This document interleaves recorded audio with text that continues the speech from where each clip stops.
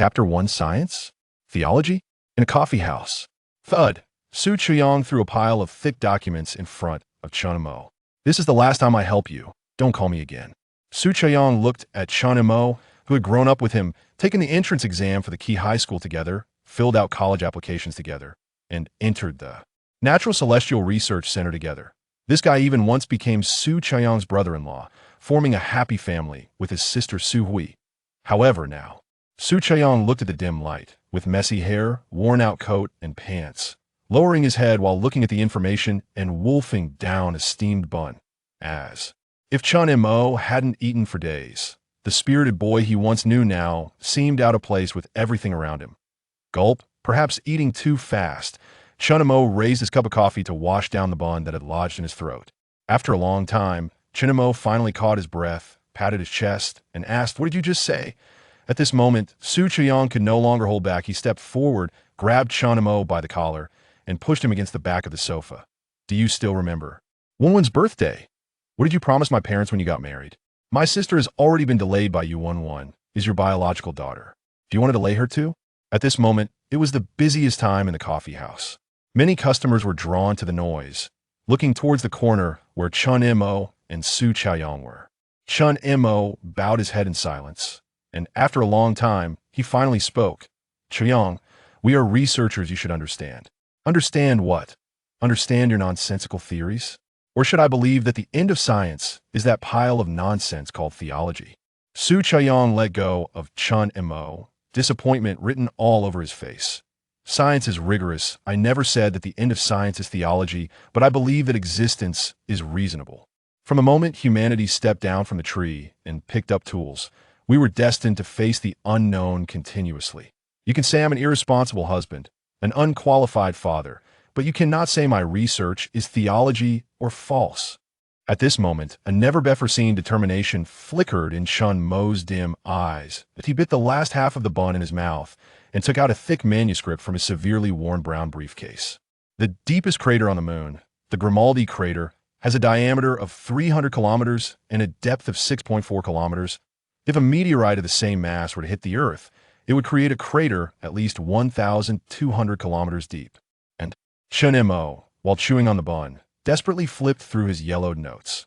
This is actual data about lunar craters published by the 4 major journals over the years. No matter how big the crater is, the depth never exceeds 4 miles. Why can only such shallow craters be formed on the moon? The only explanation is that there must be something very hard underneath it, preventing these meteorites from penetrating any further. Chen Mo glanced at Su Chuyang. Feeling that these conventional arguments would not sway him, he closed the notes and approached Su Chuyang. "For so many years, I only asked you to give me the publicly available data from the research center regarding the moon, which is not classified, to complete my research. Chuyang, I have wronged Su Hui and Wenwen, but please help me complete my research for the sake of our long-standing friendship." "Do we still have any friendship?" Su Chuyang opened Chen Mo's hand, resting on his shoulder. "Even if we once had it, it's gone now." Su Chuyang turned and left the coffee house without looking back, leaving Chen Mo standing alone behind. "Fine, at least settle the coffee bill. You know what situation I'm in now," Chen Mo murmured to himself after watching Su Chuyang's disappearing figure, then returned to his seat, tilting his head to gaze at the starry sky outside. Once, Chen Mo was also an outstanding researcher in natural celestial studies, just like Su Chuyang, until that bizarre lunar data appeared. To this day, Chen Mo clearly remembers that it was a sunny afternoon. Having just completed celestial research, Chen Mo was preparing to return to the office to organize materials when he noticed a piece of A4 paper he had left on the desk had many faint burn marks on its surface. First, Chen Mo didn't think much of it, assuming someone had accidentally burned it while smoking at his desk. Just as he was about to throw the burned A4 paper into the trash, he unexpectedly discovered that the faint burn marks were a strange combination of data. After layers of decryption, Chen Mo found that it was actually a set of lunar data. Since then, he often received this inexplicable data, and each time the data appeared, it was in a bizarre manner. Sometimes it was on his front door, sometimes on a stone by the roadside, and sometimes even on a leaf. Whenever this data appeared, Chen Mo's gaze would coincide with the object where the data emerged. More bizarrely, When Chen Mo told everyone about this and pulled up the surveillance, it showed that no one had lingered at those places or left any traces of this information. The only one who had stayed was Chen Mo himself. At first, everyone thought Chen Mo was a bit eccentric, but Chen Mo was completely focused on this matter. As his research deepened, dissatisfaction from the research center began to grow. Avoid wasting valuable research resources on this fabricated matter. The research center brought in a psychologist to provide Chen Mo with psychological counseling for half a month, but all of this was in vain. Looking at the increasingly distant eyes of former colleagues, friends, and relatives, Chen Mo considered giving up his research. But that bizarre data was constantly harassing him. It seemed that unless he unraveled the mystery behind it, it would never disappear from his world. Ultimately, after being tormented to the point of despair, Chen Mo had no choice but to quit his job, distance himself from his family, and embark on a journey to find answers. 488146 870 410 42 billion 17,128,311.93. What do these numbers have to do with my research? Chen Mo swallowed the last half of the bun, his mind constantly recalling the strange data that had appeared most recently. Unlike the research directions he had led before, this time it was two sets of coordinates, but Chen Mo had a feeling that as long as he could find the connection between these two sets of coordinates and the lunar research, all the truths would surface. Chapter 2: The Mysterious Woman's Invitation. In the early morning, Chen Mo sat in front of a breakfast stall near an old staff dormitory. After leaving the coffee house yesterday, Chen Mo found a cheap hourly room nearby, managed to rest for a few hours, and then hurriedly carried his materials to this place. 6:55.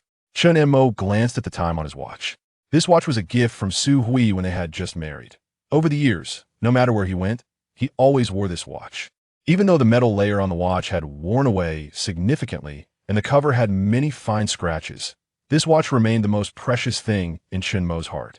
Boss, 2 fried dough sticks, a bowl of soy milk with less sugar.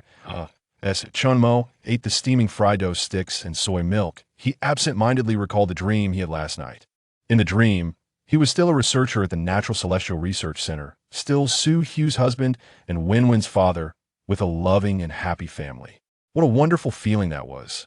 This was not the first time Chen Mo had such a dream.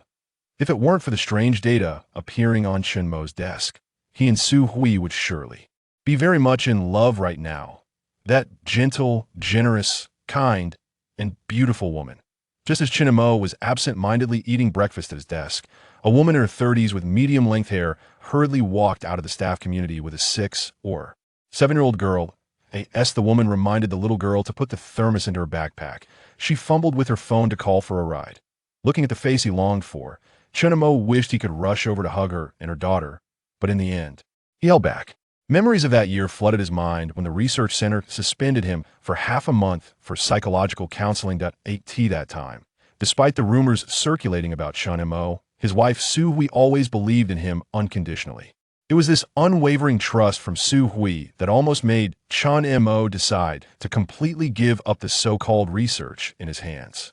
But, I can't disturb their normal lives anymore. Soon, after regaining his composure, Chen Mo put down his bowl and chopsticks, got up, and walked into a nearby alley. Just being able to see Su Hui and their daughter Wenwen again was enough for him. Su Hui, who had finally managed to get a ride, seemed to sense something.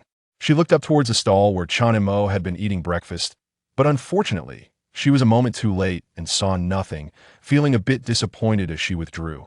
Her gaze, sister, he's back. Sitting in the passenger seat, Su Hui recalled her phone conversation with Su Chuyang the night before. She took a deep breath and shook her head, glancing at Wenwen in the back seat through the rearview mirror. Over the years, she had gradually gotten used to this calm life and really didn't want this tranquility to be disrupted again. Master, Experimental Primary School. Chen Mo left the alley and arrived at the bus station. 1 ticket to Jilin, please. Over the years, Chen Mo had followed the trail of strange data, visiting many places and nearly exhausting all his savings. When he ran out of money, he would take odd jobs in the area. Washing dishes, working on construction sites, carrying stone. She had done all sorts of hard labor. The signs of age that didn't belong to a man in his 30s had already begun to show on his face, and he took the bus mainly because it was cheap. Amidst the noise, Chen Mo sat at the back of the bus, closing his eyes to rest. He was too tired. In order to rush back to Haishur for materials, he had been running around non-stop these days without a full night's sleep. After checking into a hotel yesterday, he compared the data materials Su Chaoyang had given him. Based on years of research, Chen Mo could almost conclude that the thing hidden under the moon was about to enter a new cycle soon. The changes in ocean tides on Earth are closely related to the gravitational pull of the moon. Over the years, I have compared and calculated the moon's orbital and rotational periods, as well as the daily changes in the ocean data countless times. Although the changes between these data were minute, even negligible, they still allowed Chen Mo to grasp a hint of an obscure operational trajectory. He referred to this operational trajectory as the Changxi cycle. There's a woman who bathes the moon, Di Jun's wife Changxi, who gave birth to 12 moons and regularly bathes them each month. This quote is from the Shanhai Jing, the Huangxi Jing, which translates to the idea that Di Jun's wife Changxi gave birth to 12 moons, each of which she would bathe. Periodically, Chen Mo had come across this phrase when he was young and found it very interesting, so he remembered it. Later, as Chen Mo's research progressed step by step, the name Changxi cycle was born. According to the operational trajectory of the Changxi cycle, whenever there is an exchange between old and new cycles, mysterious phenomena that modern science cannot explain appear on Earth. However, nowadays, the internet is flooded with information, and people have long become desensitized to these mysterious phenomena, often mocking them, making it difficult to discern the truth from falsehood online. Yet, Chen Mo's Changxi cycle could perfectly filter out these bizarre events from the indistinguishable information on the internet. It's just a pity that the time for the thing inside the moon to alternate between old and new cycles is always very long, so I still don't have any real detailed data to prove all of this. However, Chen Mo knew that day was not far off. Perhaps, by then, human understanding of the universe would undergo a tremendous change. Creak. Just as Chen Mo was half asleep, the bus had already exited the highway and slowly stopped at an outdated service area. There was an accident on the highway ahead, and it's blocked. We need to take the old road, which may take a bit longer. Everyone, please get off the bus to use the restroom and buy something. At the driver's shout, Chen Mo opened his eyes and rubbed his temples. He got off the bus, intending to use the restroom to clear his mind. The materials in his bag were all the hard work he had put in over the years, always with him. Little girl, give me a pack of white sand, the cheap soft pack. After using the restroom, Chen Mo went to the convenience store. Chen Mo didn't have a smoking habit, but he liked to smell that faint tobacco scent when he was deep in thought. After buying cigarettes, Chen Mo prepared to return to the bus, but as soon as he stepped out of the convenience store, he was blocked by several dark figures. Mr. Chen, hello, our boss wants to see you. Following the direction of the voice, Chen Mo saw a young and beautiful woman in a grayish-white business suit. Standing behind her were several bodyguards of varying sizes and suits. Sorry, I don't like meeting strangers. Please let me pass, the bus is about to leave. The other party clearly had no intention of letting Chen Mo leave. The bodyguard standing behind the woman stepped forward, forming a thick wall blocking Chen Mo's path. Mr. Chen, our boss means no harm, she simply wants to meet you. I guarantee that we will get you to your destination before the bus arrives in Jilin. Chen Mo frowned slightly. It was evident that these people had been watching him for some time. Just as Chen Mo was pondering their intentions, the woman in business attire had already approached him. She casually pulled out a photograph. The moment Chen Mo saw the photo, a trace of anger instinctively flickered in his eyes. You, Mr. Chen, rest assured, we did not disturb your wife and daughter. We only took this photo to commemorate your longing for them. The woman in business attire said as she tucked the photo into the pocket of Chen Mo's outer clothing. The content of the photo was exactly the scene of Chen Mo secretly observing Su Hui and their daughter this morning at the breakfast stall. Our boss is very interested in your research and specifically instructed us to respect your wishes before leaving. Trust me, Mr. Chen, this trip will definitely be worth it. You might even gain some unexpected surprises. As the woman in business attire said this, the bus in the distance had already started to move. If you want me to meet your boss, you must first answer me one question. After a moment of contemplation, Chen Mo slowly said, what would Mr. Chen like to ask? Is your boss interested in my research, or is she interested in the thing inside the moon? As soon as Chen Mo said this, a glimmer of surprise flashed in the eyes of the woman in business attire. Has Mr. Chen's research progressed to this point? As soon as the words left her mouth, She felt it was inappropriate. Sorry, Mr. Chen, I got a bit emotional just now that I can't answer your question at the moment, but please believe me, Mr. Chen, that once you meet our boss, all the questions you raise will be answered to your satisfaction. Chapter 3. The Astronomical Records of the Jin Dynasty. Chen Mo glanced at the bus in the distance, took out a white sand cigarette, and sniffed it at the tip of his nose. Let's go. Let's meet your boss together. Mr. Chen, this way, please. Chen Mo's compromise brought a bright smile to the face of the professionally dressed beauty. Soon, Chen Mo and the beauty got into a deep black Maybach, while several bodyguards rushed to a civilian version of the Hummer SUV behind. The group then set off on the highway in grand style. After about 3 to 4 hours, Chen Mo arrived at a mysterious estate located halfway up a mountain. It was called mysterious because the estate was not open to the public. On both sides of the estate's gate, there were bodyguards stationed to guard it. These bodyguards had all served in the military. In the past, Chen Mo would not have noticed such details.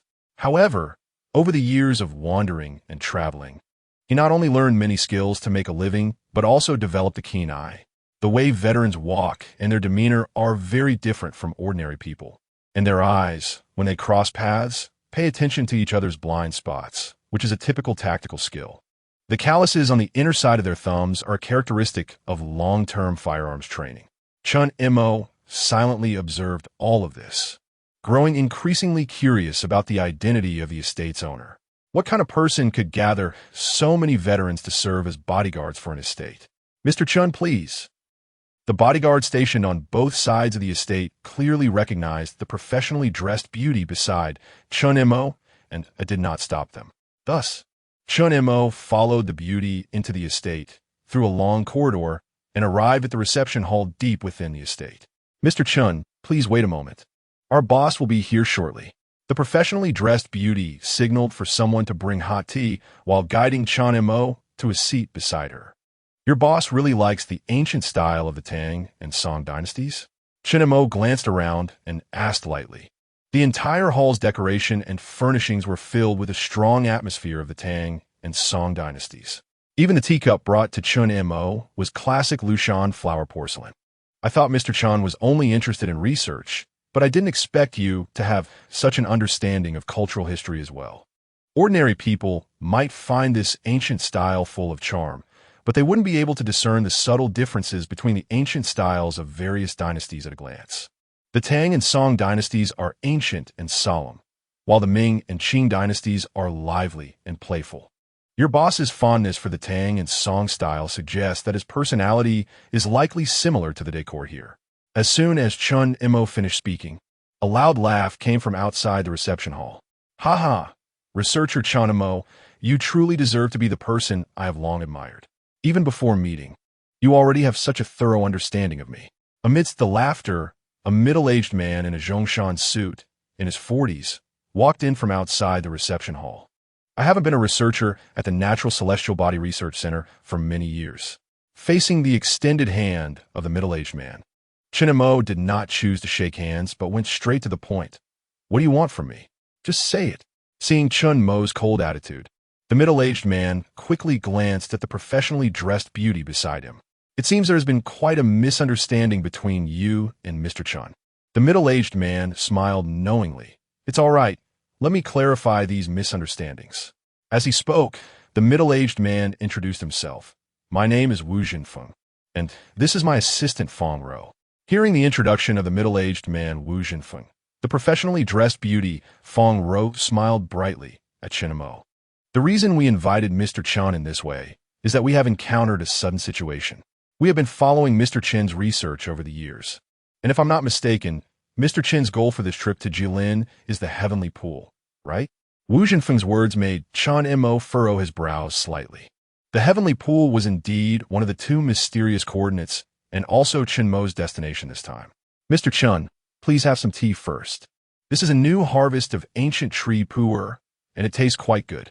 Wu Jinfeng smiled mysteriously, pointing to the hot tea on Chen Mo's table, and sat down opposite Chen Mo, lighting a Chunghua cigarette and taking a gentle puff. I've heard that, Mr. Chen is not only obsessed with lunar research, but is also very interested in ancient mythological stories. I wonder if you've heard of Julie? Wu Jinfeng slowly exhaled a smoke ring, asking with interest. Jiu Li was the tribe of the ancient demon god Qiyu, who later fought against the Yellow Emperor at Zhuolu, was defeated and beheaded. It is rumored that the Yao ethnic group in the southern regions of our country is one of the branches of Jiu Li, Mr. Chen's understanding of our country's mythological legends is not inferior to that of cultural history. Wu Jinfeng's eyes brightened as he burst into laughter. In this case, our subsequent conversation will be much easier. Wu Jinfeng signaled to his assistant Fong Rou, who opened the prepared PPT projection. There is an ancient legend among the Yao people, which originates from the ancient Jiu Li tribe. The story goes like this. In ancient times, the moon was very close to the earth. So much so that people could see with the naked eye that the moon was not a smooth sphere, but had pockmarked circular mountains. Modern human research on lunar craters began in 1609 when Galileo improved the first astronomical telescope in human history. However, in ancient times thousands of years ago, humans had no instruments to observe the moon. How did they see the lunar craters? The presenter Fong Rou paused slightly, looking at Chen Mo. There is only one answer. The Yao legend is likely true. In ancient times, the moon was close enough to Earth that it could be observed with the naked eye. Feeling Fong Rou's gaze, Chen Mo gently shook his head. This is just a legend, and there is no concrete scientific theory. The moon is indeed gradually drifting away from the Earth, but the data I have shows that the moon is moving away at a speed of 3.8 centimeters per year. Moreover, this is already the fastest drift speed in the past 2.5 billion years. Even if the moon were pulled closer for thousands of years, it would not be close enough to be observed with the naked eye. Although Chen Mo's research over the years has been considered unorthodox by the mainstream, he has always maintained a very rigorous attitude towards his work. Without scientific data and practical verification, he would never jump to conclusions. If, according to Mr. Chen, the moon is drifting away from the Earth at a uniform speed, then that argument naturally wouldn't hold. But what if the moon's trajectory is irregular or even strange? At this point, Fong Rou's bright, dark eyes flickered slightly. The astronomical records of the Jin dynasty once recorded, in the 11th year of the Tianhui era of Emperor Taizong, which is 1133 AD, on the day of Ichou in May, the moon suddenly lost its path and moved south, but soon returned to its original position. This time, Fong Rou was not bringing up some ancient legend. Instead, she was referencing a concrete historical event that was verifiable in the official history. The data Mr. Chen just provided is indeed very accurate. The moon should be making a slight celestial trajectory drift along a relatively stable orbit. However, over 800 years ago, it suddenly deviated from its orbit and moved south like a man-made flying object. This is itself an event that modern science cannot explain. Seeing Chen Mo remain silent, Fong Rou continued to click through the PPT projection materials. If similar legends and historical records only appeared in our ancient texts, then those bases indeed need to be examined. However, similar events have also been mentioned multiple times in the myths of the distant Maya civilization in the Americas. The moon bouncing around in the sky, suddenly moving in a certain direction, and then quickly returning to its orbit. Mr. Chen, let's boldly assume that if the moon in ancient times was always very close to us and suddenly flew far away, would the old legend of the Yao people then have a bit of reference value? This time, Chen Mo did not refute Fong Rou, because in his years of research, he indeed found many similar literary materials. Whether in the East or the West, there are numerous records of the moon suddenly deviating from its trajectory. However, just as Chen Mo's constant twilight cycle lacks actual data for proof, these legends and historical records similarly cannot be supported by reliable data. Science has always been rigorous. Even a small decimal point, a subtle parameter, must not be allowed to be wrong. Moreover, how can we consider a hypothesis without empirical evidence? So, you called me all the way here just to hear a bunch of unverified myth stories? If that's the case, I think I can leave. Years of research have made Chen Mo completely numb to such unsupported hypotheses. What he needs is data, real, concrete data to prove all of this. Mr. Chen, wait a moment. Don't you want to know how we know the coordinates of Tianqi? As soon as Wu Jinfeng said this, Chen Mo's steps came to a halt once again. Finally, they were getting to the point. The coordinates of Tianqi were obtained by Chen Mo from the recent strange data. He had never mentioned these two sets of coordinates to anyone. The fact that Wu Zhenfeng and Fang Rou knew Chen Mo's goal in advance was itself very unusual. Chapter 4: Identity in the Sunlight. In fact, the research report that Mr. Chen submitted to the Celestial Body Research Center back then was not ignored. At least we are very interested in it. Wu Zhenfeng's words caused a flicker of unusual light in Chen Mo's eyes. Similar words have been spoken to Chen Mo by Fang Rou at the convenience store entrance in the service area before. However, Wu Zhenfeng's words this time were different. They revealed far too much information that left Chen Mo breathless. My research report? As a former researcher at the Celestial Body Research Center, Chen Mo knew very well that research reports sent under the name of the research center were absolutely not accessible to ordinary people. Even if you were a billionaire entrepreneur, the top billionaire on the Forbes list, no one on this land could cross the red line to access a research report issued by a national-level research unit. This is the dignity of the state, sacred and inviolable.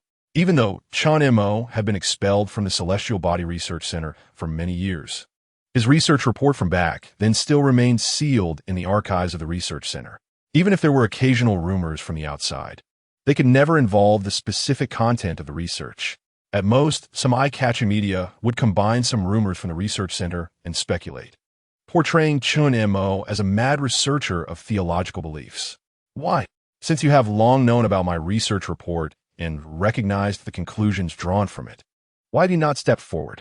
Do you know how much my career, my family, my life have endured and lost over the years?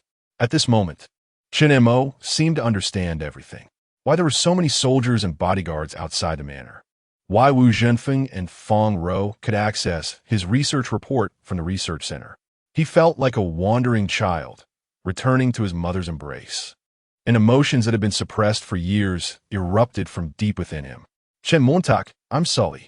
This was the first time Wu Zhenfeng directly addressed Chen Mo by name. Our identities are somewhat sensitive, and I believe you have already guessed it. We belong to a relatively special department of the state, not within the formal system. When you were dismissed from the Celestial Body Research Center, we couldn't stand up for you at all, because within the normal institutional processes, our department simply does not exist. Wu Zhenfeng had an apologetic expression. Fang Rou beside him also remained silent. How could they not know about Chen Mo's experiences over the years? Or rather, no one in this world knew better than them what Chen Mo had gone through in these years. Since you were dismissed from the research center, we have been sending people to protect you in the shadows. Every time you conducted research or examined locations, we had people sent there, even your family. We have professional personnel protecting them. The reason Wu Zhenfeng had someone take that photo of Chen Mo quietly visiting Su Hui and her daughter at the breakfast stall was also for this purpose. He couldn't bear to see Chen Mo living such a displaced life. The photo is meant to give you a memento, and I can assure you that once this is over, we will definitely provide you with an identity that allows you to stand in the sunlight and reunite with your family. At this point, Wu Zhenfeng suddenly seemed to remember something and signaled Fang Rou to bring over a test report. This is our Person S test report conducted at the locations where you obtained mysterious data. Although we currently cannot pinpoint where this data comes from, we can detect a large amount of anomalous data regarding particle traversal at every location where this data appears. Chen Mo did not hesitate at all and grabbed the report from Wu Zhenfeng's hand. For so many years, the mysterious data had troubled him, and yet he had no clue about its origin. Particles are the foundation of the material universe. Gravity, electromagnetic fields, strong nuclear force fields, and weak nuclear force fields are all built upon this foundation. Generally speaking, apart from relatively long-lived particles like electrons, protons, and neutrinos, most particles in the universe are unstable and can decay. But no matter how they change, there are certain rules to follow. However, Wu Zhenfeng paused for a moment, looking at Chen Mo, who was frowning. The particle traversal data in our test report completely contradicts our previous understanding. What can be confirmed is that whenever this data appears, the current particle traversal data undergoes severe distortion, but all of this happens within a very short period, so it cannot be detected by anyone. It also does not affect anything in reality. Unfortunately, There are no regular patterns regarding the locations and times when this mysterious data appears. Therefore, we cannot gain a deeper understanding and study it. We can only detect some residual data traces afterward. Wu Jinfeng's earlier words had already explained why he could obtain the coordinates of the heavenly pool. Since they could even detect the residual data traces, finding a few researchers to decipher that data would not be difficult at all. After all, the method for deciphering data was already included in the research report Chen Mo submitted back then. Can I get a copy of the data on this report? It is extremely useful to me. This was the first time Chen Mo had such close access to a detailed report regarding the mysterious data in reality. Such meticulous testing must require professional instruments, and such instruments are not something that can be obtained anywhere. At least Chen Mo couldn't. Of course, this is part of your research, Wu Jinfeng readily agreed. Although you already mentioned earlier, I still want to know, what are the specific responsibilities of your department? Chen Mo was still somewhat curious about the special department Wu Jinfeng mentioned. Chen Mo, you're also in research. You should know that there are many things in this world that current technology cannot explain. However, the inability to explain does not mean that it does not exist. The responsibility of our department is to investigate these inexplicable matters in a scientific manner to the best of our ability. The mysterious data that has been appearing around you, as well as your research on the moon, are the main targets of our current investigation. Chen Mo fully understood what Wu Jinfeng had just said. Many things, before obtaining a definite answer in a complete data chain, if made public rashly, would only cause excessive panic among the public.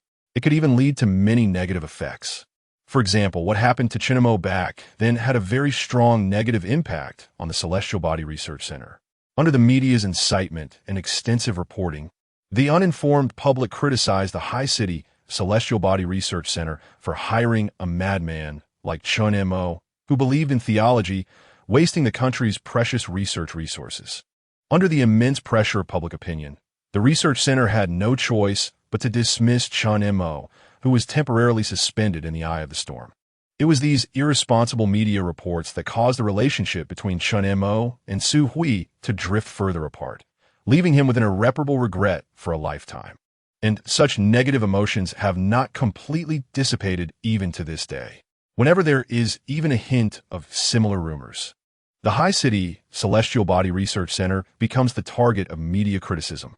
Since you are a special department responsible for investigating these matters on behalf of the state, then what Miss Fong Ro just told me about those mythological stories must not be groundless. Do you already have some actual data in your hands?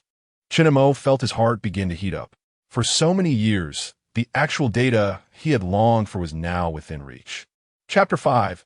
Lunar Maintenance Worker, we do have some things in hand. Wu Jinfeng extinguished his cigarette. Forget it. Let Fong Ro continue with her explanation. This matter is indeed a bit complicated. Chen Mo wasn't in a hurry. After so many years, he had managed to endure.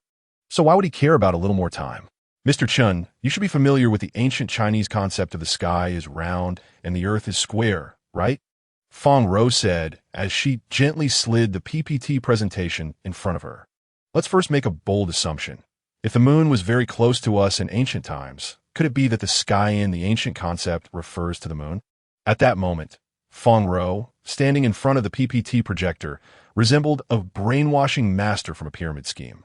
Chen Mo, on the other hand, appeared unusually calm. He had encountered many similar assumptions during his years of research, and his studies on the Changxi cycle had drawn significant inspiration from these historical legends. Seeing that Chen Mo didn't respond, Fong Ro continued. If the moon truly is the sky, then as the sky rises higher, could it be that the moon was given a new name by the ancients after it became unattainable? Or, let's make an even bolder assumption. Based on this premise, could the myths of Pangu creating the world, Niwa repairing the sky, and Gongong's head but on Mount Buzhou be perfectly linked together? If Fong Ro were speaking to an ordinary person, they would certainly think she was crazy.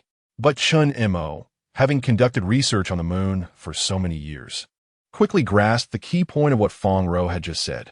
The legends might be false, but the way so many of them fit together so perfectly cannot simply be dismissed as a coincidence.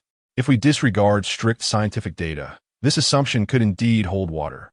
The formation of the moon has been a subject of great controversy in the scientific community. The most mainstream theory is the giant impact hypothesis, which suggests that about 5 billion years ago, Earth was struck by a planet, and the debris from this impact eventually formed the moon we see today. Earth then began to evolve toward becoming a life-bearing planet. One could say that this impact allowed Earth and the moon to achieve each other's existence. The explosion caused by the impact could, in some respects, be likened to the myth of Pangu creating the world. The clear and light elements rise to become the sky, while the heavy and turbid elements sink to become the Earth. The sky refers to the moon, while the Earth is, of course, the Earth itself. Mr. Chen's explanation is much more vivid than my PPT. Feng Ro smiled slightly. In many human mythological systems, the legends of heaven and earth have been passed down. The first librarian of the Library of Alexandria also recorded in his writings that in ancient times, the sky of Earth did not show the moon. Does this mean that before this great explosion, the moon did not exist at all? Seeing Chen Mo and Feng Ro so passionately engaged in conversation, Wu Zhenfeng couldn't help but interject.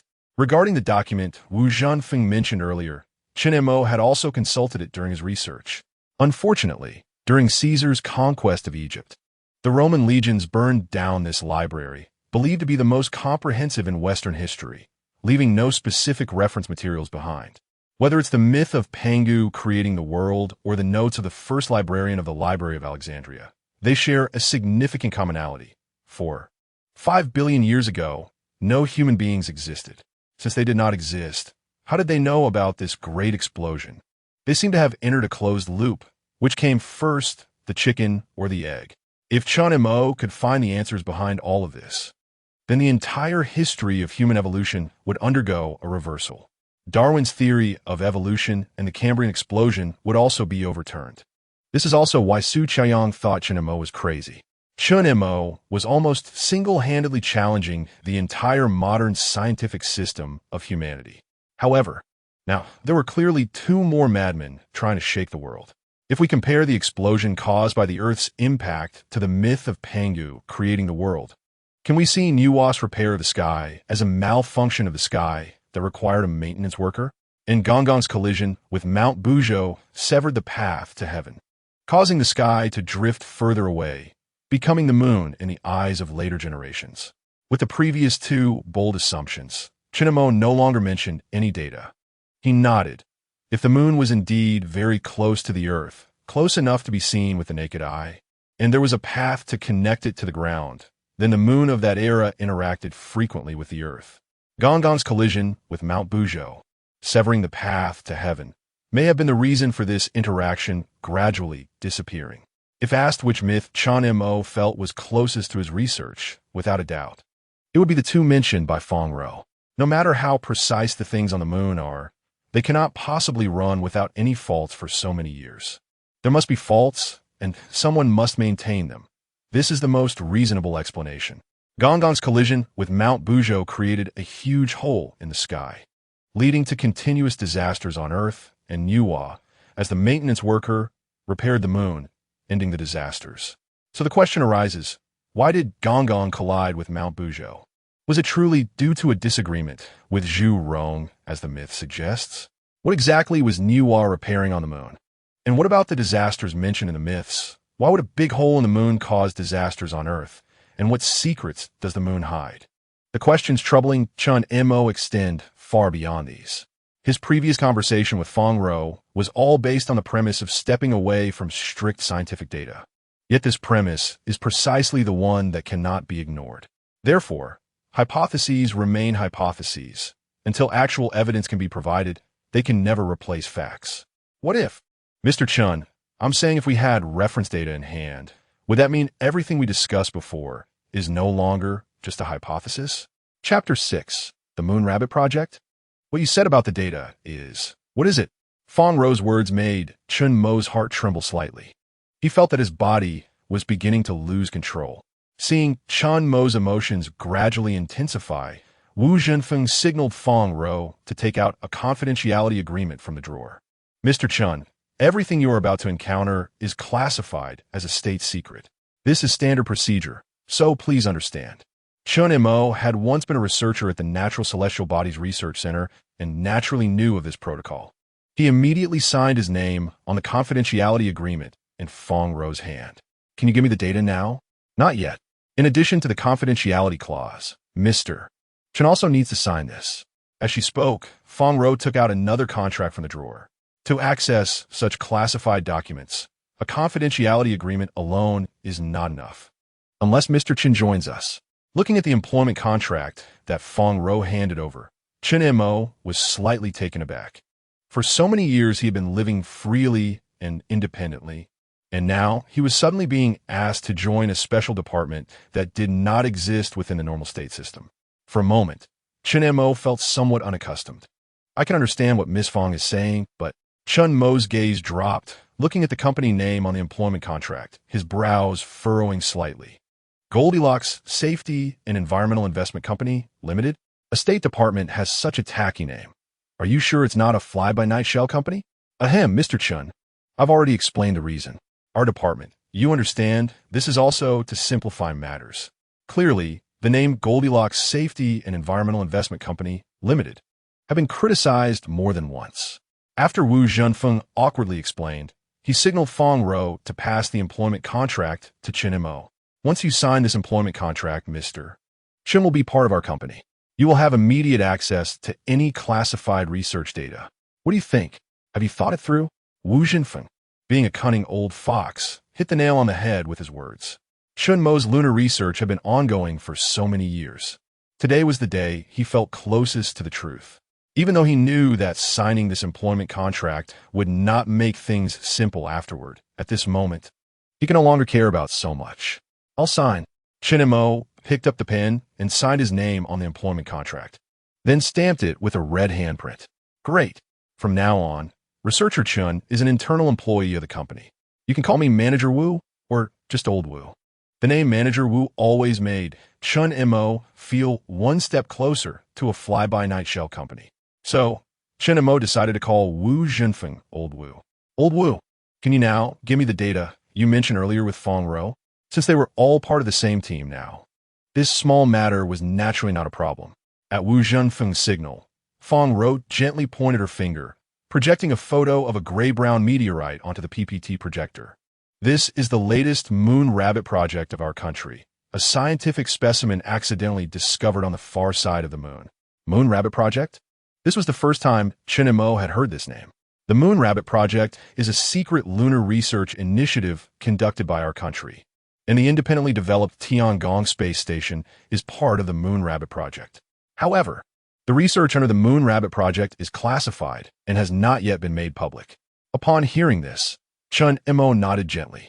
As the first step out of Earth, the moon has always been an important research object for humanity's exploration of the universe. Many country space exploration projects include research plans targeting the moon, with the most famous being the United States Apollo program. However, their publicly available data is either heavily inflated or irrelevant. Truly useful data has never been made available. Otherwise, Chen Mo wouldn't have had to start his research from the most basic data over the years. We detected a large amount of material belonging to the Earth itself in this meteorite, which happens to confirm Mr. Chen's previous statement about planetary collisions. Just call me Chen Mo.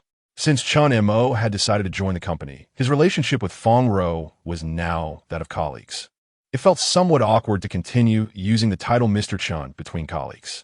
Looks like you're adapting quickly, Xiao Chen. Wu Zhenfeng was very pleased with this change in Chen Mo and gave him an appreciative look, even affectionately calling him Xiao Chen. Fong Ro also smiled slightly and nodded. Harmony among colleagues minimizes conflicts when working together. In addition to materials belonging to the Earth, we also discovered this not far from the meteorite crater. As the PPT projection in Fong Ro's hand grew larger, Chen Mo's expression began to change to one of shock. Although it had undergone a long period of weathering, the patterns on this slab of stone, collected from the excavation site, showed obvious signs of artificial carving, which could not have formed naturally. Chen Mo felt his heart racing. For so many years, his research had lacked practical data support, and while the slab before him could not definitively conclude his research, it at least indicated that Chen Mo's research direction over the years was correct. Why would such a slab appear on the moon? Because it once bore traces of human habitation. It was even highly likely related to something inside the moon, although there is no atmosphere on the moon. Under the dual influence of solar storms and meteorites, the weathering process is faster than Earth's natural weathering. The slab before him, after so many years, still clearly displayed the patterns on it, indicating that the weathering time could not exceed 10,000 years, possibly even shorter. But how did humans land on the moon thousands of years ago? If what Feng Ro mentioned earlier is valid, then the moon indeed interacted frequently with Earth during a certain period, and if people could even reach the moon via a heavenly path, then everything would make sense. At this moment, Chen Mo finally understood why Feng Ro and Old Wu were so convinced of those mythical legends. Because this is currently the only reasonable explanation for the existence of this mysterious slab. Of course, the so-called reasonableness is relative to the current situation. The patterns on the slab resemble some form of writing and have been submitted to the relevant departments for decryption. At this point, Wu Jinfeng's tone suddenly grew serious. However, we are currently facing a more challenging problem. Sensing the sudden seriousness in Wu Jinfeng's gaze, Chen Mo faintly felt that what Old Wu was about to say was definitely related to how Feng Ro and the others had stopped him at the service area. It might even be the reason Old Wu had to reveal everything and confront Chen Mo ahead of time. Chapter 7. The Mysterious Disappearance Incident. What? The researchers of the Moon Rabbit Project have collectively disappeared? At the moment Chen Mo heard this news, his pupils suddenly jolted. In this modern society, where technology is exploding, such a large number of people disappearing simultaneously is abnormal. Moreover, this is under the premise of having so many precise aerospace instruments, communication devices, and the backing of a powerful national machine. Their disappearance, is it related to this stone slab in the photo? Chen Mo instinctively sensed the key point of the matter. It can be said to be related, but also can be said to have no relation at all. After a moment of contemplation, Wu Jinfeng provided an ambiguous answer. Chen Mo, let me explain, Feng Ro said as she clicked through a few more slides of the PPT projection. The Moon Rabbit Project researchers, the time they transmitted the information about the stone slab was 9:45 a.m., right after we received the photo of the slab and related data. About 10 minutes later, the Tiangong space station, as per routine, sent 2 safety confirmation messages to the Moon Rabbit camp, but received no response. After that, relevant departments intervened in the investigation. It was only from this point that we discovered that the personnel at the Moon Rabbit camp had collectively disappeared. The safety confirmation messages are a set of routine procedures established by the Moon Rabbit Project to ensure safety during space operations, sent every hour. Electromagnetic waves take only 267 seconds to travel from the moon to Earth, which means that under good communication conditions, the missing personnel at the Moon Rabbit camp definitely had the opportunity to contact Tiangong or even Earth in any emergency situation. Chen Mo unconsciously took out a white sand cigarette and sniffed it at the tip of his nose. Indeed, in theory, it is like this, but in reality, we have not received any distress signals. Feng Ro's expression was heavy. After the incident, Tiangong urgently sent a lunar probe robot to the moon. According to the data reports sent back by the probe robot, the entire camp's communication facilities were in good condition. Even the space food in the dining hall still retained some warmth. However, the 13 researchers at the Moon Rabbit camp seemed to have mysteriously vanished without leaving a trace. Upon hearing this, Chen Mo realized the seriousness of the situation. Modern human science is facing the greatest challenge in history. 13 researchers mysteriously disappeared on the moon. What kind of power could have caused all this? The only thing that can be confirmed now is that something definitely happened at the Moon Rabbit camp within 25 minutes after transmitting the photo of that stone slab and related data. Chen Mo, let's assume that your long-standing hypothesis is correct, that there is indeed something within the core of the moon. Could the disappearance of these 13 Moon Rabbit researchers be related to that thing? This possibility cannot be ruled out. Chen Mo unconsciously tightened his grip on the white sand cigarette. If the 13 missing researchers from the Moon Rabbit camp are indeed related to Chen Mo's research, then whatever is deep within the core of the moon is definitely more dangerous than anyone could imagine. Chen Mo, The disappearance of personnel at the Moon Rabbit Camp has already been classified as top secret by the state, and 2 batches of investigation teams with professional researchers have been dispatched to investigate the Moon Rabbit Camp. However, due to preparatory work, they will have to wait at least 3 days before they can successfully land on the moon. Wu Zhenfeng looked deeply at Chen Mo. Landing on the moon is not a small matter, especially after so many researchers have gone missing. The state must make sufficient preparations to ensure they can land again for investigation. I understand your meaning. Chen Mo nodded lightly. My research is currently the only breakthrough that has a potential connection to the disappearance at the Moon Rabbit Camp. That's right. Before the investigation team lands on the moon, your Changxi cycle will play a crucial role in our investigation. Wu Zhenfeng knew about the existence of the Changxi cycle, and Chen Mo was not surprised at all. Over the years, Chen Mo had been wandering without a fixed residence. Along the way, he had faced numerous dangers in pursuit of the truth. Chen Mo worried that if he were to die, all his years of hard work would go to waste. So he had anonymously published research data related to the Changxi cycle in several unknown domestic journals early on. Since Wu Zhenfeng and Feng Rou had been secretly protecting Chen Mo, monitoring even the mysterious data around him so closely, it was impossible that they had not researched Chen Mo's Changxi cycle. According to your Changxi cycle calculations, the day of the new and old cycle's alternation should be approaching. So we have reason to suspect that the personnel missing from the Moon Rabbit Camp is related to the strange events you mentioned in the Changxi cycle. In fact, it wasn't just Wu Zhenfeng who thought this way. Chen Mo was also considering this possibility in his heart. In any case, the mysterious data that had been constantly appearing around him, since it provided the coordinates of the heavenly pool, indicated that there must be some important clues related to whatever is in the moon nearby. If Chen Mo had previously rushed to the heavenly pool to complete his research, now he had an additional task: to investigate the 13 researchers who mysteriously disappeared on the moon. Time is of the essence. We need to set off quickly. Chen Mo put the cigarette back in the box and prepared to stand up. No rush. You can take a shower and change your clothes before we leave. Feng Rou and Wu Zhenfeng exchanged glances at Chen Mo, noticing his scruffy appearance and messy hair that looked like a homeless person, leaving only Chen Mo standing in the wind, feeling disheveled. About half an hour later, Chen Mo, now dressed in the company uniform, appeared in front of Wu Zhenfeng and Feng Rou. In that half an hour, Chen Mo not only took a shower, but also, with the help of professionals, got a neat and lively crew cut. The stubble on his cheeks was also shaved clean. At first glance, his weathered face seemed to have gained a bit of a heroic aura. Chen Mo, who was around 1.8 meters tall, combined with years of heavy physical labor, perfectly showcased the muscular lines of his new attire.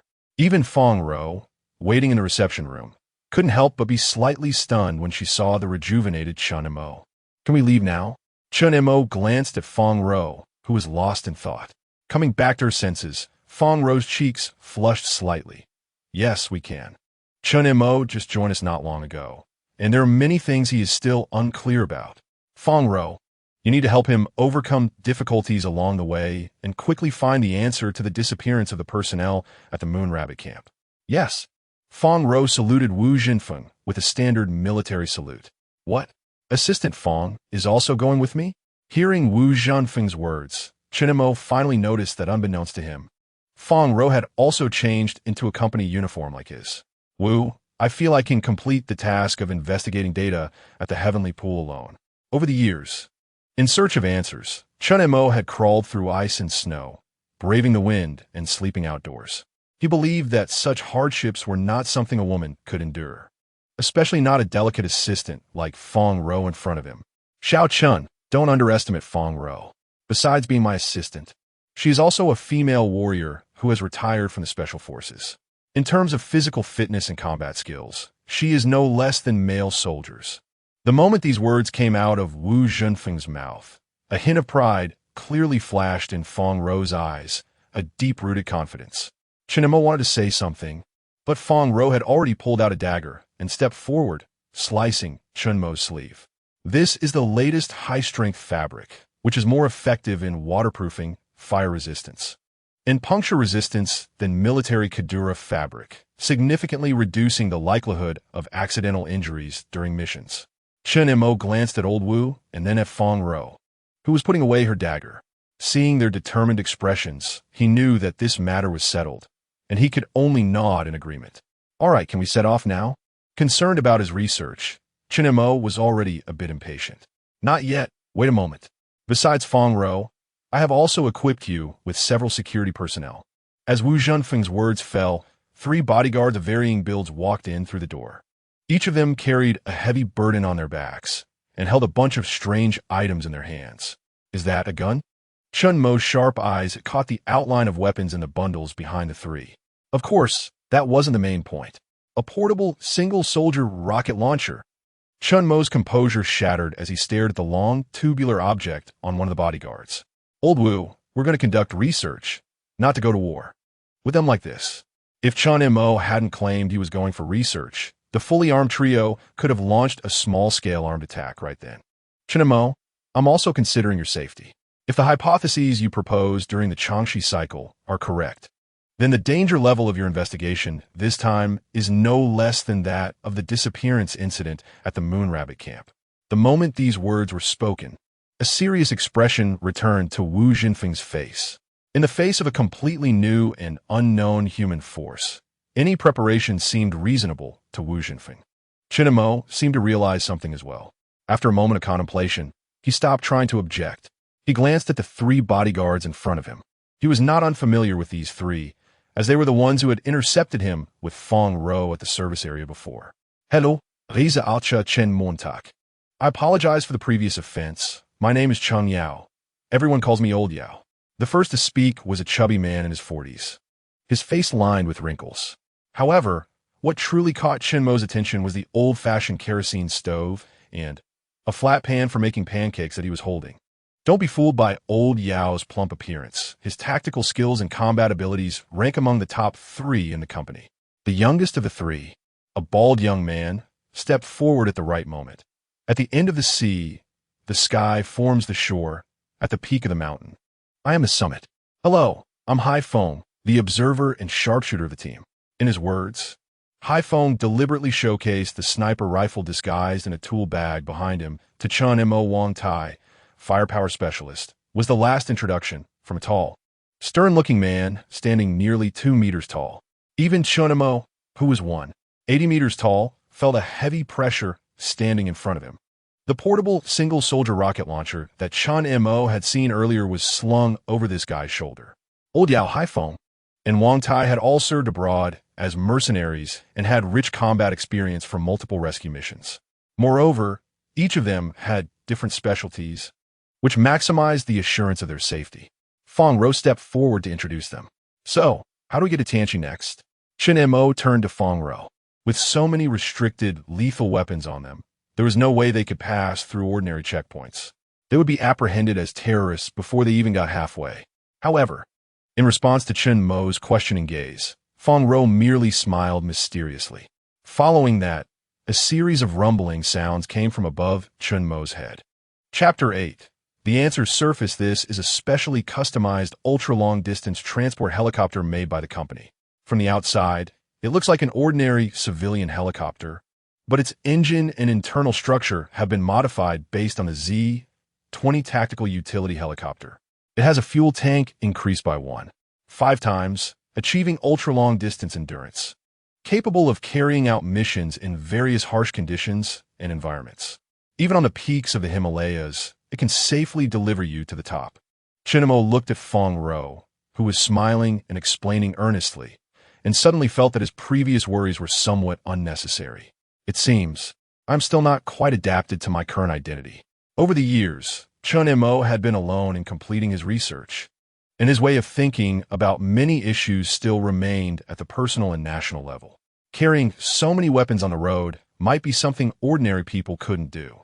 However, as a special department existing in secrecy for the country, Lao Wu and Fong Ro at least had 100 ways to ensure their safe arrival at their destination. Isn't the helicopter pilot coming with us? Chen Mo asked curiously, looking at Fong Ro, who was putting on a communication helmet handed over by the pilot. Didn't Lao Wu say? My original department is the National Special Operations Force. I can fly various types of helicopters with my eyes closed. Faced with Fong Ro, who was full of confidence as the helicopter slowly ascended, Chen Mo seemed to begin to understand why Lao Wu had let her accompany them. Wu Jinfeng stood in the yard in front of the reception room, watching the helicopter slowly ascend into the sky. He instinctively took out a lighter to light a cigarette, but suddenly realized that the pack of Chunhua cigarettes he had was quietly stuffed into Chen Mo's pocket before everyone boarded the helicopter. Xiao Chun, I heard you don't smoke, but you have a habit of smelling smoke. Take this cigarette with you, and if you really find a breakthrough at Tianqi, make sure to bring back the 13 Moon Rabbit researchers safely. This was Wu Zhanfeng's last instruction to Chen Mo before he boarded the helicopter. Everyone, make sure to come back safely. I'm waiting for you to return to hold a celebration banquet. Wu Jinfeng put away the lighter and looked up at the helicopter that was slowly drifting away, his eyes revealing infinite anticipation and deep concern.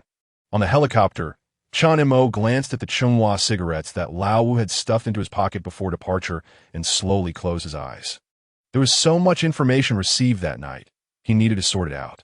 According to the normal operation of the Changxi cycle, there's a certain time interval for the transition between the old and new cycles. If the mysterious disappearance of the 13 Moon Rabbit researchers on the moon is indeed related to that thing in the moon, then there is only one explanation left. The transition between the old and new cycles has advanced. This is a harsh reality that Chen Mo is most reluctant to accept but has to face. If the old and new cycles have really advanced, then there must be some defect in Chen Mo's Changxi cycle. As a result, the time he calculated deviated from reality. Of course, this is the worst-case scenario. There's another possibility. The advance of the old and new cycles is interfered with by external factors, such as the missing personnel from the Moon Rabbit Camp. Chen Mo did not believe that the missing personnel from the Moon Rabbit Camp would disappear without reason. It is very likely that they discovered something or inadvertently touched something crucial. From a personal emotional standpoint, Chen Mo hoped it was the latter. After all, his years of research on the Changxi cycle had consumed nearly all of his efforts. If the problem lies in the calculation of cycle data, it would undoubtedly be a heavy blow to him. This would mean that his years of research were all incorrect and a failure. Just as Chen Mo was lost in thought, a faint smell of kerosene suddenly reached his nose, followed by the aroma of eggs and bacon being cooked. Chen Montak interrupted in his thoughts, opened his eyes, and the next second, he was completely stunned. It turned out that the oldest member of the three-person security team, Lao Yao, was in the helicopter cabin, nonchalantly making pancakes by the kerosene stove. Bro, we are on a helicopter right now. Is it too reckless to just take out a kerosene stove and make pancakes? If this were in civil aviation, it would definitely be a safety incident, a negative example. However, the surrounding Haiphong, Wang Tai, and others seem to have long been accustomed to all of this. Even Fong Ro in the pilot's seat showed no reaction. Researcher Chen Mo, come, have a bite, it's warm. Not only that, but upon seeing Chen Mo wake up, Lao Yao also cheerfully handed him a freshly made pancake. Chen researcher, try a bite. Uncle Yao's pancakes are great. Among the three, Haiphong was the youngest and had the most carefree personality, completely embodying all the characteristics of a young person in their 20s. Under the eager gazes of the two, Chen Mo could only nod slightly and accept it, taking a symbolic bite. However, he was soon conquered by the taste of the pancake. Chen Mo thought to himself that he had been to many places over the years and tasted various local specialties. But Lao Yao's pancakes were undoubtedly the best he had ever had. If it weren't for the other party's special identity, Chen Mo would almost suspect that this 40-year-old uncle was a 5-star pancake chef. As Chen Mo continued to enjoy the pancake, Lao Yao showed a happy smile, one of joy from receiving recognition from diners. However, Lao Yao did not stop. He continued to spread a thin layer of batter on the hot iron plate. It wasn't until everyone had a pancake in hand that he seemed to have had his fill and slowly turned off his beloved kerosene stove. Finally, after 6 or 7 hours of flying, the group successfully arrived at their destination. Tianqi at Changbai Mountain is at an altitude of 2,189 meters, with the deepest water reaching 373 meters, known as the Pearl of the Plateau. The South and North Lakes are approximately 4,400 meters long and 3,370 meters wide, respectively. Chen Mo looked down from the helicopter's window, and this National 5A scenic area was now completely empty. Lao Wu had long since made arrangements through the company to notify the higher-ups that the Tianqi tourist area would be closed for maintenance due to outdated facilities for the next week. After spending 6 or 7 hours together, the relationships among the group had become much more familiar. Hearing Fong Ro's reminder, Chen Mo nodded gently. He knew that Fong Ro was telling him that from now on, Tianqi would be their battlefield, and no unrelated personnel would be involved in this smoke-free battle. At that moment, Chen Mo suddenly felt fortunate to have joined the company.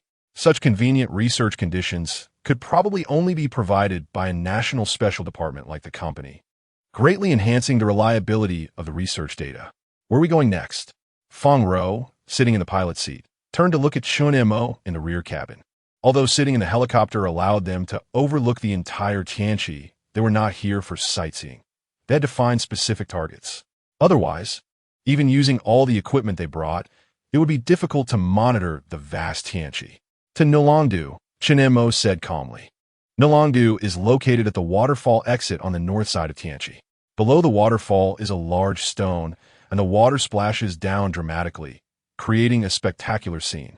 An ancient poem says, "The scenery on both sides of the White River is serene. The green water flows down the cliffs. No need to whip the stones to cross the sea. One can directly ride the raft to inquire about the cowherd and the weaving maiden. To know the true pleasure of the forest springs, let us come back tomorrow and play together." Nalongdu got its name from this. Fong Ro found a relatively flat landing spot near Nalongdu. Taking advantage of the others transporting equipment, Fong Ro came to Chen Mo's side and asked, "Why Nalongdu?" Chen Mo did not turn back, still standing motionless on the big rock, using binoculars to gaze at the calm lake surface. "Have you heard of the Tianqi water monster? Do you suspect that the Tianqi water monster is related to something inside the moon?" Fong Ro frowned slightly. The earliest record about the Tianqi water monster dates back to the 29th year of the Guangxu reign of the Qing dynasty, where it was noted in the chronicles of Changbai Mountain. A strange creature emerged from the water in Tianqi with a golden head, a head as large as a basin, square-topped with horns, a long neck, and many whiskers, which hunters believed to be a dragon. In the 1960s, staff from the Jilin Meteorological Bureau also observed the existence of the Tianqi water monster during an observation. In September 1981, a reporter from the New Observation magazine captured a huge object in Tianqi using a telephoto lens. After the 1990s, legends about the Tianqi water monster became more numerous, sparking a wave of scientific exploration documentaries about monsters. Chen Mo put down the binoculars and slowly jumped down from the big rock to stand in front of Fong Ro while speaking. He had already made this connection when he obtained these two sets of coordinates from mysterious data. One set of coordinates was for Tianqi, and the other for Kana's Lake in Xinjiang, with completely different geological features and ecosystems. The only thing connecting them was the legend of water monsters. Kana's Lake was formed during the second major glacial eruption, carved by a massive composite valley glacier. The lake's ecosystem is very diverse, with a wealth of freshwater fish, including the northern viper, river cod, and fine-scaled salmon. Among them, the large freshwater fish, the Hucho taimen, has been suspected by the Science Exploration Channel to be the prototype of the Kana's Lake water monster. However, I don't think so. The largest size of the Hucho taimen discovered is 4 meters, which does not satisfy the local legend of the water monster dragging horses into the water. "So, you came to Tianqi?" Fong Ro suddenly grasped something. If the rich freshwater fish resources of Kana's Lake fully meet the survival conditions for large organisms, then Tianqi is another extreme. As the highest volcanic lake in the world, it completely lacks any conditions for biological survival. Yet, in such a place considered a biological no man's land, there have been countless legends about water monsters since ancient times. This is very strange. From the 5th year of the Song Qingyuan to the 1st year of the Song Jiatai, the Tianqi volcano erupted, the largest volcanic eruption in nearly 2,000 years globally. The volcanic ash that erupted at that time fell as far as northern Japan. This volcanic eruption spewed out a large amount of lava, forming a basin at the volcano's mouth. Over time, water accumulated to form a lake, which became today's Tianqi. This means that Tianqi has formed in less than 1,000 years. How could a large prehistoric creature, as described in legends, appear in a volcanic lake with such extreme food scarcity and a formation time of less than 1,000 years? Chen Mo paused slightly as he spoke. Unless it is from outside. On this point, the Science Exploration Channel once conducted an interview. The interview mentioned that the Tianqi water monster could be a large marine fish similar to a mola mola. Since Changbai Mountain Tianqi is an active volcano and close to the Sea of Japan, it is highly likely that there is a deep-sea tunnel leading to the Sea of Japan, allowing the mola mola to enter Tianqi through this tunnel, which is not impossible. Additionally, the high volcanic lake bottom temperature and rich minerals provide good living conditions for the mola mola. However, Chen Mo opposed this viewpoint. Firstly, the mola mola does not possess many characteristics of the water monster described in historical records, such as the long neck and numerous whiskers. Secondly, even if there is indeed a so-called tunnel at the bottom of Tianqi leading to the ocean, why has no one ever discovered any trace of marine life in Tianqi all these years? Could it be that the mola mola swam all the way from the Sea of Japan just for sightseeing? What should we do next? Facing Fong Ro's inquiry, Chen Mo calmly rummaged through a pile of papers from his backpack. This was a new round of calculations he had conducted in the hourly room, combining the data provided by Su Chuyang. Although the mysterious disappearance of the 13 moon rabbit researchers occurred earlier than Chen Mo's calculated timeline, it does not mean that Chen Mo's cyclical calculations are wrong. If the 13 researchers who mysteriously disappeared on the moon, as Chen Mo thought in the helicopter, were caused by mistakenly touching something that led to the early alternation of new and old cycles, then as long as they recalculate based on this early timeline, they could obtain new data on cycle alternation. This is the only breakthrough at the moment. Chen Mo directly abandoned the first hypothesis and entered the second hypothesis phase. Another important reason being his deep emotional attachment to the cyclical data. He does not believe that his years of hard work would amount to a pile of waste paper. Chen Mo needs everything in front of him for verification. The alternation of new and old cycles on the moon has never been a fixed value. Each time the alternation occurs, the time, location, and events are completely different. If the arrival of the new cycle is early, then not only will the time change, but the location and events will also correspondingly change. Chen Mo's pencil kept moving, performing calculations in rows. Finally, he relaxed his gaze. Fortunately, although the time was advanced, the location remained unchanged. In addition to Nalongdu, there is another location calculated from the cyclical data by Chen Mo, which is Camel Neck Bay in Kana's Lake. This completely matches the two sets of coordinates he obtained from the mysterious data. This is definitely not just a simple coincidence. The mysterious data accurately provided these two sets of coordinates. Even though there have been significant changes at the Moon Rabbit Camp and the new and old cycles on the moon have advanced, the coordinates have not changed at all. Chen Mo looked at the bottomless lake in front of him, as if all the answers were about to surface. Chapter 9. Ancient Living Fossil. The fog is rising. About 2 hours later, after the Gar trio, following Chen Mo's calculations, successfully installed the testing equipment. They looked at the white mist slowly rising over the lake with an increased sense of vigilance. Fortunately, all the instruments for testing had been placed in the designated locations. Otherwise, this cursed weather would have significantly increased the difficulty of installation. The oldest among the Gar trio, an old monster, shot a knowing glance at the sniper, Hai Feng, behind him. Understanding the cue, Hai Feng silently extended his finger to his tongue and then raised it toward the sky. The wind speed was 12, slightly exceeding the previous average. Let's go back first and report the situation here to researcher Chen Mo and the others. The old monster and his companions were battle-hardened warriors, but this time they were facing an unknown human threat, and they had to be extremely alert. Soon, the trio returned to the camp and informed Fong Ro and Chen Mo about their discoveries from installing the testing instruments. According to the data reported back from the instruments, the temperature and humidity around the heavenly pool, as well as the wind speed, indeed showed varying degrees of change. Fong Ro glanced at the data on the screen while looking inquiringly at Chen Mo. The special climatic conditions of the heavenly pool meant that the environment was complex and variable. Although the data was still improving, it remained within a controllable range. In this regard, Chen Mo had a natural authority. Even Fong Ro followed his lead without question. Professional matters should be handled by professionals. Had always been Fong Ro's life motto. Wait, the data here is wrong. At that moment, Fong Ro's surprised voice suddenly attracted everyone's attention. Following the instrument screen, the group saw that the previously stable data was fluctuating in a bizarre manner within a short time.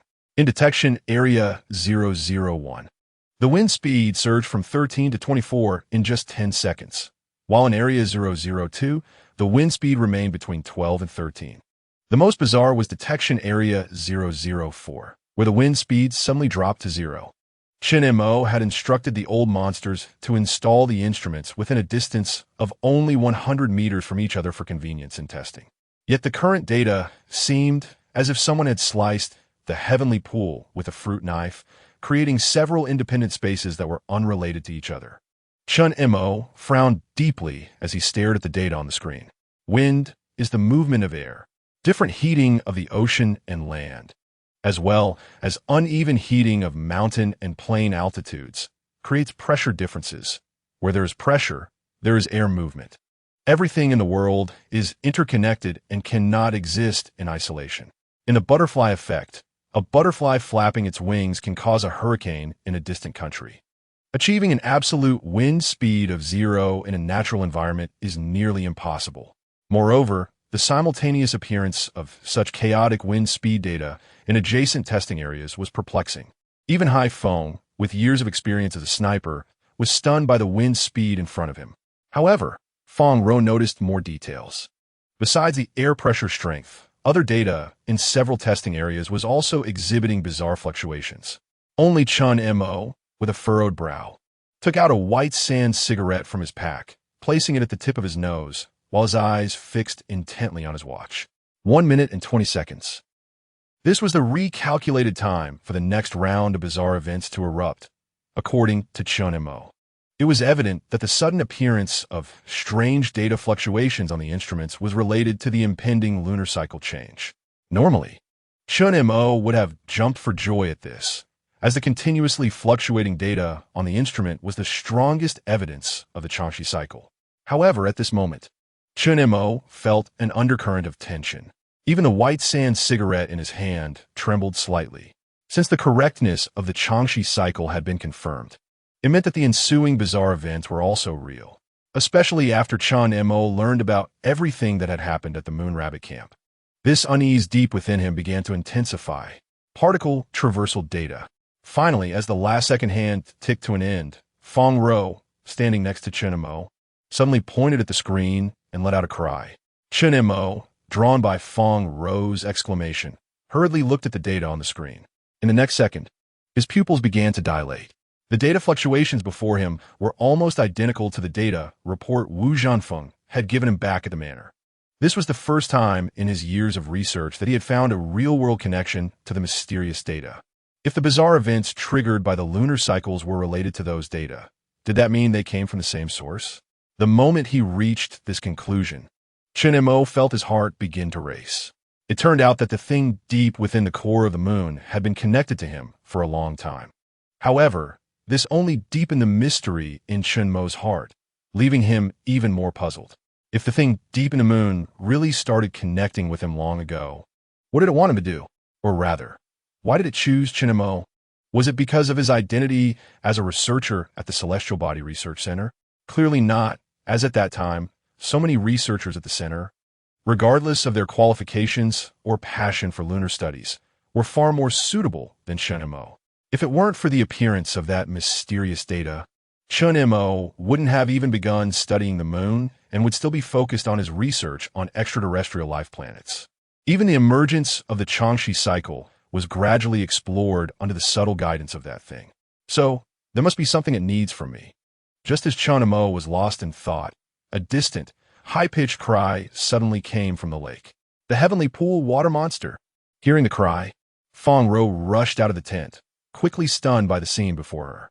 The other seasoned old monsters were equally shocked. Following the gazes of the astonished crowd, they saw a massive shadow suddenly appear on the surface of the calm lake.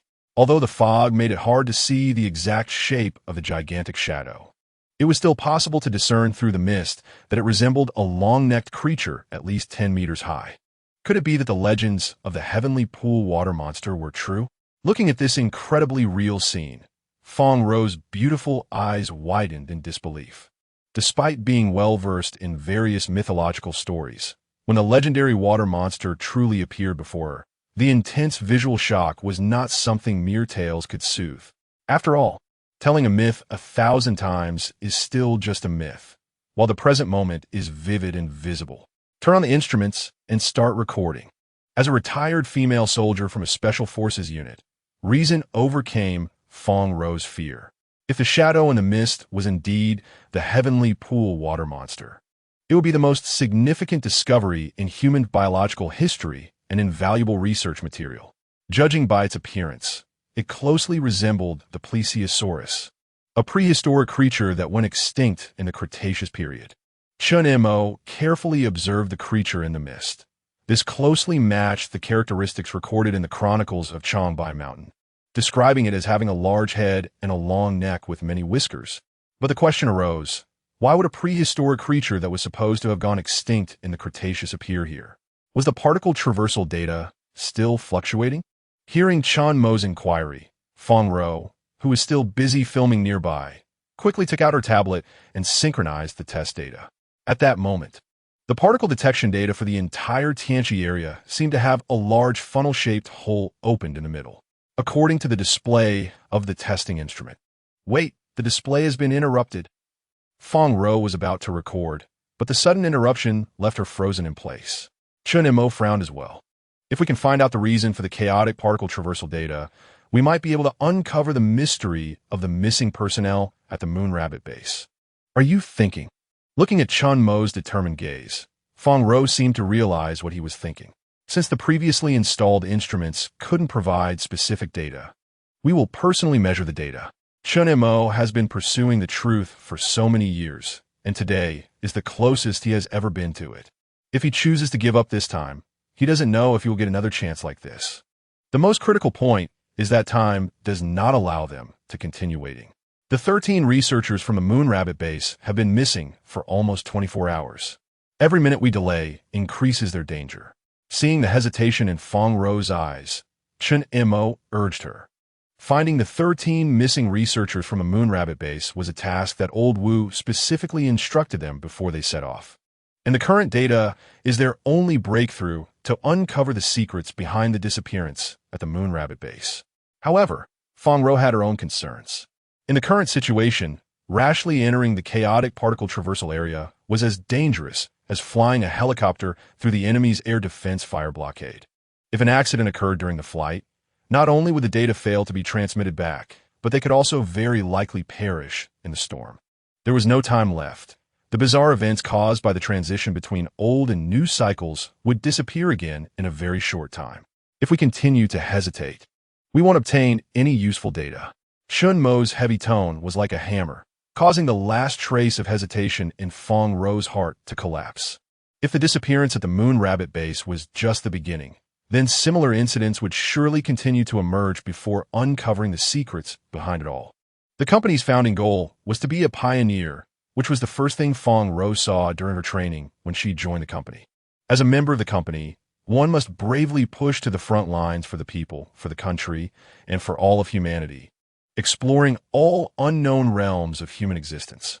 For the country and the continuation of human civilization, we must eliminate all uncontrollable crises. I will pilot the helicopter later. Haifeng. You are responsible for observing the surrounding situation. Determined, Fong Ro no longer had any hesitation in her eyes. After a brief preparation, the group took the last remaining testing device and flew the helicopter toward the huge shadow in the center of the lake. According to the previous particle traversal data, the location where the Tianqi water monster appeared was the core that caused all these mysterious energy changes. How is it? Is the testing instrument responding? Fong Ro piloted the helicopter through several windstorm areas, Even with her firm heart, she couldn't help but break into a cold sweat. The surrounding mysterious and fluctuating pressure changes were far more difficult than crossing an enemy's air defense fire blockade. Several times, the helicopter Fong Ro was piloting almost plummeted into the lake due to the bizarre and changing pressure around them. If it weren't for Haifeng, a top sniper, combined with Fong Ro's excellent piloting skills and the helicopter's outstanding performance, she didn't know if she could still be alive to talk to everyone like this. We're recording, but we need more detailed data. We need to get a little closer. Chen Mo didn't lift his head, quickly jotting down the data from the testing instrument. Fong Ro glanced at the core area where gusts of strong wind periodically appeared, gritted her teeth, and pushed the helicopter to full speed. Just when Fong Ro had barely avoided the next windstorm area and was about to approach the core area, a massive beast head full of sharp teeth suddenly burst out of the lake and viciously bit the helicopter's landing gear. Not good. Due to the helicopter's previous loud roar during takeoff, the Tianqi water monster had submerged into the lake and lost track. So Fong Ro and Haifeng's attention had been focused on the constantly erupting windstorm clusters around them. They completely forgot about this ancient living fossil that revived alongside the bizarre events. At that moment, facing the pull of a 10-ton giant, even the specially designed transport helicopter couldn't help but plunge toward the lake surface. Just as Firepower Wang Tai was pulling out his weapon to shoot, an unbelievable thing happened. Chapter 10. Mesozoic Predators. What the hell is going on? A dozen minutes later, Chen Mo, Fong Ro, and the three-member bodyguard team emerged from the cabin, all looking around in shock, especially after recalling everything that had just happened. Their eyes were filled with disbelief. Were we at Tianqi? What kind of place is this? Looking at the endless primeval jungle before them, Sniper Haifeng's eyes widened in astonishment. Even Wang Tai, a man as cold and solid as an iron tower, was dazed at that moment. Chen Mo, what is going on? Fong Ro instinctively turned her gaze to Chen Mo, only to find him standing still like everyone else, lost in thought. However, Chen Mo's situation was different. While the bodyguard were stunned by the bizarre change around them, Chen Mo was replaying the earlier events in his mind. Just as Wang Tai, the firepower specialist, was about to use modern firearms to kill the water monster in Tianqi at close range, massive waves suddenly surged on the lake's surface. Under the impact of the waves, the helicopter, along with the water monster, plunged into the depths of the lake. At that moment, everyone thought they were doomed. But instead of the bone-chilling cold of the lake water, it felt as if they had fallen into an endless abyss. Strange glimmers surrounded them, and a sensation of free fall dulled their minds. By the time they regained consciousness, they found themselves in this place. Tick-tock, tick-tock. Gradually, the heavy smell of blood coming from their nostrils jolted them awake. When they turned around, they saw a gigantic tree, thick enough for 6 or 7 people to embrace, covered in moss, with a 15-meter-long ancient beast hanging from its branches. Broken branches pierced through the beast's chest and protruded from its long neck and mouth. The bright red blood, like paintbrush strokes, added a vivid splash of color to the vast green world, spreading down the tree trunk. The pungent smell of blood sharply contrasted with the surrounding tranquility. What luck! If it weren't for this creature falling first and crashing through the surrounding thick tree trunks, we wouldn't have been able to successfully land here amidst such dense obstacles. The old demon looked gratefully at Fong Ro. The fact that everyone was safe was largely due to Fong Ro's superb helicopter piloting skills, in addition to the lucky factors he mentioned earlier. Chen Mo, what are you looking at? Soon, Fong Ro noticed that Chen Mo had squatted down at the thick roots of the giant tree. She approached and saw a piece of white stone partially exposed to the air. Fong Ro picked up the stone and gently squeezed it, white powder drifting from her fingertips. Limestone? It's chalk, a fine sediment of calcium carbonate, Chen Mo said slowly while squatting in place. It was only then that everyone realized that all around them in the dense primeval forest, there was chalk formed from this calcium titanate everywhere. Could it be? Fong Ro's pupils contracted as she seemed to think of something and quickly looked around. The endless primeval jungle before them was different from the jungles they had seen in modern times. Towering giant trees like the ones in front of them were almost everywhere. The key was that many of the plants here were unrecognizable even to Fong Ro, who had undergone field training as an expert in special forces. She could only conclude from her knowledge that this was a paradise of ferns and gymnosperms, with occasional beech and sycamore trees mixed in. Assistant Fong, do you have any idea where we are now? Noticing the change in Fong Ro's expression, the oldest of the bodyguards approached. Agent expérience de combat personnel. It was the first time he had encountered such a bizarre situation. Didn't he even know their specific location and coordinates? The positioning equipment he carried had all malfunctioned, and even the compass on his wrist was spinning uncontrollably. Let me explain. Chen Mo stood up and glanced at Fong Ro, who seemed to find it hard to accept reality, and said slowly, Assistant Fong and I have a rough hypothesis. We may no longer be on Earth in the 21st century. Not on Earth in the 21st century? Where are we then? Sniper High Foam exclaimed. If it weren't for the strange events they had just experienced, he would have thought Chen Mo was crazy. If I'm not mistaken, we should have returned to the mid-Cretaceous period, Chen Mo said calmly. Mid-Cretaceous? Although the three bodyguards were combat personnel, they still knew the most basic knowledge of Earth history. The Cretaceous was the last era of the Mesozoic, beginning 137 million years ago and ending 65 million years ago. The mid-Cretaceous mentioned by Chen Mo obviously fell between these two time frames. Researcher Chen, are you saying that we VE return to the age of dinosaurs? Sniper High Foam felt his heart racing. Even when fighting terrorists in the desert, his heart had never raced like this. But how did we suddenly end up in the Cretaceous period tens of millions of years ago in the blink of an eye? Faced with the questioning gazes of the three bodyguards, Chen Mo pointed to the water monster hanging on the tree trunk. Didn't it also appear in the 21st century? Previously, due to the fog over Tianqi, they could only vaguely see the outline of the water monster. Now, looking at the prehistoric giant beast hanging from the branches, the intense visual shock made everyone feel how insignificant humanity was. Of course, what truly struck them was Chen Mo's earlier statement. Since the plesiosaur living in the Cretaceous period could end up in the 21st century's Tianqi, why couldn't they, present in Tianqi, have appeared in the mid-Cretaceous period? But even if we are in the Cretaceous period, researcher Chen, how can you determine that we are in the mid-Cretaceous? After all, there is a gap of over 72 million years between the early Cretaceous, starting 137 million years ago, and the late Cretaceous, ending 65 million years ago. Without reference points, it is impossible to make an accurate judgment. The Cretaceous was a time of rapid changes in the distribution of land and life on Earth, with the Atlantic Ocean rapidly splitting and frequent volcanic activity. Just now, Assistant Fong and I saw a large number of gymnosperms and a few angiosperms around. The period when angiosperms began to replace gymnosperms was roughly around the mid-Cretaceous. Chen Mo did not feel bothered by the questions raised earlier.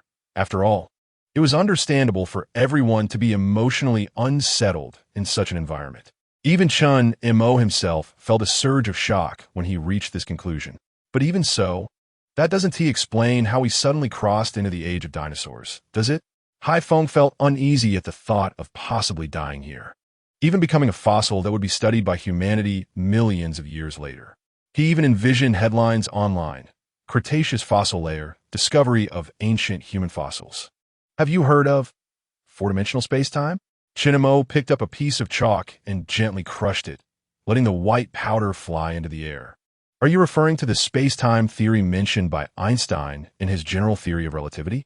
Fong Ro was immediately intrigued by Chen Mo's topic. In the 1860s, French astronomers discovered a problem. The trajectory of Mercury did not match the data calculated by Newton's laws. At that time, scientists referred to this phenomenon as the perihelion of Mercury. They suspected that Mercury was disturbed by some mysterious, unknown force, which caused discrepancies in the calculations. It wasn't until Einstein's general relativity appeared in 1915 that people understood that it was due to the sun's massive size, which caused a distortion of space-time, leading to a bending of the light from Mercury to Earth, ultimately resulting in calculation errors.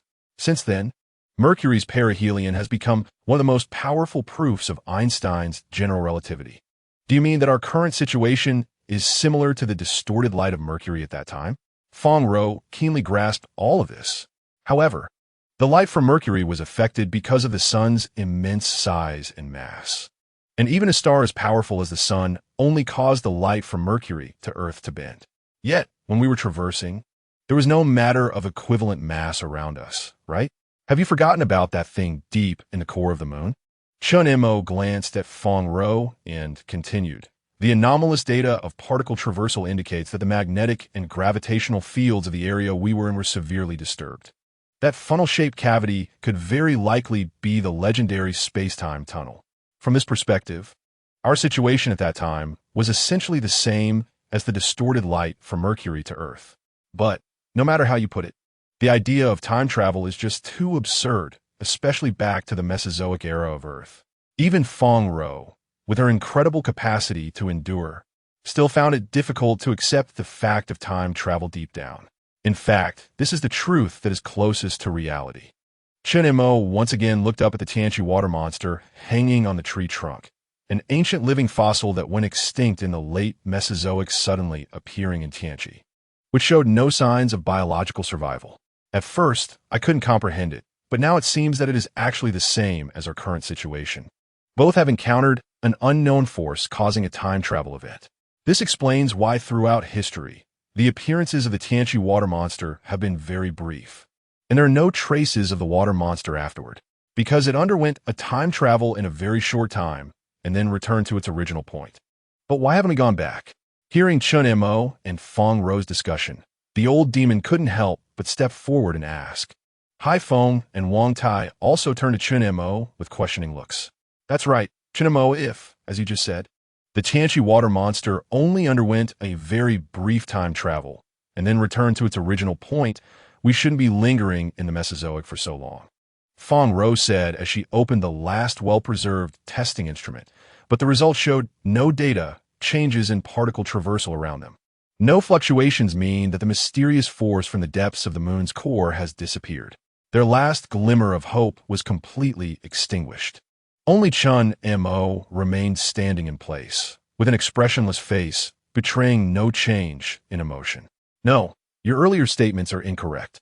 For the Tianqi water monster, it was merely a very brief time travel, but for us, it is not. Chen Mo's words immediately gripped everyone's hearts. Einstein proposed a four-dimensional concept in the space-time theory of general relativity.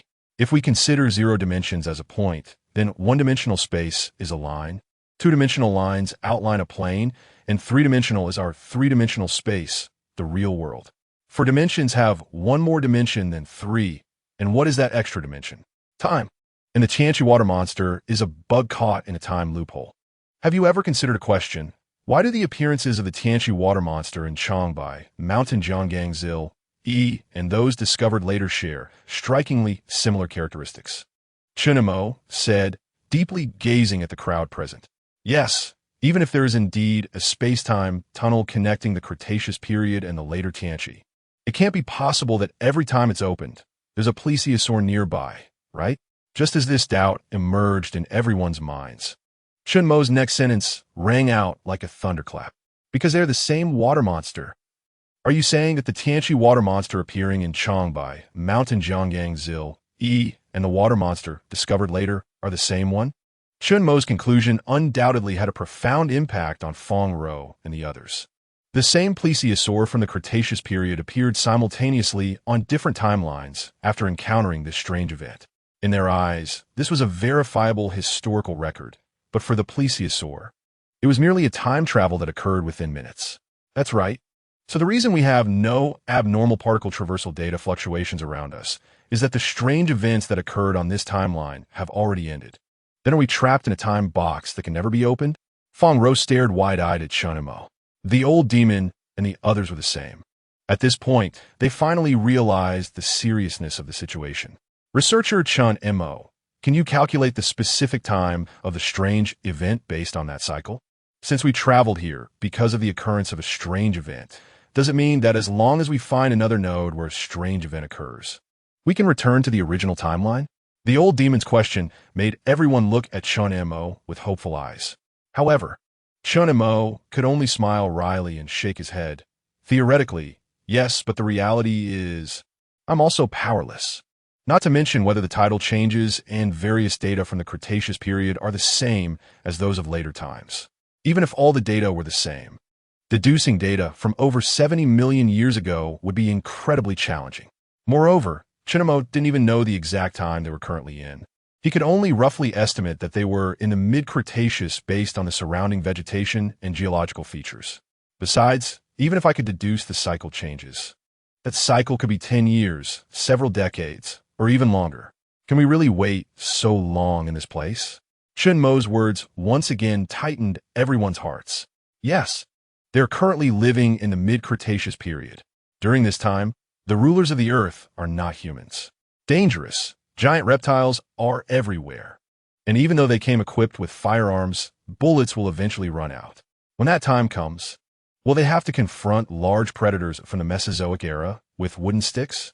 Just as everyone was thinking this, the surrounding dense, gigantic fern plants suddenly shook. A dozen monsters, about 2 meters tall, covered in bright feathers and sharp teeth, appeared in Chen Mo and the others' line of sight. It's a velociraptor. Fong Ro glanced at these monsters' hooked claws, and her face turned pale. During her research into Yao mythology, she had visited the Dinosaur Valley in Lufeng, Yunnan, and had seen velociraptor fossils with her own eyes. The hooked claws and serrated sharp teeth in front of her were indeed unique characteristics of the velociraptor. It seems that the research reports in modern paleontology mentioning feathered dinosaurs are true. Researcher Chen Mo, this is not the time to discuss dinosaur research reports. These creatures must have already set their sights on us. The old demon unlocked the safety of the precise rifle in his hand, and Haifeng and Wang Tai quickly moved as well. Even Fong Ro instinctively pulled out a pistol from her waist, staring intently at the group of raptors approaching slowly with low, eerie calls. They must have been attracted by the scent of blood on the tree trunk. Chen Mo tried to calm his emotions, quietly observing this group of ancient predators. For them, humans were a completely unfamiliar species, silently watching before launching an attack, which aligned with the cautious hunting behavior of raptors. They chose to attack now because they must have determined that we could not harm them. Unable to cause harm? Hearing Chen Mo's words, Haifeng's lips curled into a mocking smile. If I were holding a wooden stick, I might really not be able to take them on. But now, as soon as he finished speaking, Haifeng had already pulled the trigger. The CS-LR 512. 7mm anti-material sniper rifle's greatest advantage is that it has less recoil than a standard heavy sniper rifle, with a body made of industrial plastic, making it more portable. While its penetration power and physical impact capability are surprisingly strong. With one shot, a raptor over 2 meters tall, hidden behind large fern leaves, had its head explode like a watermelon. The old monster and Wang Tai, seeing Haifeng take action, also unhesitatingly pulled their triggers to clear the surrounding targets. In just a few seconds, the three used firearms to carry out a one-sided massacre against the raptors, ancient hunting experts. Even Fong Ro used her pistol to successfully kill 2 raptors that attempted to charge forward. Perhaps their fierce firepower successfully intimidated the main force of raptors hidden deep in the jungle. After the old monster and the others killed the dozen or so raptor vanguards that had come to test them, the dense jungle around them began to shake, and the sounds of fleeing grew distant. Why does this creature look nothing like what I've seen in movies? It looks like a big bird. I wonder if the thigh meat tastes as good as chicken legs. Haifeng walked over and kicked the raptor that had been shot in the head, saying with excitement, "Since the hope of going back is slim, we might as well indulge ourselves." Just then, as Haifeng was about to take out his military dagger to cut meat from the raptor's leg, Fong Ro suddenly stared at the satellite communicator on her wrist in a daze. Chapter 11. Natural disasters is the message from Old Wu? When this sentence came out of Fong Ro's mouth, disbelief flickered in everyone's eyes. How could Old Wu's message appear during the Mesozoic era of the Cretaceous period? No matter how advanced modern communication technology is, it cannot be absurd enough to traverse time and space. It wasn't sent after we crossed over. It was sent before our crossing. Fong Ro glanced at the flashing delayed reception signal below. It should have been when we entered the chaotic area of particle traversal data. Due to the chaotic energy signals at that time, the satellite information sent by Old Wu was not immediately received, but entered a delayed reception state. After they crossed over, the satellite communicator in their hands returned to normal, which is why this message was displayed. What did old Wu say in the message? Chen Mo hurriedly asked. While at the manor, Chen Mo had asked old Wu to notify them as soon as the information on the lunar stone tablet was deciphered. Feng Rou, who was present at that time, immediately understood what Chen Mo meant. It was the deciphered content of the lunar stone tablet. Feng Rou's words made Chen Mo relax a bit. Aside from the Changxi cycle, the mysterious stone tablet discovered on the moon was the only important clue related to the core of the moon. It was also the key to whether they could return to the 21st century. Unfortunately, before Chen Mo could ask about the specific content of the deciphered information, Feng Rou already showed a bitter smile. Unfortunately, the data information was damaged during transmission, and currently, only 2 characters can be displayed. Which 2 characters? Chen Mo asked eagerly. Kunlun. Feng Rou replied slowly. Chen Mo unconsciously took out a piece of white sand and held it to his nose. Kunlun is the legendary ancient sacred mountain, and many mythological stories originate from Kunlun. Since the stone tablet found on the moon is related to the legendary Kunlun mountain, does that mean that if we find Kunlun, we might have a chance to find our way back? Sniper Haifeng's eyes lit up as he stepped forward to ask. No one wanted to be trapped in a place full of Mesozoic ancient creatures. However, now it's the Earth Mesozoic era, and the Cretaceous period is a time of severe volcanic eruptions and geological changes. How can we find Kunlun Mountain? Feng Rou's words made Haifeng's heart, which had just seen a glimmer of hope, sink again. Yes, in the Cretaceous period, during a time of rapid geological change on Earth, it's still uncertain whether Kunlun Mountain even exists. Where should we look for the way home? However, this time, Chen Mo gently shook his head. The geological history of Kunlun Mountain can be traced back to the Paleozoic era, 400 to 500 million years ago, when the Tibetan Plateau experienced submersion by seawater and became land. About 240 million years ago, during the Triassic period, due to the movement of tectonic plates, the Tibetan Plateau was continuously uplifted, and Kunlun Mountain was formed during this period. In other words, do we have a complete chance to find Kunlun Mountain while in the Cretaceous period? Chen Mo's words made Haifeng, who was originally feeling down, excited again. Chen Mo quietly put the piece of white sand back in the cigarette box. The current issue is not whether we can find Kunlun Mountain, but how we should go about it. With Chen Mo's reminder, everyone then realized that when they crossed over with the Tianqi water monster, although the helicopter avoided the fate of crashing, it still suffered significant damage from several collisions. The entire tail rotor was completely shattered, and even the main engine connection was emitting thick smoke. There's no need to worry about the tail rotor.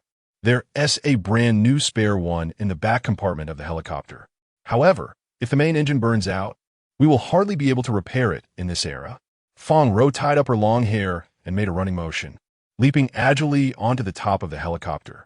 After a thorough inspection, Feng Rou's expression gradually relaxed. We are lucky. The previous impacts did not affect the engine. Only the collective control system has some issues. Give me an hour, and I should be able to get it airborne again. As a former Special Forces soldier, Feng Rou was not only skilled in helicopter piloting, but also had considerable experience in aircraft maintenance. I think we might not have that much time left. What do you mean? Chen Mo's words drew everyone's attention. Feng Rou followed Chen Mo's finger and looked into the distance, where countless strange birds they couldn't name were fleeing into the sky as if escaping. The mountain is moving? Is it an earthquake? Haifeng couldn't help but ask, looking at the ground that was continuously cracking in the distance. Perhaps it's worse. Chen Mo gestured for everyone to look at the steam erupting from the cracks. The Cretaceous is a period of frequent volcanic activity. We must fix the helicopter quickly, or we might really not survive here. Everyone glanced at the increasing number of fissures and steam vents in the distance, instantly understanding Chen Mo's meaning. I'll take care of replacing the tail rotor. Old Yao rolled up his sleeves and got to work. I'll clear the takeoff obstacles. Haifeng tossed his sniper rifle into the cabin and grabbed the chainsaw from the toolbox, climbing toward a nearby tree trunk. Feng Rou wasted no time and immediately took out tools to begin repairing the damaged collective control system. Wang Tai, like an iron tower, stood guard under the helicopter with an 88 style general-purpose machine gun. Although their previous team had intimidated the raptors and those predators hiding deep in the jungle. Given the current situation, it was hard to guarantee that some startled reptilian beasts wouldn't come out and disrupt the helicopter's repair progress. They were racing against time. Once the volcano erupted, no matter how advanced the thermal weapons were, they couldn't prevent their fate of being buried here. How is it going? The tail rotor has been replaced. The collective control system is only missing the last screw to be completely repaired. After about 15 minutes, Fong Ro and Old Yao exchanged glances, and everyone could clearly feel the relief in each other's hearts.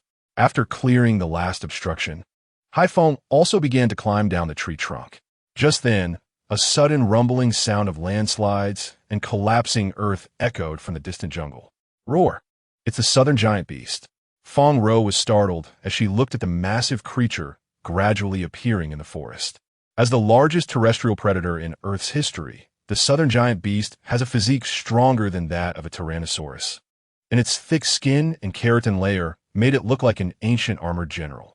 Its sharp teeth and incredible bite force make it fair to call it the dinosaur overlord of the Cretaceous period.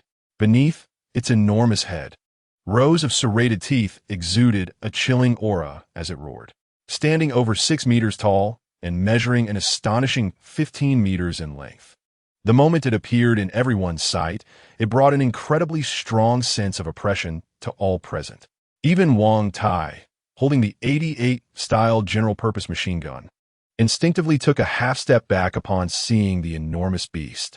However, when Wang Tai noticed his companions repairing the helicopter behind him, a determined glint unconsciously appeared in his eyes.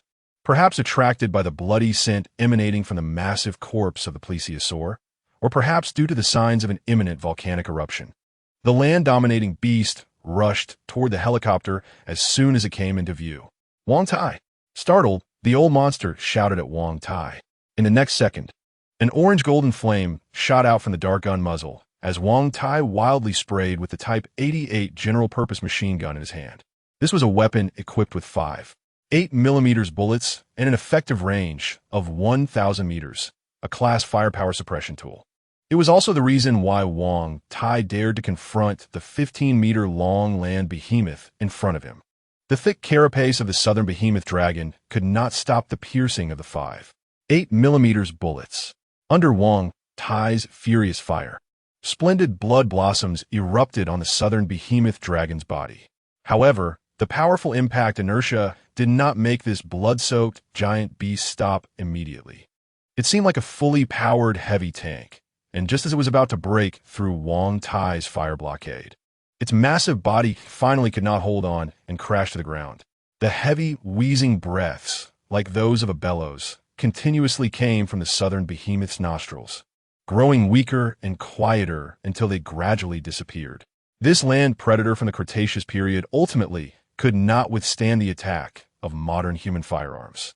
Wang Tai looked at the corpse of the southern behemoth dragon, which resembled a small mountain, and the heartbeat hidden beneath the heavy breathing gradually became apparent. In that moment, he almost thought that this fierce ancient beast was about to break through his fire blockade.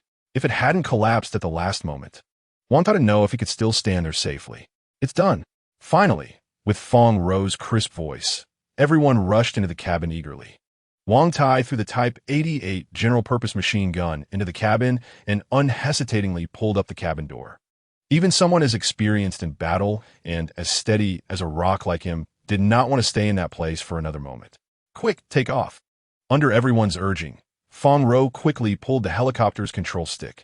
The huge rotor began to spin rapidly. There was no time left. They had to leave immediately. Chen Mo glanced around.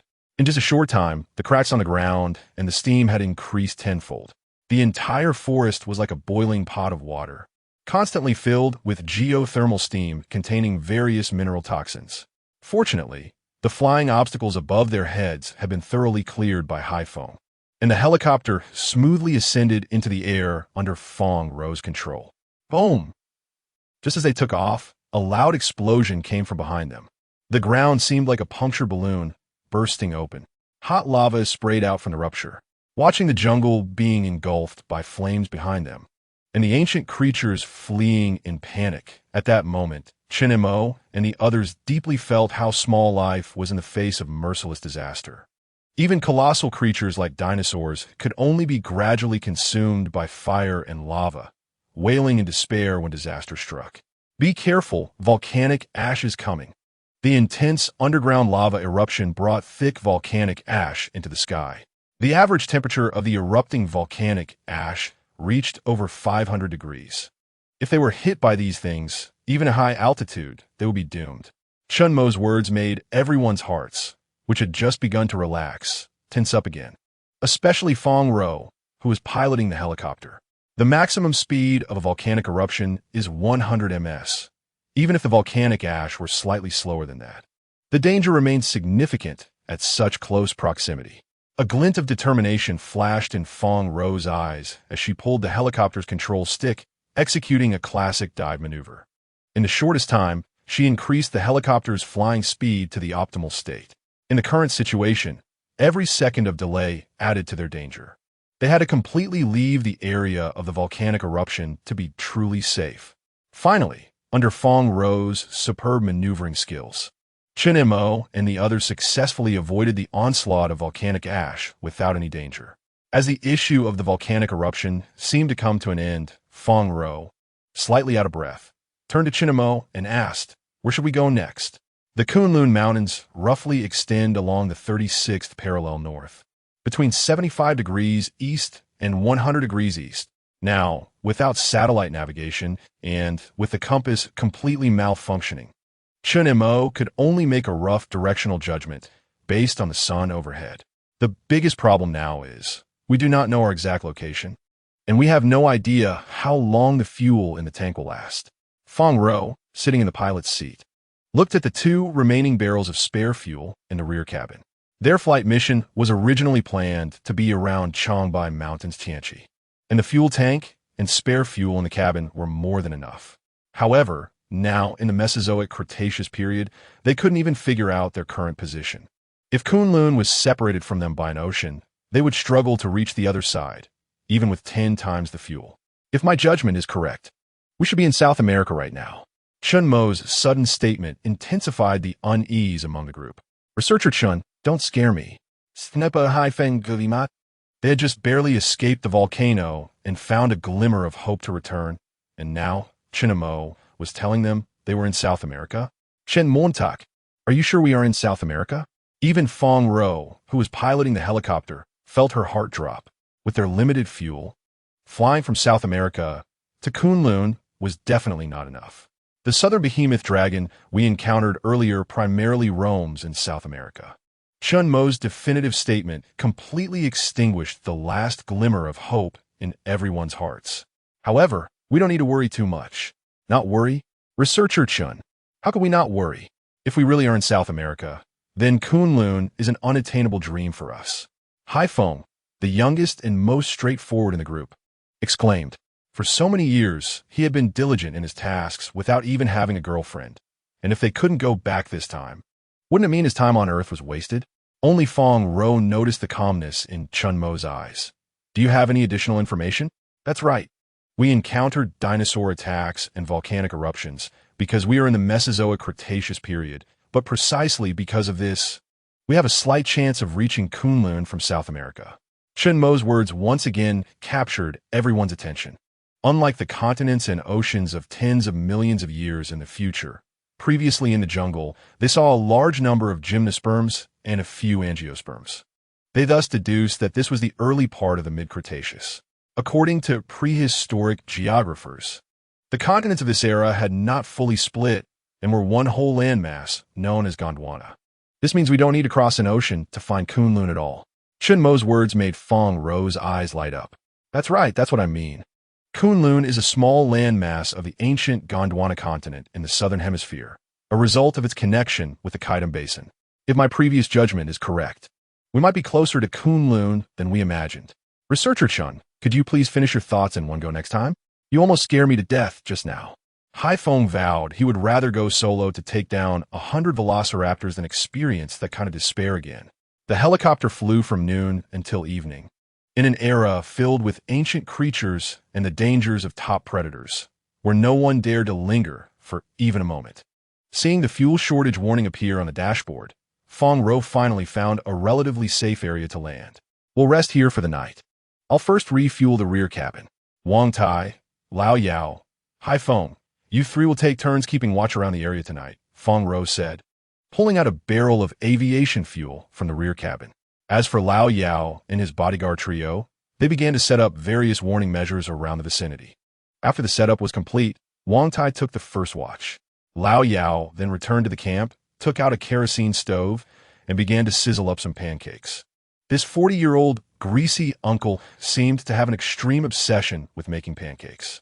Even in such dire circumstances, it couldn't change his love for them. Researcher Chen Mo. How what just made? Soon, a fragrant pancake was handed over by Lao Yao. Researcher Chen, this is made with velociraptor thigh meat. It's delicious. Hai Feng teased Chen Mo while urging Lao Yao to start making his portion, occasionally boasting about how wise and prepared he was to bring such delicious ingredients for everyone. Chen Mo really couldn't understand how, in such an extreme crisis, Hai Feng had the brilliant idea to bring velociraptor thigh meat onto the helicopter. However, after flying for such a long time, Chen Mo was indeed a bit hungry, and without saying a word, he began to feast. The first taste of the velociraptor thigh was somewhat like chicken, but the meat fibers were thicker than chicken, somewhere between beef and chicken. Overall, the texture was quite good. Coupled with Lao Yao's excellent pancake-making skills, this velociraptor feast became even more delicious. Wang Tai stood like an iron tower, holding his weapon and watching the surroundings. He was the first sentry of the night. Looking at Wang Tai holding the Type 88 general-purpose machine gun, Chen Mo felt a strange sense of reassurance. Lao Yao and Hai Feng were also busy. After finishing their pancakes, they went to patrol again, adding some tactical traps to the existing warning measures. After all, the enemies they faced now were different from those in the past. The night was a natural hunting ground for these ancient creatures, and without reliable early warning and protective measures, they might not even see tomorrow's sun. When we mentioned the theory of time and space in the jungle, did you think of something? Seeing Chen Mo leaning against the cabin, deep in thought, Fong Ro silently sat down beside him. Chen Mo didn't speak, just nodded lightly. Can you tell me about it? Fong Ro had a feeling that the question Chen Mo was pondering was likely related to their mysterious journey through time. Chapter 12. Real? False? At the end of the Western Han Dynasty, Wang Meng usurped the Han throne, and there has always been great controversy in history regarding the new dynasty he established. For example, the various reforms Wang Meng implemented after founding the Xian dynasty. Land was nationalized and redistributed to the people for farming. The buying and selling of the dead was prohibited, economic reforms were enacted, and slaves were liberated. Hearing these familiar yet chaotic reform policies, Fong Ro furrowed her brow slightly. This doesn't seem like the level of understanding one would expect from an ancient person. Indeed, there has always been significant debate about the existence of Wang Meng in history. Chen Mo gently rested his chin on his hand. In addition to what was just mentioned, Wang Meng also invented many modern tools. Among them, the most famous is the Wang Meng caliper, which was made of bronze and was reportedly cast by Wang Meng to unify the national units of measurement. But here comes the problem. The appearance and precision of this bronze caliper bear a striking resemblance to modern vernier calipers.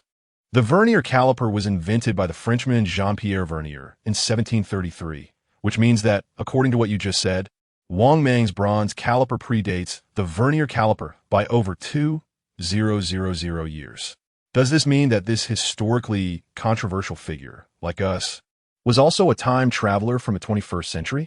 Fong Ro suddenly understood why Chen Mo had brought up the historical figure of Wang Meng. That's right. Chen Mo smiled slightly and nodded. In fact, Einstein's theory of four-dimensional spacetime has always remained theoretical. Even the perihelion of Mercury only serves as supporting evidence and cannot fully validate this theory. Given humanity's current understanding of the universe, time travel is essentially no different from mythological stories. The former is theoretically more coherent, while the latter is merely a legend. However, at this moment, Chen Mo and the others were experiencing such a mythological story. In any case, time travel is definitely not something that current human civilization can master. The fact that Chen Mo could say this indicated that he had already reached a conclusive understanding of what lies deep within the moon's core. What could it be? Prehistoric civilization? Or aliens? Feng Rou clearly realized this point as well. This time, Chen Mo did not speak. He looked at Feng Rou and smiled.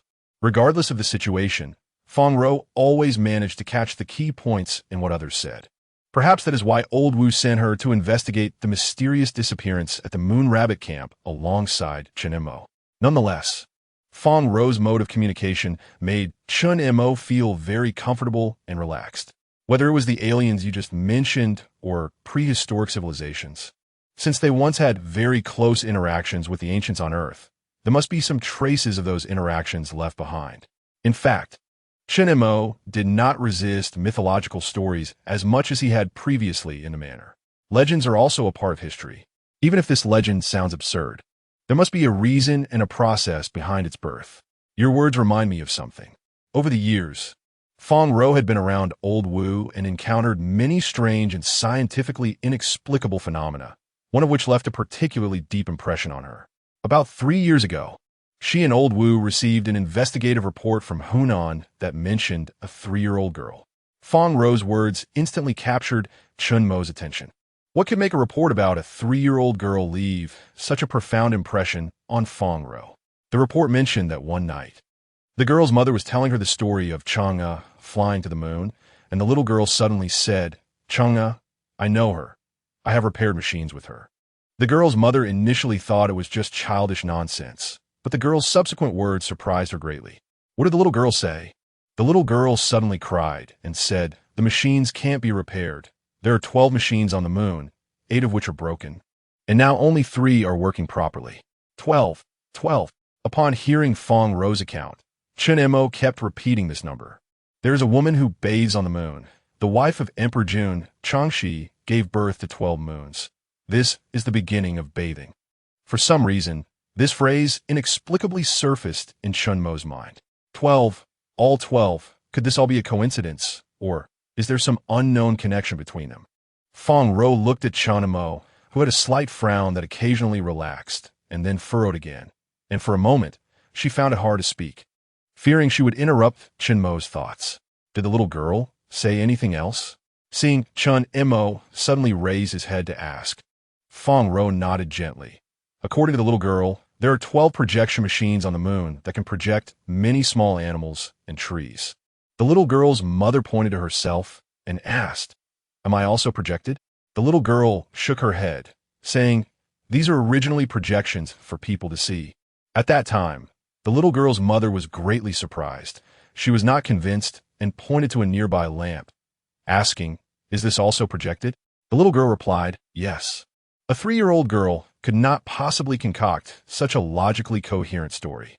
This was also the reason Feng Rou had such a deep impression of this girl. However, the girl's claims were indeed absurd and bizarre. Even Feng Rou, who could bring various mythological stories to support bold scientific hypotheses, found it somewhat ridiculous. Just imagine, everything around you, except for yourself, is merely a projected illusion. Would you believe that if someone said it? However, Feng Rou's words triggered deeper thoughts in Chen Mo projection. Illusion? Moon machines? Thus, a night passed in silence as Chen Mo completely fell into contemplation about Feng Rou's story. The night went much more smoothly than everyone had anticipated. Aside from being attacked by some small theropod dinosaurs, they hardly encountered any other disturbances. Notably, when they woke up in the morning, Lao Yao and Hai Feng had captured a giant frog about half the height of an adult in the tactical trap they had set up the previous day. This delighted Hai Feng immensely. The largest known frog in science is the Beelzebufo, which lived 65 million years ago, but its size was only about half a meter. The giant frog in front of them was about 4 to 1, 5 meters tall, which was indeed enormous. Looking at the giant frog, even Chen Mo couldn't help but exclaim in amazement. Feng Rou, on the other hand, would have been frightened if it weren't for her background as a member of a special forces unit, where she had undergone training with various poisonous insects and rodents. giving her an incredible psychological endurance. Just the sight of a large pile of green frog skin in front of her was enough to trigger her innate fear as a woman. The 65 million years belonged to the late Cretaceous period, so by that calculation, the giant frog in front of them could be considered a precursor to the Beelzebufo. Compared to these natural predators, human observation and alertness still lag far behind. Last night, it was Wang Tai, Lao Yao, and Hai Feng who took turns keeping watch. Yet, even these experienced warriors didn't notice the approach of the giant frog. If it weren't for the tactical traps set up by Lao Yao and the others, they might not have discovered the existence of this giant creature at all. All right, let's go. Although the dangerous night had passed, the Mesozoic daytime was not peaceful either. Everyone just wanted to quickly reach Kunlun and find a way to leave this cursed place. Notably, a small incident occurred before they boarded the plane. Hai Feng pulled out a dagger and looked at the giant frog with eager anticipation, but was stopped by Chen Mo. The velociraptor was a common carnivorous dinosaur during the Cretaceous period, and it was also a delicacy for many large predators. Having a few bites of velociraptor thigh meat wouldn't be a problem. However, the giant frog in front of them was of unknown origin. What if it carried a lethal toxin? Wouldn't everyone in the cabin be in serious danger? Hai Feng also realized his mistake and kept apologizing to everyone along the way. Finally, after flying over several patches of jungle, the helicopter arrived above an endless swamp. Wow, this isn't just flying over swamp. It's like being in the uninhabited area of Kokoxley. After flying for more than half an hour, they still hadn't seen the end of the swamp, and the young Hai Feng couldn't help but exclaim. The global temperature underwent significant changes in the early Cretaceous period. Ocean currents brought moisture into previously inland areas, making the world warmer and wetter, and the area of swamps greatly increased. The swamp here should have formed during that time. Just as Chen Mo finished speaking, sharp-eyed Hai Feng suddenly pointed into the distance and shouted, "Look, what is that?" Chapter 13, Survivor's Spacesuit. Everyone looked in the direction pointed by Hai Feng, and at that moment, the semicircular protective visor was shining brightly under the sun. The airtight thermal layer, along with the heavy, thick, familiar texture, instantly attracted everyone's attention. Of course, this was not the most important part. A bright red armband was prominently attached to the right arm of the spacesuit, with a special emblem belonging to the Moon Rabbit Project beneath it. Could it be that the researchers from the mysteriously missing Moon Rabbit camp, like us, also crossed over to this place? If not for this reason, there would be no way to explain the space suit appearing before everyone at this moment. But the space suit is here. Where did the missing personnel from the Moon Rabbit camp go? A sense of ominous premonition suddenly arose in everyone's hearts. They had come to this era for less than a day and had already encountered several waves of ancient creatures attacking them. If it weren't for the 3 combat personnel, including the old demon and their firepower-equipped firearms, they would have likely perished in the jaws of these ancient predators. The researchers from the Moon Rabbit camp had no defensive weapons on them, and they arrived even earlier than us in the Cretaceous period. I'm afraid their chances of survival are very slim. As the team member who had executed foreign special rescue missions the most, the old demon's experience told him that in such a situation, the personnel who crossed over from the Moon Rabbit camp had no chance of survival. Moreover, the helicopter's fuel was also a huge issue. With the current flight fuel, whether they could reach Kunlun was an unknown. If they were to launch a rescue and search operation, it would inevitably increase fuel consumption. In the current situation, fuel consumption meant a reduction in survival chances. No, that's not right. What you said is true under normal circumstances. It is indeed very hard for anyone to survive after such a long time. But don't forget how we got here. In the realm of time and space travel, time is the easiest unit to manipulate. The Moon Rabbit camp's disappearance occurred earlier than our crossing, but all of this happened in the 21st century. Since we found the spacesuit left behind by the missing personnel from the Moon Rabbit camp here, it means they also crossed over like us. And it's even possible they arrived at the same timeline as us. Or even later. Chen Mo's words raised the survival chances of the missing personnel from the Moon Rabbit camp. If the missing personnel really entered the Cretaceous with them, or even later, they had every chance of surviving. Of course, this so-called opportunity also required a significant amount of luck. After all, beneath this seemingly calm swamp, no one knew what kind of crisis was hidden. Half an hour. If within half an hour we still cannot find the missing personnel from the Moon Rabbit camp, then we will continue to Kunlun. Chen Mo understood better than anyone what the consequences of running out of fuel would be. But a part of him that belonged to the brighter side of humanity told him that he couldn't just leave like this. Despair is humanity's most primal source of fear. If he were in such a desperate situation, he would certainly hope that someone would come to save him. I agree with Chen Mo's viewpoint. If we can't find the survivors from the Moon Rabbit camp in half an hour, we will leave immediately. Fang Rou's reason for agreeing was similar to Chen Mo's. Rationality is not the first principle governing human behavior. If a person loses the bottom line of protecting the brighter side of humanity, then the significance of humanity's transition from barbarism to civilization will cease to exist. Moreover, she was initially sent by Old Wu to find answers to the mysterious disappearance of the Moon Rabbit camp. Now that the clues of the missing personnel from the Moon Rabbit camp were right before her eyes, she could never turn back. As for the old demon and the other two, their task was to ensure the safety of Fang Rou and Chen Mo. The old demon's previous hints were also based on this principle. All right, having executed so many missions over the years, I always thought that protecting the target was the most important thing. Since everyone has decided to search, I have no objections. At worst, 20 years later, I can still be a good man.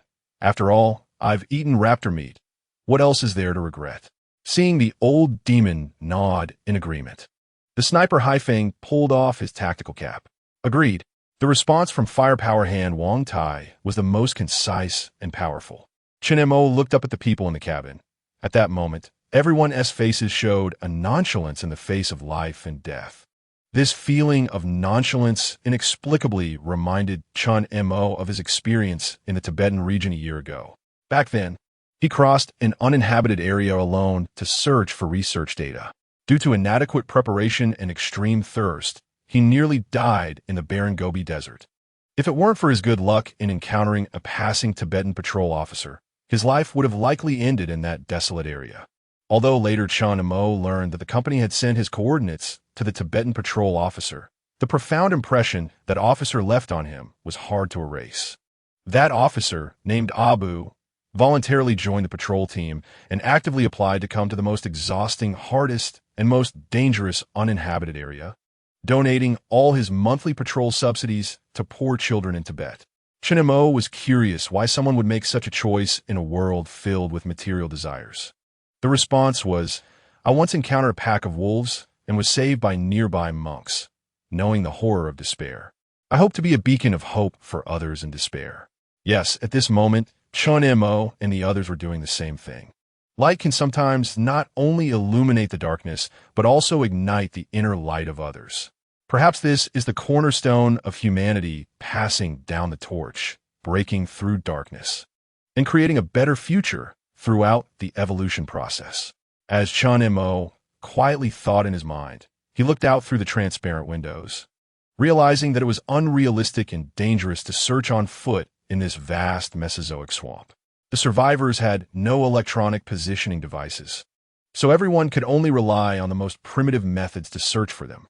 Fang Rou tried her best to fly the helicopter close to the swamp, allowing everyone to have a better view. Hard work pays off. Finally, they discovered a series of footprints exposed on the surface of the mud pit about 3 kilometers away from a spacesuit.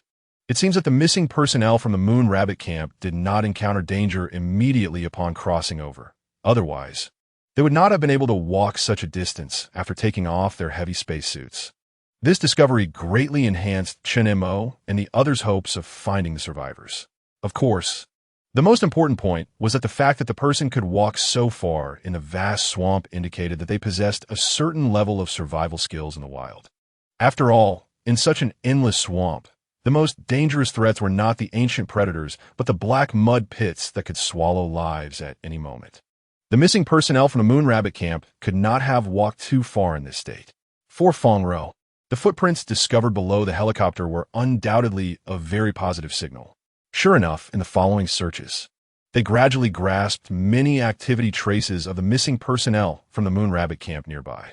But just when everyone's hopes were growing stronger, a bloody arm entered their line of sight. The moment they saw this arm, everyone's expressions suddenly became serious. In such a Mesozoic ancient Earth continent, what human arm represented was clearer to them than anyone else. Judging from the bloodstains left at the scene, this arm has been here for at least 10 hours, and the blood has completely coagulated into black. The old demon frowned slightly. Out of the corner of his eye, he noticed a large amount of viscous liquid remaining on this arm and the surrounding ground. It seems there were signs of a large creature fighting here. Although the old demon didn't know what kind of large creature fought in this ghostly place, it was not difficult to infer from the bent reeds and huge footprints nearby. In such a complex Mesozoic swamp environment, encountering a large beast, especially without carrying any firearms, would leave even seasoned combat personnel like the old demon with little hope of survival, let alone a researcher engaged in lunar studies. We can't keep wasting fuel like this. I propose we head to Kunlun immediately.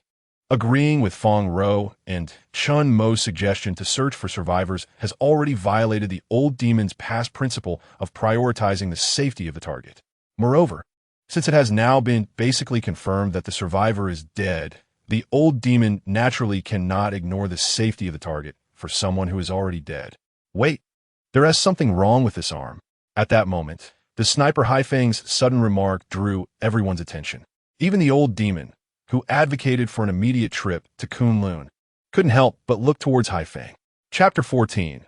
The swamp beast, the break in this arm is very neat, unlike something torn off by a large beast. It looks more like it was cut off by something sharp. As the sniper and observer of the escort team, Haifeng's long-distance observation skills are undoubtedly the strongest among the trio. Even the battle-hardened old demon feels inferior in this regard. Fong Ro hurriedly piloted the helicopter to descend slowly, trying to let everyone see more clearly. Indeed, the cut is very smooth, and there are no bite marks at all. As the helicopter got closer to the severed arm below, the old demon gradually noticed this too. Earlier, from high above, they hadn't observed the details closely. Now, upon closer inspection, everyone feels that this severed arm has an oddity about it. Rizalcha Chen Montak. Dinosaurs living in the Cretaceous period shouldn't have the ability to use sharp blades, right? The old demon instinctively posed this question to Chen Mo. After all, he is a combat personnel, and such bizarre matters should be consulted with more specialized individuals. It was Fong Ro who seemed to recall something. I once saw information about a dinosaur called the scythe lizard at the Lufeng Dinosaur Museum. It is said that this dinosaur has long, sharp claws that resemble scythes and is very sharp when attacking, capable of inflicting damage similar to that of a blade. The key is that the scythe lizard lived in the Mesozoic Cretaceous period, not the scythe lizard. Chen Mo pondered for a moment, shaking his head. The front claws of an adult scythe lizard are about 5 meters long. If it were a scythe lizard, then the severing wouldn't just be an arm. Maybe other parts of a severed arm were eaten? Fong Ro boldly hypothesized. I don't rule out that possibility. The scythe lizard is a large omnivorous animal that has certain protein needs, but look at the swamp environment around us. For omnivorous dinosaurs, meat is not the primary food source. Fresh tender leaves and sweet fruits are their favorites. The survival environment here does not have such characteristics. After discussing the surrounding environment, Chen Mo pointed to the severed arm below. Moreover, look at the cut of this severed arm. It is clearly made with a small blade, cut multiple times. Researcher Chen Mo is right. This cut is indeed not formed in one go, but rather through 3 to 4 repeated slashes. The old demon is a master of tactical combat and has the most experience in close-quarters melee fighting. He certainly has the most say on this matter. Then it's strange. Could it be that in this era, there are ancient intelligent beings capable of using blades? Fong Ro felt they were trapped in a deadlock. The repeated slashes of a blade clearly indicate characteristics of intelligent beings using tools. Yet, intelligent beings could not possibly exist in this era, unless, just as everyone was deep in thought, the old demon, as a combat expert, suddenly thought of a possibility. Have you heard of geckos? Old demon, what does this severed arm have to do with geckos? Are there geckos in this swamp with blade-like teeth that specialize in ambushing passing survivors? Haifeng blurted out, completely unaware of the deeper meaning behind the old demon's mention of geckos. However, Chen Mo and Fong Ro seemed to have thought of something and exchanged a shocked glance. Geckos can bite off their own tails when encountering enemies to distract them and escape. As soon as Chen Mo said this, Hai Feng, who had just been dismissive, widened his eyes. Are you saying, no way? This is too cruel. From any angle, a living person would deliberately cut off their own arm. Even seasoned soldiers in the army would find it hard to make such a decision. Moreover, this is a researcher from the Moon Rabbit camp. However, judging from the traces of large beasts fighting around and the sharp cuts on the severed arm, this explanation is clearly the most reasonable one. After more than 10 hours in such an environment, with such wounds appearing, not to mention the risk of fatal infection, just stopping the bleeding is a very severe problem. As a master of melee combat, the old demon knows very well that even if this fierce person escaped the pursuit of a large beast, it will be difficult to survive afterward due to excessive blood loss. Regarding this point made by the old demon, combat personnel Hai Feng and Wang Tai felt it most deeply. Many of their comrades did not die directly on the battlefield, but lost their lives due to severe infections during the rescue process because of a lack of sufficient medical facilities and conditions. After all, executing missions abroad is different from conditions at home. Often, the crises faced can be much more challenging than regular combat. Feng Ro, who came from a special forces background, also deeply understands this. Faced with such harsh conditions in the Cretaceous period, no one could guarantee survival for more than 3 hours in the event of significant blood loss. Even if the survivors of the Moon Rabbit camp could barely stop the bleeding, how could they disinfect the wound and prevent infection afterward? The real world is not like an American blockbuster, where lone heroes, no matter how severe the wounds, can wake up vigorous after a good night's sleep. Excessive blood loss, coupled with bacterial infection, once a person faints, the probability of waking up again is very low. Even today, with countless antibiotics and anti-inflammatory medications, wound infections remain the biggest problem on the battlefield. Perhaps we should really leave now. Feng Ro glanced at the fuel gauge. They had already wasted nearly half an hour of fuel searching for the survivors of the Moon Rabbit camp. If they continued to waste time for a result that was essentially predetermined, it would be irresponsible to everyone on the helicopter. Just then, Chen Mo's gaze was suddenly drawn to a thick plume of smoke rising in the distance. In fact, it wasn't just Chen Mo who was attracted by the smoke. Almost everyone on the helicopter noticed the gray-black smoke at that moment. It's fire. Someone is making a fire in the reeds across the way. In such a damp swamp environment, the chances of a wildfire occurring are extremely slim. Moreover, what a coincidence that they just arrived here. And the reeds across the way caught fire? Feng Ro's eyes visibly trembled at that moment. Quick, let's go take a look. Soon, the helicopter arrived above the burning reeds. Sure enough, as soon as they got there, they saw a mud-covered figure with only one arm lying next to the fire, weakly waving at them. Old demon, Wang Tai. Hurry and bring him up. No one expected that a researcher who had crossed alone into the Cretaceous swamp and lost an arm could survive in such harsh conditions waiting for their rescue. After a brief moment of shock, everyone quickly lowered the ladder and, with great effort, finally brought the mud-covered figure into the cabin. I thought, all of this was just my illusion. After 2 days and nights of survival in the Mesozoic swamp, the mud-covered figure before them was clearly extremely weak. You are Major Chung Yin-Xiao? Feng Ro had long memorized the list of missing personnel from the Moon Rabbit camp. The mud-covered, one-armed survivor before them was indeed Major Chung Yin-Xiao, the leader of the Moon Rabbit camp, formerly of the Air Force. At this moment, Feng Ro seemed to suddenly understand why a researcher from the Moon Rabbit camp would possess such rich field survival experience. Crossing vast swamps and decisively severing his own arm in the face of an ancient creature's attack. Because he was originally a soldier. Do you know me? Chung Yin-Xiao lay in the spacious cabin of the helicopter, and until this moment, he still felt a strong sense of unreality deep within him, as if he were dreaming.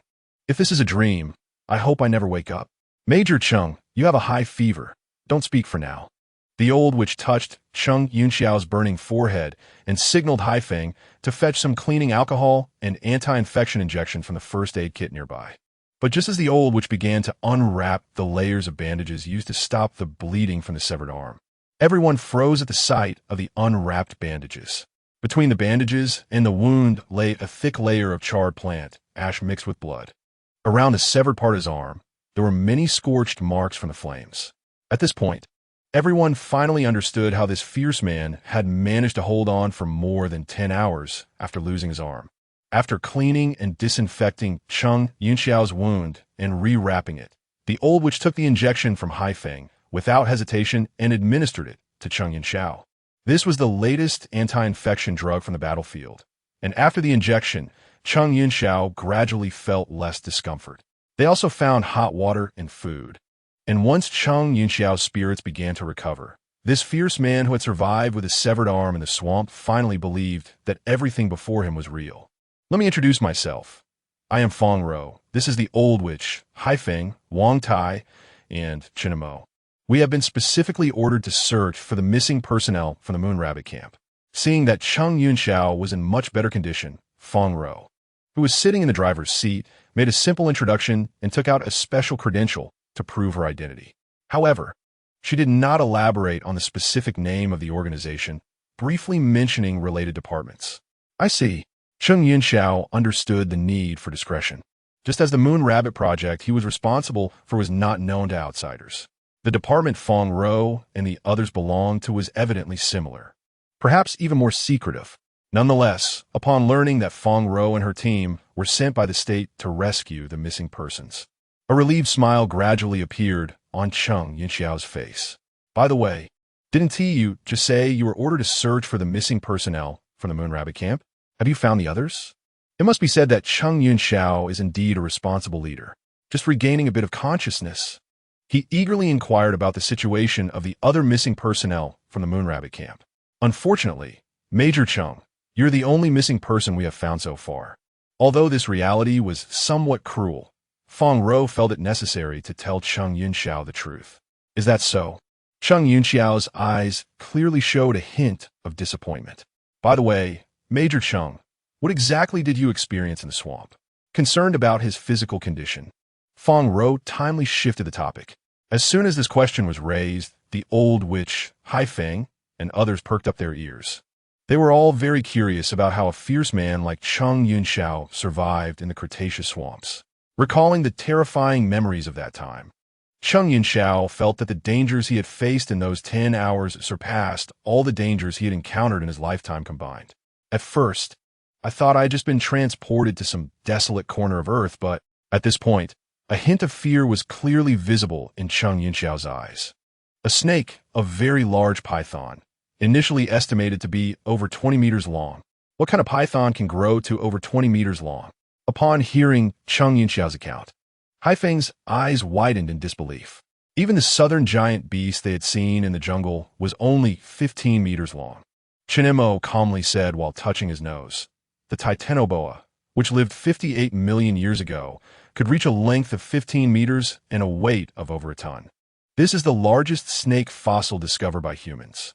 According to what Major Cheng just said, this python living in the Black Swamp is clearly larger than the titanoboa.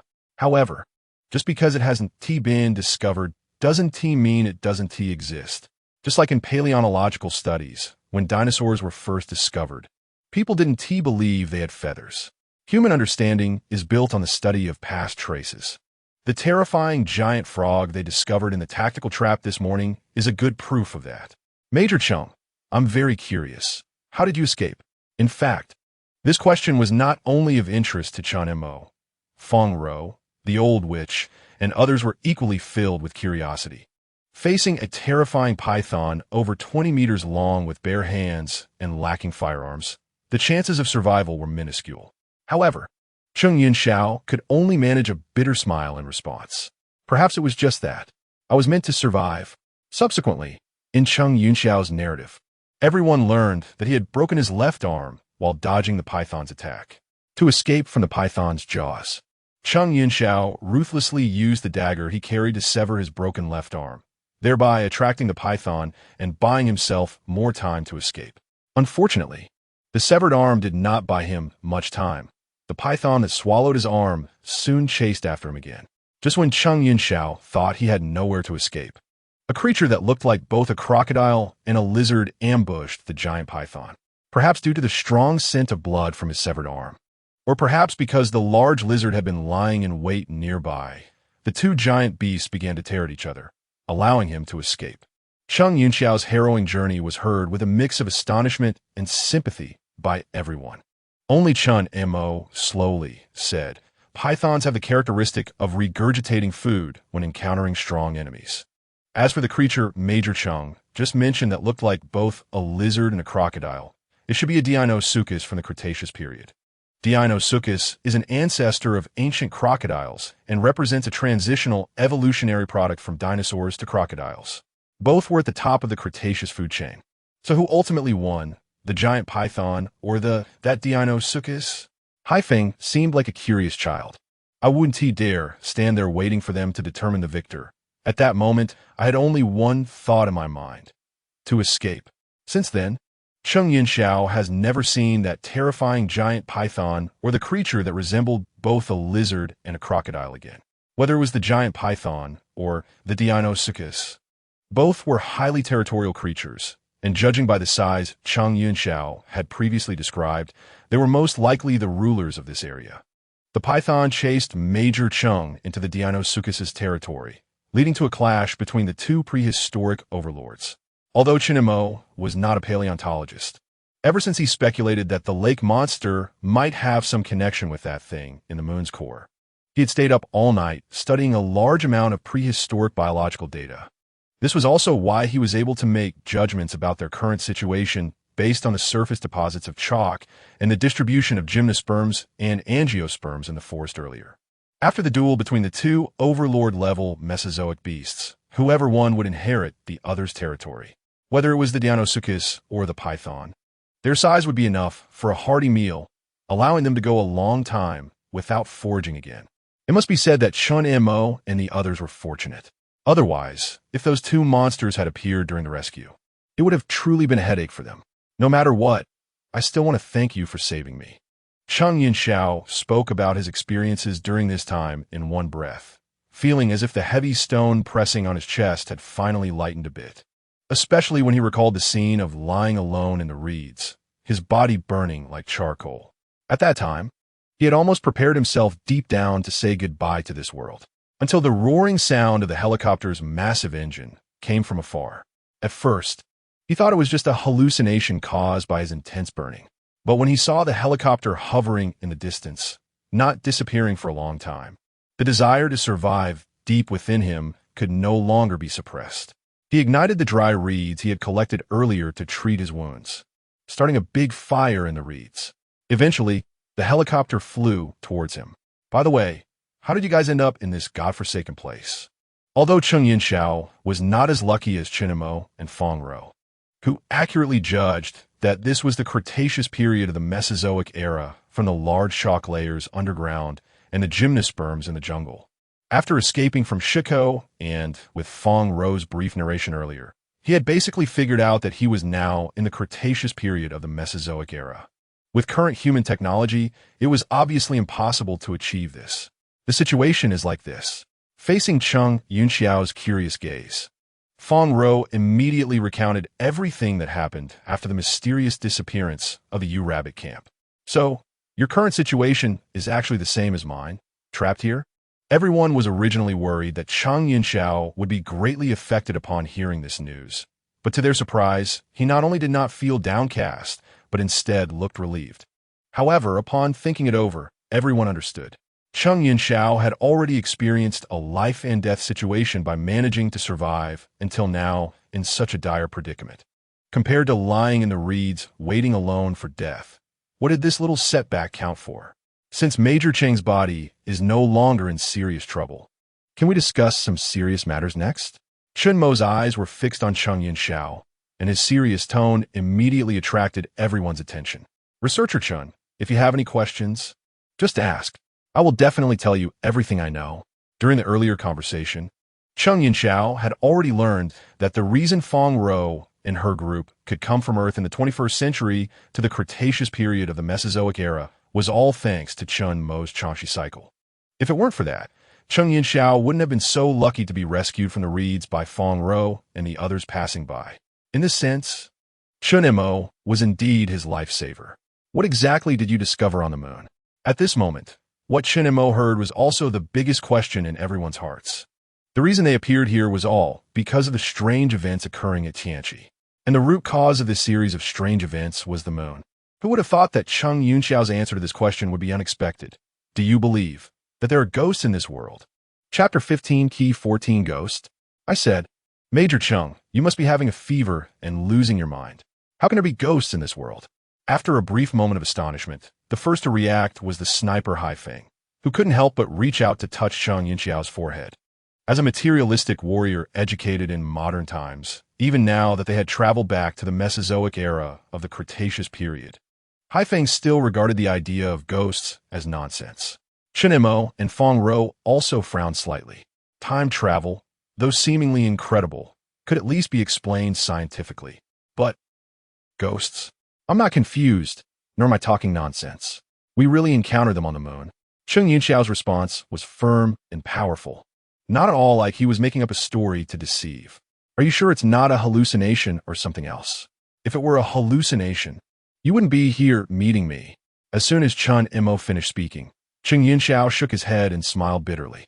Clearly, the ghosts mentioned by Cheng Yunxiao were closely related to the mysterious disappearance of the Moon Rabbit camp. Upon hearing this, Chen Mo stopped interrupting and quietly stared at Cheng Yunxiao, seemingly waiting for him to tell the story behind it all. Cheng Yunxiao's pupils flickered slightly as his memory gradually returned to the eve of the disappearance incident at the Moon Rabbit camp. Not long after we sent out the slate data, we discovered a mysterious tunnel buried under meteorite debris in the number 46 meteorite crater. According to the detection equipment, the mysterious tunnel in crater number 46 led directly to the depths of the moon. This discovery shocked us greatly, and, at the same time, the camp fell into intense conflict. I meant to report this to our superiors and wait for further instructions. After all, such a significant discovery, without adequate preparation, recklessly opening the moon's core tunnel could lead to unforeseen consequences. However, some of our comrades believed that since we had discovered this tunnel leading to the depths of the moon, we should immediately conduct an investigation to gather first-hand information. When Cheng Yunxiao reached this point, Lao Yao, Haifeng, and Wang Tai all showed puzzled expressions. Soldiers take obedience to orders as their duty. And Cheng Yunxiao is the head of the Moon Rabbit camp. His decisions are orders to the others in the camp. This is the most basic professional quality of a soldier. However, Chen Mo nodded in understanding. Just as soldiers see obedience as their duty, researchers continuously expanding the boundaries of modern science and uncovering the secrets and rules behind all unknown phenomena is their lifelong pursuit. The researchers at the Moon Rabbit camp could report the discovery of the mysterious tunnel to Earth headquarters at the first opportunity, but for safety reasons, Earth headquarters would definitely suspend research on the tunnel. By the time everything was set to resume research on the number 46 meteorite crater, some researchers at the Moon Rabbit camp might miss this great discovery due to delays or adjustments in their tasks. Facing such a monumental scientific discovery, no researcher could resist such temptation. Although I came from an Air Force combat unit, I completely understood the inner worries of these comrades. Originally, such matters could be resolved with some time spent doing ideological work, and a unified opinion would eventually be reached. But its emergence disrupted everything. When Cheng Yunxiao recalled this, a deep fear clearly flickered in his eyes. A person who could face top predators in the Mesozoic Cretaceous period and make the desperate choice to amputate a limb for survival would display such emotions in his gaze. This inevitably made everyone even more curious about what would happen next in the number 46 meteorite crater. All the instruments suddenly malfunctioned, and we could feel that there was something beneath the number 46 meteorite crater. It was about to break ground. Feng Rou could clearly sense that at the moment Cheng Yunxiao spoke these words, there was a noticeable emotional fluctuation in Chen Mo's eyes. A ghostly shadow. It was a white, ghostly figure. What happened after the ghostly figure appeared? Seeing Cheng Yunxiao suddenly stop, Chen Mo couldn't help but ask, I don't know. I can't remember. My memories of everything that happened in the number 46 meteorite crater stop here. When I woke up again, I was already in this ghostly place. After waking up, Cheng Yunxiao tried to use the communication device on his spacesuit to call other team members and Earth headquarters, but the result was obvious. From his perspective, the researchers at the Moon Rabbit Camp did not all travel to the same time in space after going missing. Chen Mo unconsciously took out a white sand cigarette and held it to his nose. At least Cheng Yunxiao did not appear in the same time in space as the other missing personnel. Can I have one? Seeing the white sand in Chen Mo's hand, Cheng Yunxiao's craving for cigarettes suddenly surged. In just 2 days, he had witnessed ghostly figures that modern science struggled to explain, experienced theoretical time travel, and was hunted by a prehistoric giant python, resulting in the amputation of his arm. At this moment, Cheng Yunxiao, fully relaxed, just wanted to quietly smoke a cigarette. What high-altitude flight safety regulations? Go to hell with all that. Cheng Yunxiao took the cigarette handed to him by Chen Mo, lit it, and took a deep puff. Inhale. Exhale. At that moment, it felt like all his troubles had drifted away, just as Cheng Yunxiao was immersed in the pleasure brought by nicotine. A faint smell of kerosene suddenly wafted to his nose. It turned out that Lao Yao had once again lit the kerosene stove, starting up his beloved pancake business. Cough, cough, cough. I don't know if it was the smoke that was too choking, or if Cheng Yunxiao was stunned by Lao Yao's antics. But he coughed for quite a while before recovering, especially when he felt the calm, yet familiar expressions on the faces of those around him. Cheng Yunxiao suddenly understood why no one had stopped him from smoking in the cabin earlier. Compared to such a large kerosene stove, the tiny spark from a cigarette was nothing. Major Cheng, would you like to have pancake? Facing the crispy and delicious pancake handed over by Lao Yao, Cheng Yunxiao instinctively swallowed. These days, he had been hiding in the reeds to avoid danger, relying only on eating reed roots to stave off hunger and replenish moisture. Although when he was rescued earlier, everyone had given him some water and compressed food, nothing compared to the enticing aroma of the hot pancake before him. Especially the rich meat fragrance inside the pancake awakened Cheng Yunxiao's biological need for protein, and without a second thought, he took the pancake from Lao Yao's hand and began to eat heartily. What kind of meat is this? The texture is so good. How come I've never eaten this before? Watching Cheng Yunxiao devour the food in front of him, Haifeng mysteriously sat down beside him. How is it, Major Cheng? Tasty, right? If it's good, eat more. This is the thigh meat of the raptor we just hunted yesterday. Isn't it very satisfying and filling?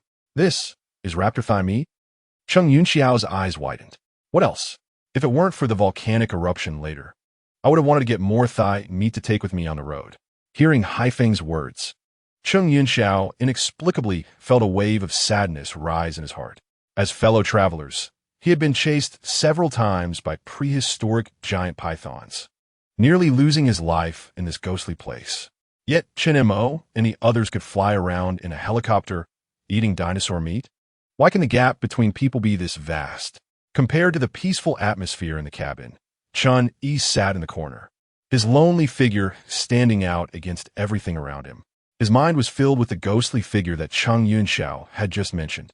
Given Cheng Yunxiao's background, he would never speak without reason. But if what he said was true, then how could the ghostly figure that emerged from the depths of the moon heart be explained? An alien living deep within the moon heart? Or Chen Mo reached out and rubbed his temples. Major Cheng, besides the ghostly figure, have you or the 13 missing personnel from the moon ever made any other discoveries before disappearing? Not 13, but 14. If what you say is true, then the entire Moon Rabbit base, along with the researchers who entered the 46 crater, have all disappeared. The total number of missing persons should be 14, Cheng Yunxiao corrected. How is that possible? The information received from Old Wu clearly states that there were only 13 researchers at the Moon Rabbit base. The most surprising was Fong Ro. She was a longtime employee of the company and knew very well that there could be no mistakes in such matters. There were indeed only 13 researchers, but last month, due to research needs, I borrowed a mechanical technician from Tiangong to specifically maintain the mechanical equipment in the camp. While thinking, Cheng Yunxiao took out a pencil from his pocket and wrote down the name of the mechanical technician on the helicopter's deck. The moment they saw the name, Fong Ro and Chen Mo's pupils couldn't help but tremble in unison. Chapter 16.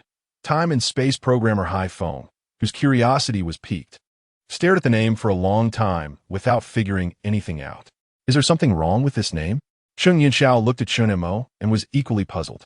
However, facing the curious gazes of everyone, Chen Mo and Fong Ro seemed to have suddenly lost their voices, standing in place for a long time without saying a word. Especially Chen Mo, whose brow occasionally furrowed and then relaxed, with his pupils sometimes dilating and sometimes constricting. No, we were all wrong from the beginning. Historical records state that Wang Mang's mother, the Chao family, is a descendant of Chao Gongshu, and his father is the second son of Wang Jin, the Marquis of Hanyangping. Besides Wang Mang, the eldest son, there is also a younger brother and sister in the family. Most discussions in later generations about whether Wang Mang was a time traveler have always revolved around Wang Mang himself. In fact, this argument itself has a huge flaw. Wang Mang is not the time traveler. His father, Wang Man, is the key. Wait, are you saying that the mechanic Wang Man, who went missing with us on the moon, traveled back to the late Western Han Dynasty and became the second son of Wang Jin, the Marquis of Hanyangping, and the biological father of Wang Mang? Chen Yinxiao listened for a long time in confusion, gradually starting to understand Chen Mo's meaning. But understanding is one thing, and believing is another. Sensing Chen Yinxiao's shocked yet questioning gaze, Chen Mo continued. Wang Man is the time traveler. Subconsciously, his son Wang Mang would then have many insights that transcend the times. The biggest flaw in the argument about Wang Mang's identity as a time traveler is why he would still be defeated by Lu Xiao of the Han Guangwu if he knew everything about the future. Some even compare Wang Mang to a bug in the laws of time and space, while Emperor Guangwu Lu Xiao is the time program that corrects everything. Wait, if the time traveler is a bug, then how do we explain our current situation? Exactly, that is the core of the problem. Chen Mo's eyes revealed a hint of excitement in uncovering the truth. Just like Wang Man, who went missing at the Moon Rabbit Camp, they too are time travelers. And they have traveled back to the Mesozoic era, the Cretaceous period. Being in this era, any seemingly casual action by Chen Mo and his companions could potentially cause devastating impacts on the emergence of new species in the following tens of millions of years of history. From any angle, the butterfly effect we might cause is far greater than that of Wang Mang and should be corrected by the rules of time and space. So, if the rules of time and space and the setting for fixing bugs do not exist, then it means. Chen Mo's words made Chen Yunxiao's eyes tremble slightly. No one understands better than him what Chen Mo's argument means. For a long time, the theory of time and space has been widely discussed in the progress of human science, giving rise to countless hypotheses about time and space. Among them, the existence of the multiverse has always occupied the mainstream. It is a collection of infinite or finite possible universes, encompassing everything that exists and can exist, all space, time, matter, energy, and the physical laws and constants that describe them. The various universes contained in the multiverse are also known as parallel universes, parallel space-time, parallel dimensions, and substitute universes. They are other universes that have separated from a certain universe and exist in parallel with the original universe, being both similar and different. For example, species that have gone extinct in the original universe may continue to evolve and thrive in another universe. However, the anchor point that creates all these multiverses is time and space. Even the same person in different times and spaces will make different decisions when faced with the same things, thus producing various butterfly effects. The multiverse is the product of these butterfly effects. However, now, Chen Mo is overturning all of this. The appearance of Wang Man as a time traveler will inevitably disrupt the entire sequence of history. According to the two main hypotheses of the theory of time and space, Wang Man must either be fixed by the time program or give rise to different parallel worlds. But now neither has occurred. Chen Mo and the others have not yet been fixed by the time program, already proving the first argument to be false. Similarly, Wang Man's appearance has not given rise to a brand new parallel timeline, which means his time travel still continues the original history, without repair, without change. It is equivalent to having neither the chicken nor the egg. Since both the chicken and the egg are gone, then the so-called time repair program and multiverse will also cease to exist. Therefore, the universe we live in, know the time and space, is like a piece of code that has long been programmed. It seems that we are constantly changing everything around us, but in fact, we have changed nothing, merely completing the original program settings according to the trajectory of history. At this moment, Chen Mo's mind is filled with the water monster from Tianqi, which simultaneously appeared in the Qing dynasty's Changbai mountain Jianggang Ziliu, and in multiple later times and spaces. Time and space are like interwoven lines. Only when you untangle the threads can you thoroughly clarify what has happened in their interwoven process. It is evident that Chen Mo's argument is undoubtedly a heavy blow to the others. The civilization and history that humanity has always been proud of is merely a piece of programming, a string of code in someone else's hands? Is there a more brutal truth than this in the world? Compared to the silence of everyone at this moment, Chen Mo's reaction is completely different. He faintly feels that he has touched the truth behind it all. Why does his gaze always align with the emerging data whenever mysterious data appears? Because this is part of the programming. But who is doing the programming? What is the purpose behind all this? Chen Mo feels he has fallen into a storm of thoughts. The temptation of being infinitely close to the truth makes him deeply immersed, unable to extricate himself. Chen Mo, I don't want to question your conclusion just now, but isn't all of this a bit too unbelievable? Even Fong Ro, who casually discusses various myths in the mountain villa and is not stingy in bold hypotheses, felt a hint of madness upon hearing Chen Mo's argument. For beings living in three-dimensional space and time, programming time and space is simply too absurd. Can the so-called aliens or prehistoric civilizations really do this? If so, then time and space have lost all meaning for them, transcending the constraints of time and space. Such an existence. Perhaps it can truly be called a deity? Fong Ro desperately shook her head, trying to shake all of this out of her mind. Even if time, space, and history can all be programmed, what about thought? Human thought cannot possibly be programmed too, right? As a highly intelligent species, the most significant difference between humans and other Earth life forms is that they possess creative thinking. Wang Man, as a time traveler, clearly knows everything that is about to happen in the future. And you just said that the biggest argument against Wang Mang's identity as a time traveler is that he knew everything about the future and still failed at the hands of Han Guangwu. Similarly, since Wang Man is Wang Mang's father, can he just watch his son step by step walk into the abyss of destruction? Facing Fong Ro's inquiry, Chen Mo gently bent his fingers and tapped his nose. Before answering your question, we must first understand where human thought comes from. The so-called thought is actually our brain, which contains a total of 86 billion neurons. In the nuclei of the neurons that make up our brain, there are a large number of positively charged ions, which create a fixed potential difference with the negatively charged ions outside the nucleus. Our vision, hearing, smell, and all perceptions of the external world are electromagnetic signals transmitted by the brain. So, to some extent, the human brain is like a high-precision biological computer. As for the question Fong Ro just asked, there's actually no contradiction between the two. Wang Man is not an ordinary person. He is an aerospace mechanic, a specially trained high-level talent of the state, and he understands the terrifying nature of the butterfly effect better than anyone else. Once he attempts to change the course of history, all history that follows him will cease to exist. Without a Wang Man in the 21st century, how could there be a Wang Mang in the late Western Han Dynasty? If Wang Man does nothing, at least Wang Mang can indulge in being an emperor. But if he tries to change history, it would be equivalent to directly sentencing Wang Mang to death. Moreover, let us not forget, Wang Man has more than just Wang Mang as a child. Even for the sake of his other two children, Wang Man needs to think carefully before taking any action to change history, right? Therefore, even if Wang Man knows everything, he still cannot do anything, right? Fong Ro took a deep breath. No, he has actually already done something.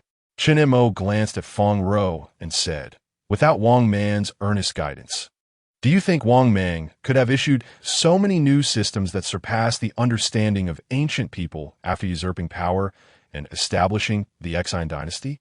In other words, Wang Man perfectly cultivated a new dynasty founder who is exactly like the one in history, according to the historical trajectory?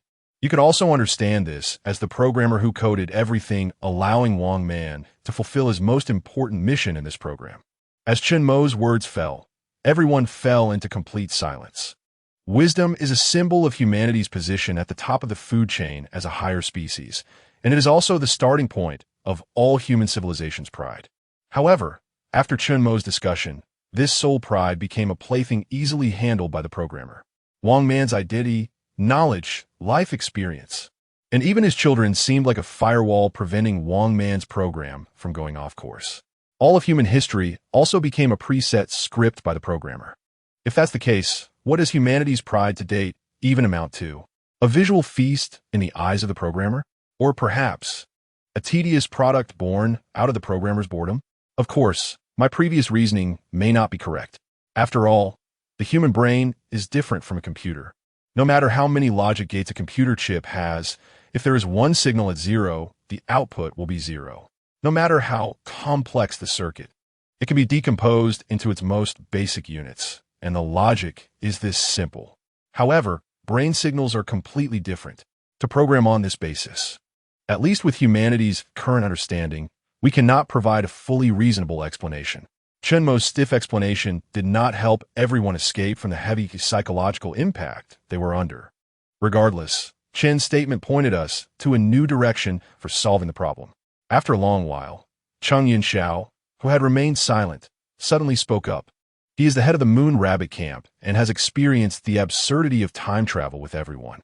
In Cheng Yinxiao's dictionary, there is no longer any concept of reasonable or unreasonable matters. Since time travel has already occurred, is there anything more absurd than this? Chen Mo's bold hypothesis is, so far, the closest possibility to the truth. The key point for the continuation of human civilization to this day is their nearly endless spirit of exploration. If everything had to wait until there was enough evidence before extending and supplementing, then human civilization would not have progressed to where it is today. It's like how, to humans 2,000 years ago, flying was something unattainable with no theoretical basis. But if humans had given up on the dream of flight since that time, would there have been subsequent industrial civilization, technological explosions, and various aerospace projects? Therefore, one must never give up the desire for knowledge in exploring the unknown. If there really exists a time-space programmer behind the history of Earth, then let's try to bring him out. As the head of the Moon Rabbit Camp, Cheng Yinxiao is already involved. Whether for the missing camp members or for all of human civilization, Cheng Yinxiao feels he should do this. Moreover, uncovering the truth behind human civilization is undoubtedly a topic that is hard to resist and full of temptation for someone with a normal thirst for knowledge. Everyone, although I don't want to interrupt you, but at that moment, the sniper Haifeng suddenly pointed outside with a serious expression. Everyone followed the direction of Haifeng's finger, and in the next second, the expressions on everyone's faces became unsettled. Chapter 17. Exploring Kunlun in the distance. A dozen enormous black shadows were rapidly approaching the helicopter. They moved with incredible speed, like soaring fighter jets, darting past the heads of the onlookers in the blink of an eye. They were the Fengshan pterosaurs. A look of seriousness unconsciously appeared on Chen Mo's face. The Fengshan pterosaur was a carnivorous pterosaur with a wingspan of up to 12 meters, known to be the largest ferocious flying creature of its kind. But shouldn't they have lived in the late Cretaceous? Feng Rou also displayed a heavy expression. Since the last volcanic eruption, they hadn't faced attacks from giant prehistoric creatures from the Cretaceous for a long time, leading everyone to gradually relax, believing they were safe at least during the flight. However, they clearly underestimated the dangers of Mesozoic Earth. Fortunately, experiences with the Tianchi water monster and southern giant beast had greatly improved their psychological resilience. After a brief shock, everyone quickly regained their composure. No good. The Fengshan pterosaurs are too fast. We can't evade them at all. Feng Rou tried several times to dive at an angle at maximum speed, but failed to shake off the pursuing Fengshan pterosaurs. Realizing there was no way to avoid them, Wang Tai, the firepower specialist, was the first to open the helicopter's side doors and aimed his weapon. Sniper Haifeng wasn't slow either. As he swiftly locked onto the sharp, elongated head of the Fengshan pterosaur with his sniper rifle. Cold air rushed in through the open doors, but now, Everyone was too preoccupied to care about the frigid air filling their nostrils. They seemed to be in the observation phase like the velociraptors in the forest before, showing no immediate intention to attack. Are we being considered food again? Hai Feng said, a slightly uncomfortable expression on his face. The Fengshan pterosaurs were not as intellectually developed as velociraptors or dromaeosaurs, but they were nonetheless the aerial dominators of the Cretaceous. Chen Mo quietly observed the movements of the Fengshan pterosaurs from the back of the crowd. Group hunting was a primary manifestation of intelligent beings. But would this limited intelligence be overwhelmed by hunger instinct? Even Chen Mo couldn't provide a definitive answer. Being targeted by so many flying giants at a height of 100 meters, even seasoned combat personnel like Lao Yao felt their adrenaline surging.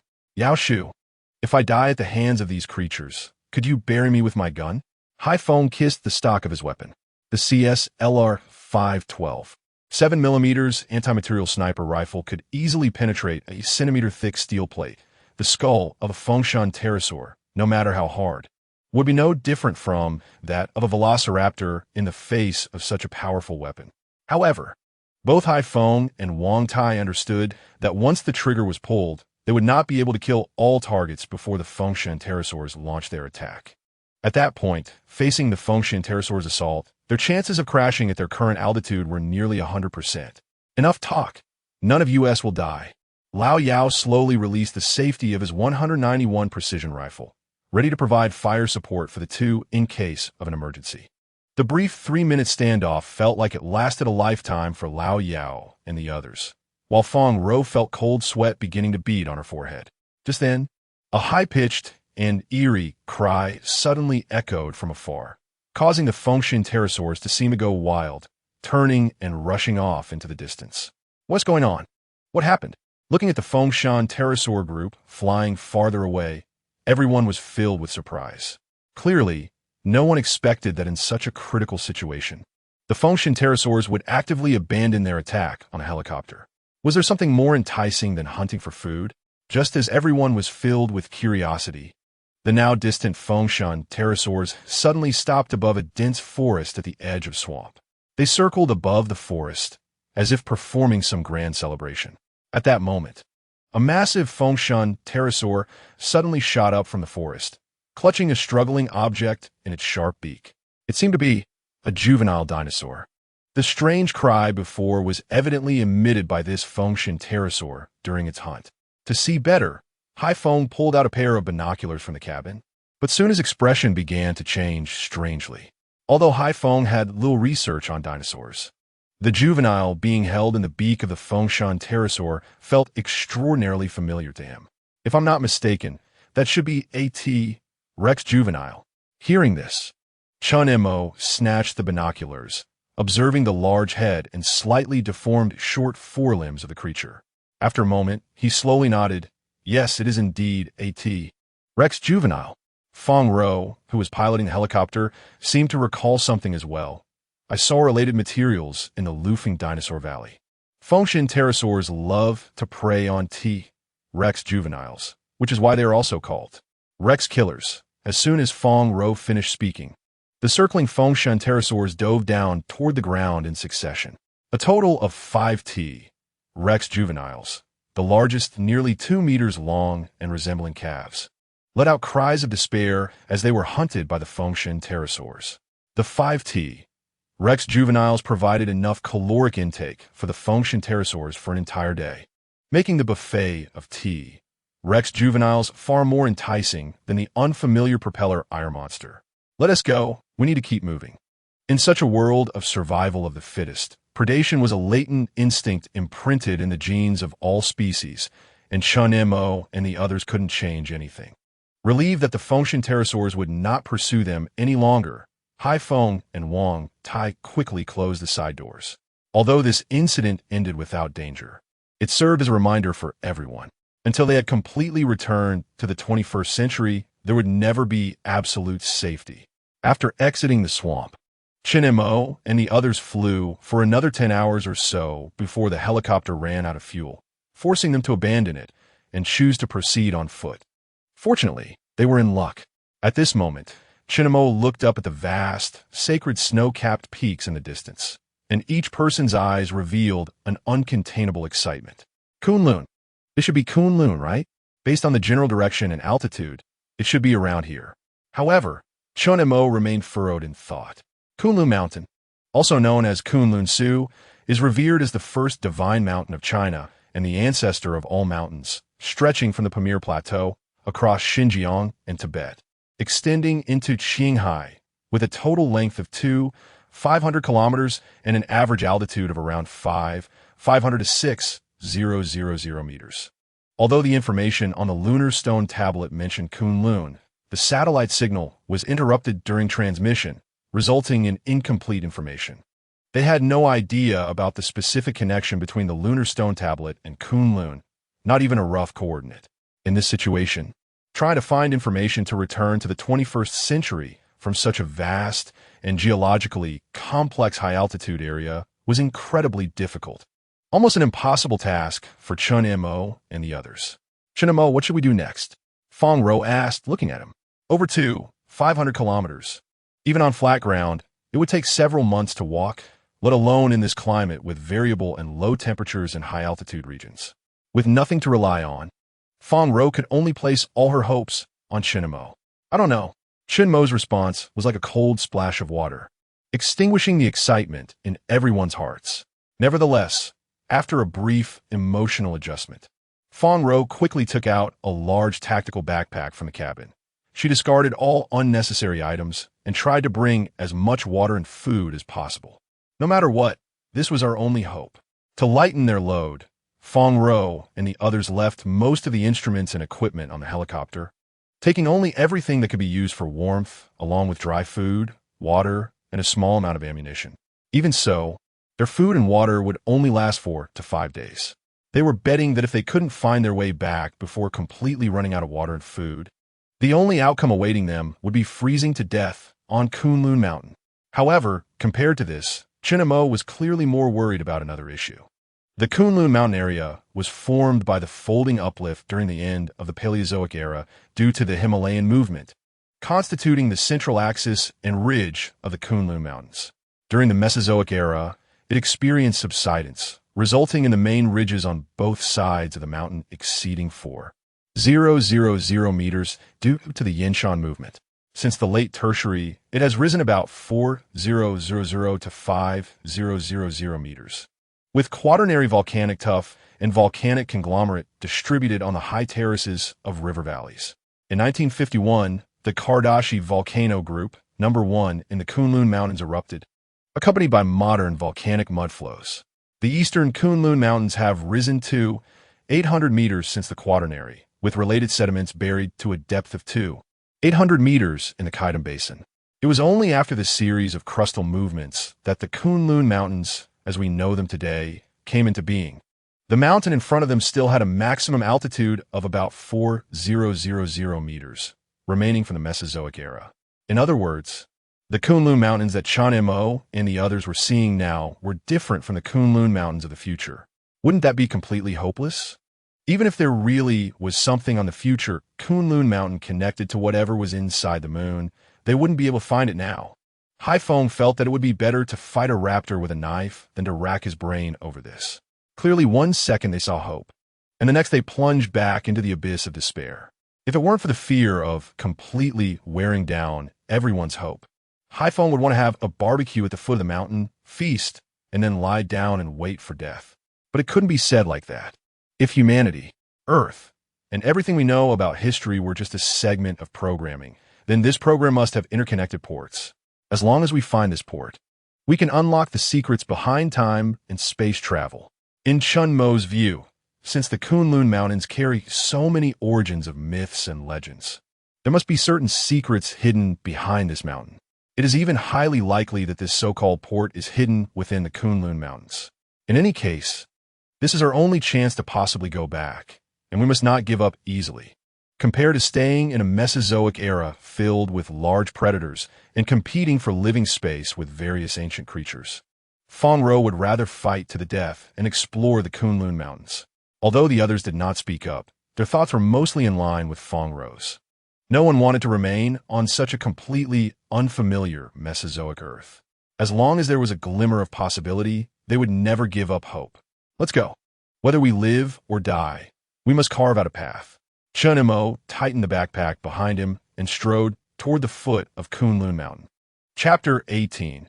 The incomplete mountain. Chen Mo and his team walked along the foot of the mountain for an entire day. The Kunlun Mountains of this era, while not as magnificent as they would be millions of years later, had already begun to be covered in ice and snow by the time they reached halfway up. The temperature had dropped significantly compared to the base of the mountain, and the biting cold wind continuously struck their faces. Everyone tried to wrap their clothing around their mouths and noses to avoid the stinging sensation caused by the cold air. Researcher Chen Mo, Assistant Fong. It seems there's a cave up ahead. Why don't we rest here for the night?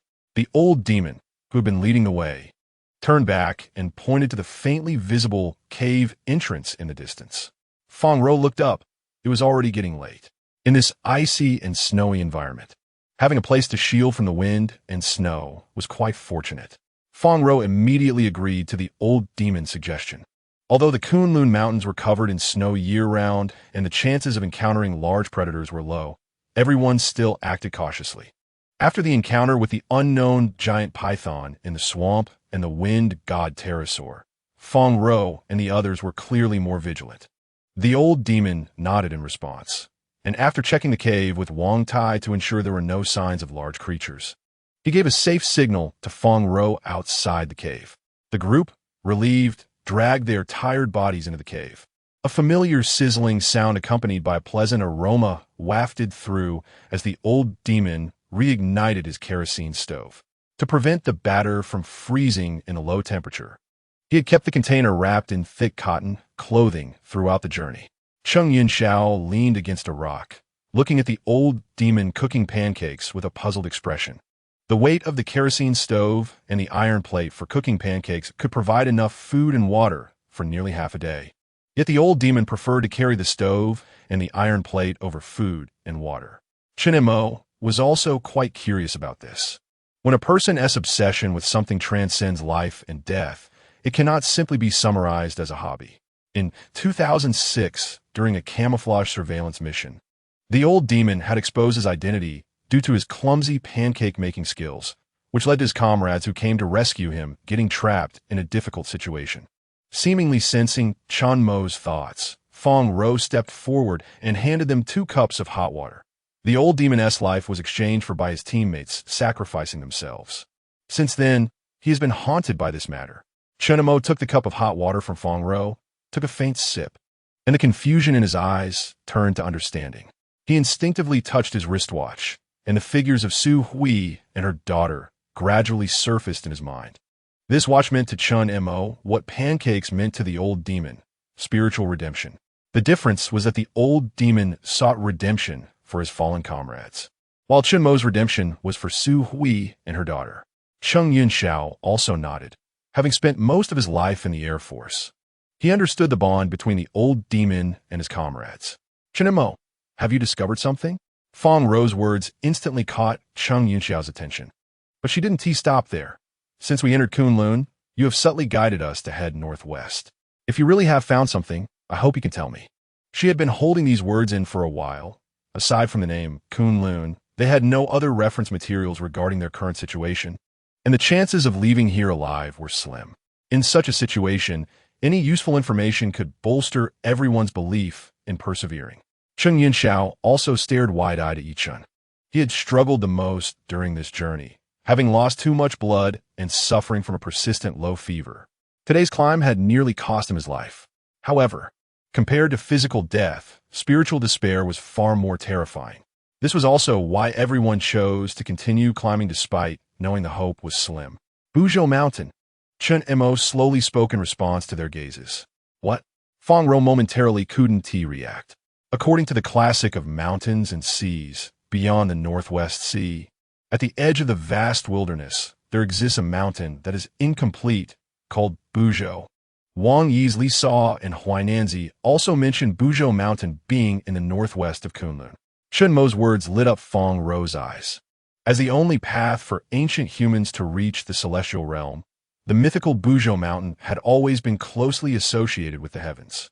Back at the manor, she and Old Wu had boldly proposed a connection between the round sky and the square earth with the moon, whether it was Cheng Yunxiao or Feng Rou. The reason they had crossed into the Mesozoic era of the Cretaceous period was due to something deep within the core of the moon. Moreover, the information deciphered from the stone tablet transmitted by Old Wu coincidentally mentioned Kunlun. So you suspect that the legendary heavenly road leading to the celestial palace is the key for us to return to the 21st century? Feng Rou's eyes brightened.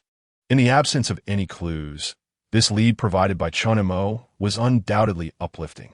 Even Cheng Yunxiao, who had been pale, seemed to gain a bit of color in his face upon hearing this goal. Perhaps this was the power of hope. But wasn't Buzhou Mountain in the classic of mountains and seas toppled by Gong Gong? Since Chen Mo mentioned Buzhou Mountain, Cheng Yunxiao straightforwardly joined the discussion. Chen Mo calmly took a white sand cigarette from his pocket. What if this mountain never existed? Never existed? Chen Mo's surprising statement left Cheng Yunxiao and Feng Rou both stunned. But you just said that Buzhou Mountain is my only hope. Cheng Yunxiao was the first to voice his confusion. Chen Mo, what do you mean by never existed? Although Feng Rou hadn't worked with Chen Mo for long, she knew he wasn't one to speak aimlessly. First, let us look at the name Buzhou Mountain. Ancient people named things very representatively. For instance, the round sky and square earth you mentioned earlier, or moon, which was renamed after heaven left the earth. This can also be clearly felt in our ancient Chinese character system. Chinese characters are the most fitting descriptions of things in human history. From the oldest pictographs to today as simplified forms, their core and essence have never changed. The classic of mountains and seas, as one of the oldest books in our country, evidently possesses this characteristic. At this point, Chen Mo deeply looked at Feng Rou and Cheng Yunxiao. The Bu in Buzhou Mountain represents negation, while Zhou means complete or whole. Connecting these two characters together means incomplete. An incomplete mountain. So, you mean that before Gong Gong toppled Buzhou Mountain, it was already incomplete? Although Cheng Yunxiao still struggled to keep up with Chen Mo's thought process, he and Feng Rou had begun to grasp the concept. Chen Mo first nodded at Feng Rou's previous statement, then shook his head. For ancient people, the meaning of incompleteness signified disaster, which contradicted the Taoist philosophy of cyclical renewal and everlasting life. Ancient people revered completeness. Aside from Taoist classics, many folk legends also corroborate this point. Reunion and happiness are evident in the auspiciousness of completeness in the minds of ancient people. But why would an incomplete and flawed mountain be called an ancient divine mountain by the ancients? There must have been something about this mountain that instilled them with awe. Only this could explain why the ancients held such reverence for a disaster mountain. Heavenly Road. Feng Rou spoke those two words again. Indeed, this so-called heavenly road allowed ancient humans to have frequent interactions with heaven, or, one might say, with the moon. If we think from a different perspective, could this heavenly road represent a time-space tunnel? Space and time constitute the universe. And a magical tunnel that can traverse between time and space would surely exhibit many wondrous phenomena that ancient people could not comprehend, thus being named the Heavenly Road. After all, for ancient people, everything observable by the naked eye constituted their entire understanding of the world. If there really existed a time-space tunnel within a certain incomplete peak of the Kunlun Mountains, then even if that peak were destroyed by the collision with Gong Gong, it wouldn't be so easily obliterated for the time-space tunnel. Chen Mo even suspects that the so-called Buzhou Mountain might not exist at all, as it could be a machine for traversing time and space. It is simply so massive that ancient people named it a mountain. Myths are often supplemented by ancient people in exaggerated ways. Let us assume that there exists such a time-space tunnel in a place called Buzhou in Kunlun. It could adjust time and space at will. A person entering this heavenly road could even instantaneously reach the surface of the moon. Could the mysterious stone slab found in the No. 46 crater be something that ancient people brought up to heaven at that time? But the problem is, even today with advanced technology, our human bodies still require spacesuits for oxygen supply to conduct scientific research on the moon. Could ancient people breathe directly on the moon? As soon as Chun Yunxiao posed this question, Feng Ro immediately shook her head and said, Major Chung, you are talking about the moon as it is now, not the moon of that era. What if part of the moon was within the atmosphere at that time? Does it mean that some humans back then could freely move within a limited area of the moon?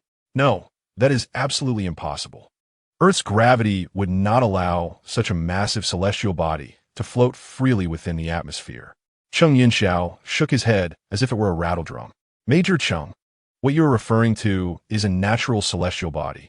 After so many changes during the Cretaceous period, do you still think that an existence capable of distorting time and space would be an ordinary natural celestial body? Chen Mo's words struck deeply at Chung Yunxiao's heart, making him waver unconsciously. Regardless, Chen Mo, what you just said is still too far-fetched. After hearing Chung Yunxiao's words, Feng Ro smiled bitterly and shook her head.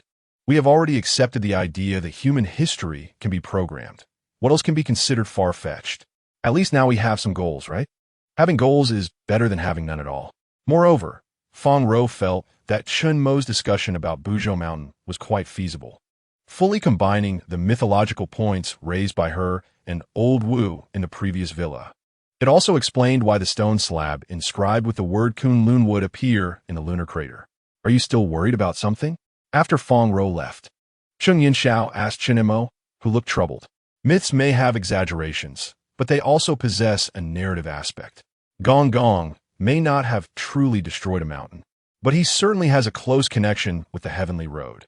If some important components of the Heavenly Road were indeed damaged by Gong Gong, then even if we find the Heavenly Road, it will be very difficult to return. This is what Chen Mo was most worried about throughout the journey. Unexpectedly, after hearing Chen Mo's words, Chung Yunxiao suddenly laughed. At least you still have hope of finding the Heavenly Road. As for whether my body can survive until tomorrow, that's another matter. Some things cannot be forced. We can only do our part and leave the rest to fate. Although after entering the cave, the old monster injected Chung Yunxiao with an anti-infection syringe. His fever had not subsided.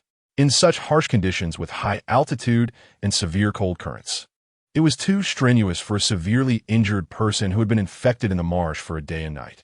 However, having already died once in the Black Swamp, Chung Yunxiao had a very indifferent outlook on these matters. He just wanted to accompany everyone to the end, and he himself was unsure of how far he could go.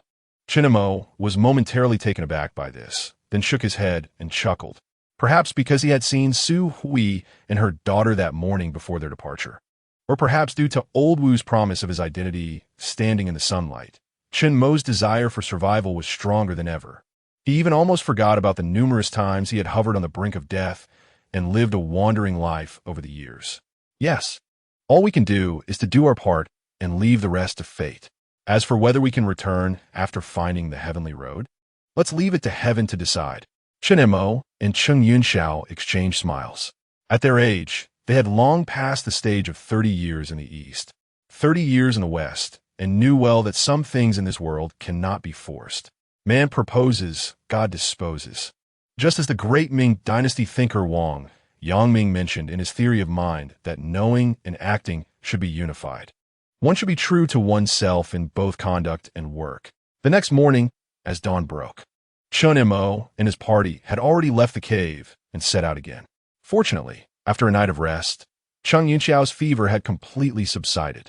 Before departure, the old monster specifically checked Chung Yunxiao's wounds. Although there was no further infection or inflammation, just to be safe, the old monster still injected Chung Yunxiao with an anti-infection syringe. The others also felt much better after a whole night of rest, especially after Chen Mo's bold hypothesis about Buzhou Mountain was proposed last night. Everyone inexplicably felt more energized, and even their steps while climbing became lighter. Thus, they walked on the snowy peaks for 2 days and 2 nights. As food supplies dwindled, finally, on the afternoon of the 3rd day, Chen Mo and his party made a significant discovery. Chapter 19. Data across time and space researcher Chen Mo. Look, is this the Buzhou Mountain we've been searching for? The old demon and a few others excitedly gathered around a huge, strange pattern on the ground. This was already the 5th snow peak they had climbed in 3 days. To save time as much as possible, They had compressed their daily sleep to about 5 to 6 hours, and even their breaks for water and food were kept to within 20 minutes. The Kunlun Mountains were simply too vast, and even with a rough direction in the northwest, finding the legendary Buzhou Mountain was still an incredibly daunting task for everyone. Fortunately, after so many days of arduous climbing, there was finally some results. Buzhou Mountain, Buzhou Mountain. At this moment, Chen Mo stood in front of the giant pattern, repeatedly murmuring the name. Unlike the previous snow peaks they had climbed, the summit of this fifth snow peak had a large flat area, where a strange, semicircular pattern was faintly visible on the open ground. This pattern occupied most of the summit platform, and calling it a semicircle was not entirely accurate, as it looked more like an irregular circle that was 2/3 complete, seemingly split open by something, revealing a large slanting angle. The pattern was composed of irregular, strange designs resembling willow leaves. This should be the first clue related to Buzhou Mountain we've discovered since we ascended Kunlun, right? Fong Rou stood at the edge of the mysterious pattern, her eyes shimmering with excitement. 3 days had drained most of their water and food supplies. While they could still manage to replenish water from the ice and snow on the peaks, food was a significant problem. They hadn't seen a single living thing on the Kunlun snow peaks in days, completely eliminating the possibility of seeking food supplies. Fong Rou was genuinely worried that they would starve to death on the snow peak before finding any useful clues. Fortunately, there is always a way out. Fong Rou gazed at the pattern before her, her mind filled with Chen Mo's description of Buzhou Mountain from that day. Buzhou represents incompleteness, and the mysterious pattern before them seemed to fit that description perfectly, which was why the old demon and Haifeng were so excited upon seeing it. Strange. The patterns on this design neither looked artificially carved nor naturally weathered. How could they have formed? Cheng Yinxiao stood at the center of the pattern, quietly reaching out to touch the smooth lines on its surface, feeling both curious and amazed. Chen Mo was the same. He crouched down in the center of the pattern to touch the surface's designs. It felt very strange, as if the stones on the mountain had instantaneously formed this pattern under high temperatures. But this was Kunlun Mountain, covered in snow year-round.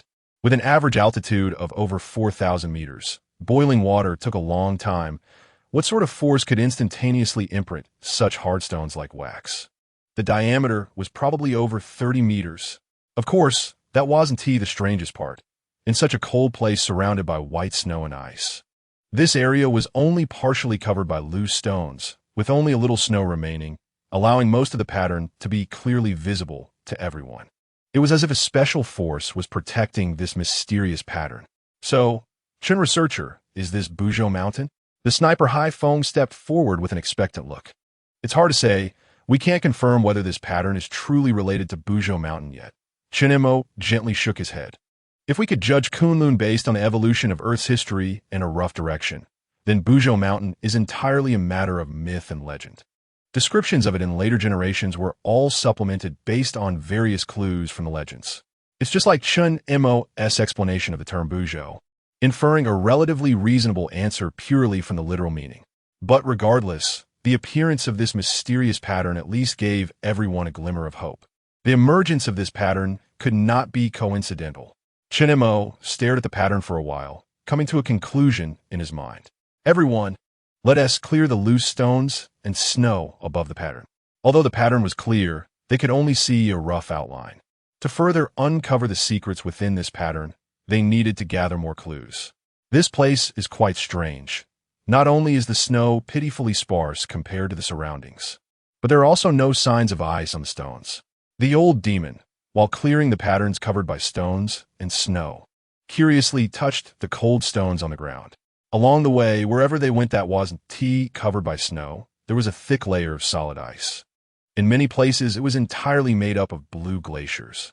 Just like the cave they rested in on the first day, one half was covered in solid ice, while the other half was a natural glacier. This was the first time the old demon had encountered such a scene. I say, the stranger this place is, the better. Haifeng tossed aside the loose stones he had just collected and then turned back. If it weren't for some oddities, how could we be sent back to the 21st century? You're quite optimistic now. Haifeng's words immediately made the old demon laugh. I don't know who it was that complained all the way up, saying it would be better to stay down the mountain and have a good meal. The old demon's public remark made Hai Feng's face turn bright red. Uncle Demon, I have full confidence in researcher Chen and assistant Fong. I just complained a bit on the way.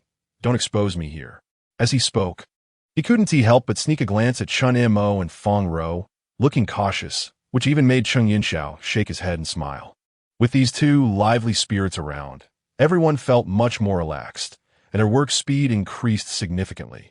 In no time, they had completely cleared the snow and stones from above the pattern.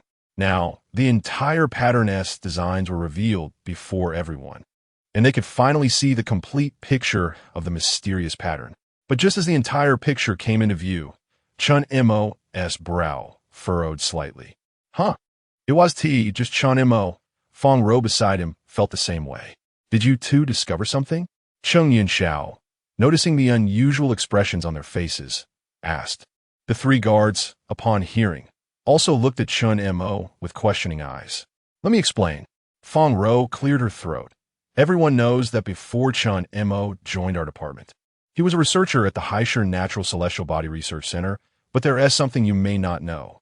The mysterious data that always appears around Chen Mo has always been classified within the company. The only ones in the company who currently have access to this information, apart from some senior executives, are Old Wu and Fong Ro. According to the company's confidentiality clauses, Fong Ro shouldn't freely disclose these matters. But given the current situation, everyone needs sufficient knowledge of the situation. This not only boosts morale, but also strengthens their confidence in survival. Assistant Fong, are you suggesting that the pattern under our feet is related to the mysterious data that has been troubling researcher Chen? After listening to Fong Ro's account, Cheng Yinxiao looked at Chen Mo in surprise. Although Cheng Yinxiao had heard about Chen Mo's Changxi cycle on the helicopter, he didn't understand the origin of the Changxi cycle. Not related, it's identical. This time, without waiting for Fong Ro to speak, Chen Mo took over the conversation. Although the way data appears is different from before, the method of arrangement and combination has not changed at all. Isn't that a good thing?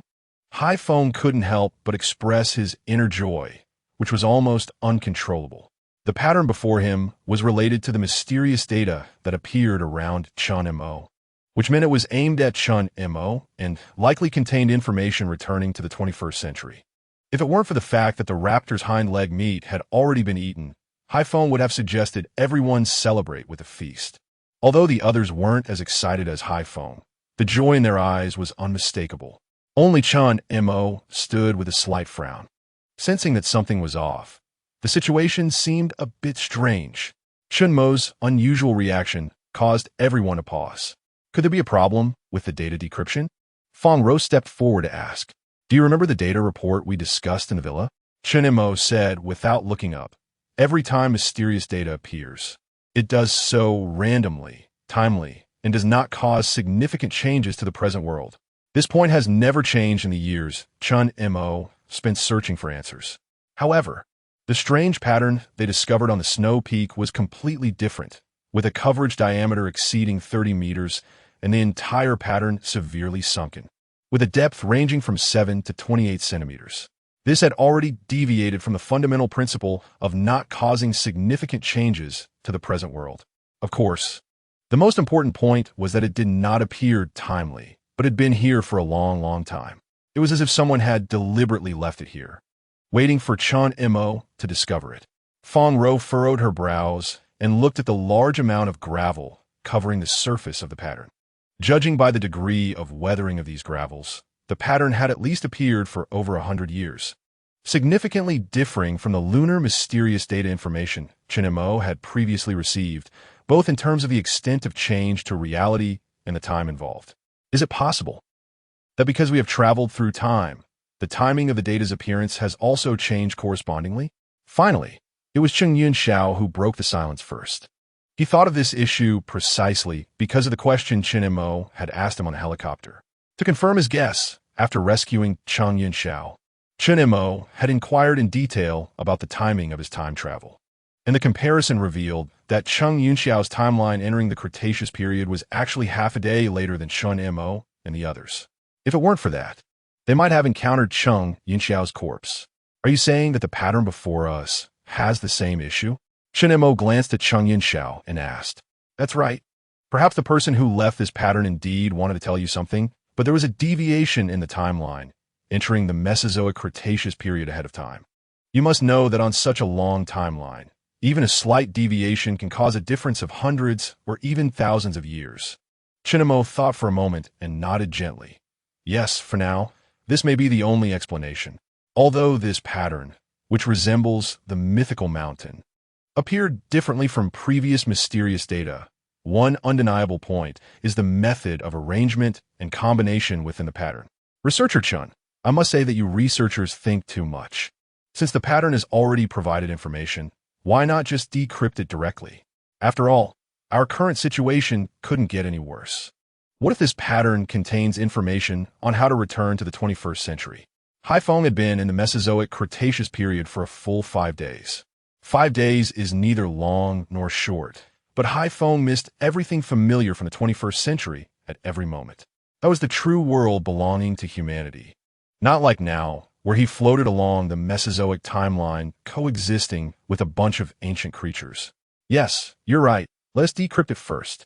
Chen Mo didn't waste time and immediately began to decrypt the secrets behind these patterns bit by bit, using the method he had previously employed to unlock the arrangement order.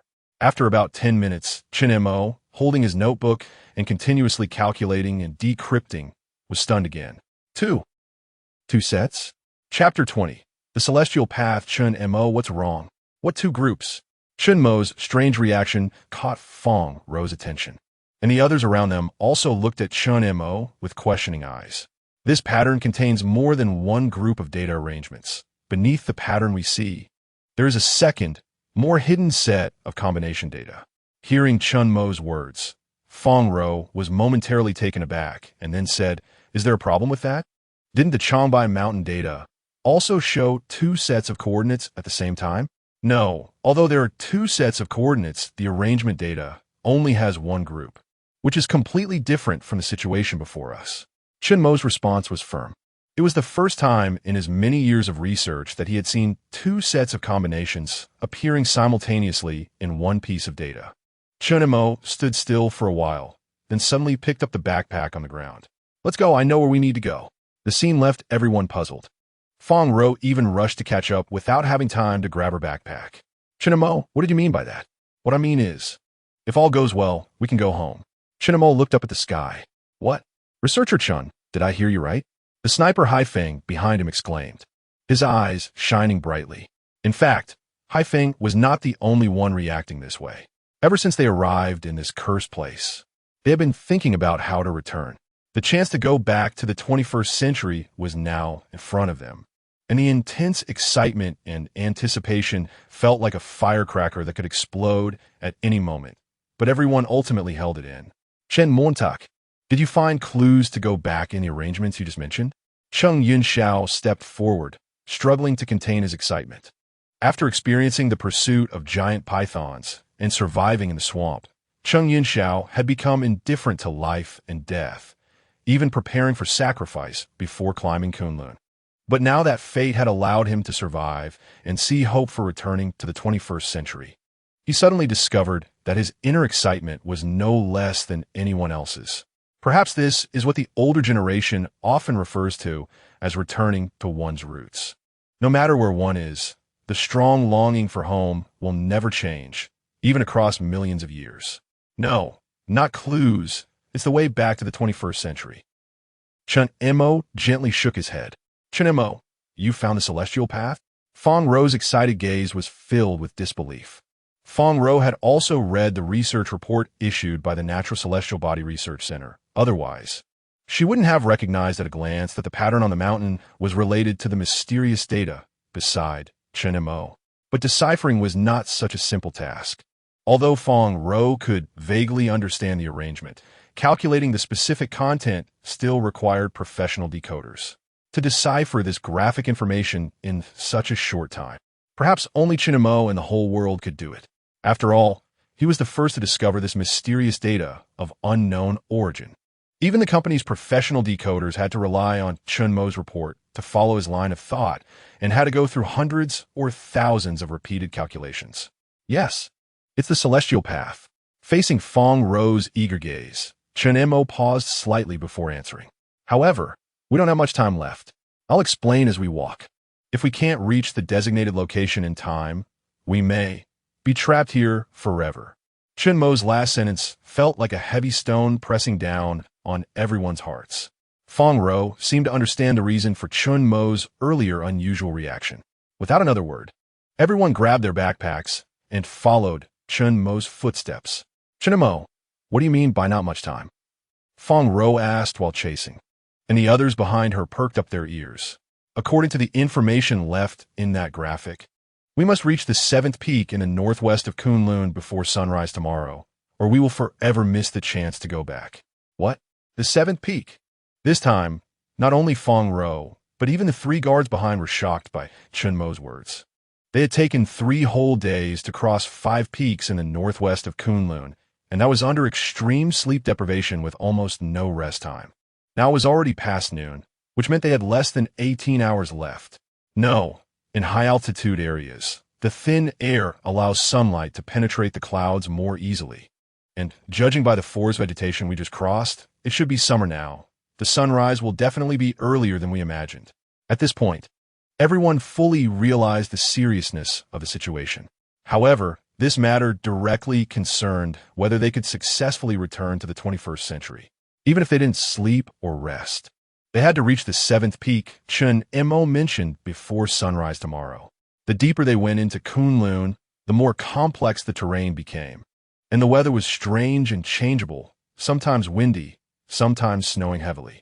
However, none of this could stop Chen Mo and their footsteps home, for at this moment, their belief in returning home was stronger than ever. The power of one person might be limited, but steadfast belief can create infinite possibilities.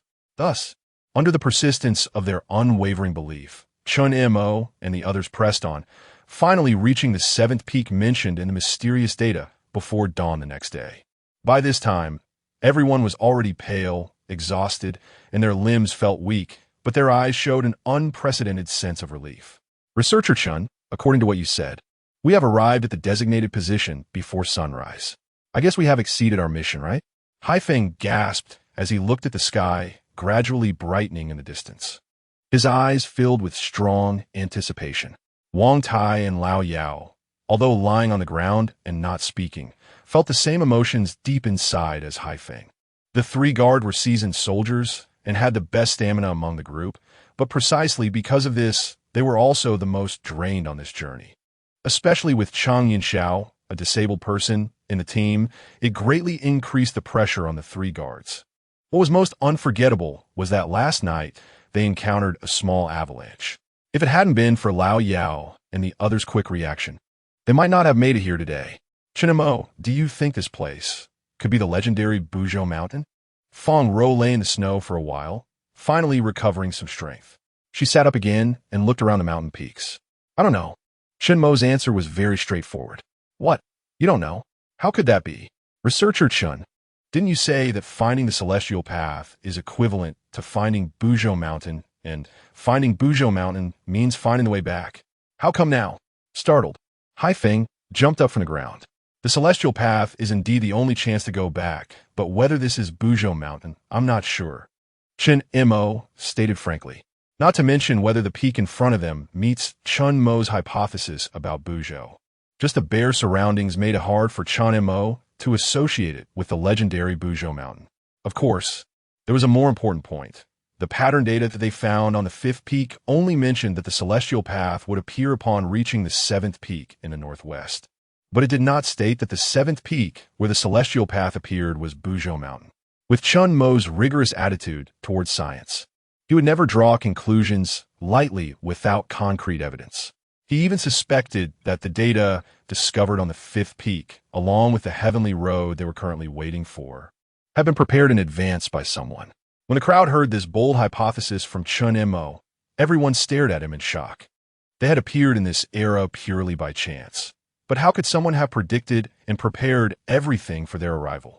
Could time-space programmers really exist? But what could their purpose be? Feeling the questioning gaze of Chang Yinxiao, Chen Mo thought for a moment and shook his head gently again. I can't answer that question. The only conclusion I can provide at the moment is that the image on the fifth peak and the heavenly road we are waiting for were both prepared in advance by someone. As for why he did this, perhaps we can only find the answer after we return to the 21st century.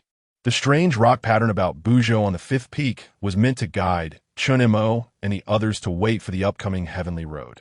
And all of this pointed to the 21st century. Such a deliberate effort to guide them back. It indicates that there must be some important clues over there, waiting for us. However, Chen Mo did not say this in front of everyone.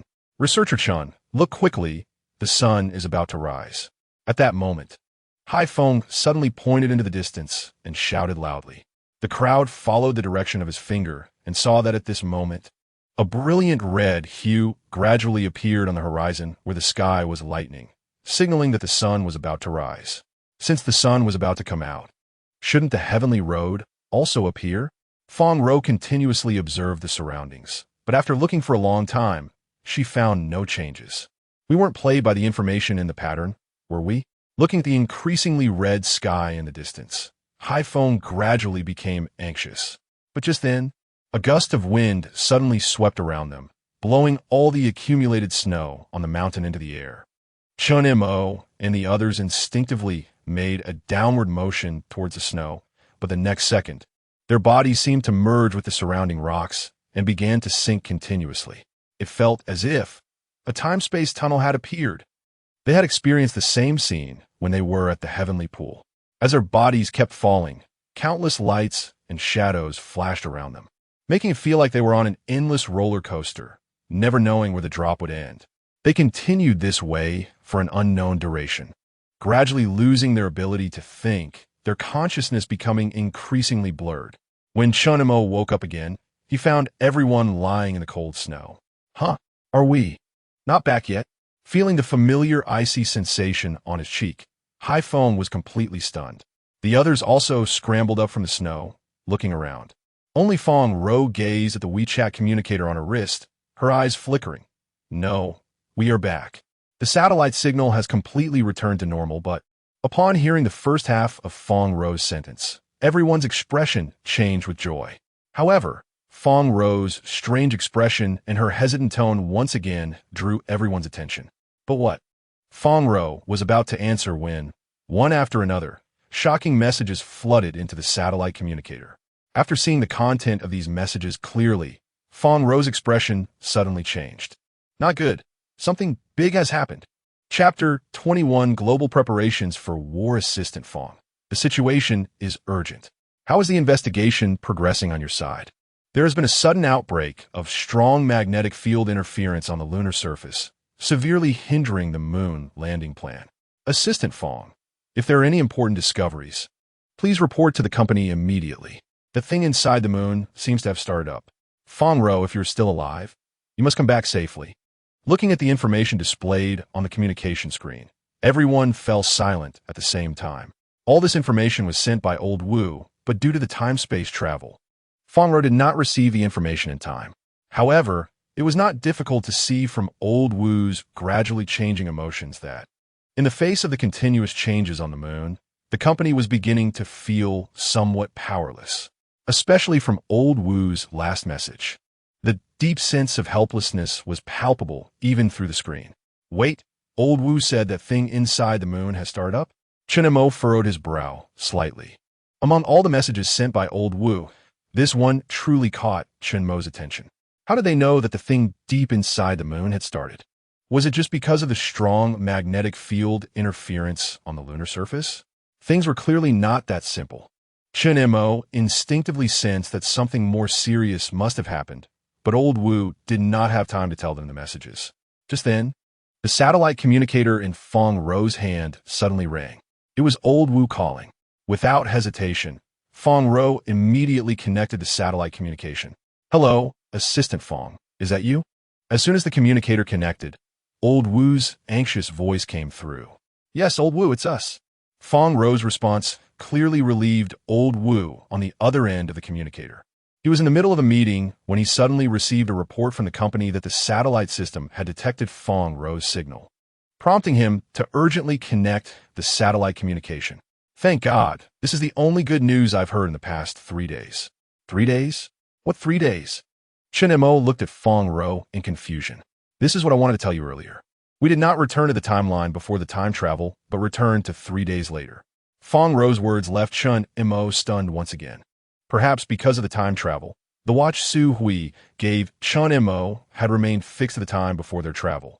So Chen Mo had not realized that they were now 3 days past the time of the disappearance at Tianqi. However, Fong Ro did not stop there. She briefly reported the situation to Old Wu. When Old Wu learned that Fong Ro and the others were not missing, but had traveled back to the Mesozoic era of the Cretaceous period, his entire demeanor showed clear shock. What?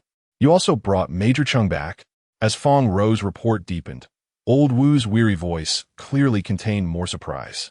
That's great. The mysterious disappearance incident at the Moon Rabbit Camp was the cause of everything. Now, the smooth return of Chung Yunxiao, the party involved, is undoubtedly a good sign for advancing the entire incident. By the way, Old Wu, what did you mean in your previous message when you mentioned that the thing deep inside the moon has started up?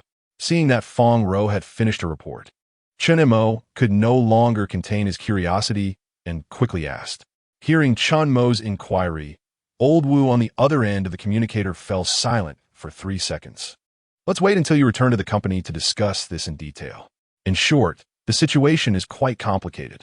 For now, I can tell you that 60 countries with developed space technology have joined forces to closely monitor the moon. More than 60 countries monitoring the moon? Isn't that a bit exaggerated? Old Wu's information left Fong feeling somewhat overwhelmed. Exaggerated? Then let me tell you another piece of news. Just 10 minutes ago, the United Nations announced that the world is entering a state of war readiness, compared to the news of 60 countries with space technology joining forces. Old Wu's subsequent announcement clearly impacted everyone even more strongly. All right, we'll discuss any questions when we return. I have an urgent meeting next. The company headquarters has already locked onto your coordinates. Soon, Secretary Liu will apply for assistance from the Air Force in the company's name and notify the Eagle Brigade Station near Kunlun Mountain to pick you up. Clearly, the urgent meeting Old Wu mentioned was not an ordinary one. It was of a very high level. Otherwise, as the head of a special department of the country, he would not need to attend the meeting in person. However, although Old Wu did not reveal too many critical details, one thing was certain: the Earth was in grave danger. Otherwise, the United Nations would not have announced a global state of war readiness. Fortunately, this matter was still in the hands of high-level officials in relevant departments in various countries, and the general public was unaware, preventing excessive panic. If all of human society were thrown into chaos, that would be the real danger. Chen Mo, do you think this matter is related to the white, ghostly shadow that Major Chung and the others discovered in the 46th meteorite crater? Feeling Fong Ro's gaze, Chen Mo gently rested his chin in his hand, his eyes flickering as if deep in thought. Both their previous experience of time travel and Old Wu's mention of global war readiness were related to that thing deep inside the moon. Although the current situation was not optimistic, it at least indicated that Chen Mo's research direction over the years was correct. But the question is, why did that thing deep inside the moon, which had been dormant for so many years, suddenly activate? Was it merely because of the ghostly shadow that Fong Ro just mentioned that Chung Yunxiao and the others encountered in the 46th meteorite crater? No, that's not right. It must have some other purpose. However, with the key information Chen Mo currently possessed, he could not deduce what that purpose was. Could it be because we discovered the existence of the programmer, and they are planning to eliminate us? Just then, Chung Yunxiao, who had been silent, suddenly proposed a bold hypothesis. Chung Yunxiao had always held a half-believing, half-doubting attitude towards the theory of time-space programmers. However, after experiencing the mysterious patterns of the 5th peak and the sudden appearance of the time-space tunnel at the 7th peak, he became increasingly convinced of the hypothesis of time-space programming. He even vaguely felt that Chen Mo was the key to uncovering the truth behind the programmers. Whether it's the Changshi cycle or the mysterious data, they are all closely related to Chen Mo. And all of this is precisely the key to deciphering the time travel from tens of millions of years ago in the Mesozoic Cretaceous period back to the 21st century. Therefore, Chung Yunxiao held high expectations for Chen Mo in this matter. Could it be before Chen Mo could give the answer that Cheng Yunxiao was hoping for. Hai Feng in the crowd was already pale with fear after being startled by Cheng Yunxiao. We just barely returned from the Cretaceous to the 21st century and haven't had the chance to enjoy the beautiful sunshine. And now the world is going to end so soon? This possibility can basically be ruled out. Ultimately, it was Chen Mo's decisive statement that allowed everyone to relax their tensed hearts once again. If the program really wanted to eliminate us, they would have acted during the Cretaceous period. Why send us back to the 21st century? That's right. In our old saying, that's like pulling down your pants to fart. Unnecessary. Compared to Cheng Yunxiao's doomsday theory, Hai Feng clearly agreed more with Chen Mo's viewpoint. Isn't it great to be alive? Why keep thinking about destruction and doom before discovering a direct and effective proof? Excessive speculation is meaningless to us. In contrast, what I want to know more about now is why it transported us to a timeline 3 days later. Or rather, what secrets are hidden behind the 3 days we vanished? Do you suspect that there is a special reason for us being sent 3 days into the future? Feng Ro has also thought about this question, but since even Chen Mo couldn't come up with an answer, she found it even harder to figure out. I have some findings, but they are not certain enough. Let's wait until we return to the company and clarify everything with Old Wu. Chen Mo didn't want to make any judgments before his thoughts were validated. No one knows exactly what that thing inside the moon is, so there is no definitive conclusion on whether its activation is a disaster or a blessing for human society. However, one thing Chen Mo is sure of is that interactions between the moon and Earth were very frequent in ancient times. The discovery of that stone slab in the No. 46 meteorite crater by Cheng Yunxiao and his team is the strongest evidence. Since humans in that era could coexist with the moon, it makes no sense for it to want to destroy humanity now, right? Chen Mo believes that one should think positively about things. Excessive pessimism is not good. His earlier decisive statement was meant to encourage everyone and stabilize morale. After all, what everyone should be doing now is to seek the truth behind all this fog, rather than sinking into deep despair. By the way, did you receive the complete information from the deciphered stone slab before? I almost forgot about it until you mentioned it. At Chen Mo's reminder, Feng Ro hurriedly opened the information storage interface of the communicator. Due to the time travel, they had only received half of the message sent by Old Wu regarding the stone slab. However, it was precisely because of the two characters Kunlun in that half of the information that they had managed to return from millions of years ago in the Cretaceous period to the 21st century. Now that the communicator's signal has returned to normal, the remaining information can naturally be displayed. But soon, as Feng Ro opened the communicator, she was once again stunned. Her eyes trembled slightly, and her pupils rapidly dilated, as if she had discovered something incredible. Chen Mo read 2 words from Feng Ro's gaze, shock. What exactly did the remaining deciphered information of the stone slab mention? Something that could shock Feng Ro must mean that the second half of the moonstone slab's deciphering certainly hides some astonishing information. Sure enough, as soon as Chen Mo's inquiry fell, Feng Ro looked up and slowly uttered a few words. Kunlun. Girl. Girl? What girl? Cheng Yunxiao asked in confusion, while the 3 guards beside him were equally puzzled. Only Chen Mo stood there, with a look of reconfirmation. Is it the story you mentioned to me before? That's right. It's her, Feng Ro said with a trembling gaze. Although Chen Mo had already made sufficient psychological preparations beforehand, when he learned the exact answer from Feng Ro, his breathing still became slightly rapid. What are you two talking about? However, all of this left Cheng Yunxiao completely baffled. Without any hesitation, Chen Mo immediately told everyone the story of the girl from Hunan that Feng Ro mentioned that night. Matrix machines? Projections? Illusory worlds? Is it just like the video games we play? Clearly, after hearing the story, Cheng Yunxiao and the others reacted the same way Chen Mo did back then.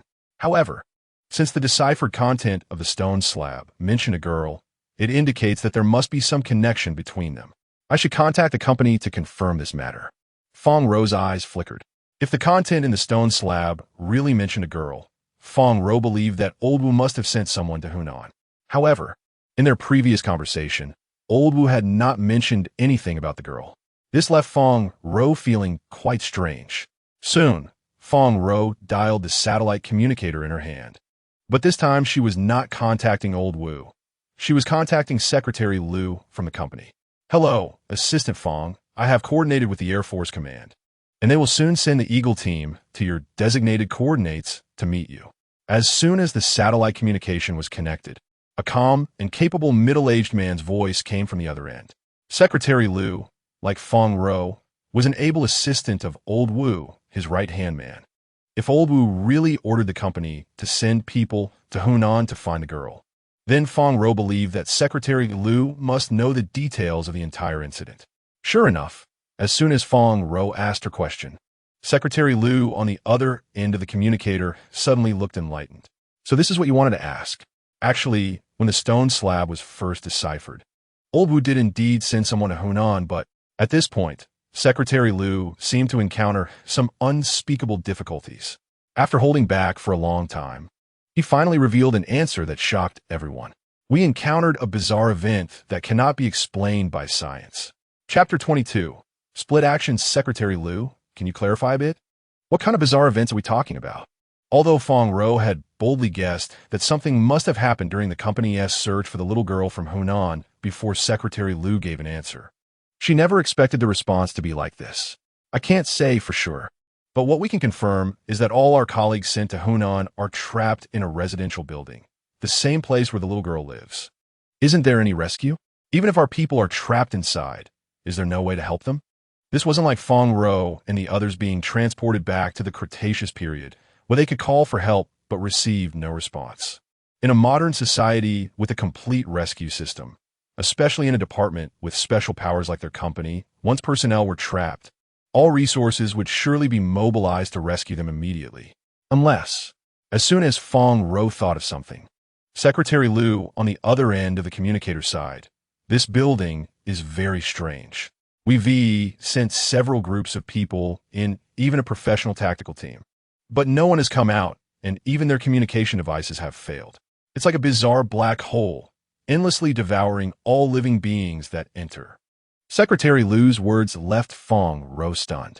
Could it be that the missing personnel who entered this building were suddenly transported to another time and space? Just like what happened at Tianchi? Otherwise, how could one explain everything Secretary Liu just said? Seeing Fong Ro silent, Secretary Liu added, Assistant Fong, at this point, we are powerless to turn the tide. Don't think too much about it. Hurry back to the company with the Eagle team that is coming to assist. Both Secretary Liu and old Wu's attitudes were very strange, as if humanity had suffered a complete defeat in this matter. However, their odd reactions only confirmed Chen Mo's earlier judgment. During the 3 days they had disappeared, something significant had indeed happened on Earth. Something capable of altering the entire course of human civilization. Otherwise, with the inherent confidence and arrogance of major powers regarding modern technology, how could they easily admit their failure? No, we must go to Hunan. Chen Mo had heard every word of the conversation between Secretary Liu and Fong Ro. He had a hunch that this little girl must hold key information to unravel the secrets behind everything. However, old Wu's order was to return to the company immediately, and they were still unclear about what had happened on Earth during the 3 days they had been missing. Fong Ro's objections did not diminish Chen Mo's determination to go to Hunan. Then let us split up. You go back to the company, and I'll go to Hunan. How can that work? Let alone the safety issues. There is only one helicopter sent by the Eagle team to pick us up, and it cannot reach 2 places at the same time. Besides, old Wu is currently in a meeting. Even if I contact Secretary Liu, it definitely won't send a second helicopter from the Air Force Command. No one understood Secretary Liu's stubbornness better than Fong Ro. Old Wu's orders were like a decree to Secretary Liu. He would never disobey, even a bit. I can contact the Eagle team to send a helicopter. At that moment, Cheng Yunxiao suddenly stepped forward from the crowd. Major Cheng, Chen Mo doesn't understand discipline.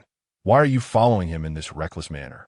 The colleagues old Wu sent to Hunan are all specially trained professionals. And you heard what Secretary Liu just said. The professional tactical team that entered that building didn't come out. If something happens to Chen Mo inside, how will I explain it to old Wu when I go back? Fong Ro was genuinely worried about Chen Mo's safety. Just tell old Wu that it was my insistence to go. The company found me to solve the mysteries behind all this. I'm just fulfilling my own mission. Over the years, the mysterious information that had continuously appeared around Chen Mo had become an inseparable part of his life. For this, he had given up his career, his family, his loved ones, and even his entire life. Now that the door to the truth was right in front of him, he would not give up no matter what. I think Chen Mo is right. No matter what, we cannot give up hope. Since the current situation is despairing, let's do our utmost to tear a crack in this fog. Perhaps we can find a glimmer of survival from it. Cheng Yinxiao, as the head of the Moon Rabbit Base and a soldier, knew that as a soldier, one must not fall before danger arrives. Even in a flood, he will be the dam that holds it back. Moreover, Cheng Yinxiao had always had unusual expectations for Chen Mo, which was why he stepped forward. In the end, with Chen Mo's insistence and Cheng Yunxiao's persuasion, Feng Rou reluctantly agreed. I won't stop you anymore, but you must ensure you return safely. Although Feng Rou knew that such verbal assurances were meaningless in the face of potential unknown circumstances, she couldn't help but blurt it out. Rest assured, we will definitely come back. Chen Mo gave Feng Rou the determined look. Since you all have decided to go to Hunan, take this. Feng Rou took the satellite communicator off her wrist and handed it to Chen Mo. Soon, Cheng Yunxiao contacted the Air Force headquarters through the WeChat communication system in Chen Mo's hand. All right, I've reported the situation to the Air Force headquarters, and the higher-ups have agreed to send an additional helicopter to take us to Hunan. It was clear that Cheng Yunxiao's identity at the Air Force headquarters was not as simple as it appeared. Otherwise, he wouldn't have been able to get the leadership's approval for their plan to go to Hunan with just a few words. Don't look at me like that. After all, I'm the direct person in charge of the Moon Rabbit plan, so I have some leverage. Cheng Yunxiao said half-jokingly, sensing Chen Mo's gaze. You know, that's not what I meant. However, Chen Mo seemed uninterested in banter. Although Cheng Yunxiao's injuries had not led to further infection, his current condition was not suitable for continuing the mission. The best choice was to go to a medical unit for a comprehensive health check and then recuperate. Feng Rou's reaction was the same as Chen Mo's.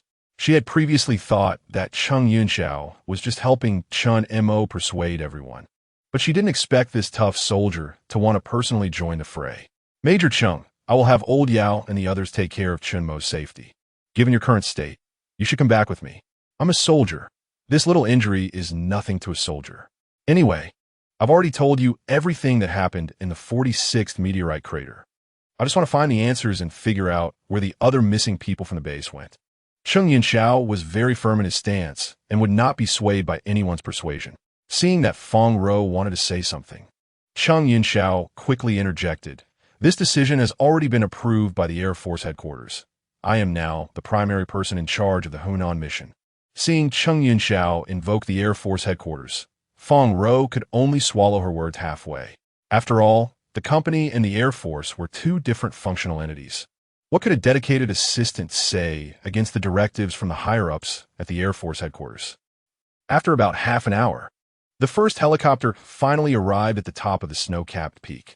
After confirming Feng Rou's identity, the rescue warriors of the Eagle team helped her onto the helicopter.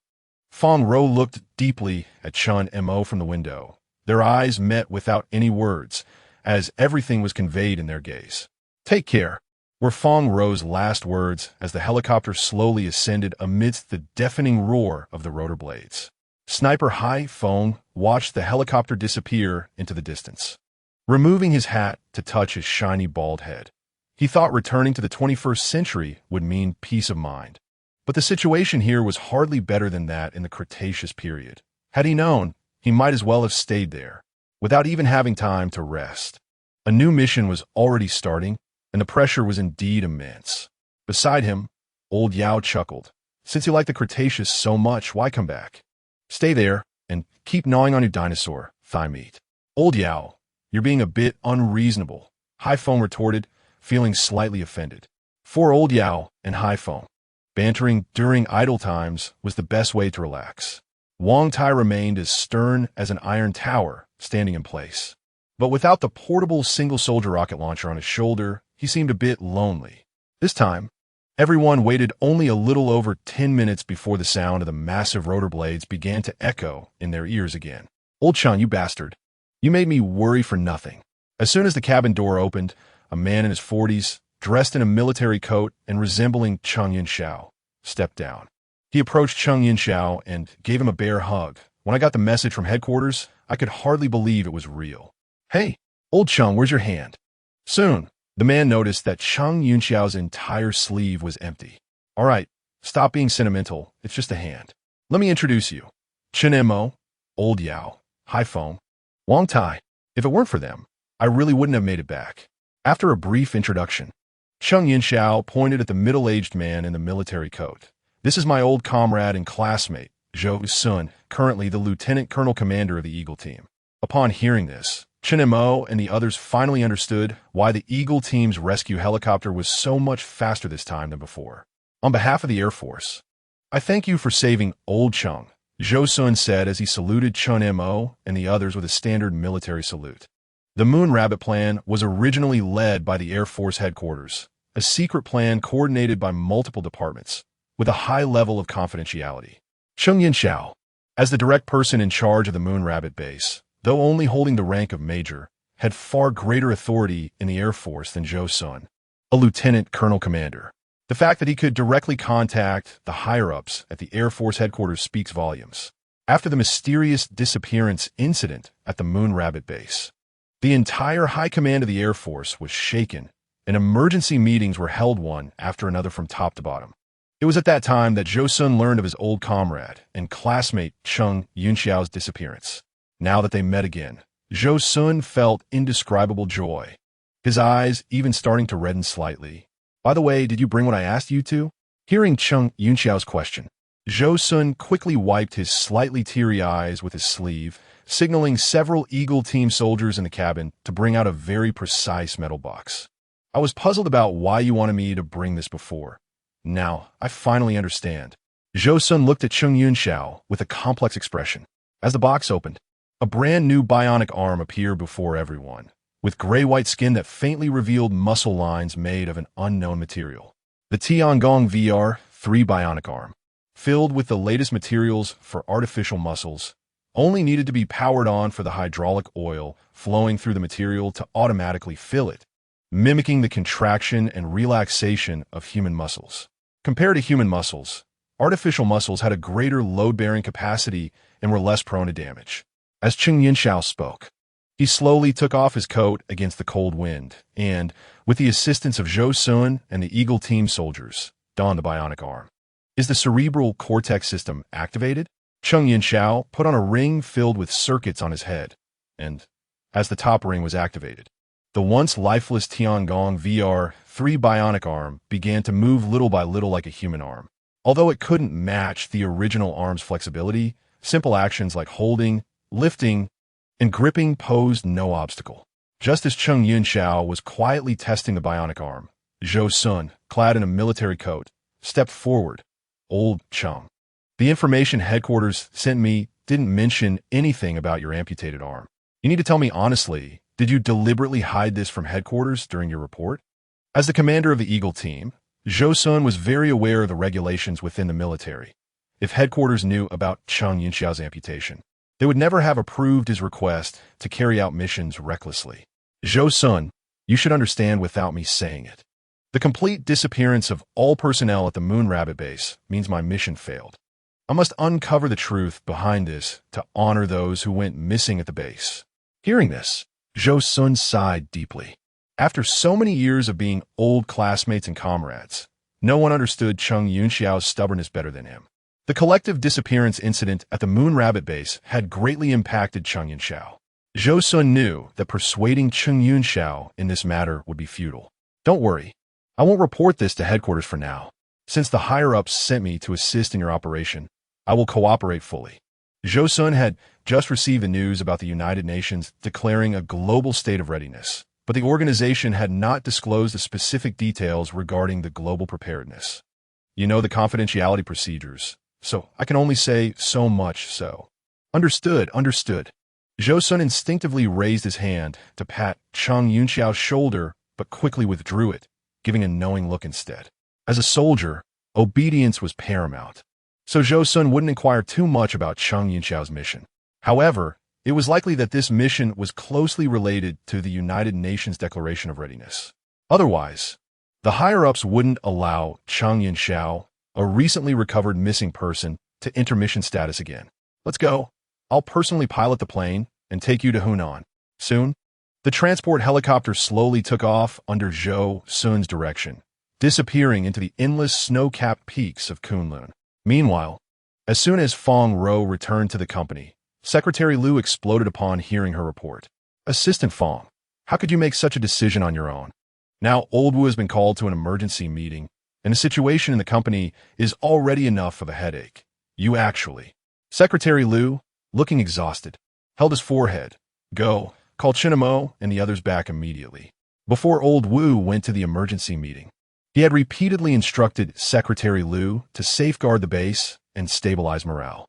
At such a time, Chen Mo and the others' unilateral actions were absolutely intolerable to Secretary Liu. But Chen Mo and the others. All right, you don't need to say anymore. Fong Rou, do you know what the situation is right now? It was the first time Fong Rou saw such a look of despair on Secretary Liu's face after working together for many years. I really don't quite understand the current situation, so I returned this time to find out what exactly happened during the 3 days we were missing. Seeing Fong Rou's attitude so firm, Secretary Liu helplessly took out a thick stack of documents from the drawer of the desk. You can take a look for yourself. Fong Rou picked up the documents that Secretary Liu had thrown on the table and began to read them carefully, bit by bit. However, as the information on the documents slowly came into her sight, Fong Rou's pupils began to dilate more and more. Wah, what is happening? No, I must notify Chen Mo and the others immediately. Chapter 23, Chen Mo's answer sheet soon. Fong Rou contacted Chen Mo and his team flying to Hunan through the company's satellite communication. Chen Mo, I suggest you return immediately. The situation is far more complicated than we imagined. Fong Rou's firm tone left no room for negotiation, startling everyone on the helicopter. The plan to split into 2 teams was something Fong Rou had agreed to at the time. Why had her attitude changed so drastically after returning to the company? Can you tell me more about your situation? Chen Mo asked slowly. Fong Rou was not a capricious person, having made a decision. Something must have happened to force her to stop everyone. I understand now why Old Wu and the others reacted that way. After the intense magnetic field eruption on the moon's surface, a large amount of electromagnetic radiation, high-energy, charged ion flows, and plasma cloud energy accumulated. According to the data detected by the Tiangong Space Station and the International Space Station, if the energy accumulated on the moon's surface erupts, the impact on Earth will be 100 times that of the 1859 Carrington event. When Chen Mo heard the figure of 100 times, a strong emotional fluctuation appeared in his eyes.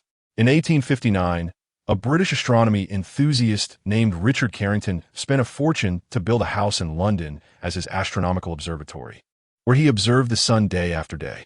On the morning of September 1st, 1859, while observing the sun, Carrington noticed 2 extremely bright white lights suddenly appear in the group of sunspots on the sun's northern side, forming a pair of bright crescent-shaped objects near a large group of sunspots.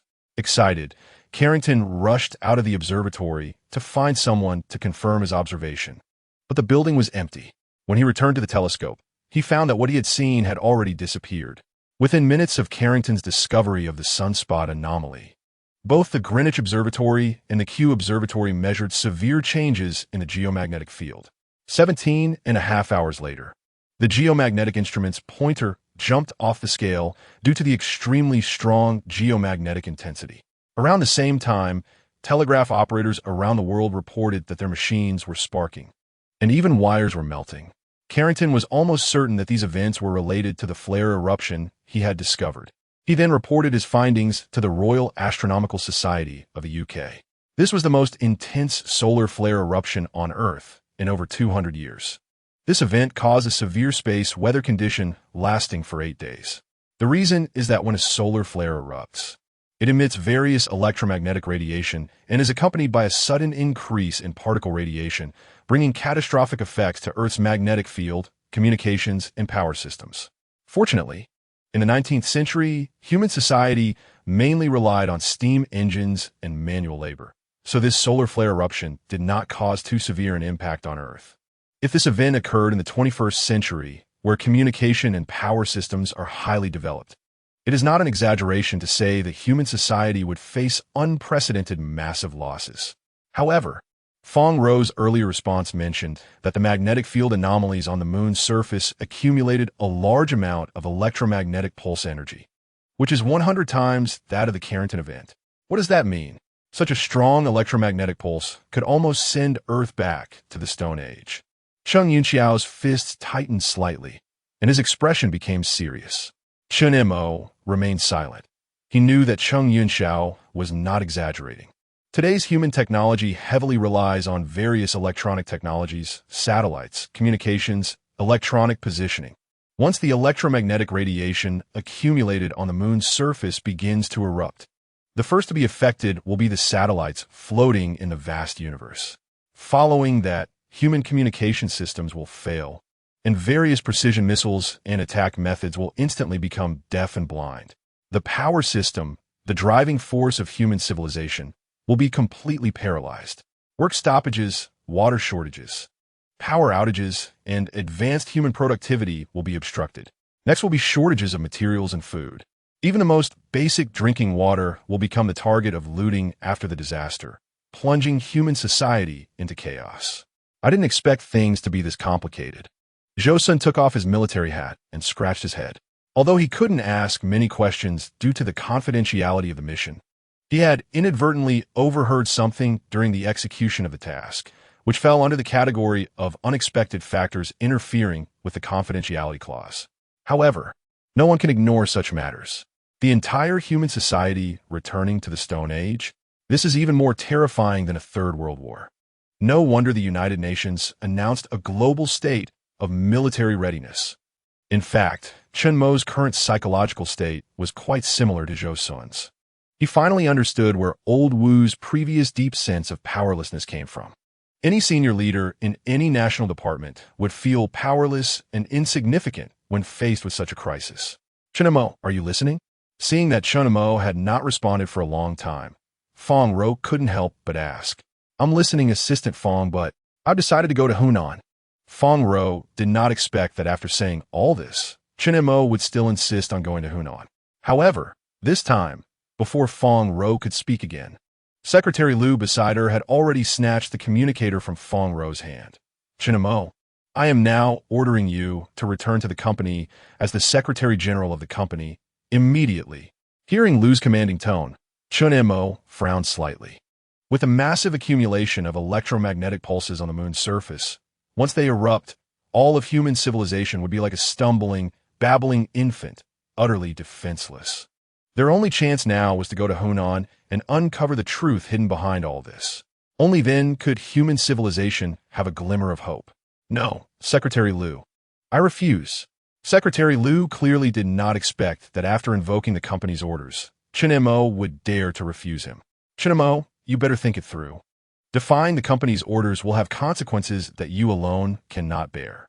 Secretary Liu, I also ask you to think carefully. Human civilization is facing the greatest crisis in history. If we cannot find a solution to this crisis, the consequences are unimaginable. Unfortunately, at this moment, Secretary Liu could not accept this. With so many top scholars and experts from around the world gathered together, they have not come up with a solution. What can you do? Stop making trouble and come back immediately. At a critical moment, Chen Yunxiao took over the communicator from Chen Mo. Hello, Secretary Liu. I am Chen Yunxiao. We are currently carrying out an emergency mission assigned by the Air Force headquarters. As Chen Mo is key to this mission, I request to borrow him.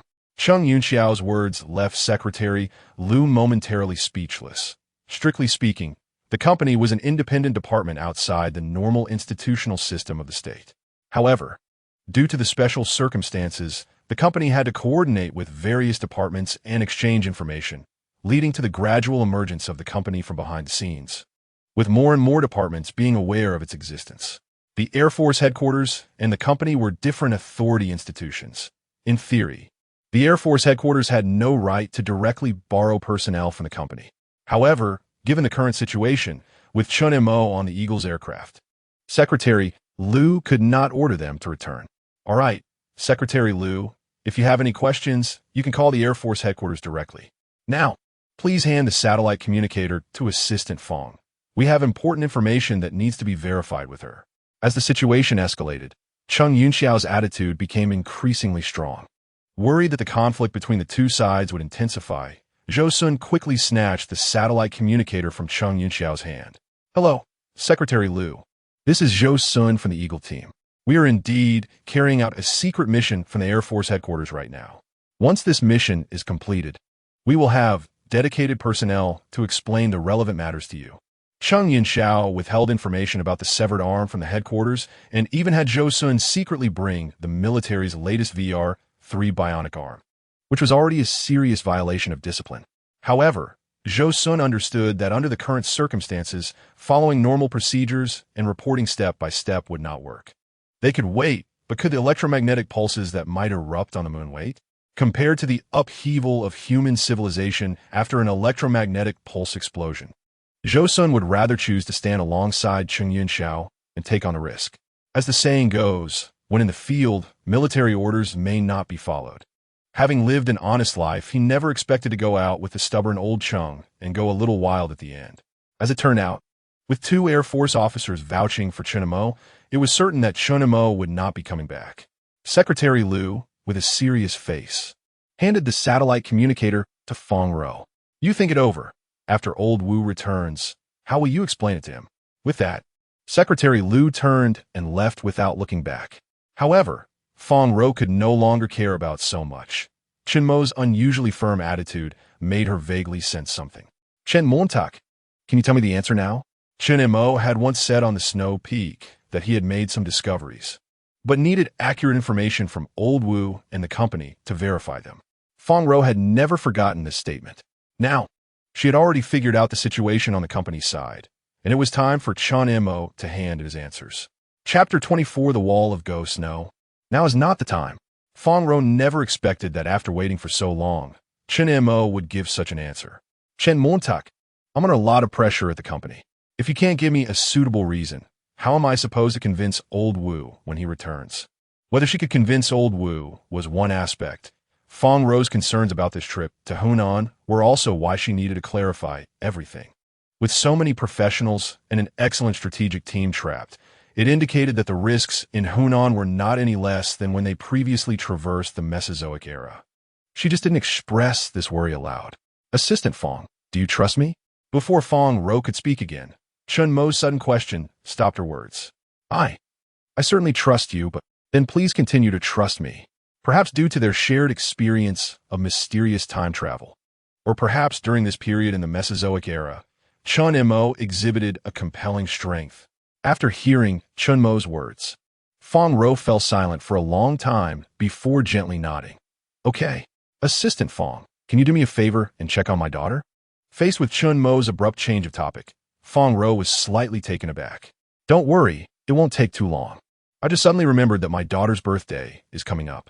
All these years, I haven't been able to celebrate her birthday properly. As a father, I feel like I've really failed. Chen Mo, I understand how you feel about owing your daughter, but right now, help me pick out a cake for her. She should be very happy. She's a very smart child, and I believe you'll be happy to meet her too.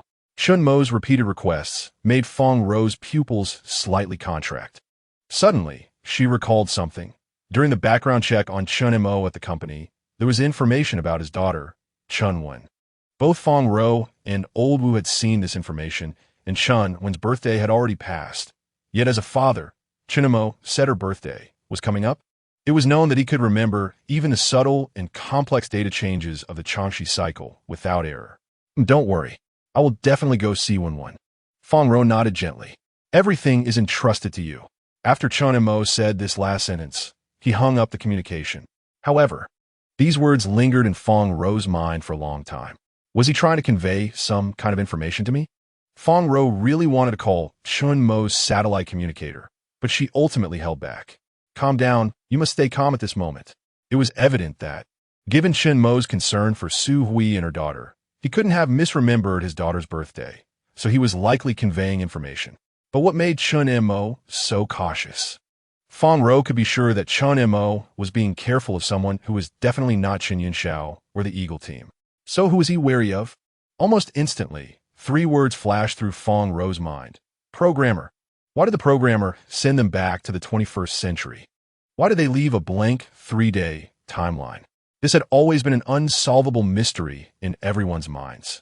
Chen Mo had obviously discovered something, but he couldn't directly express this answer to Feng Ro, which was why he used this method. But what was this answer? Did Chen Mo really believe that Feng Ro would uncover the truth? While Feng Ro was lost in thought on the helicopter, Chen Yunxiao patted Chen Mo's shoulder with a sympathetic look. It must be hard not to be with your family. I feel the same way. Ever since I joined the Moon Rabbit Project, I haven't really been present for my family. My child started school, took the high school entrance exam, and entered high school. I've missed almost every important moment. My child's mother only knows that I'm in the military, in the Air Force. But I've never told her what I do specifically. Even when I was sick in the hospital, my wife had to hold on alone. Chen Mo could fully sense the deep sense of guilt in Chen Yunxiao's eyes as he sat across from him. Zhou Sun beside him felt the same, his gaze filled with sorrow. People often say that those who serve in the military regret it for 3 years, but those who don't serve regret it for a lifetime. However, those like them who have served their entire lives have their own struggles that are hard to articulate. They have dedicated most of their lives to the people and the country.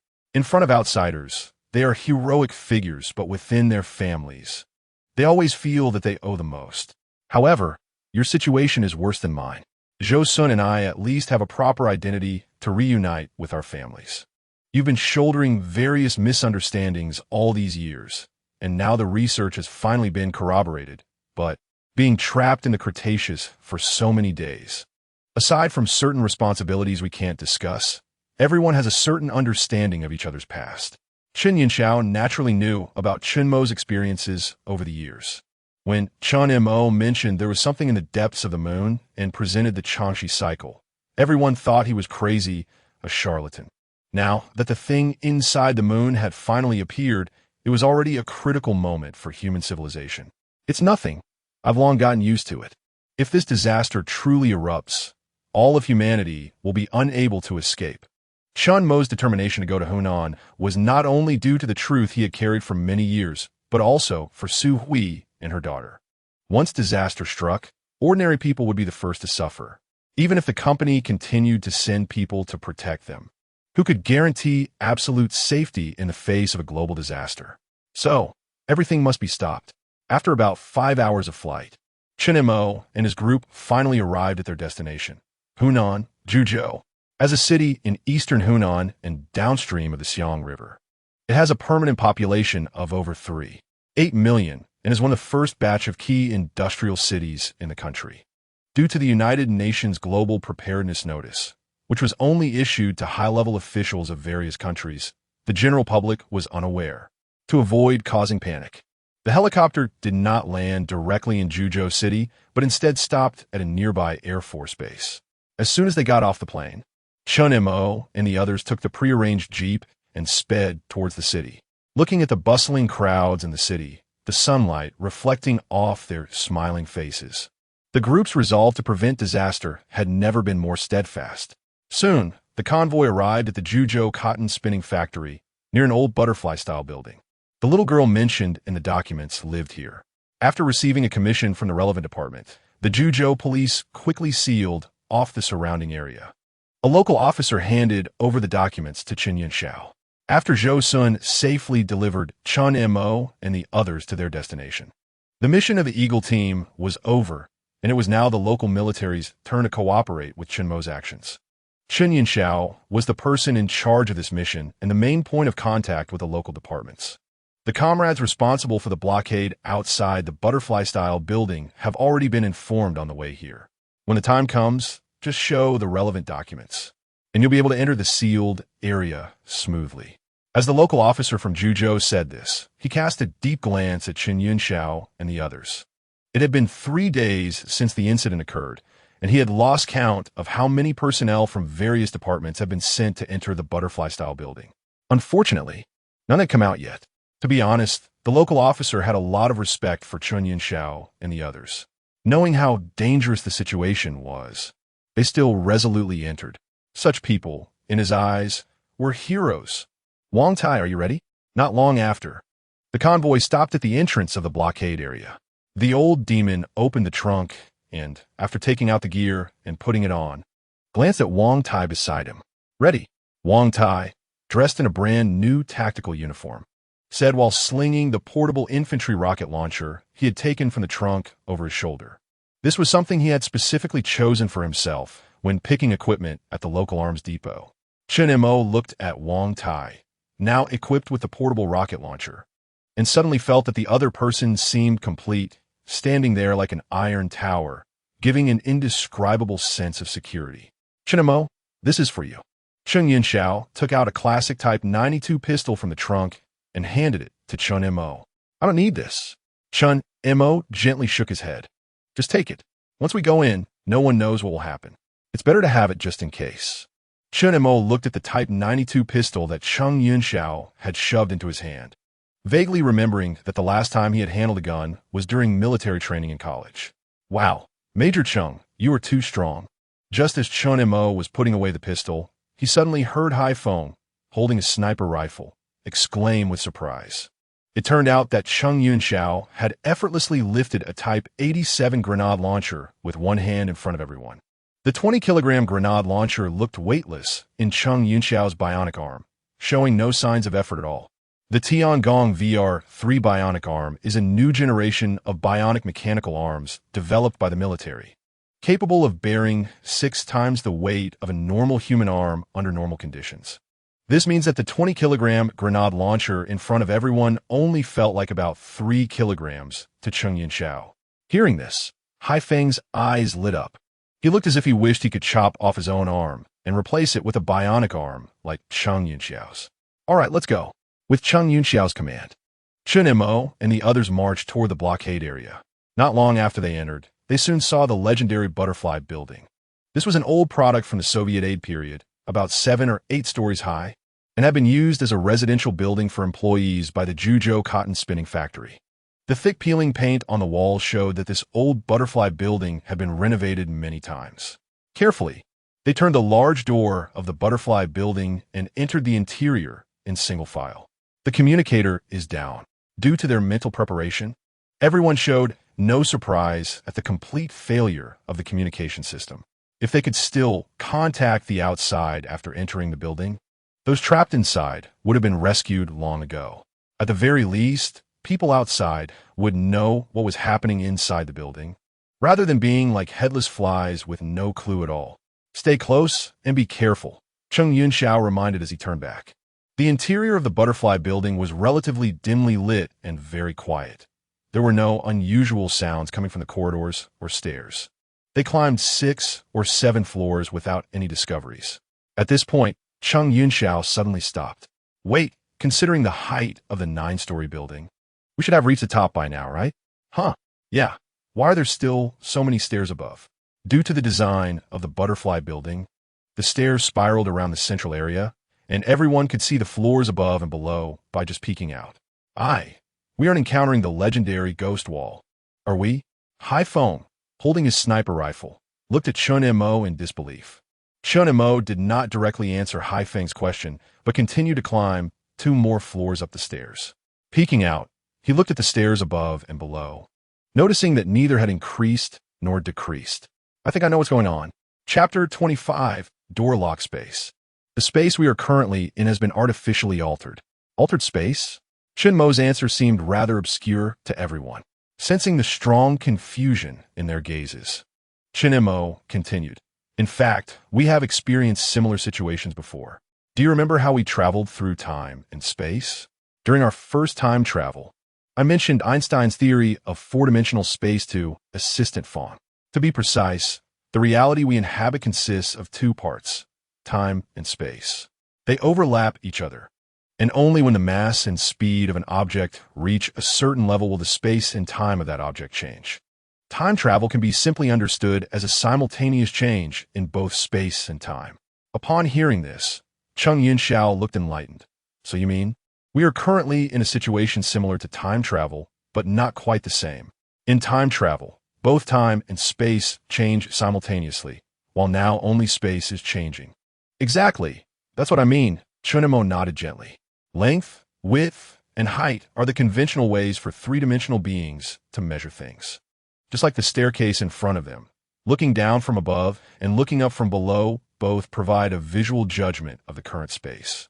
To validate this, Chen Mo took a coin out of his pocket and threw it down the circular void in the center of the staircase. However, the coin seemed to fall into an endless abyss, slowly disappearing into darkness without a sound. If I'm not mistaken, this should be an infinitely extending space. From the moment we stepped into the corridor, it was already destined that we could not leave here. Infinite extension? Unable to leave? Hai Feng stared wide-eyed, and then looked at the corridors on both sides of the floor. No, Chun, you said it extends infinitely up and down, but what about left and right? Look, this door is so close to us. It can't possibly extend infinitely too, right? As Hai Feng said this, he prepared to step forward to twist the door lock. But just as he reached out, the door lock that had been within reach suddenly vanished. Hai Feng looked at the lock that had just been so close. Now 5 meters away, still unwilling to give up, he walked forward again. But history often repeats itself. As he reached out to twist the door lock, the lock once again pulled away from him by about 5 meters. The astonishing scene completely stunned Hai Feng. In fact, not just him. Cheng Yunxiao and the others beside him were also wide-eyed, their faces filled with disbelief. If it weren't for Chen Mo's relatively reasonable explanation of this series of bizarre events, they would have thought they were really seeing ghosts in broad daylight. So, the people sent by the company and the tactical team that entered the building later encountered the same problem, which is why they couldn't get out of the building. The old demon murmured to himself, stepping forward to try several times, but still unable to touch the door lock. No, that's not right. If it were just space extending, the inside of the building couldn't be this quiet. Long before entering the building, Cheng Yunxiao had learned from the documents handed over by the local officer in Juzhou that over 100 people had entered the building during this time. If they realized they were in such a space, they would definitely leave traces or clues along the way, especially the tactical team that entered later. Almost everyone carried lethal weapons. In the absence of rescue targets, they could have made noise or caused a bigger commotion to attract the trapped targets towards them. However, so far, Cheng Yunxiao and the others hadn't noticed any movement in the building. This itself is very abnormal. Could it be that this ghostly place can not only extend, but also absorb sound? Feeling like his head was about to explode, Hai Feng raised his sniper rifle and shot at the door lock across from him. I want to see where you can hide. But soon, as he pulled the trigger, Hai Feng was once again stunned, because this time, the door did not extend infinitely like before, but was directly blasted open to create a fist-sized hole. Wah! What's going on? Chen Mo ignored the stunned Hai Feng beside him and strode forward to grab the door lock. To his surprise, this time the door lock was easily held in Chen Mo's palm. The smooth metallic texture and the cold feel of the lock in his hand crazily reminded Chen Mo of how real everything before him was. The space actually didn't continue to extend? Even Cheng Yunxiao walked forward in shock. Chen Mo, what is going on? Didn't you just say that everything here extends infinitely? But why has it stopped extending now? Faced with Cheng Yunxiao's question, Chen Mo's brows occasionally furrowed and then relaxed. After an unknown amount of time, Chen Mo suddenly took out the 92-style pistol that Cheng Yunxiao had given him and fired a shot at another door. But what happened next left everyone stunned once again. The door that Chen Mo aimed at and pulled the trigger on instantly extended over 1,000 meters in distance, just like a virtual image in a kaleidoscope. Until the bullet from the 92-style pistol finished its flight, the distant door finally returned to its original position. Looking at the bizarrely dropped bullet head in front of them, everyone fell silent again. Since the space extension hasn't ended, why didn't the door in front of us extend like before? This question may only be answered after opening the door. Chen Mo raised a 92-style pistol in his hand and fired 7 or 8 shots at the door lock. He wasn't a professional combatant, and only 3 shots hit the lock at such close range. But that was enough for Chen Mo. Looking at the deformed door lock, he raised his foot and kicked the door open hard. Bang! However, as the door opened, the scene that unfolded before everyone stunned them all. Chapter 26. The random door, what the hell is this? A strong smell of blood rushed over, and in the dim room, a dozen strange insects over 2 meters long, covered in armor and resembling both centipedes and millipedes, were surrounding a pile of corpses, voraciously devouring them. Even Haifeng, who had experienced real battlefields, couldn't help but feel his stomach churn at the bloody scene before him. They are the tactical team that entered the building for rescue earlier. Cheng Yunxiao suppressed the urge to vomit and glanced at the remaining arm insignias on the pile of corpses. Riza Acha Chen Montak. It seems these damned creatures have set their sights on us. Sensing the crisis, the old demon and Wang Tai quickly raised their weapons to aim. Just as they took aim, the giant insects in the room began to emit strange cries, waving their massive antennae and sharp mandibles toward Chen Mo and the others. Bang, bang, bang. The intense gunfire echoed through the corridor. The entire battle lasted for more than half a minute. And under the powerful fire suppression from Cheng Yunxiao, the old demon, and the others, all of the giant insects in the room were finally killed. Ugh, these damn things are really troublesome. The old demon spat out a mouthful of blood. The thick armor on these creatures was surprisingly tough, making it nearly impossible for small-caliber weapons to inflict damage. If it weren't for the grenade launcher in Cheng Yunxiao's hands and Wang Tai's heavy fire support, they might have ended up as food for the insects today. Cheng Yunxiao, forcing himself to endure the stench in the room, turned over a few of the giant insect carcasses. Where on earth did these damn things come from? These arthropod giant insects were different from the dinosaurs they encountered in the Cretaceous period.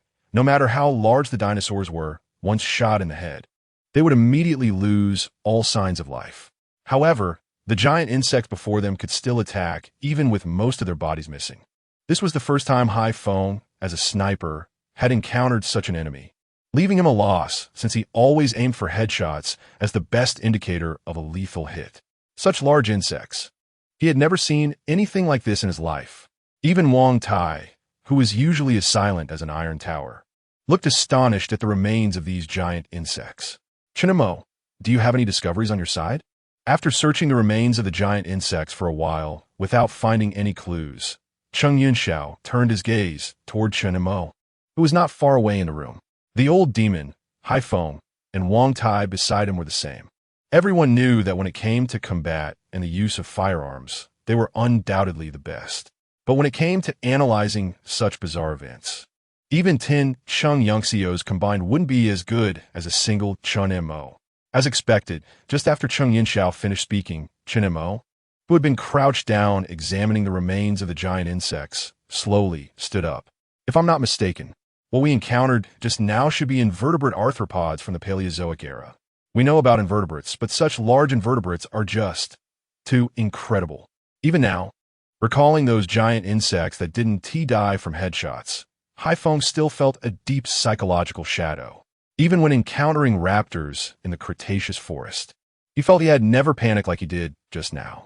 The oxygen content on Earth during the Paleozoic era reached an astonishing 35, giving rise to the unique age of giant insects.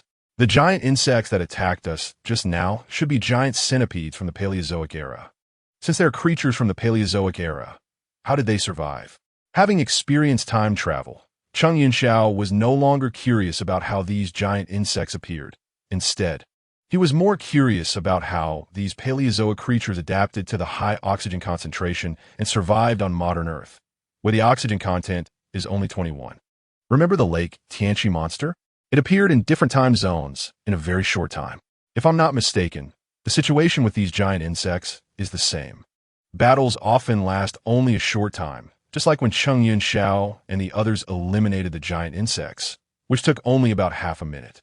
Similarly, the giant insects attack on the tactical team also needed to be completed in a very short time and did not require a long stay in the real world.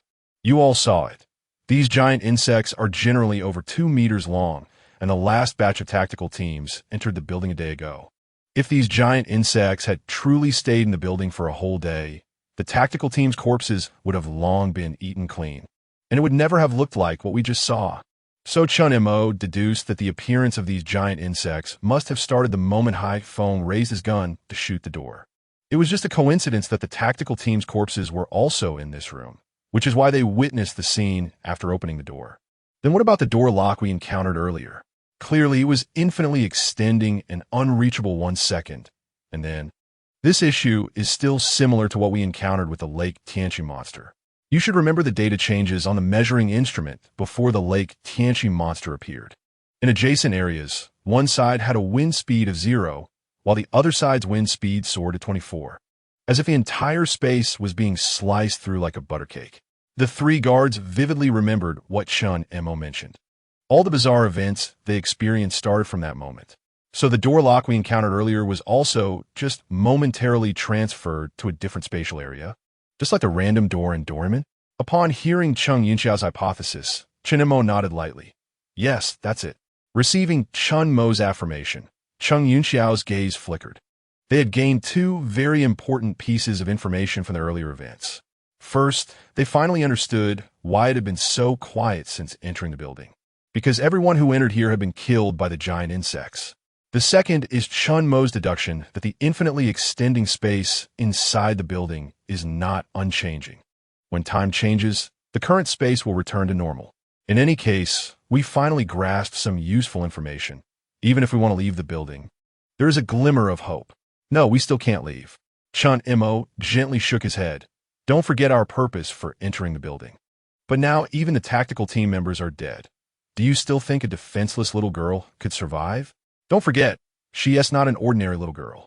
Chen Mo gazed deeply at Cheng Yunxiao.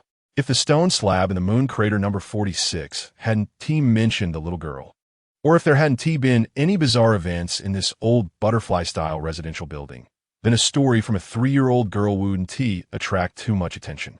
However, all the clues now point to the fact that the little girl has some connection with what's inside the moon. So, only by finding her can we discover the answers we seek. Just as Chen Mo's words fell, a strange high-frequency vibration sound suddenly filled the air. Is that a helicopter? Haifeng frowned slightly. The sound was extremely piercing, resembling the noise of a helicopter taking off or landing. But when everyone saw the source of the high-frequency vibration, their faces turned pale. Run fast. Chapter 27. The dinner party. As soon as Chen Mo's shout echoed through the corridor, everyone rushed towards the endlessly extending hallway without a second thought. Haifeng, while running, couldn't help but glance back repeatedly at the swarm of monsters hovering in the air behind them, dense as dark clouds. Is that a dragonfly? Haifeng swore he had never seen a dragonfly this large in his life, nearly a meter long, with the smallest ones still measuring 60 to 70 centimeters. Their vibrating wings emitted a piercing sound like blades. This is a giant dragonfly from the Paleozoic era. While sprinting, Chen Mo also took out the Type 92 pistol that Cheng Yunxiao had given him earlier. Aren't dragonflies supposed to eat pests? Why are we so scared? Seeing Chen Mo pull out a weapon, Haifeng instinctively tightened his grip on the sniper rifle. You think that way because dragonflies on Earth today are generally small and pose no threat to humans. But that doesn't change the fact that dragonflies are fierce carnivorous insects. Just as Chen Mo's voice fell, the giant dragonflies behind had already caught up again. Their enormous, chillingly sharp mandibles resembled serrated battle knives, sending shivers down one's spine. Bang! Bang! Bang! Without hesitation, Chen Mo opened fire at the monsters behind him. He wasn't a trained combatant, and with the violent recoil of the pistol, it was already a miracle if he could hit 2 out of the 4 shots. Seeing this, Haifeng threw a fragmentation grenade behind them, the deafening explosion ringing in their ears. We can't outrun this swarm of winged creatures. Old Yao, holding his 191 precision rifle, finished an entire magazine while shouting seriously, "We need to get out of here." Although Haifeng's grenade and everyone's firearms could inflict effective damage on the giant dragonflies, their ammunition was limited. In contrast, the giant dragonflies pouring in from who knows where seemed endless, attacking from all angles after every wave. We must quickly get rid of these damn things. Cheng Yunxiao said seriously after firing 2 rounds of grenades at the giant dragonflies ahead. Given the current situation, everyone had managed to suppress the giant dragonflies temporarily through firepower. But they couldn't run away, and once they exhausted their ammunition, they would truly be in a desperate situation. Fire! We need to make a bigger fire. Just then, Chen Mo suddenly shouted from behind the group. My researcher Chen, the corridors around us are empty. What do you expect us to find something to make such a big fire? Haifeng, clutching his sniper rifle, complained with a grimace. Facing such a large, densely packed target, his precise sniping had once again turned into a useless endeavor, even less effective than old Yao, who was wildly spraying bullets with his automatic rifle, let alone compared to a firepower monster like Wang Tai. The room, in the previous room, had what we needed to start a fire. Chen Mo suddenly remembered the 2 barrels of cooking oil and the gas canister he had found while inspecting the giant centipede's remains, as well as the sofa, bedboards, and other items. Although these would burn quickly, they could buy them some time. Hearing Chen Mo's suggestion, everyone looked towards the room with the open door across the way. Are we really going back after just fleeing from there? Haifeng glanced at the giant centipede's remains at the door and then at the giant dragonflies that had been scattered by bullets in the corridor. Damn it, let us fight them head on.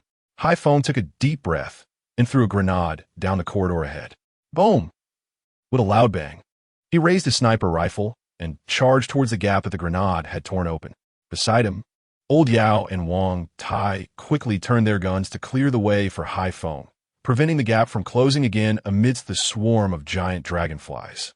Chen Mo and Cheng Yunxiao followed closely behind, and they charged towards the giant dragonflies.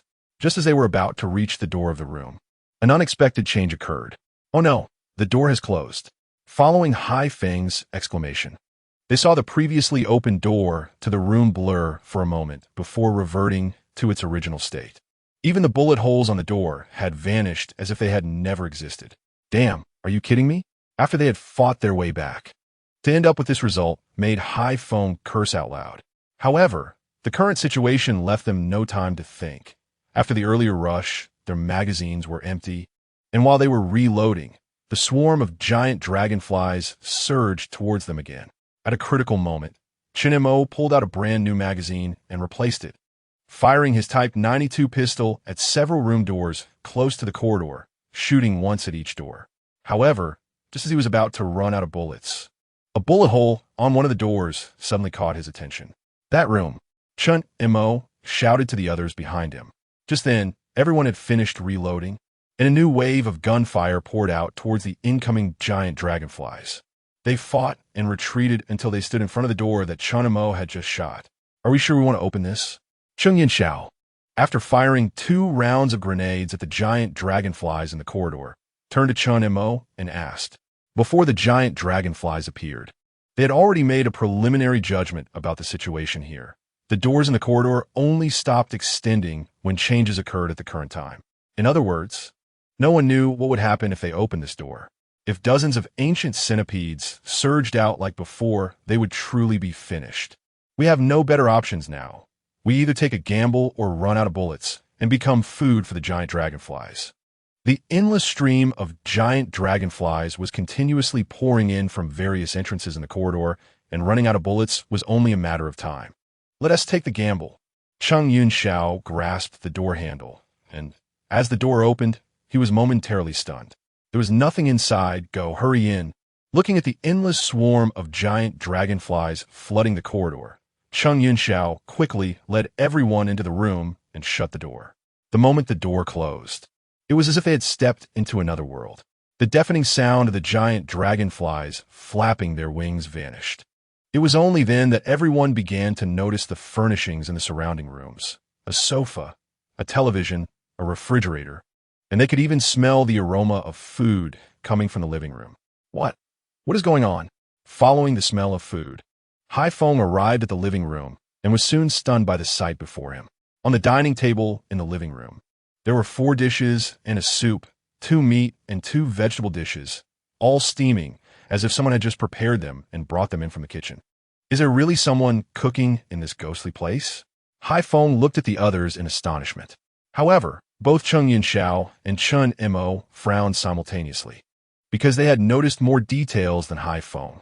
6 pairs of chopsticks, 6 bowls. Could this be a coincidence? Or is someone deliberately waiting for us here? Sure enough, just as the 2 of them thought of this, footsteps began to approach from the kitchen. Chapter 28 Ants? Paper. As the footsteps slowly approached, everyone, including Chen Mo, instinctively tightened their grips on their weapons. However, When they saw the figure walking out of the kitchen, everyone was stunned.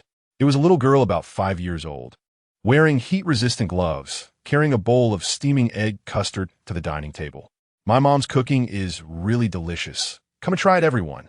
The little girl waved at Chen Mo and the others while placing the egg custard on the table. Despite her harmless demeanor, no one dared to make a move. It was bizarre. Everything felt too strange.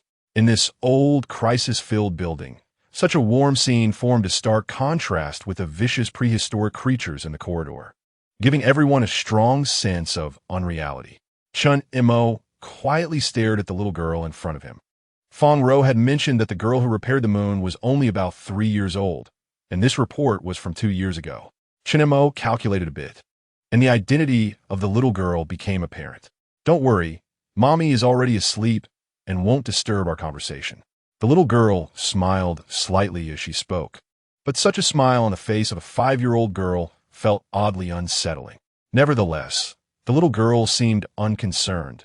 She slowly walked to the bedroom, pushed the door open, and glanced at the sleeping woman inside. I believe you all have many questions right now. It's okay. Mommy won't wake up for a while. We have plenty of time to talk. The little girl opened the door again, sat down at the dining table with a smile, and looked around at everyone, finally focusing her gaze on Chen Mo. Are you a programmer? Chen Mo took a deep breath and slowly sat down at the table. Programmer? An interesting title. If you want to understand it that way, that's fine.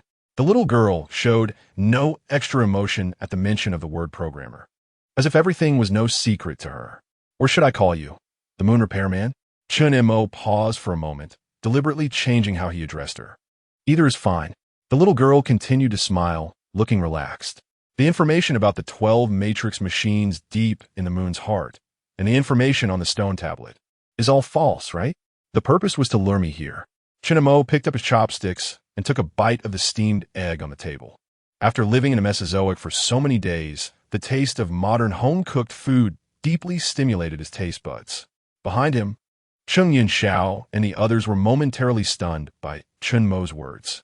Lure Chen Mo here? What does he mean by that? It was the little girl sitting across the table who seemed somewhat moved.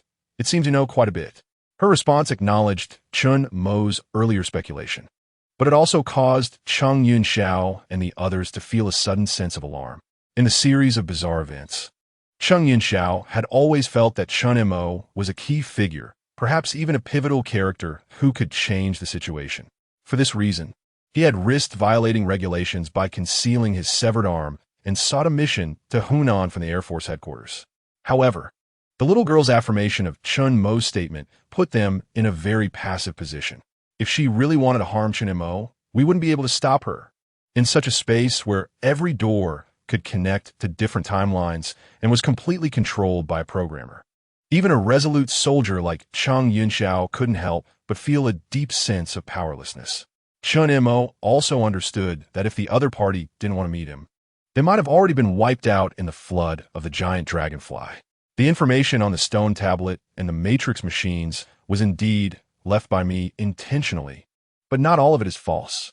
Upon hearing the little girl's words, Chen Mo knew that the truth he had been searching for all these years was finally about to be revealed. There are indeed records about Kunlun on the stone tablet, but the key parts have been erased or modified. As for the 12 matrix machines, they do exist deep in the moon's heart, but their functions are not simply projections. The little girl paused slightly, glancing at Cheng Yunxiao and the others behind Chen Mo. Are you sure you don't want to come over and eat? Mommy's cooking is quite good. Seeing that Cheng Yunxiao and the others remained unmoved, the little girl picked up her bowl and chopsticks by herself, starting to eat while talking. Do you know about ants? In response to the little girl's question, Cheng Yunxiao and the others instinctively frowned. They felt as if they were like ants being toyed with, having no strength to resist. Only Chen Mo's pupils slightly contracted. He knew that since the other party was ready to confront him, that previous statement was definitely not just a simple mockery.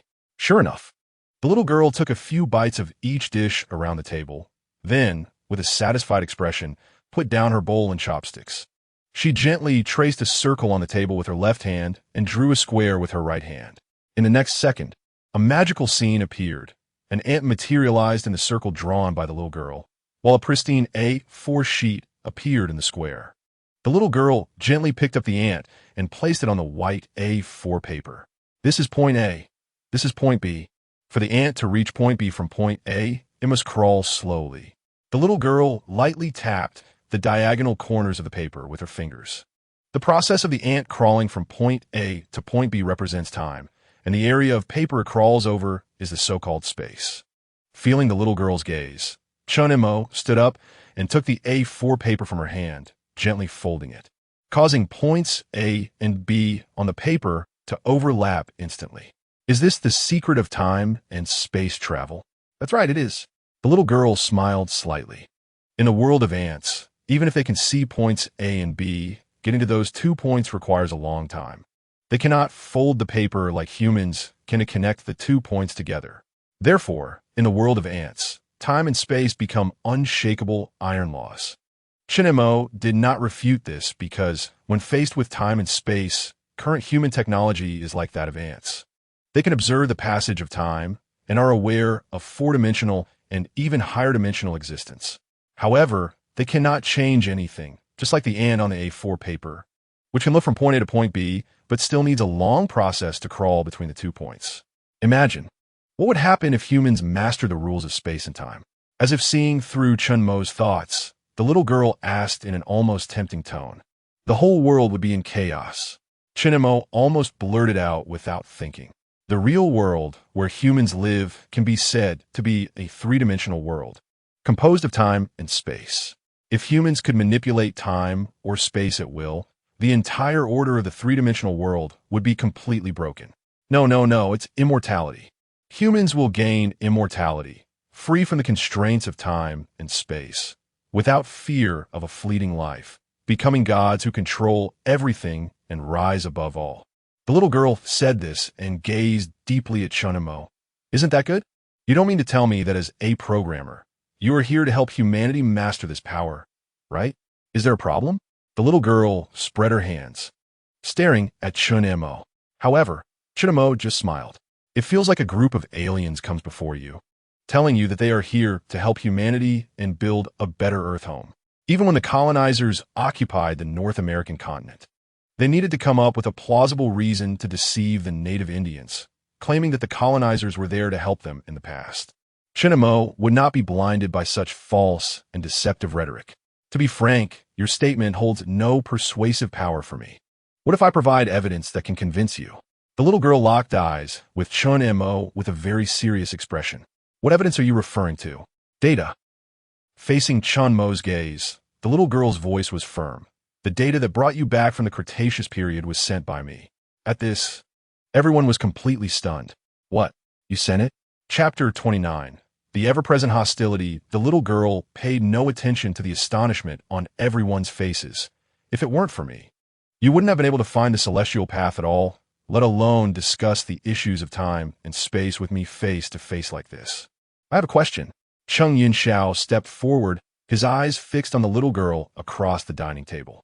Since you are here to help us, what about the tactical team and the people who went missing in the building before? Those were living lives, and you claim to be helping us. But your actions are incredibly cruel. Everyone still couldn't forget the tragic scene when the door opened, revealing the entire tactical team perishing. Even Chen Mo looked at the little girl with a strong sense of questioning in his gaze. I've said so much. Why don't you understand? The little girl shook her head helplessly. They're not dead. They just encountered an unknown death during this time period. However, in other timelines, they're still living well. As long as they're willing to accept help, I can let them choose what they want to do and the life they want to live at any time. So, death is just a formality, understand? It doesn't mean a person's life has truly come to an end. You mean all of humanity can enjoy what you just mentioned. Immortality? Of course. Don't you want to achieve immortality? To be honest, the temptation of the word immortality for humanity is indeed enormous. Even seasoned warriors like Lao Yao couldn't help but feel a sense of yearning upon hearing the word. However, they quickly realized a problem, which was the same issue Chen Mo had raised earlier. Why would the programmers be so kind as to help humanity achieve immortality? There's no such thing as a free lunch. The existence of programmers is like the difference between gods and mortals for human civilization. Time and space can be grasped and manipulated by them at will. To them, human civilization is like a metaverse within a computer. If it were you, would you kindly help a group of NPCs in a metaverse, granting these NPCs the same abilities as their creator? I admit, everything you say is indeed tempting, but it's still the same old problem. The evidence you provide doesn't convince me. The programmers have no reason to help humanity, nor any reason to let humans stand on equal footing with you. The biggest difference between programmers and humans is that they can control the secrets of time and space. If humans also mastered this ability, then the advantage of programmers would vanish. No, Chen Mo, actually you're wrong on this issue. You have always mistakenly believed that programmers and humans are two entirely different beings. You subjectively imagine that humans are in a position to be toyed with by programmers. Have you ever considered the possibility that programmers and humans come from the same place? The little girl's words stirred up waves of shock within everyone. Could it be possible that humans and programmers come from the same place? It was like being human, just stepping down from a tree trunk, dressed in a grass skirt, wielding a wooden stick to fight beasts on the African savanna for mere sustenance, while others are already cruising through the universe in spaceships. You can't be suggesting that programmers come from a prehistoric civilization, while humans are remnants of that civilization, right? This statement has long been a topic of fierce discussion in modern science.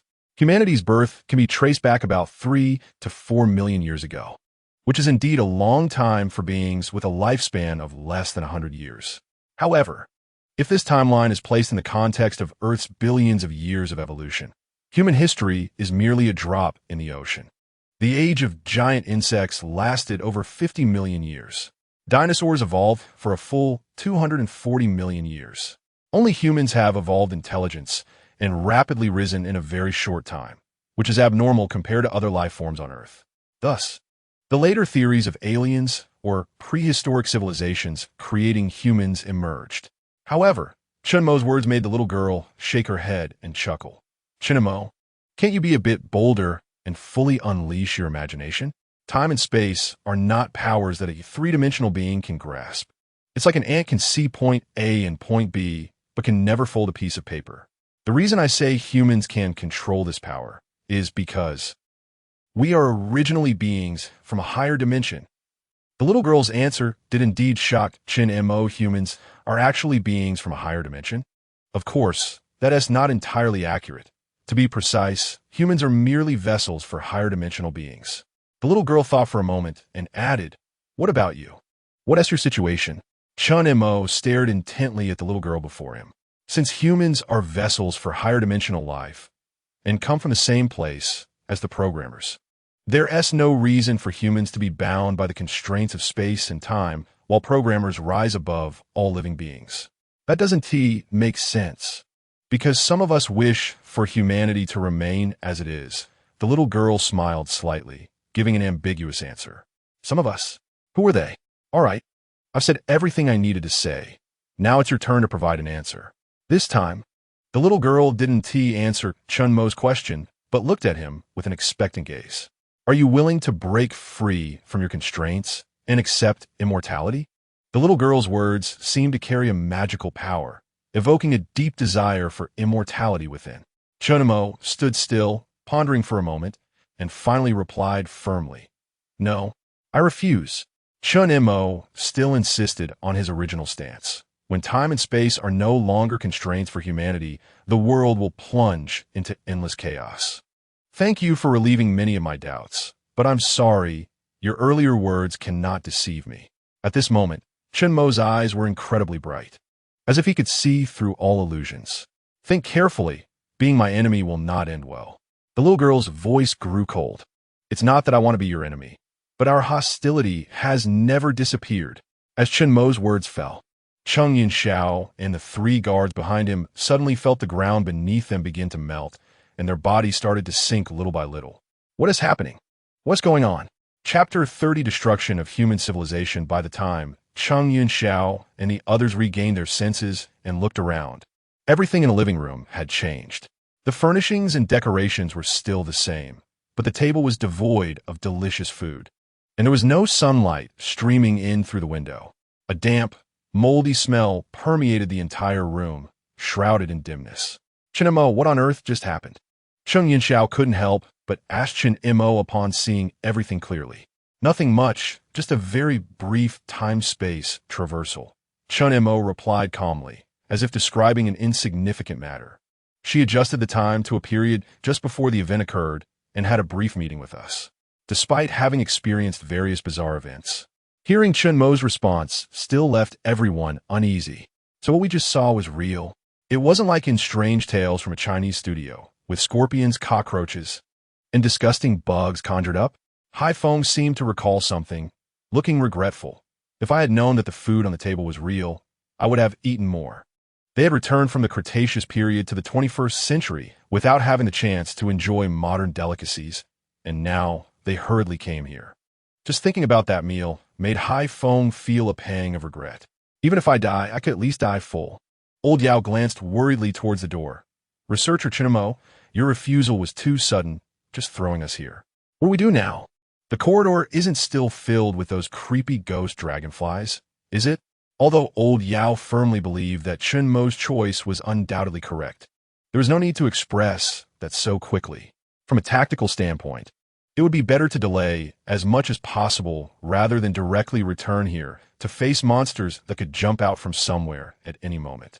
It's not that my refusal was sudden, but if we continue to hesitate, all of human civilization could be destroyed. Chen Mo's sudden statement drew Cheng Yinxiao's attention. Chen Montak, what do you mean by that? Are you going to destroy human civilization? Isn't that right? Destroy human civilization? Upon hearing the exchange between Chen Mo and Cheng Yinxiao, Hai Feng couldn't help but exclaim, talking so nicely in front of us about immortality and helping people, but then secretly planning to harm us? This girl has such a malicious mind. Pretty much. Chen Mo took out a pack of white sand cigarettes and began to pace back and forth in the living room. If that's the case, then we're in trouble. Old Yao shook his head. This place is entirely her domain. She can change the space here however she wants. Our chances of resisting her here are practically non-existent. Not necessarily. Until the last moment, it's still hard to say who wins or loses. Chen Mo suddenly interjected, catching Cheng Yinxiao's attention. Have you thought of a way to leave? Sort of, but I can't say right now. Chen Mo and Cheng Yinxiao exchanged glances. Cheng Yinxiao suddenly understood and nodded. Their every move was under the observation of the programmer, or rather, under the observation of that little girl. If Chen Mo really had a way to get everyone out, saying it would be tantamount to cutting off the possibility of success. In the face of such a terrifying existence that could change space and time at any moment, any hint of slackness could lead to their failure. Just then, a series of strange sounds suddenly came from outside the door. Was something preparing to rush in? Sensing the anomaly, old Yao immediately raised his weapon. Only Chen Mo stood still, holding the white sand cigarette, her gaze flickering ambiguously. Assistant Fong, our lives are in your hands. You must find the answer quickly. What a mess. At the company, Old Wu had just returned from an emergency meeting when he heard Secretary Lu's report and slammed the meeting documents on the table. He looked up at Fong Ro, who was hanging her head in shame, and Secretary Lu, who was beside her with a face full of indignation. Lu Yong, you are confused. Huh? Secretary Lu clearly did not expect that Old Wu would be the first to criticize him. Old Wu, it was Chen Mo who violated the rules. I admit I failed to stop them. That's my problem, but what? You still don't realize what your real problem is. If you had agreed to let Chen Mo and the others go to Hunan for the investigation from the beginning, would there have been any talk of violating the rules? This is also my fault. I was too busy with the meeting to clarify things. In the current situation, the entire Earth seemed like a computer running naked, with no protective measures or strategies in place. Once the electronic pulses accumulated on the moon's surface began to erupt, all of human civilization would fall into darkness. At such a time, Chen Mo and the others still dared to step forward, risking themselves for the continuation of human civilization. Yet, as a company leader, Secretary Lu was dragging them down. Every time Old Wu thought of this, he felt a surge of anger. The call from the Air Force headquarters even came into the emergency meeting room. Just think, how will superiors and other department leaders view the company in the future? Secretary Lu never expected the situation would trigger Such a serious chain reaction. He was about to step forward to apologize when he saw Old Wu raise his hand. From now on, we won't discuss matters unrelated to the task. It has been a full hour since Chen Mo and the others entered the incident site in Hunan. Every minute we waste here adds to their danger. As he spoke, Old Wu turned his gaze to Fong Ro. Tell me your situation. Fong Ro, who had been prepared, immediately handed the prepared documents to Old Wu. So, you believe Chen Mo left some suggestive key information during the communication? Old Wu read for a while before suddenly looking up. That's right, Old Wu. We have been monitoring him for so many years. You should know better than I how deep his feelings are for Su Hui and the child. He deliberately misstated his daughter's age during the communication, which is already very strange. Moreover, I have verified that Wenwen's birthday has indeed long passed, and on her birthday, Chen Mo even sent a birthday gift back through courier. Continue. Old Wu nodded upon hearing this. I have already notified the decryption experts in all departments of the company to decode Chen Mo's statements at that time. However, I still decided to go to Haisher in person, because before Chen Mo hung up the communication, he repeatedly instructed me to go see Su Hui and her daughter. Perhaps the key clues are with them. Hearing this, Old Wu pondered for a moment. Agreed, you can set off immediately. Chen Mo wouldn't leave information for no reason. He must have grasped some crucial clues. On this point, Old Wu's thoughts aligned with Fong Ro's. Secretary Liu, I won't say more. Fully cooperate with Fong Ro. Yes. After Secretary Liu and Fong Ro left, Old Wu leaned back on the office sofa, rubbing his temples wearily. For 3 days, he had been running nonstop, constantly coordinating with various departments and attending endless emergency meetings. But no matter how tired they were, it couldn't compare to the exhaustion he felt when he heard Secretary Liu stop Chen Mo and the others from taking action. Secretary Liu was personally promoted by Old Wu. He was good at maintaining the status quo, but lacked in innovation, which was the exact opposite of Fong Ro's personality. In times of peace, this would be no problem, but given the current situation, Secretary Liu's conservatism had become a major obstacle for the company. I hope Chen Mo and the others can come through this safely. Chapter 31 Dad's Secret. It took Fong Ro more than an hour to travel from the company headquarters to Haisher. Following Chen Mo's instructions, she first went to a cake shop to buy a cake, then drove to the faculty residential area. Over the years, the company had arranged for dedicated personnel to protect Chen Mo's family, so Fong Ro had no trouble finding Su Hui and her daughter's residence. Knock, knock. Is anyone there? As soon as Fong Ro knocked on Su Hui's door, Su Hui quickly opened the inner door, appearing before Fong Ro through a security door. May I ask who you are looking for? A woman living alone with a child is always more cautious than others. Facing Su Hui's wary gaze, Fong Ro smiled slightly. Hello, I'm a colleague of Chen Mo's. He asked me to come and check on you. Fong Ro could sense that when she mentioned Chen Mo's name, Su Hui's originally calm gaze became tinged with complex emotions. Mean. Su Hui glanced at the gifts Fong Ro was carrying. Besides the cake, Fong Ro had also bought fruits, snacks for children, and toys. Would you like tea or coffee? Just a glass of plain water will do. Su Hui complied with Fong Ro's request and poured her a glass of plain water. By the way, why isn't Wenwen here? Wenwen is at a tutoring class. She won't be back until after 4 o'clock. In today's world, even elementary school students are caught up in intense competition. Tutoring classes have become the only way out for children. You just said, you're his colleague? Has he found a job? After chatting a bit, Su Hui suddenly changed the topic, eager to inquire about Chen Mo. In Su Qiuyang's last phone call, Chen Mo was still as he had been before, obsessed with pursuing things that seemed elusive to Su Hui and others, working only scattered odd jobs. But the Fong Ro before her was different. Her appearance and demeanor indicated she was extraordinary. Such a beautiful woman actually became Chen Mo's colleague, and she even specially came to visit Su Hui and her daughter. Either Chen Mo experienced some unexpected changes after his meeting with Su Qiuyang, or he got into some trouble that led others to come looking for him.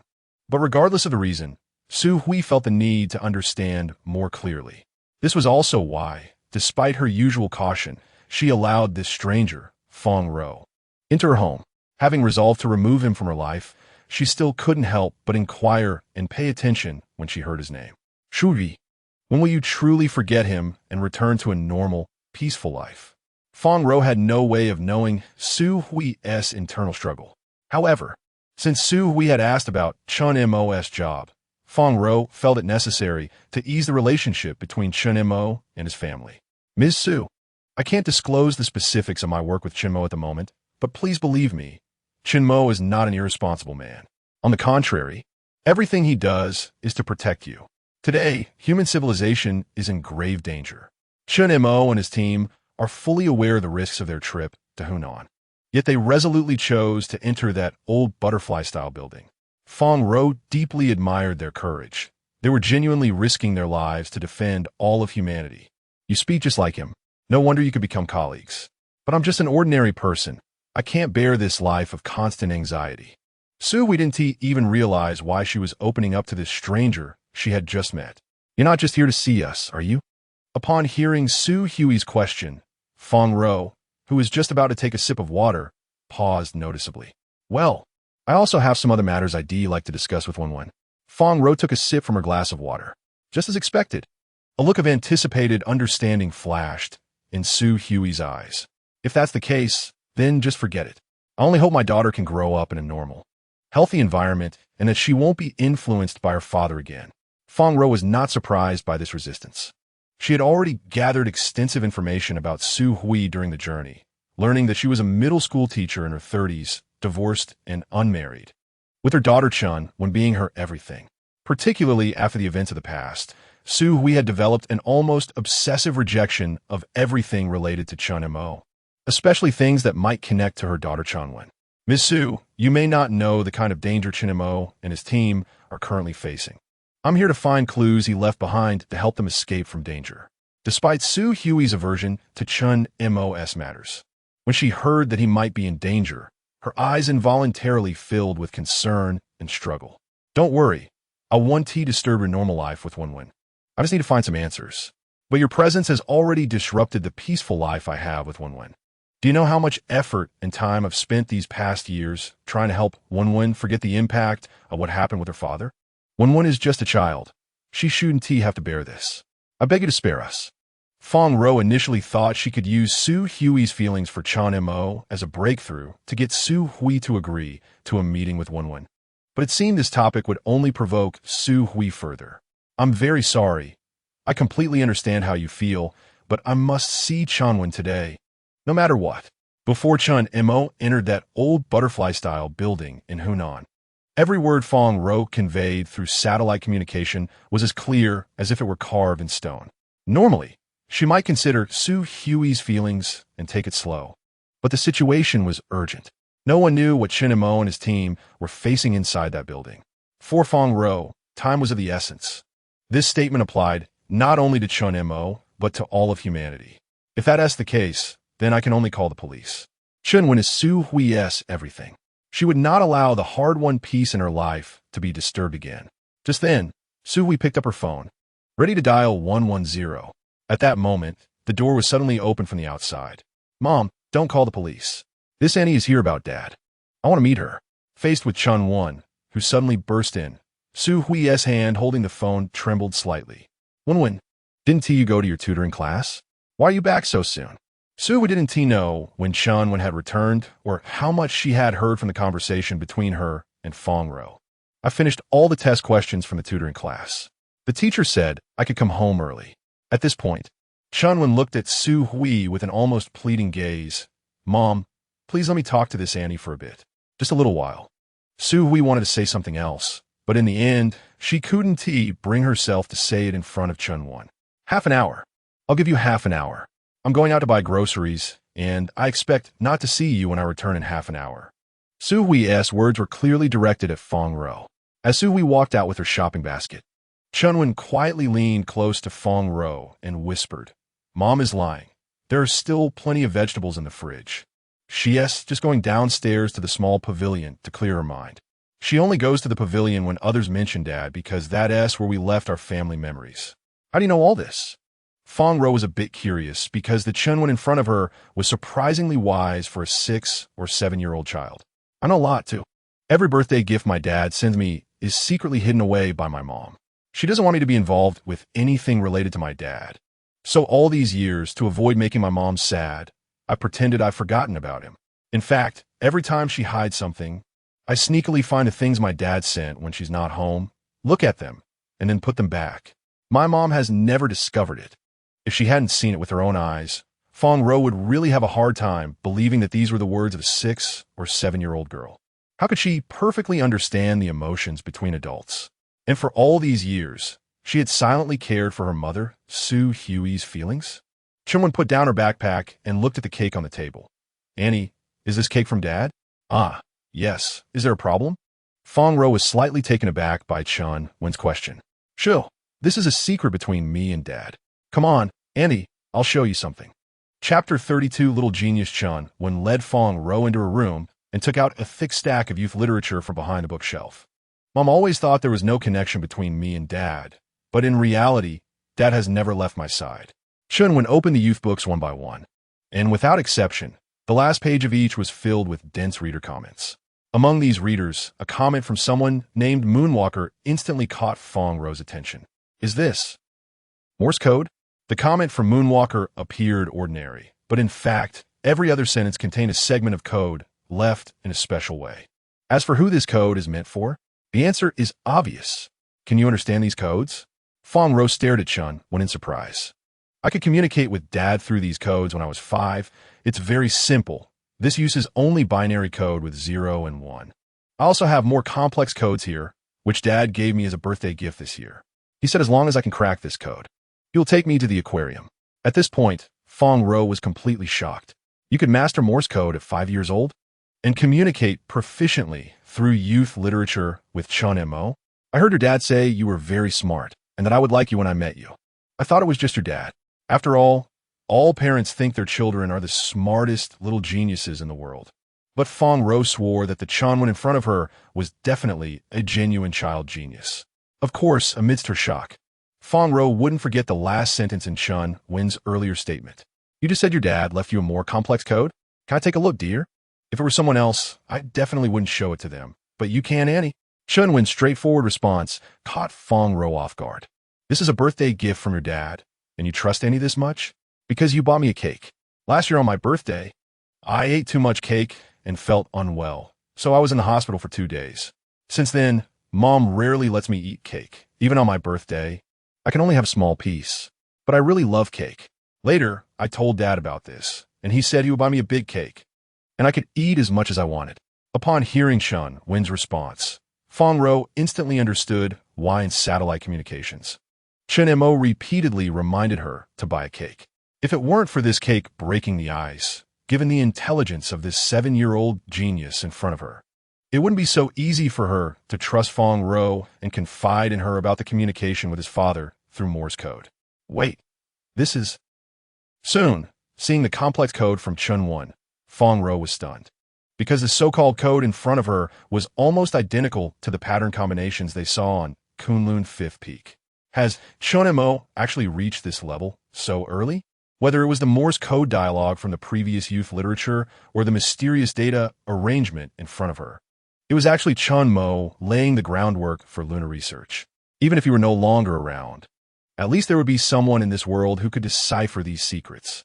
Looking at Chen Wen, who was seriously deciphering and frowning slightly at critical moments, Fong Ro felt as if she saw another Chen Mo. They were so alike. This child was so much like her father. At this moment, she seemed to understand why Su Hui was so resistant to Chen Wen's exposure to matters related to Chen Mo. Su Hui had been with Chen Wen day and night and must have long noticed this trait in her, which is why she insisted so much on this matter. She was worried that this child would follow in Chen Mo's footsteps. The saying, "Pity the hearts of parents everywhere," was well validated in Su Hui at this moment. Annie, I've been trying really hard, but the problem Dad gave me this time is really too difficult. I've been trying for a long time, but haven't succeeded. Although Dad said he would give me the answer next birthday, I want to decipher this code before he gives the answer and then give him a big surprise. Looking at the intelligent and sensible Chen Wen in front of her, Fong Ro's heart was filled with mixed feelings. In fact, your dad's biggest surprise is that you always consider him the most cherished person in your heart. Auntie, is what you said true? Chen Wen's face was filled with surprise. Yes. Fong Ro nodded firmly. After receiving Chen Wen's consent, Fong Ro took a photo of the code in front of her and sent it back to the company headquarters.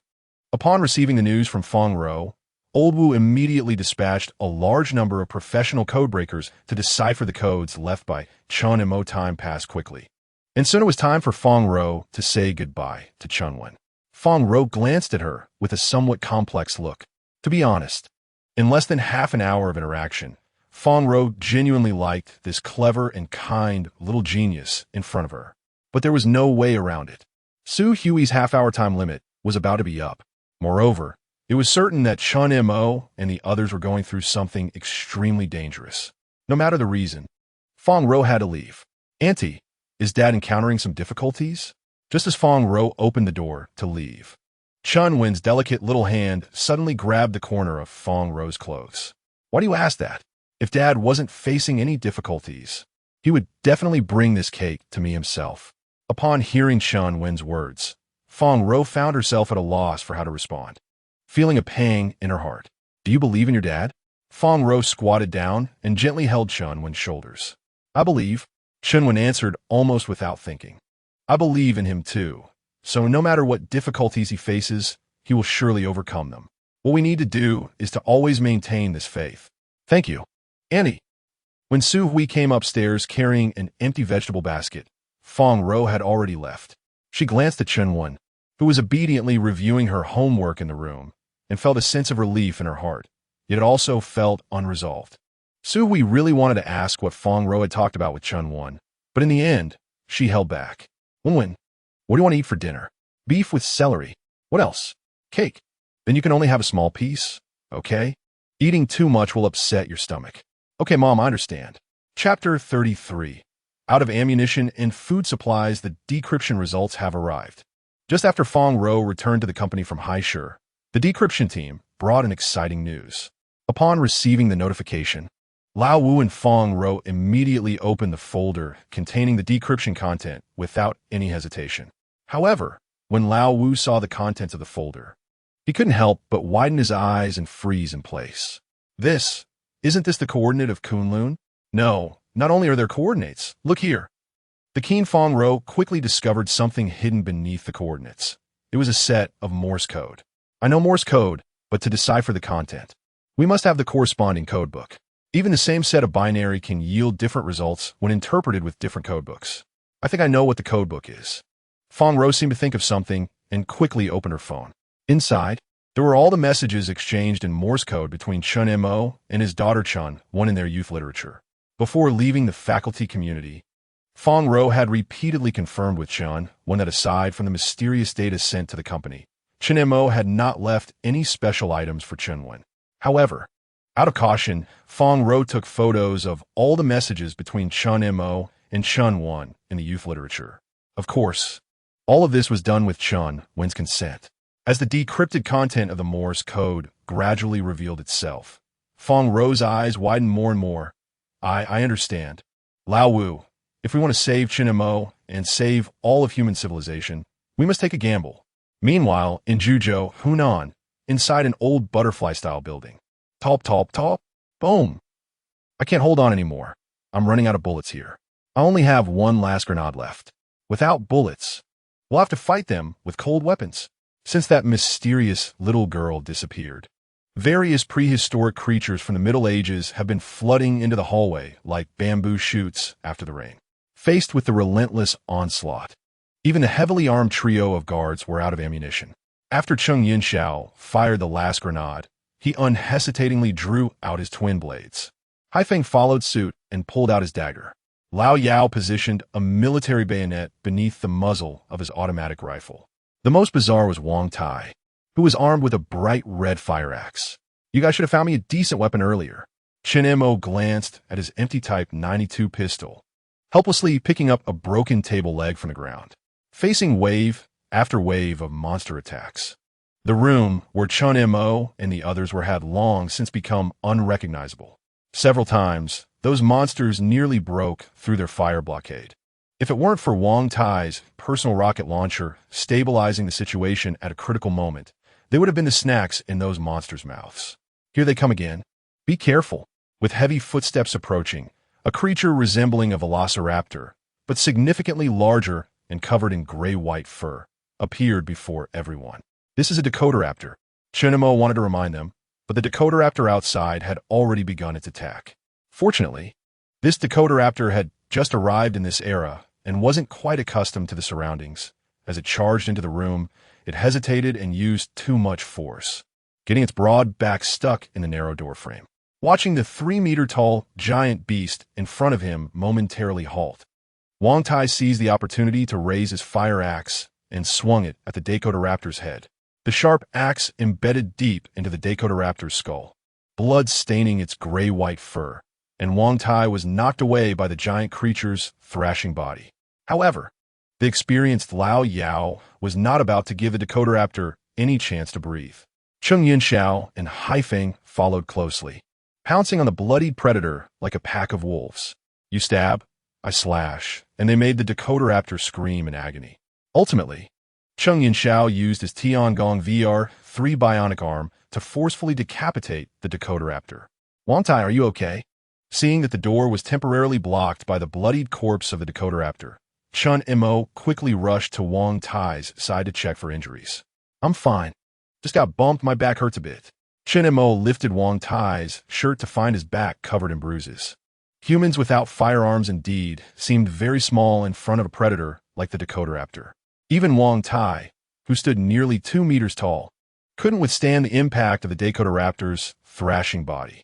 If the doorframe hadn't just happened to trap the Dakotaraptor, those present would have likely been dead or injured. Nevertheless, Wang Tai, who got back up, quickly pulled the incredibly sharp fire axe from the Dakotaraptor's head. The immediate crisis was not yet fully resolved. As long as they survived, the monsters in the hallway outside would not stop.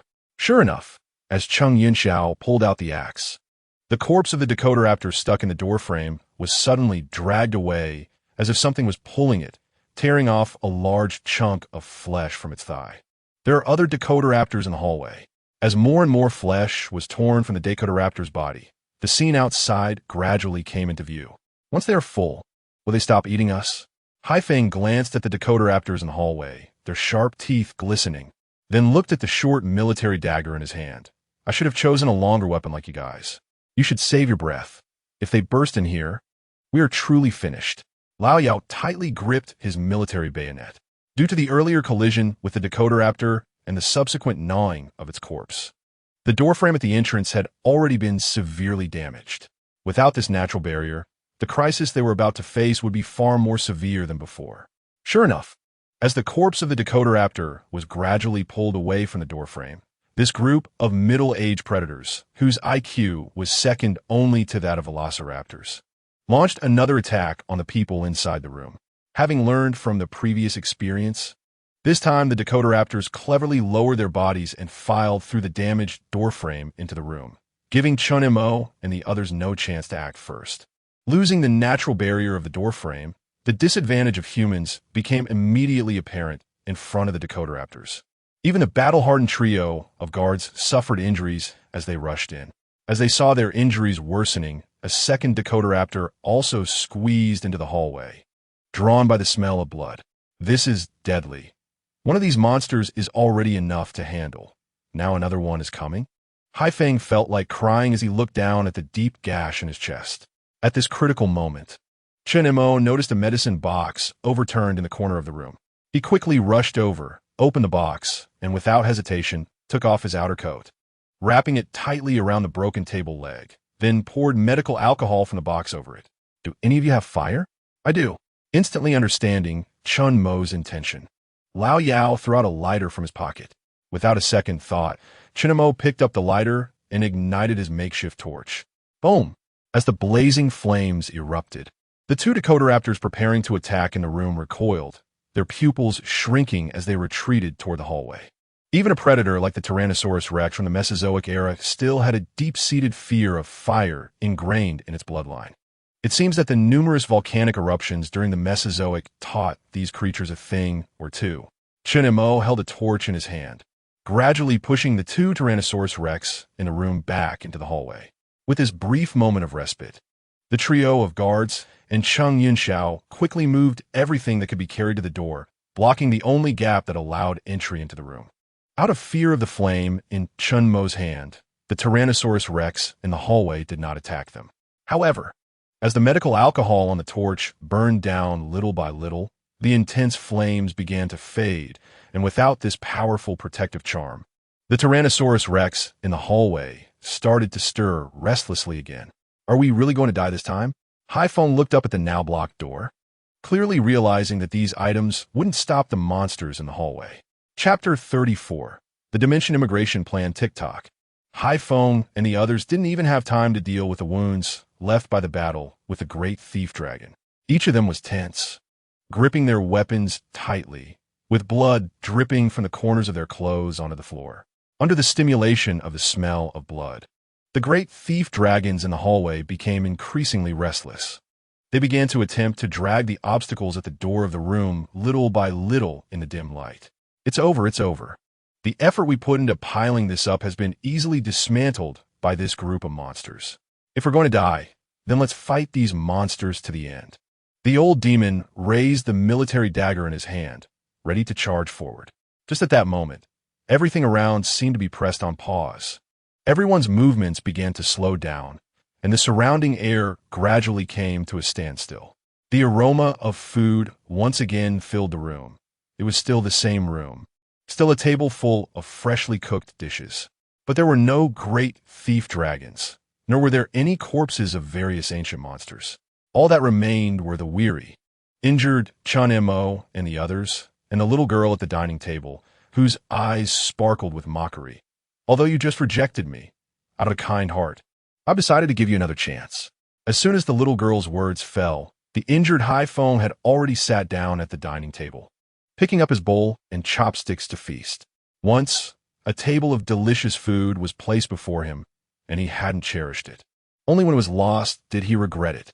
Now, with the food reappearing, Haifeng couldn't care less. Even if he was to die, he wanted to die with a full stomach. Haifeng's unrefined eating made the little girl across the table pause for a moment. But soon, the mocking expression returned to her face. The same table of food, after experiencing different events, would always lead to different choices. So, I'm very curious. Has your answer changed as well? This time, Chen Mo did not directly answer the little girl's question. He walked slowly to the dining table and sat down. Among the group, he was the least injured, as he knew this was due to everyone's deliberate protection. He served himself a bowl of soup, took a couple of sips, and then looked up at the ceiling. My thoughts have indeed changed a bit, but before I answer you, I hope you can answer a few questions for me.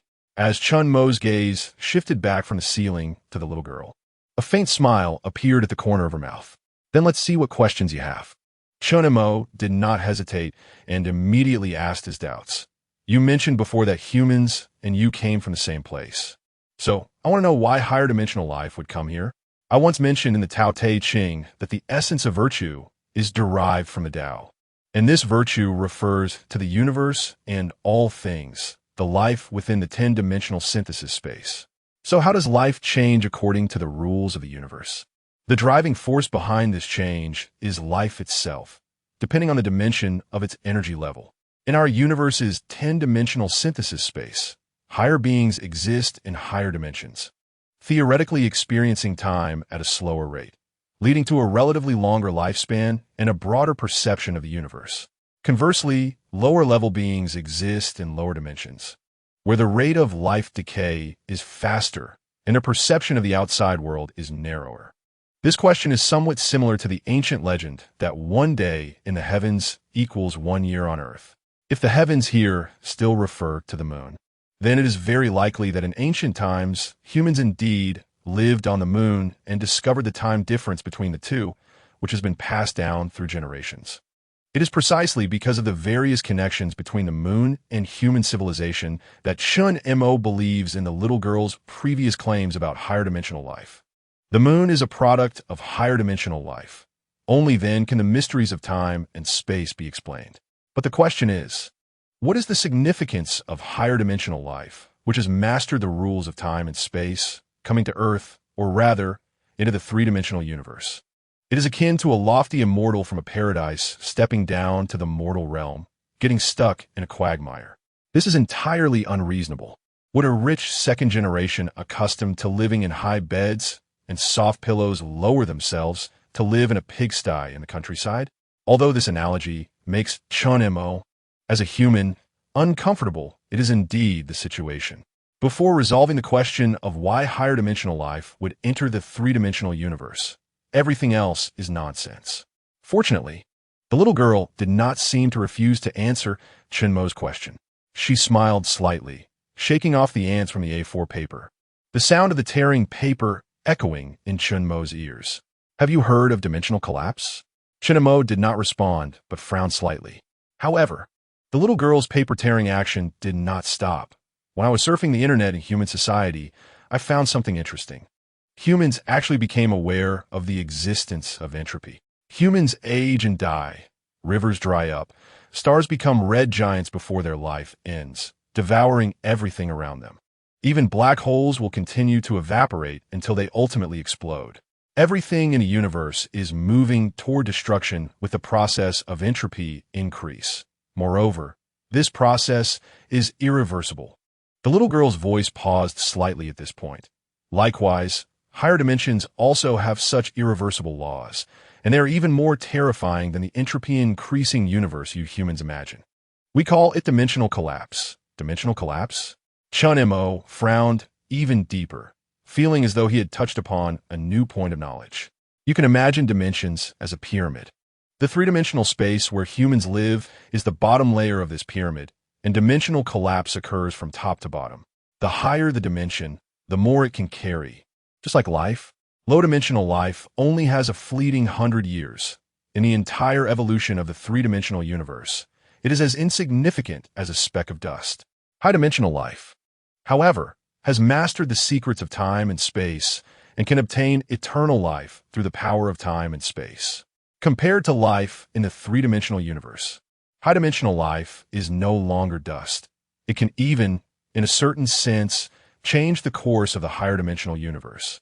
The weak instead become the more stable foundation of the low-dimensional universe. So, is higher-dimensional life fleeing? Are they escaping to lower dimensions to avoid the disaster of dimensional collapse? Chen Mo's sudden question seemed to evoke certain memories in the little girl. Yes, you can understand it that way, but it's not just them, it's us. I previously mentioned that humans and I come from the same place, the little girl corrected. Although the ultimate demise of the entire dimension will not change, lower dimensions can indeed exist for a longer time. We are powerless to change the result of dimensional extinction, just as humans cannot stop the destruction of the universe. However, we can enter lower dimensions to exist for a longer time in this form. The destruction of the universe will give birth to a new universe. Similarly, new dimensions will be reborn after dimensional collapse. Destruction, rebirth, then destruction again, and rebirth again. In a cycle, even higher dimensional life that has mastered the secrets of time and space cannot change this iron law. The second question, you said some among you hope humans remain as they are now. Is that related to the collapse of the universe? Yes, before our dimensional collapse. We made a plan, an immigration plan concerning all higher dimensional life. It is evident that the immigration target the little girl mentioned is the three-dimensional universe. Compared to a point and line in the universe, as well as a surface in a two-dimensional world, the structure of a three-dimensional universe is more aligned with the goals of higher dimensional life. This is because its structure is not so singular and simultaneously meets the immigration goal of being more stable with lower dimensions. However, before implementing this plan, we still need to solve a very important technical problem. What problem? The existence mode of higher dimensional life cannot enter the three-dimensional universe. So to enter the three-dimensional universe, we must do so in a state of three-dimensional life. Upon hearing this, Chen Mo's pupils suddenly dilated, as if he had realized some important information. Chapter 35, The Terrifying Upright Ape, So It Is. Humanity's exploration of itself has never ceased. In both Eastern and Western myths, different creators are mentioned as having created humanity. This notion persisted until 1857 when Darwin proposed the theory of evolution, where the survival of the fittest became the mainstream approach to studying humanity. Darwin's theory of evolution lasted for a long time, and humanity once believed it had evolved from chimpanzees. However, with the continuous advancement of modern biological science, Darwin's theory has faced considerable skepticism. These doubts mainly revolve around 3 points. The first is the question of the origin of life. The theory of evolution suggests that organisms continuously evolve differently based on environmental conditions over generations, leading to various forms of life, but the original ancestors are consistent. Yet, in the quest for this common ancestor, human scientists have not found any substantial evidence. Scientist Miller conducted simulation experiments and detailed how organic matter formed from early lightning on Earth developed into organic macromolecules. These molecules would autonomously aggregate to form aggregates, exhibiting life phenomena such as reproduction and growth, eventually slowly forming single-celled organisms. This experiment seems plausible, but forming sufficient organic matter is extremely difficult, with a low probability of success and hard to achieve. The second point is that Darwin's theory emphasizes that there is a transitional phase between one species evolving into another. Therefore, in this slow evolutionary process, there must have been transitional organisms. However, insufficient transitional organisms have been found, leading to ongoing skepticism about evolution. Additionally, this transitional phase cannot explain the Cambrian explosion of life. The third point, and the most crucial one, is that Darwin's theory cannot explain the origin of humanity. According to the predictions of evolution, the process of human evolution should take at least 120 million years, but in fact, human history is only about 3 to 4 million years. Compared to the long evolutionary processes of other organisms, humanity seems to have suddenly appeared on Earth. Thus, the legends of creators are true. Whether it is Nuwa from Eastern mythology or Prometheus from Western mythology, at least regarding the birth of humanity. Chen Mo felt this meaning from the little girl's earlier words. Humanity is the most perfect vessel for high-dimensional life entering the three-dimensional universe, somewhat akin to a USB drive that stores its own data. However, this USB drive ages rapidly, so it needs to undergo data updates periodically. The moon is responsible for updating the data, right? Hearing Chen Mo's words, the little girl smiled slightly. That's right. Your understanding is strong. In fact, we have thought about creating a USB drive that cannot be damaged or has a stronger capacity. However, in the end, it all ended in failure. And you should have seen those failures just now. The little girl's words inexplicably reminded Chen Mo of the giant dinosaur in the hallway and those ancient arthropods. 4 high-dimensional beings who grasp the secrets of time and space. Time is meaningless. They can repeatedly simulate on the long timeline of Earth for billions of years. It's like holding a mouse and browsing through videos on a computer. The mouse can click into any timeline of the movie at will. However, their operations offer far more control than humans watching a movie. They can even forcibly add characters and change the plot of the film to create a high-performance USB drive. We almost collected the genes of all three-dimensional life, from arthropods to the reptiles like dinosaurs, but they all failed. In the midst of repeated failures, we suddenly realized that all these three-dimensional lives retain the coding that originally belonged to the three-dimensional world.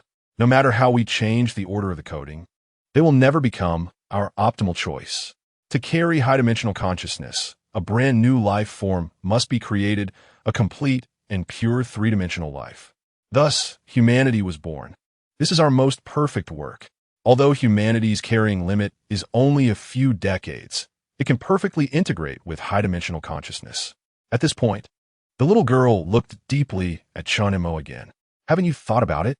Humanity has never encountered high-dimensional civilization.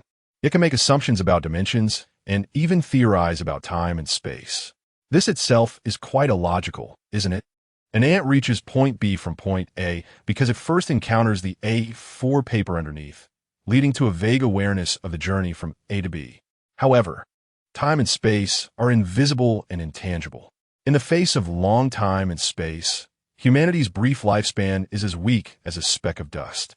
It's like a primitive person who has never left the universe suddenly has a whim one day and draws a spaceship on a stone wall. There are no reference points. It just appears suddenly in their mind. In fact, all of this is a high-dimensional imprint deeply hidden within your soul. The little girl seemed to want to prove her earlier statement, extending her finger to lightly tap her head. Soul? Does it really exist? Chen Mo preferred to believe that it was a collection of electromagnetic signals stored in the body.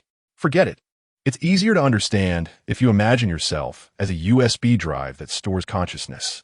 The little girl waved her hand and then seemed to remember something, murmuring to herself. The things that Dijuan and Changshi created, although improved by the earth, still cannot completely erase those imprints engraved in the depths of the soul. Dijuan? Changshi? The moment Chen Mo heard these two names from the little girl, his expression changed again.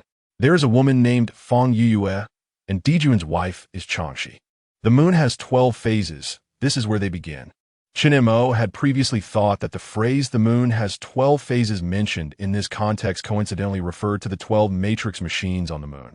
But now it seems that this is not the case. The 12 matrix machines inside the moon are indeed related to Dijuan and Changshi. Moreover, some of the Earth-S technology is used within them.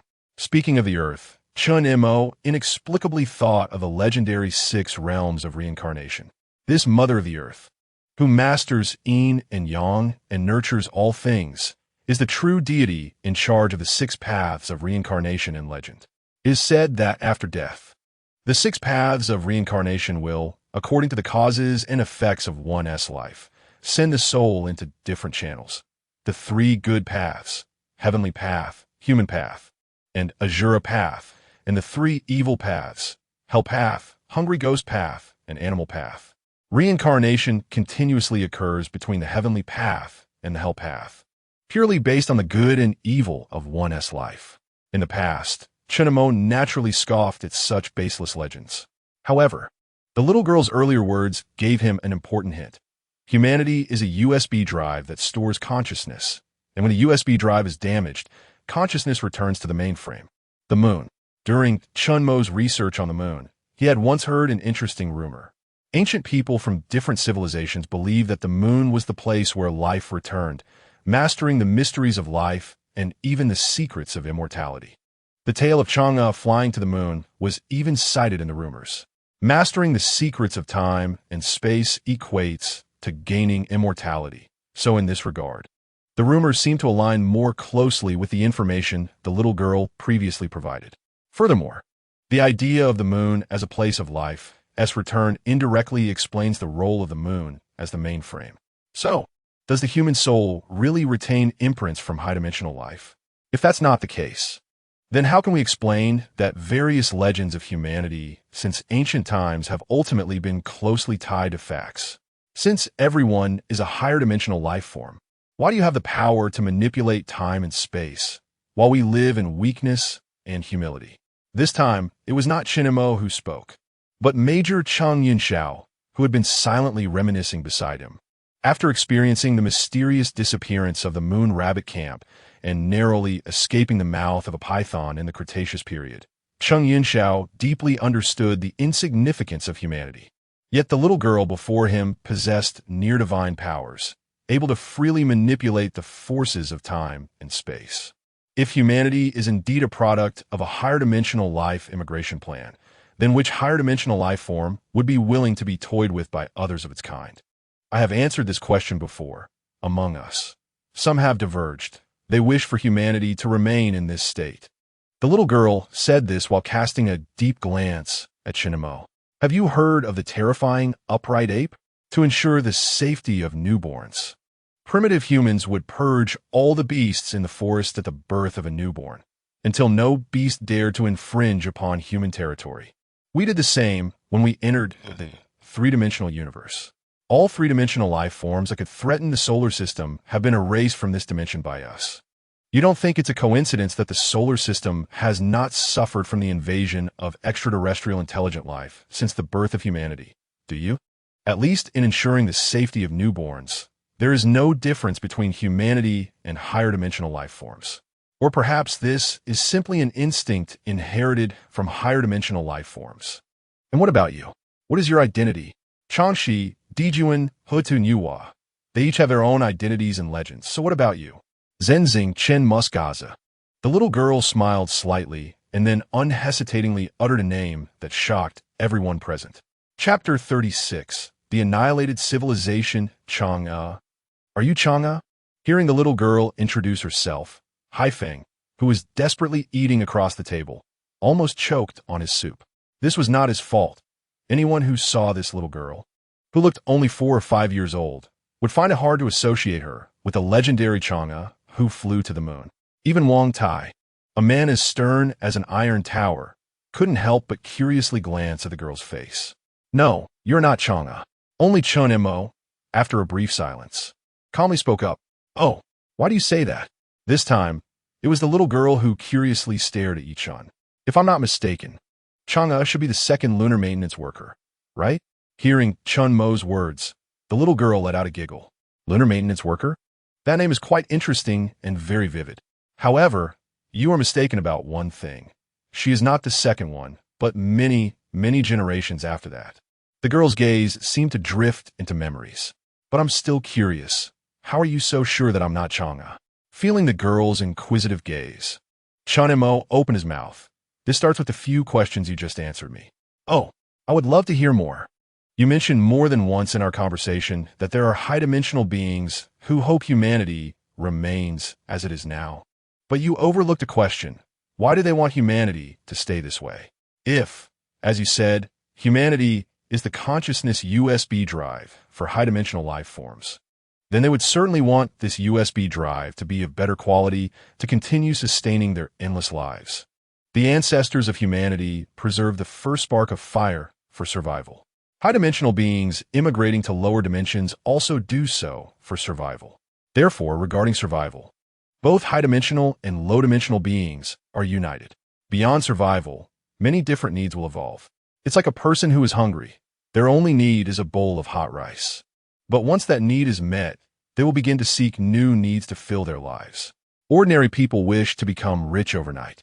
After becoming rich, they hope that this wealth will be passed down through generations. With hereditary wealth, they will start pursuing power. When power reaches its peak, they want to be emperors. Yet even emperors, who possess all the material wealth and power in the world, still cannot help but pursue immortality. High-dimensional beings master the rules of time and space, possessing nearly infinite lives. Yet asking them to give up this near-immortal form is like asking a money-obsessed tycoon to relinquish all their wealth. So what is it that makes them willingly give up everything? Ultimately, it comes down to survival. Only when survival is threatened do high-dimensional beings have to compromise and give up certain things.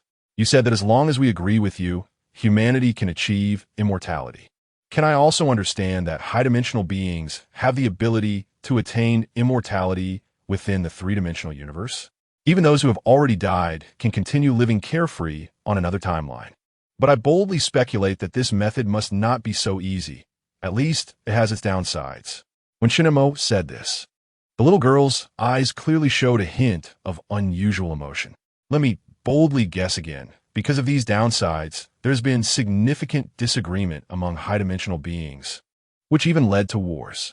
If the moon truly drifted away from the Earth after Gong Gong crashed into the road to heaven, then the high-dimensional life forces represented by Gong Gong should be on the opposite side of you. Only in this way can it explain his reason for destroying the road to heaven. As Chen Mo said earlier, myths and legends may not be true, but they cannot have come from nothing. Gong Gong may not have really used his head to crash into the mountain, but the destruction of the road to heaven is definitely related to him. Gong Gong indeed damaged the moon. No, it should be said.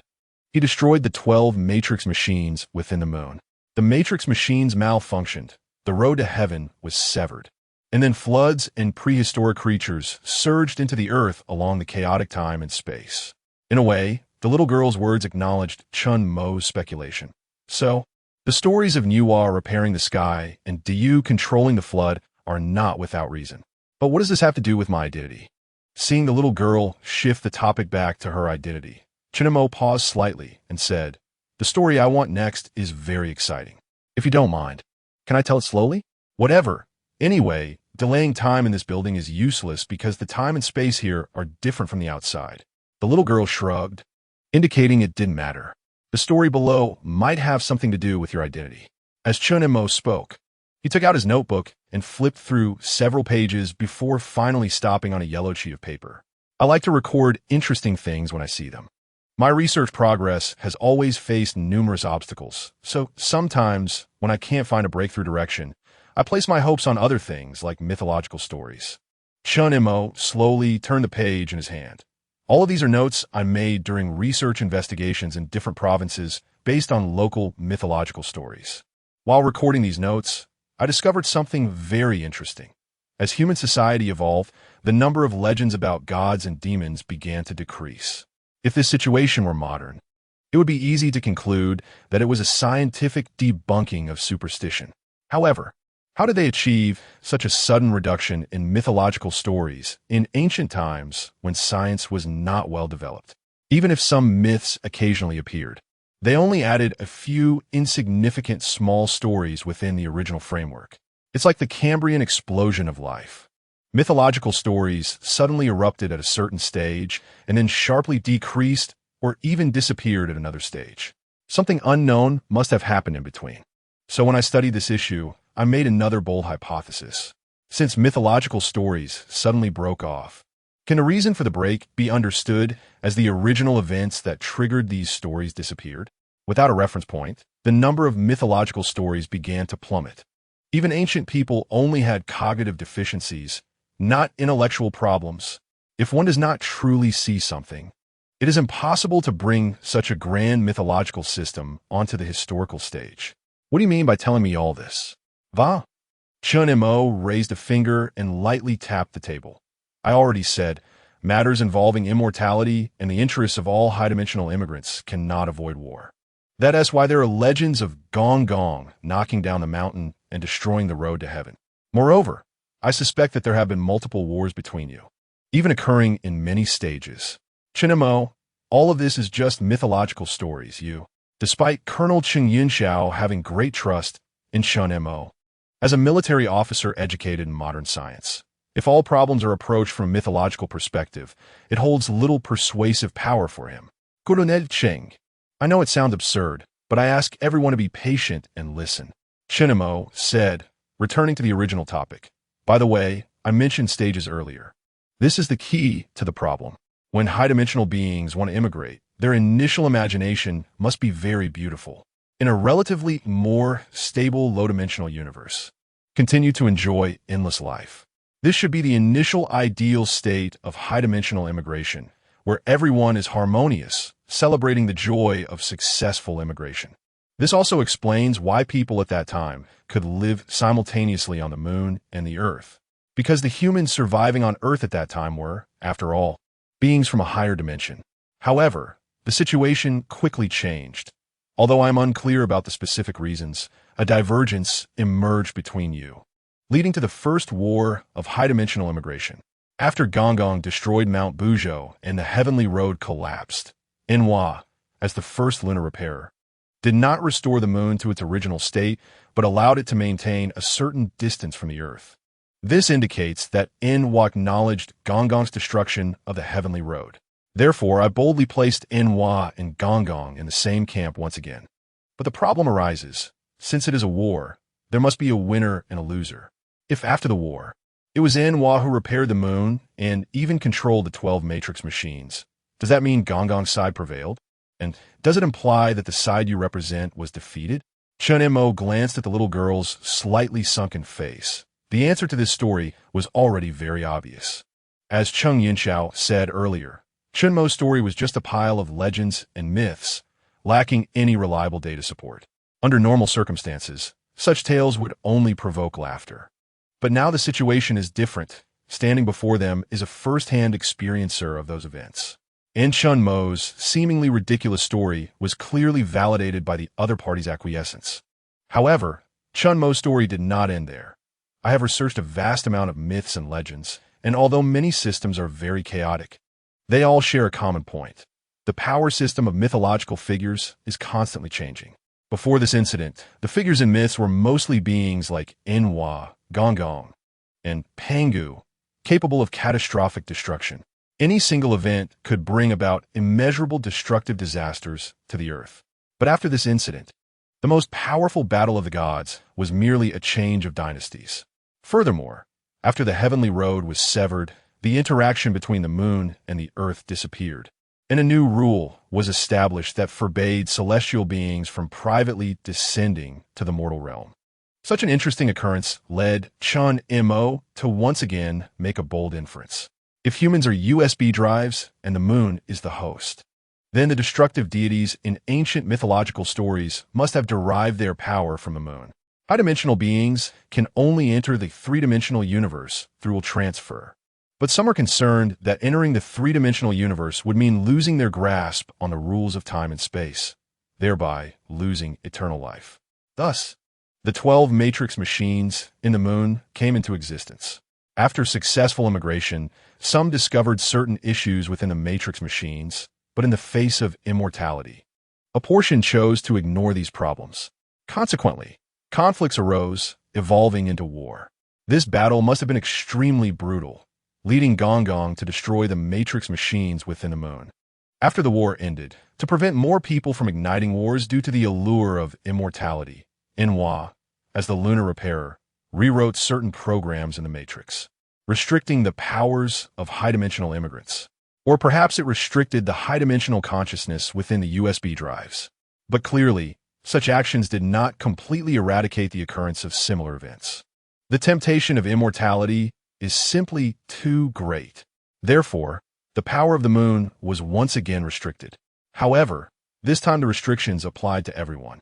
Moreover, the extent of the restrictions was unprecedentedly vast, nearly causing all high-dimensional beings to forget where they came from, even the mysteries of time, space, and immortality.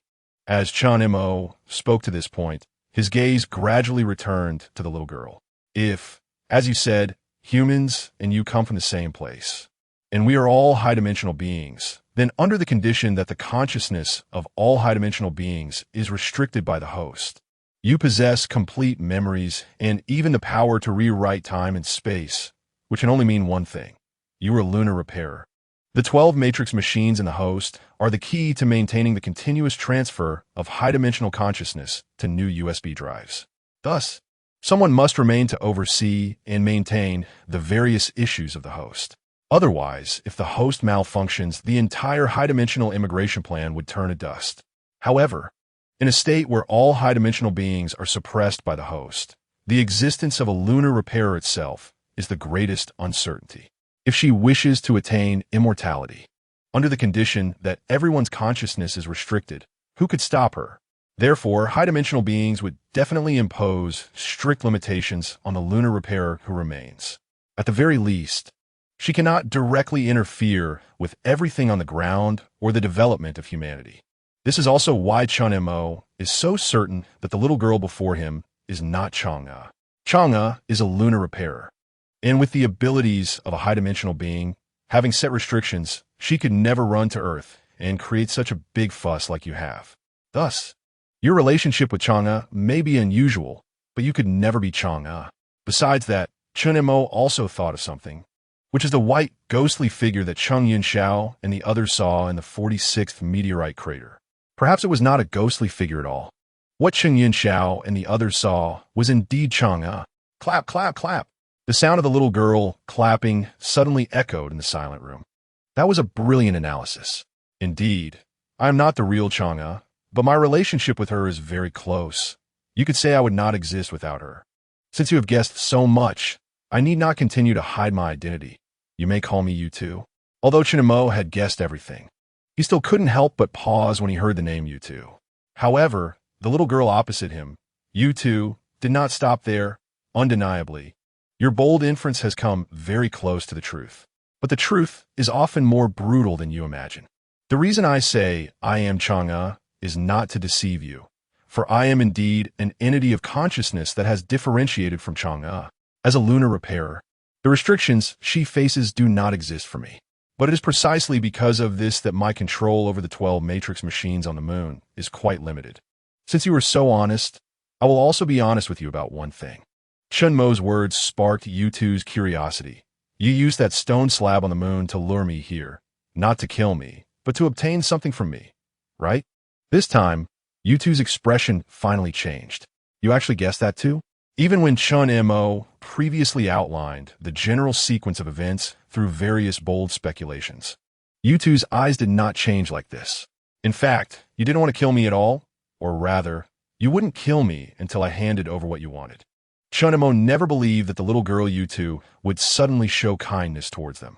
The only purpose for the sudden halt in their attack was to force Chen Mo to compromise.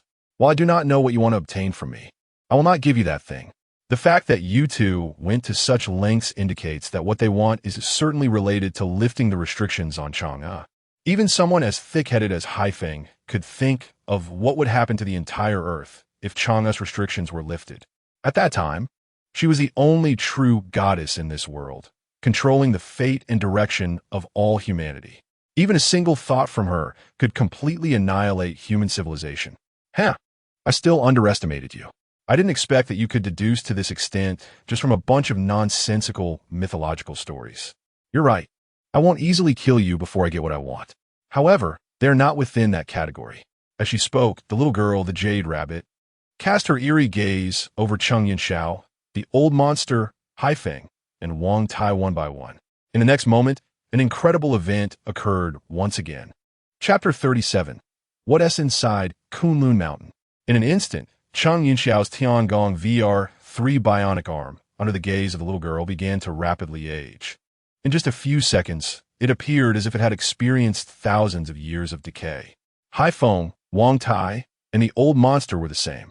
Their faces shifted between old and young, decades of life flashing by in an instant. Humanity invented airplanes, cannons, tanks, and nuclear weapons, believing they had grasped the power to dominate all beings.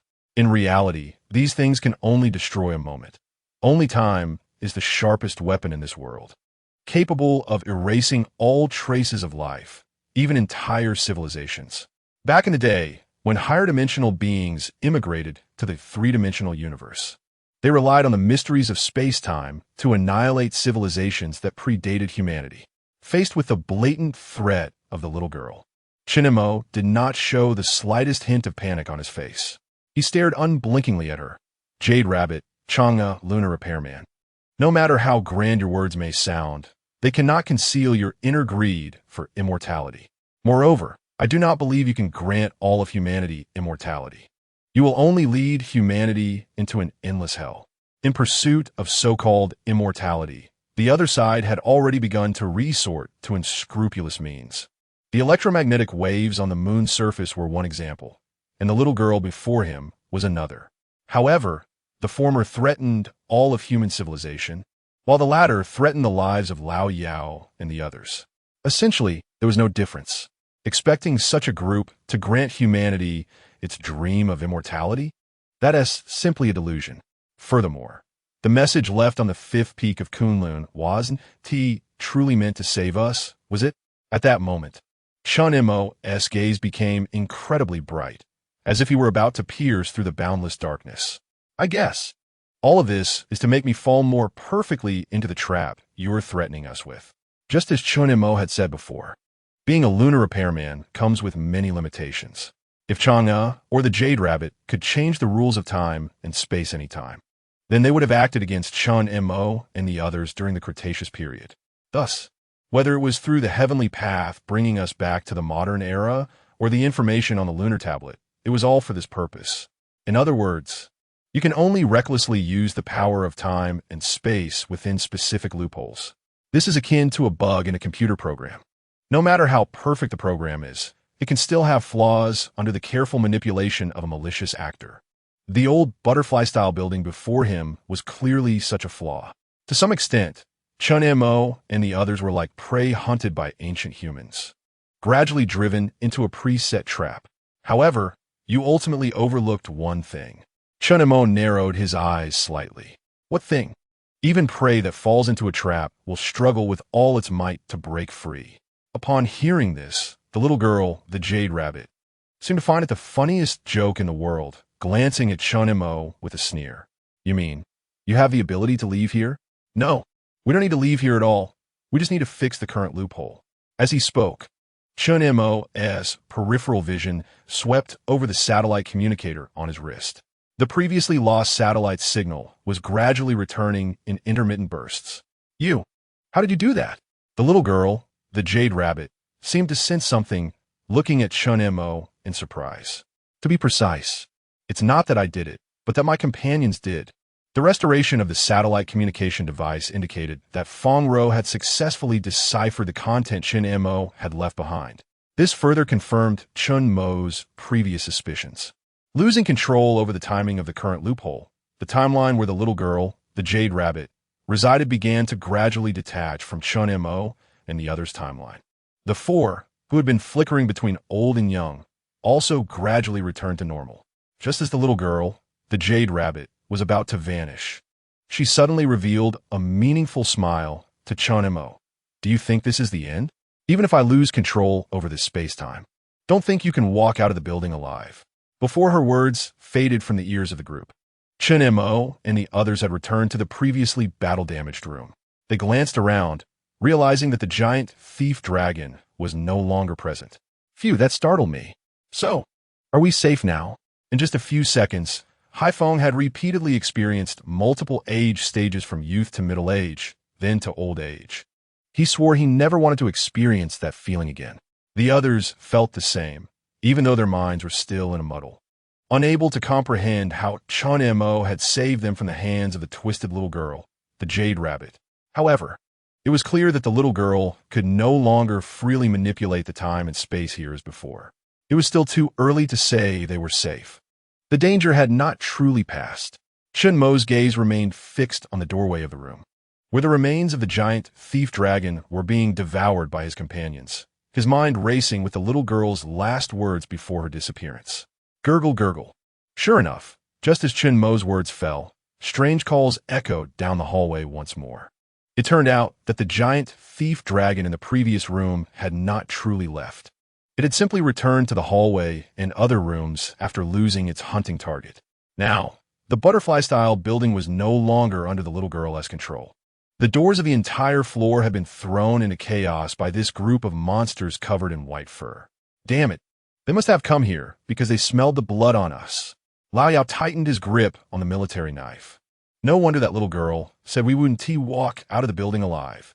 Haifeng felt a sense of despair rising within him. However, when he saw the giant thief dragon gradually poking its head into the doorway, he couldn't help but cross the dagger in front of his chest. Well, my stomach is already full. Even if we end up in the King of Hell's domain, I'll be a well-fed ghost. Chen Mo, no matter what, you must survive. You cannot let her scheme succeed. Cheng Yunxiao, also sensing the crisis, drew his twin knives and stood in front of Chen Mo. Although Chen Mo had previously recounted a bunch of unsubstantiated myths in front of him, it was undeniable that Chen Mo had indeed saved everyone from the little girl's hands with those stories. The existence of the little girl, the Jade Rabbit, would only plunge human civilization into an endless crisis. Only Chen Mo could stop her. Looking at the resolute Cheng Yunxiao before him, Chen Mo felt an inexplicable surge of emotion. Yet even so, he couldn't help but speak.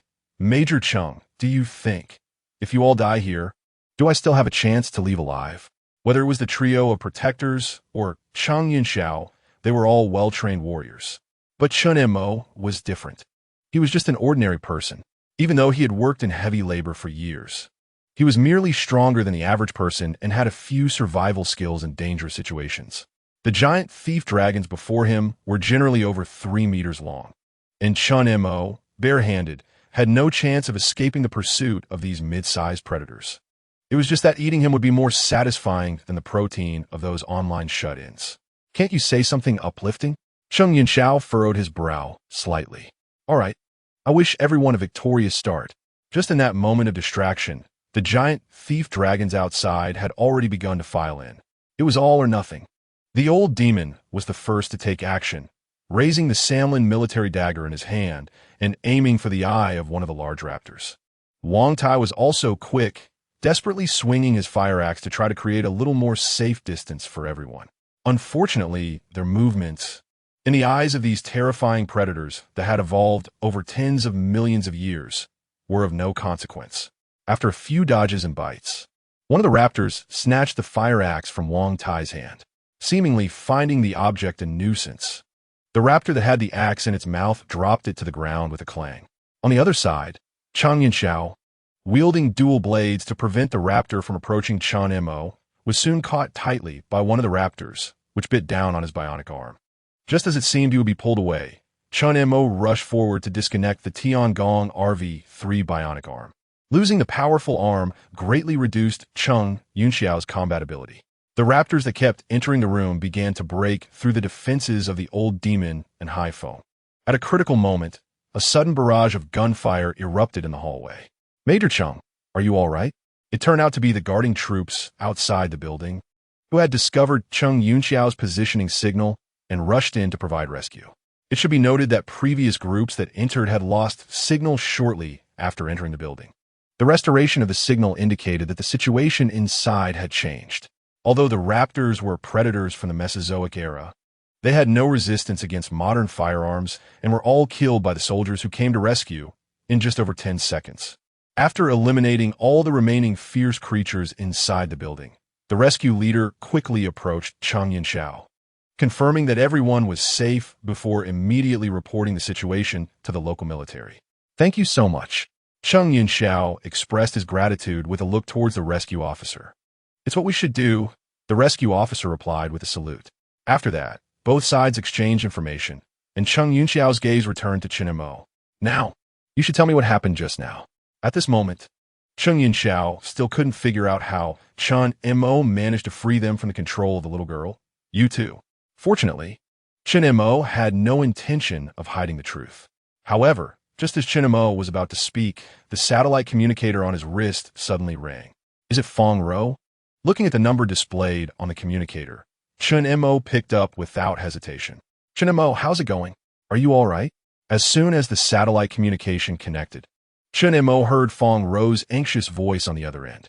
"Don't worry, Major Cheng and everyone are fine, thanks to you for being able to decipher everything in time." In the following conversation between Chen Mo and Fong Ro, Cheng Yunxiao learned that Chen Mo had been harboring some doubts since returning to the 21st century.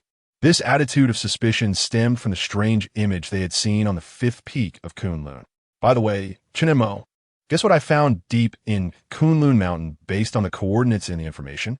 As soon as Fong Ro's words fell, Chen Mo's satellite communicator received a set of photos. As the content of the photos was revealed to everyone, they couldn't help but gasp in shock. Chapter 38, Earthport. Following the photo, there stood a massive mountain peak soaring over 7,000 meters high. The sides of the mountain appeared to have just suffered a severe earthquake, with large cracks extending from both sides down to the foot of the mountain. Of course, this is not the main point. The focus is that amidst the cracked mountain, enormous machinery could be vaguely seen operating within the mountain itself. With current human technology, the largest machinery built on land is a 95-meter bucket wheel excavator, and even the largest ocean-going vessel is only 458 meters long. However, the gigantic machinery before them seemed to fill an entire mountain. In comparison, the bucket wheel excavators and ocean-going vessels constructed by humans appeared minuscule and insignificant. Is this a relic left by higher-dimensional beings on Earth? Although Cheng Yunxiao still found it hard to accept the truth pieced together from Chen Mo's collection of myths and legends, the existence of higher-dimensional life made it a shared reality they witnessed together. The little girl, Yu Tu, and the maintenance worker Cheng'e living on the moon were all living facts. Moreover, Cheng Yunxiao and the others had almost died at each other's hands. If the 12 matrix machines inside the moon are the mainframe, then there must be corresponding connection ports on Earth. This was precisely the key that Chen Mo needed Fong Ro to seek out. Clearly, Fong Ro lived up to expectations and found it, successfully shutting down the link between Earth and the 12 matrix machines based on the critical information left by Chen Mo. But how did you know this? In fact, this question puzzled not only Cheng Yunxiao and the others, but even Fong Ro on the other end of the satellite communicator was also baffled. Although she had successfully located the connection port in Kunlun Mountain according to Chen Mo's information and managed to shut it down, she still couldn't figure out what it was all about. "Do you remember the information we obtained on Kunlun's 5th peak?"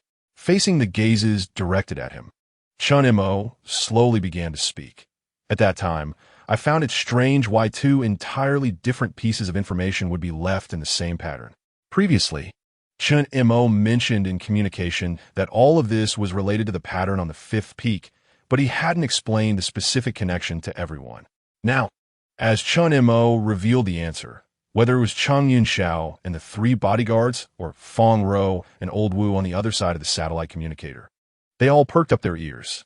The set of data regarding the heavenly road was indeed left by you two, but the other, more secretive piece of information had been secretly added by someone after her. As for who added this secret data, Chen Mo had a rough guess in his mind. Over the years, I have been wondering why that mysterious lunar data kept entangling me, and now I think I have found the answer. Since there are bound to be vulnerabilities in the program, there will definitely be corresponding patches to prevent these vulnerabilities from expanding. Do you mean that the strange data that has been appearing around you over the years is the patch to stop these vulnerabilities? After experiencing the events in the previous building, Cheng Yinxiao could fully understand all of this. The little girl Yu2 exploited a small vulnerability, creating a prehistoric biological hunting paradise within this old butterfly-style building in Hunan.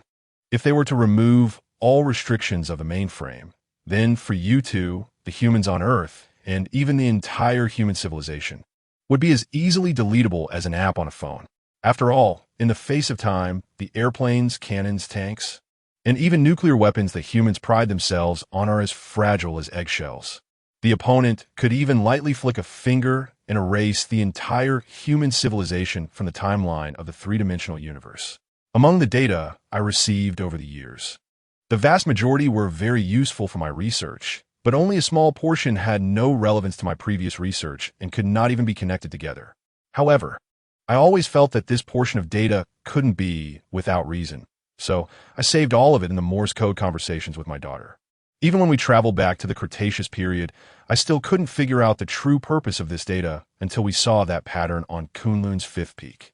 That pattern was intentionally left by the little girl Yu2 to lure Chen Mo and the others into the vulnerability trap. But clearly, this pattern was found by the patch that repaired the vulnerability. Moreover, this pattern contained a second set of crucial data information. After obtaining this set of information, all previously unrelated data connected together. This was also when I truly understood everything just before getting on the helicopter to Hunan. Therefore, during the conversation between Assistant Fong and me, I shared the clues about this portion of information with her. The conversation between Chen Mo and Fong Ro on the helicopter was clearly heard by Chang Yinxiao, who was sitting beside them, and they listened attentively to all the communication. So, you had already discovered at that time that we were under surveillance? Now that I think about it, Chang Yinxiao naturally realized it too. In such a critical situation, Chen Mo still remembered to ask Fong Ro to buy a birthday cake to visit his daughter. It was evident that Chen Mo had long been alert, which is why he used this method to let Fong Ro obtain data from Chen Wen. Yes, from the very beginning. We found it strange why she insisted on sending us back 3 days later.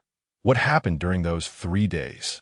In fact, we were misled from the start by the strong electromagnetic energy on the surface of the moon, thinking that what happened in those 3 days was related to the electromagnetic waves on the moon's surface. But that was not the case.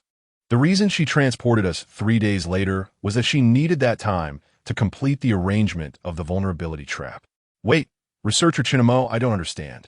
Since time is meaningless to her, why does she still need these 3 days?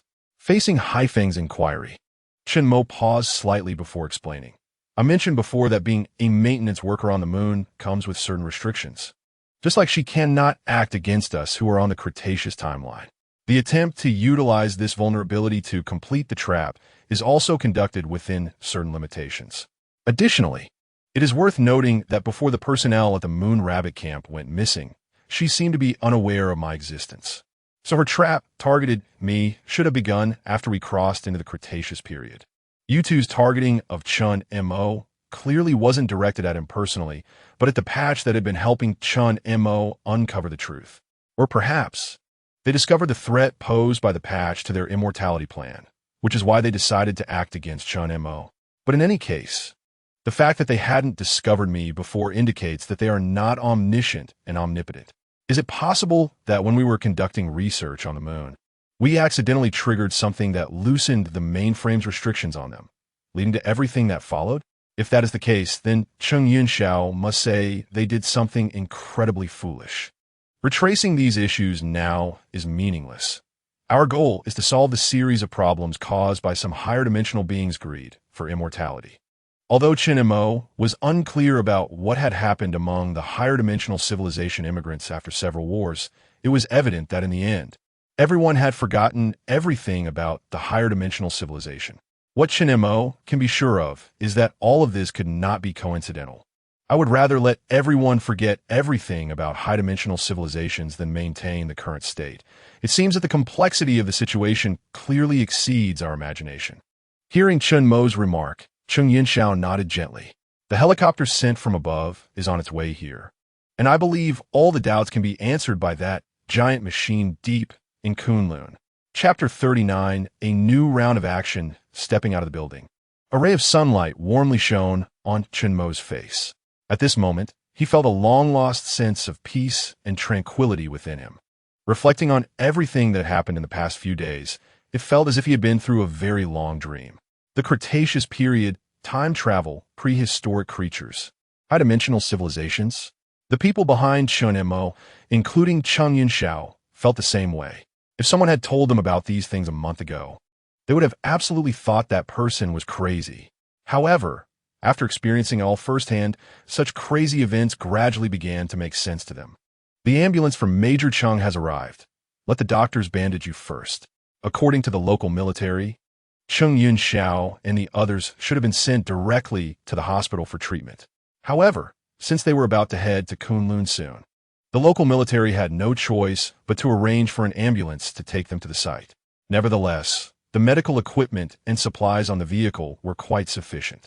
Fortunately, the wound was a few inches off and no organs were damaged. The medical staff rushed to the scene and, after examining the injury on Cheng Yunxiao's chest, breathed a sigh of relief. The injuries on the three old monsters were also alarming, but most were superficial wounds. After careful treatment and bandaging by the local medical workers, everyone's condition gradually stabilized.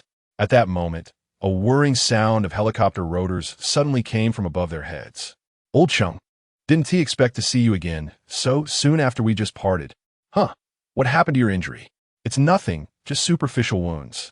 The higher-ups said they would send a plane over, but I didn't expect it to be you. Looking at Zhou Sun, who descended from the helicopter in a military coat, Cheng Yunxiao said with a smile, Fate is indeed strange. Zhou Sun had just left Hunan not long ago when he received a call from the Air Force headquarters to return. The leaders also wanted to dispatch a plane from elsewhere, but when it came to flying over Kunlun, our Eagle Squadron skills are unmatched. As they spoke, Zhou Sun glanced at Cheng Yunxiao's empty left hand. Wait, the precious thing I just lent you, and you lost it so soon? Zhou Sun was momentarily stunned, then rushed to Cheng Yunxiao's side, his expression almost in tears. The entire Eagle Squadron only issued 2 RV-3 bionic arms. And I risked breaking the rules to lend you this treasure. And you actually... Are you saying the Eagle Squadron still has another RV-3 bionic arm? Zhou Sun's words made Cheng Yunxiao's eyes light up. What do you want to do? Looking at Cheng Yunxiao, whose eyes were sparkling, Zhou Sun felt an inexplicable sense of foreboding rising in his heart. 5 hours later, at the entrance of the Eagle Squadron camp, Old Cheng, let me remind you one last time, the RV-3 bionic arm is the last one we have in the Eagle Squadron, so don't lose it again. Amid Zhou Sun's repeated warnings, Cheng Yunxiao, with bandages on his chest, put on the brand new RV-3 bionic arm. Enough already. You've been nagging the whole way. Aren't you tired of it? Tired? Hey, Old Cheng, let us be reasonable, okay? I kindly lent you the RV-3 bionic arm, and you lost it. Who do you think is more troubled here? Anyway, I don't care. That RV-3 you're wearing is the last stock of our Eagle Squadron, so you must protect it no matter what. Zhou Sun nagged all the way, but it must be said that the Eagle Squadron, stationed at Kunlun, has exceptional flying skills and qualities. Even in the complicated mountainous terrain of the Kunlun Mountains and at high altitudes, the helicopter piloted by Zhou Sun flew smoothly, easily avoiding various potential dangers. Finally, after an hour and a half of entering the Kunlun Mountains, Chen Mo and the others successfully arrived at the coordinates. Old Cheng, I now believe what you said about aliens. Zhou Sun was stunned by the sight before him as soon as he got off the plane. The massive mountains, stretching endlessly on either side, perfectly combined historical sedimentation and mechanical shock. Colonel Zhou's son, how many times do I have to say it? They are not aliens. They are high-dimensional life forms. Hai Feng corrected him while his pupils radiated intense shock. Standing under a gigantic peak at an altitude of 7,000 meters, they deeply felt the insignificance of being human at that moment. The key was that such a massive peak was actually merely a disguise of high-dimensional life forms. Observing at close range was much more shocking than in photographs. No wonder Assistant Fong and the others have been going on about how incredible this thing was in the satellite communicator. Facing such a stunning high-tech product, any normal human would find it hard not to feel that deep shock. Chen Mo, you finally made it. Just as everyone was in deep shock, Fong Ro and Old Wu quickly came over to greet them. You all must have had a tough journey. Looking at the bandaged wounds on Chen Mo and the others, Old Wu spoke with a complex expression. Among the group, Chen Mo had the least severe injuries, but he still had 7 or 8 bandaged wounds. The battle personnel like Old Yao, Hai Feng, and Wang Tai were even worse. Without needing to hear the details from Chen Mo, Old Wu could imagine the dangers of this trip to Hunan, especially since Cheng Yunxiao had his entire arm severed, with 3 bloody claw marks from a large dinosaur extending from his chest to his abdomen and bandaged wounds all over his face and legs. Even the brand new RV-3 bionic arm could not hide the brutality emanating from Cheng Yunxiao's body. By the way, Assistant Fong, Old Wu, have you made any discoveries here? Due to the severe landslides, many areas are in fracture zones, which have posed significant obstacles for us. So we haven't found any particularly valuable clues yet. Hearing Fong Ro's response, Chen Mo nodded slightly.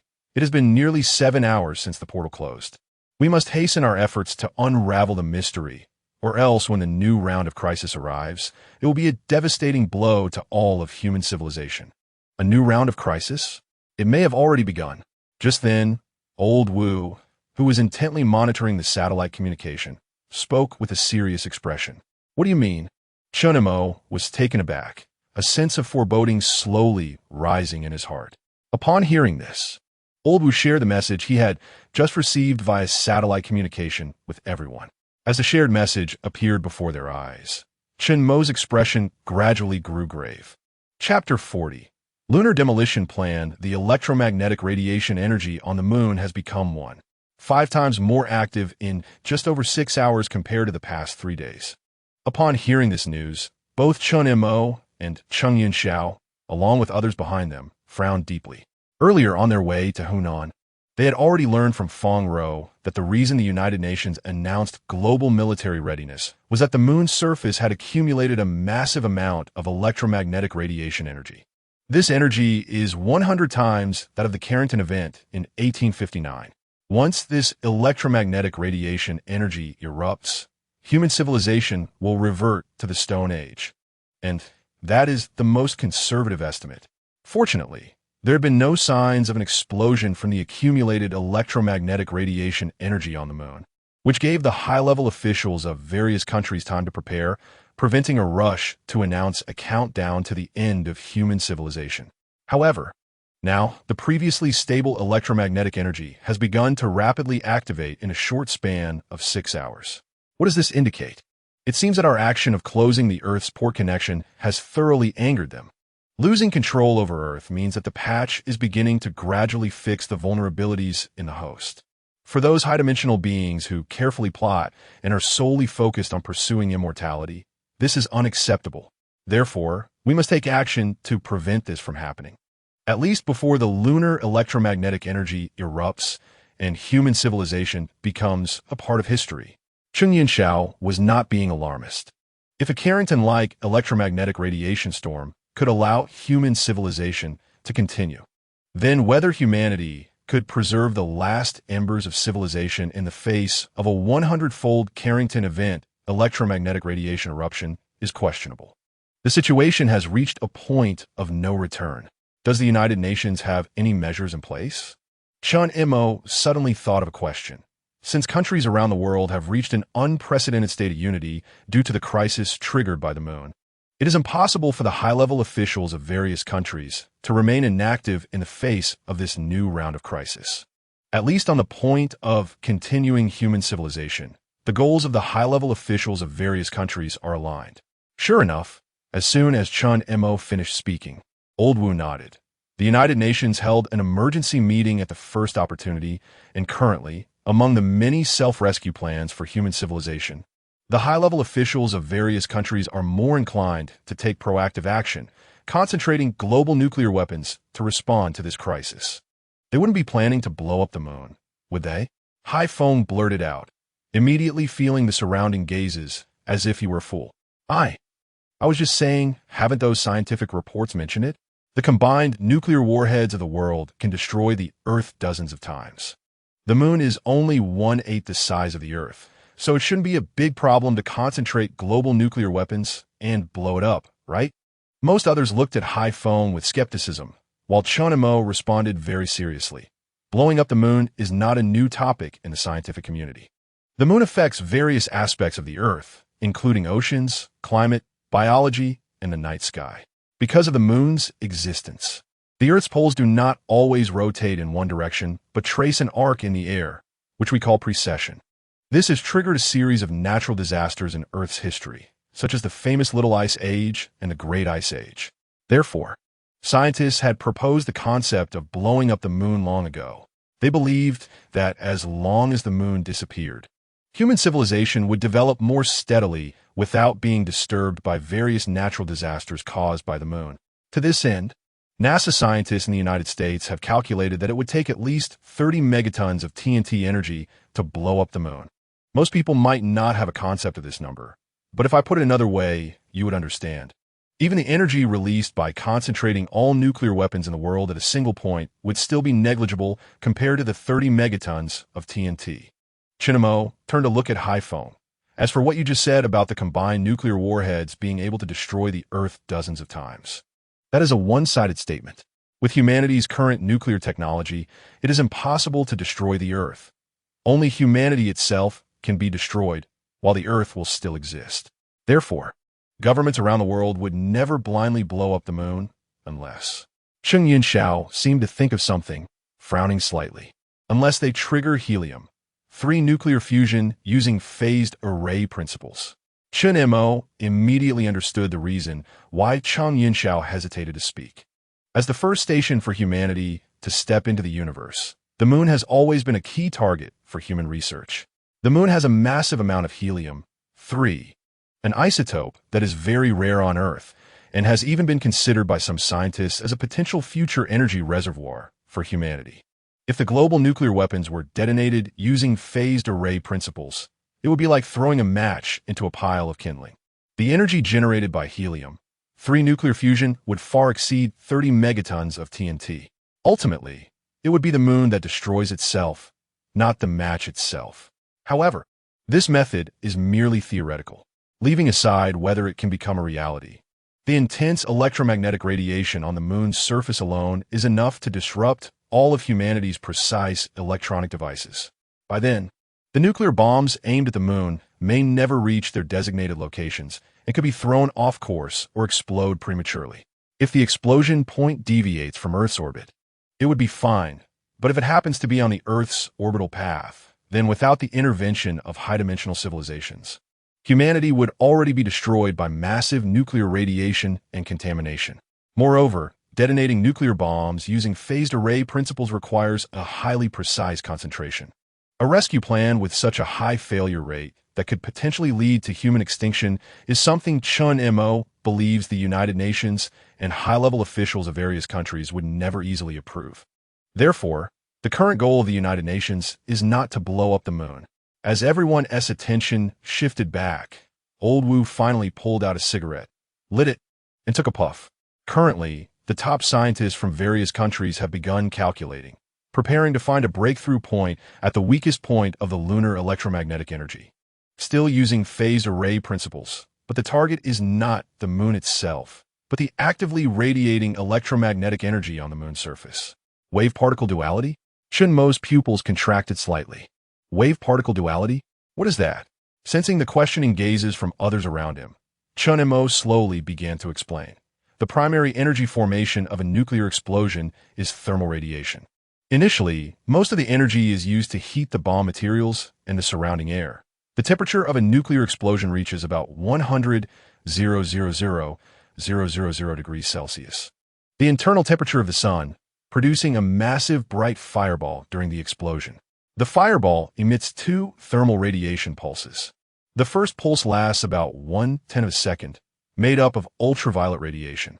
The second pulse lasts longer, usually within a few seconds, carrying about 99% of the total thermal radiation energy.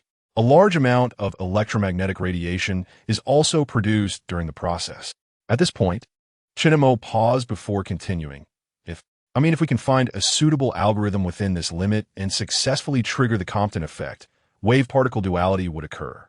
Energy would transfer in a complementary manner, and it might also cancel each other out due to phase differences. Yes, this is also the result reached after repeated discussions by the United Nations. Just in a short time, Old Wu's cigarette has burned down. He inserted the butt into the snow and then looked up at the sky with a hint of worry. If lucky, everything Chen Mo just said will be successfully implemented under the calculations of the world's top scientists. But the problem now is, the moon is no longer an ordinary satellite in Earth's orbit, but a relic of a high-dimensional civilization that surpasses current human technology. No one knows whether the 12 matrix machines inside the moon will take further action. After all, faced with the cutting-edge technology left behind by a high-dimensional civilization. Human civilization is like a babbling infant, and its desperate cries may not even shake an adult's cough. It might even attract a solid slap from the adult. If that's the case, then human civilization really has reached its end. Just as Old Wu was lost in thought, the ground beneath him suddenly began to shake violently, as if something were about to break through the ground right beneath everyone's feet. What is happening? What is going on? Chapter 41. Landslide. The machines inside the mountain have started to activate. Following Fong Ro's shocked gaze, she saw that at this moment, the ground on both sides of the mountain began to crack at a visible speed, and huge boulders rolled down from both sides of the peak, as if the mountain itself were collapsing. The company personnel who had stayed at the foot of the mountain for research saw this and fled in panic, creating chaos. Many company members who did not manage to escape were buried underground on the spot.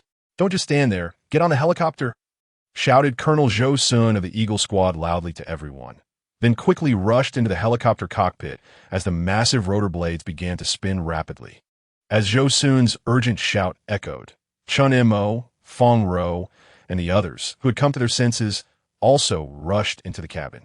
Finally, just as the collapsing mountain was about to cover the ground beneath their feet, the helicopter took off successfully. As soon as the helicopter ascended, an unforgettable scene unfolded before everyone's eyes. A gigantic mechanical arm extended from both sides of the crack, deeply embedding itself into the mountain's base, resembling a transformer from a sci-fi movie. The massive drill heads on both sides of the arm burrowed deep into the ground, and a mysterious halo swirled around the metallic surface of the giant machinery, with layer upon layer of tower-like structures shooting up towards the clouds. After reaching an altitude of over 8,000 meters, the enormous tower-like machine slowly came to a halt. Looking back at the foot of the mountain, it was already in disarray. Dust and rolling stones enveloped the entire ground. The only silver lining was that the flying equipment provided by the company this time was relatively complete. In addition to large transport helicopters, there were also many medium and small helicopters. The vast majority of company personnel had flown away from the ground at the first moment of the mountain collapse, minimizing casualties. At this moment, many fortunate company personnel were looking down with pale faces.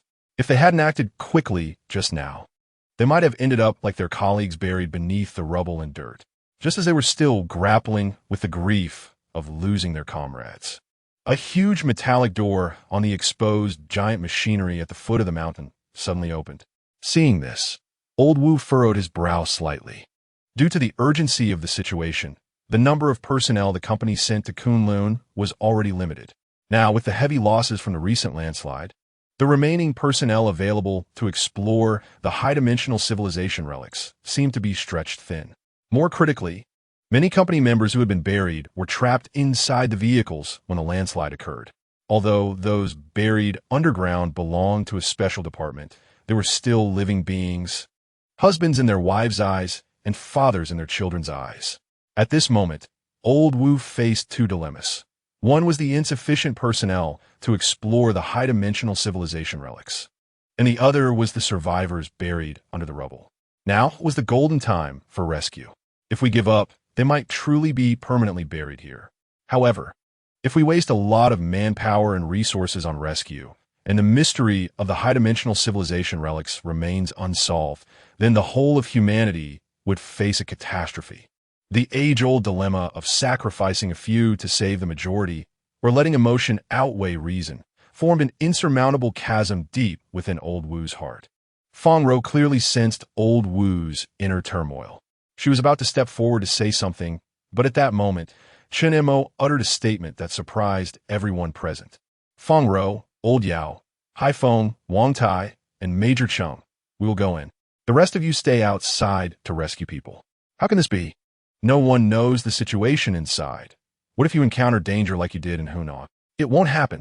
Chen Mo's response was firm and decisive. Chen Montak, this is not the time for personal heroics. We must take responsibility for the fate of all humanity. I'm not being a hero. I'm stating facts. Since this patch led us here to fix everything, then it must hide the key to countering the 12 Matrix machines inside the moon. Just think, would you set a countermeasure for a crisis in a dangerous place? A truth understood by humans cannot be unknown to high-dimensional life forms. Thus, this high-dimensional civilization relic hidden in the mountain must be the safest place on Earth right now. I believe Chen Mo. I also believe in researcher Chen Mo. Since Chen Mo has said this, Old Wu, let's follow Chen Mo's plan. Looking at the figures stepping forward, including Feng Rou, Old Wu opened his mouth, but ultimately couldn't refuse. All right, since everyone agrees with Chen Mo, then we will proceed as Chen Mo suggested. Feng Rou, Old Yao, and Major Cheng, you will enter the relic together. I will organize the rescue outside with Colonel Zhou's son. In this situation, time is life. After assigning each other's tasks, everyone began to take action. I could see that Old Wu was still somewhat worried. Such a big matter would give anyone a headache. As Hai Feng and the others packed their bags and followed Chen Mo's lead, they looked back at Old Wu organizing the rescue below the collapsed mountain. They had unwavering faith in Chen Mo from the beginning. Otherwise, they wouldn't have stood up to support him just now. However, this unshakable confidence wasn't baseless. From the Cretaceous period back to the 21st century, from the crisis-filled butterfly building in Hunan to the high-dimensional civilization relics before them, Chen Mo seemed to make almost eerily correct choices every time. Of course, these choices were also inseparable from the strange data and information that had always surrounded him. It was this deep-seated trust in their hearts that allowed them to strictly execute any unusual answers or choices given by Chen Mo at critical moments. The high-quality alloy seemed to have never been seen before. After being sealed in the mountain for so many years, it showed no signs of corrosion or rust at all. Everyone slowly entered the relic through the massive metallic door at the bottom, marveling at everything around them as they walked. Cheng Yinxiao, the head of the Moon Rabbit Base, was considered a semi-expert in various high-density aviation materials. Yet, he still expressed ample curiosity about the alloy material before him. The intense landslide had left no scratches on these metallic surfaces, let alone caused any mechanical deformation from falling boulders. If humanity could master the technology of this alloy material, it would likely bring about a revolutionary change in the technological progress of all humanity. If it were any other time, Cheng Yinxiao could have imagined that these high-dimensional alloy technologies would absolutely create a sensation in the materials field. At that time, experts wanting to study the materials from the high-dimensional relics would be endless, with application forms piling up at the Air Force headquarters. However, the situation was special now, and they couldn't afford to think about that. Old Wu had previously mentioned that the electromagnetic energy on the moon's surface was more active than ever, indicating that those high-dimensional beings seeking eternal life were not planning to leave us any opportunities. The port connecting the mainframe to Earth had been closed. and the only way they could influence the world was through the accumulated electromagnetic energy on the moon's surface. Human civilization could not withstand such a blow. Once the electromagnetic energy on the moon's surface erupted, death, disaster, and chaos would cause human civilization to restart once again. This is absolutely not something any responsible normal person would allow to happen. Therefore, Chen Mo and the others must do everything possible to prevent such a disaster from occurring. Without any transmission lines, how can this energy directly transfer through the metal, protecting various positions of the machinery? Chen Yunxiao gently touched the surface of the metal. Apart from its cold texture, there was surprisingly no unusual feeling in his palm. Chen Mo, do you think? Could there have been some activity on the moon that caused such a strong change in the mechanical ruins within the mountain? Hearing Chen Yunxiao's question, Chen Mo pondered for a moment while resting his chin on his hand. It shouldn't be the case. Since the port on Earth has already been closed, the host on the moon cannot unilaterally affect the changes at the port. Otherwise, they wouldn't be so frantic, ready to use the electromagnetic energy on the surface of the moon to threaten all of humanity. Threaten? You mean they're not prepared to attack directly? Feng Ro is slightly taken aback. I mentioned it when we were in Hunan. They want to obtain something. At least until they get that thing. They cannot achieve true immortality. This was also why Chen Mo insisted that Old Wu save the people first outside the ruins. Because in his view, human civilization had not truly reached its final step. However, what exactly do they want? Perhaps the answer is hidden within these ruins. Thus, Chen Mo and his group followed the internal passage of the ruins for about 2 hours and suddenly entered a huge control room. Is this the core of the ruins? As soon as Chen Mo entered, he felt something calling to him from the depths. He frowned slightly, but his feet seemed to move of their own accord, heading toward the direction of the inner call. Feng Ro, Cheng Yunxiao, and the others behind him clearly noticed Chen Mo's abnormality. They were about to step forward to grab him when suddenly Chen Mo stepped into thin air. Looking down, A-shaped pattern was rapidly sinking, and immediately, the energy from the surrounding high-dimensional alloy began to converge into a massive circular light sphere in front of everyone. Wait, there is something inside that light sphere. At that moment, Cheng Yunxiao suddenly exclaimed. Everyone looked toward the light sphere, only to see a pair of strange eyes staring at them from within. Chapter 42, The Helm of Civilization Indeed. These eyes are very strange. They are not like human eyes, but resemble the pale yellow pupils of serpentine creatures, with a narrow black slit slightly open in the middle. Even more chilling is the glow of intelligent life emanating from these reptilian eyes, a gaze that seems to carry a hint of scrutiny. Under the watchful gaze of these peculiar eyes, Chen Mo and the others felt as if they were small white mice in a glass jar. This strange feeling lasted for about 10 seconds before the owner of these eyes finally emerged slowly from the glowing sphere. As the owner of these eyes appeared before everyone, they were once again startled by the peculiar figure before them. The figure had a human face and a serpent's body, with a head of fiery red hair cascading down its back, resembling 2 massive wings. Such a distinctive appearance made Chen Mo instinctively utter 2 words, Gong Gong. The mysterious figure in the light was exactly like the legendary water god Gong Gong. After a brief moment of shock, Cheng Yunxiao, Feng Ro, and the others gradually recognized the identity of the figure. At this moment, the shock within everyone reached its peak. The water god Gong Gong, a legendary existence, was now standing alive before them. The visual impact was far more intense than that of the Jade Rabbit in the old butterfly-style building in Hunan. After all, although the Jade Rabbit is also a mythical being like Gong Gong, the little girl always appeared in human form. However, the water god Gong Gong before them retained the appearance described in myth. Throughout the entire history of biological evolution on Earth, there has never been such a peculiar intelligent being. Not to mention, this strange intelligent creature was now gazing at everyone with an examining look. I thought the description of a human head and serpent body was merely an ancient fantasy when writing myths, but it turns out to be true. Is it you? Just as Chen Mo was feeling emotional, a strange voice suddenly echoed in everyone's ears. Clearly, the source of this mysterious voice was the water god Gong Gong. the human-headed serpent emerging from the glowing sphere. However, at the moment of speaking, the figure's gaze remained fixed on Chen Mo. Are you waiting for me? Do you know me? Chen Mo also sensed this. Facing the two questions Chen Mo asked in quick succession, Gong Gong seemed to fall into deep recollection. It is you who do not recognize me. Gong Gong took a deep breath and pulled away from the heavy memories. But that makes sense. The cycle of reincarnation is the only choice to cleanse oneself of the past.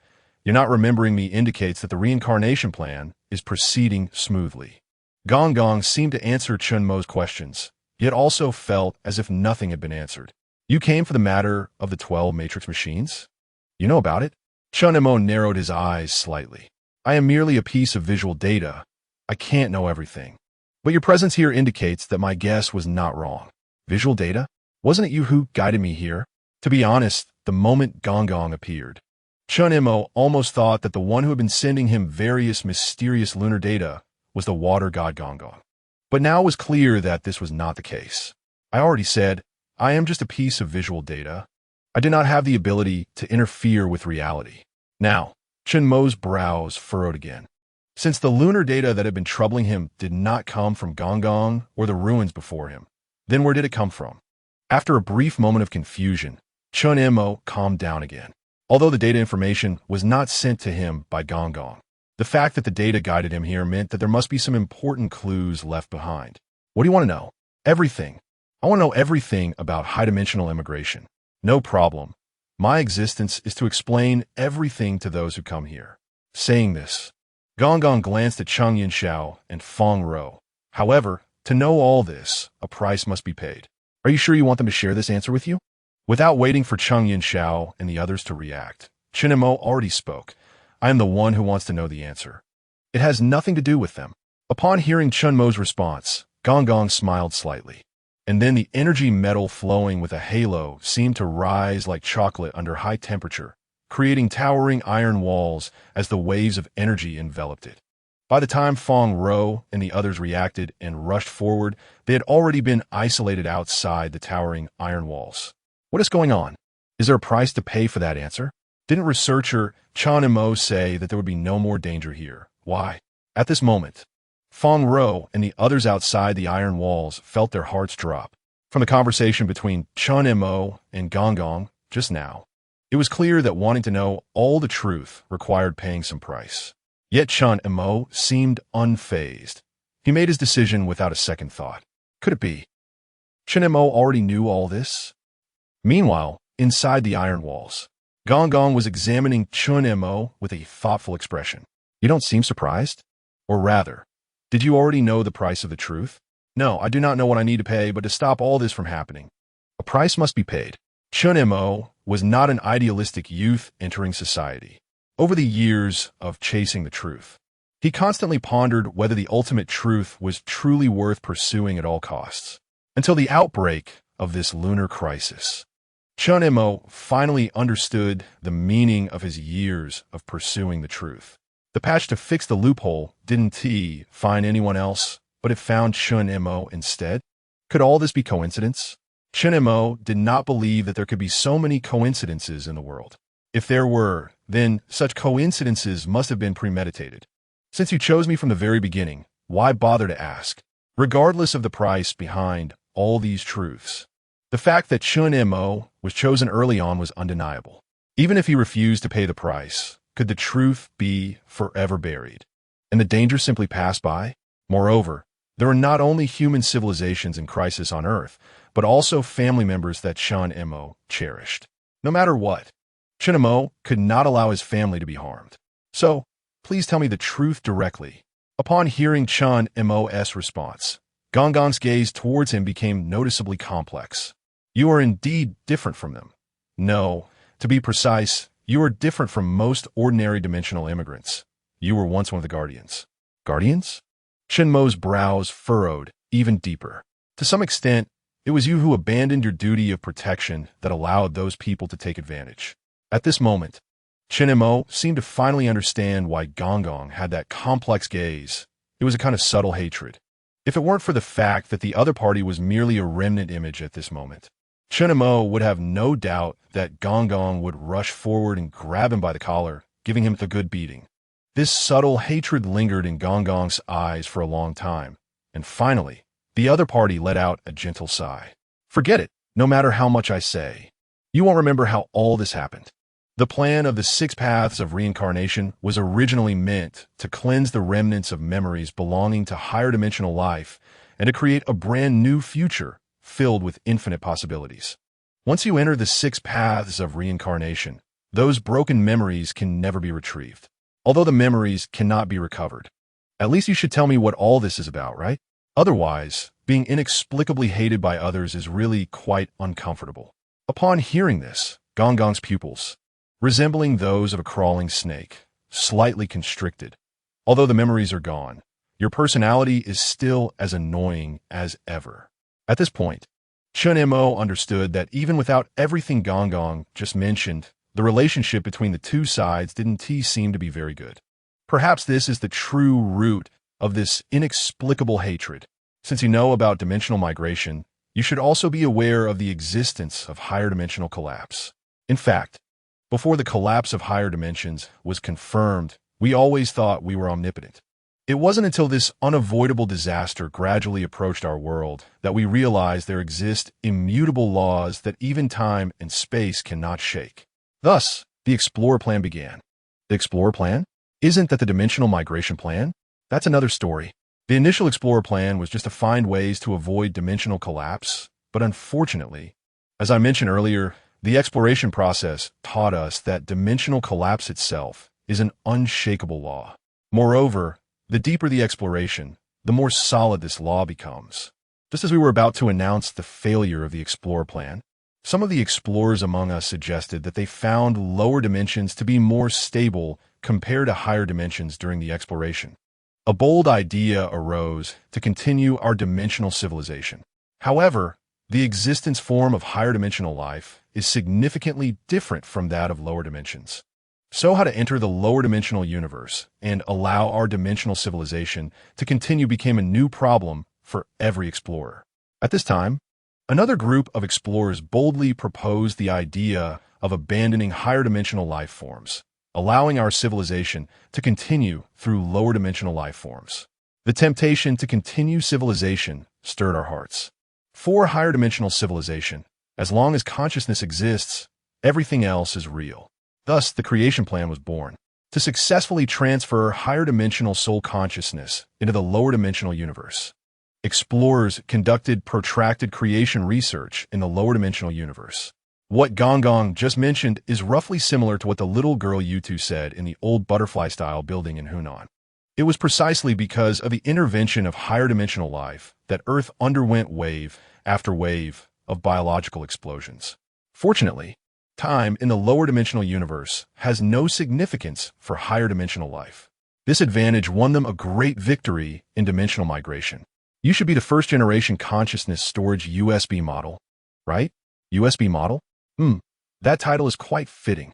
Only a few hours have passed since the revival of the higher dimensional relics to Gong Gong's appearance. However, Gong Gong has already learned about all of human history and culture through human networks over the years. There was no need to learn. All the materials were downloaded into Gong Gong's mind at high speed. It was only after understanding the entire process of human civilization that Gong Gong chose to appear and meet Chen Mo. According to what you just said, the me you see now is the prototype of the first batch of consciousness USBs. Other prototypes from the same batch include Niwa, Shinnong, Dijuan, and Changxi. Because the initial consciousness USBs pursued more functions in their prototypes, the development directions of each USB were also different at the beginning. Soon, the explorers developed 2 categories based on the prototype USBs, which is the second batch of Lich series. Whether it's the Witch series or the Lich series, they were optimized based on the prototype USBs and could meet the higher dimensional consciousness migration needs.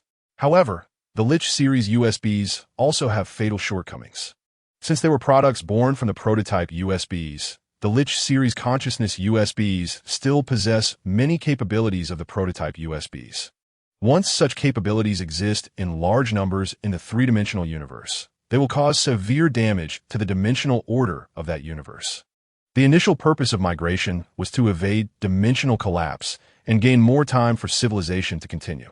However, the quantity of prototype USBs and second-generation USBs would greatly accelerate the collapse of the three-dimensional universe.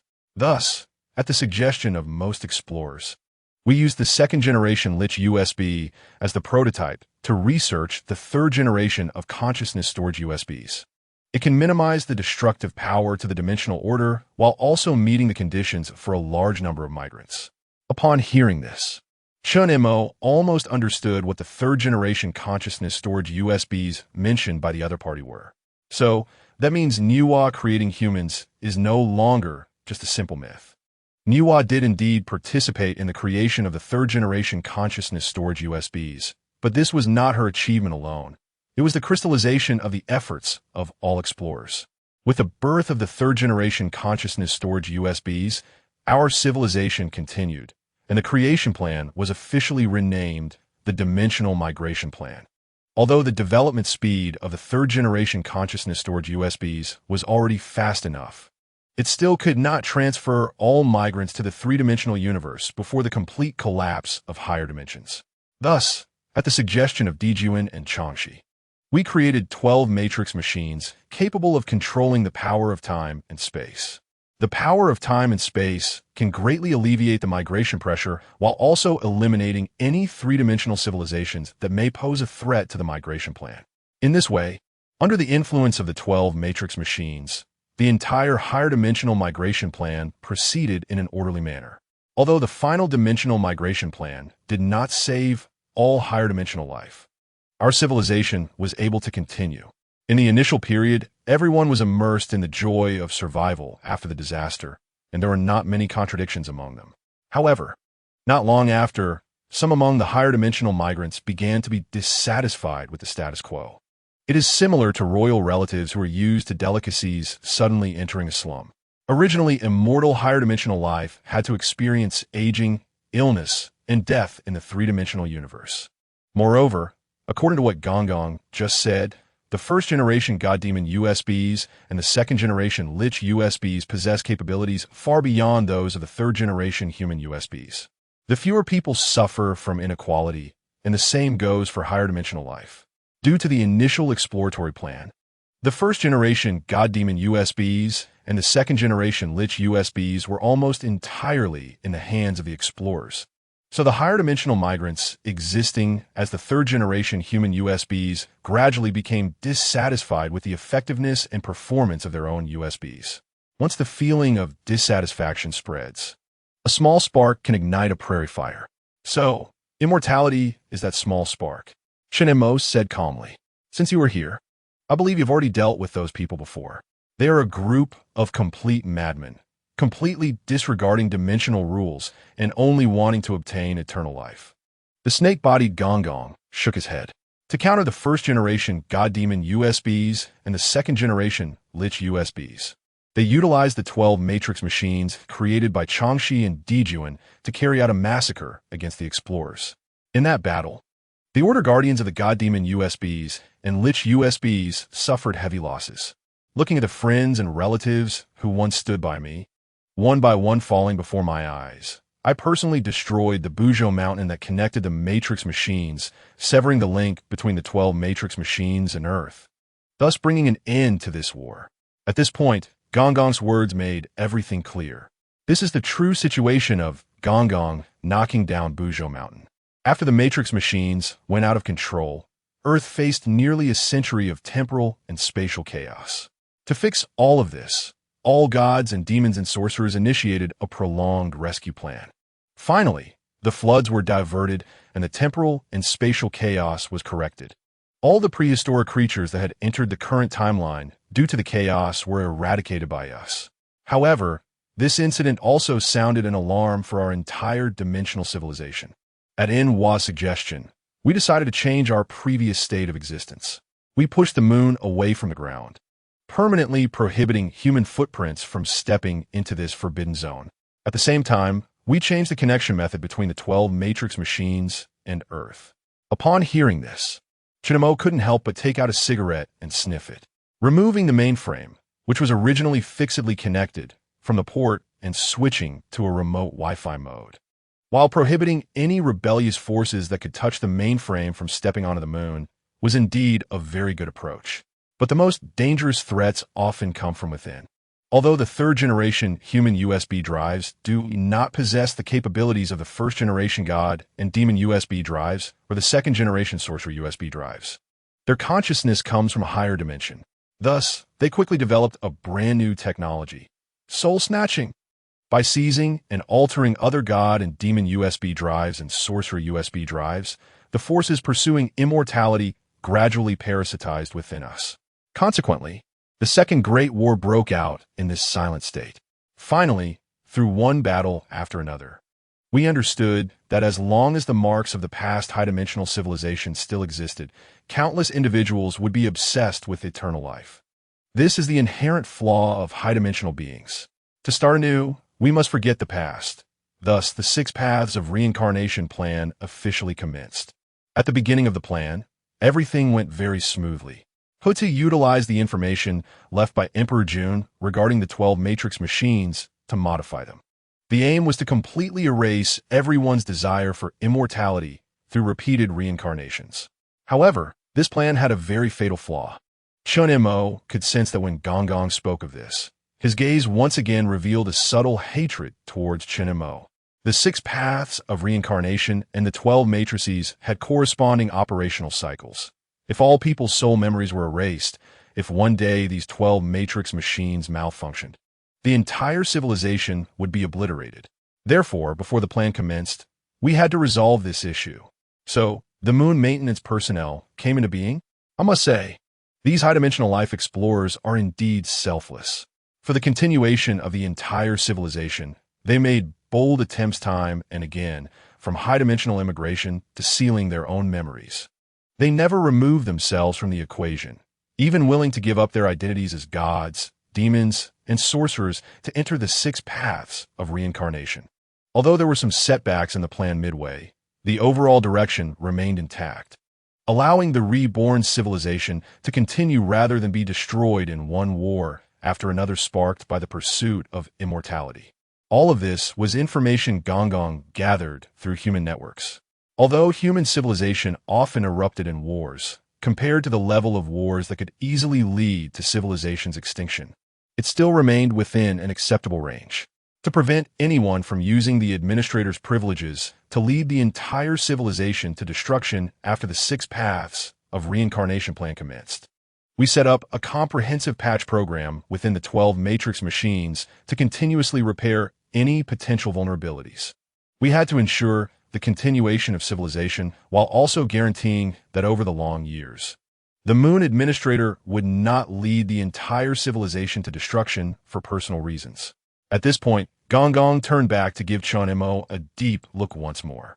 Since you have come here, it means the patch program has been activated, confirming how foolish your choice was back then. Although there was a hint of reproach in Gong's tone, the hatred in his eyes was noticeably less than it had been at the beginning. I have understood everything you have done.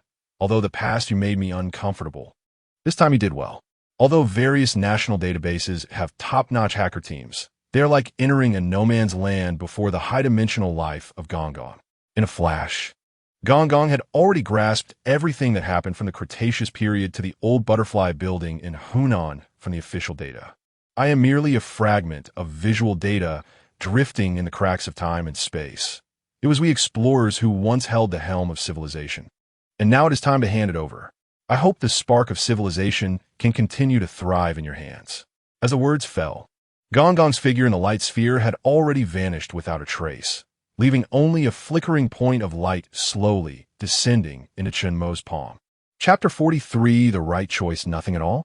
As the light spot in his palm slowly dissipated, Chen Mo stood frozen in place.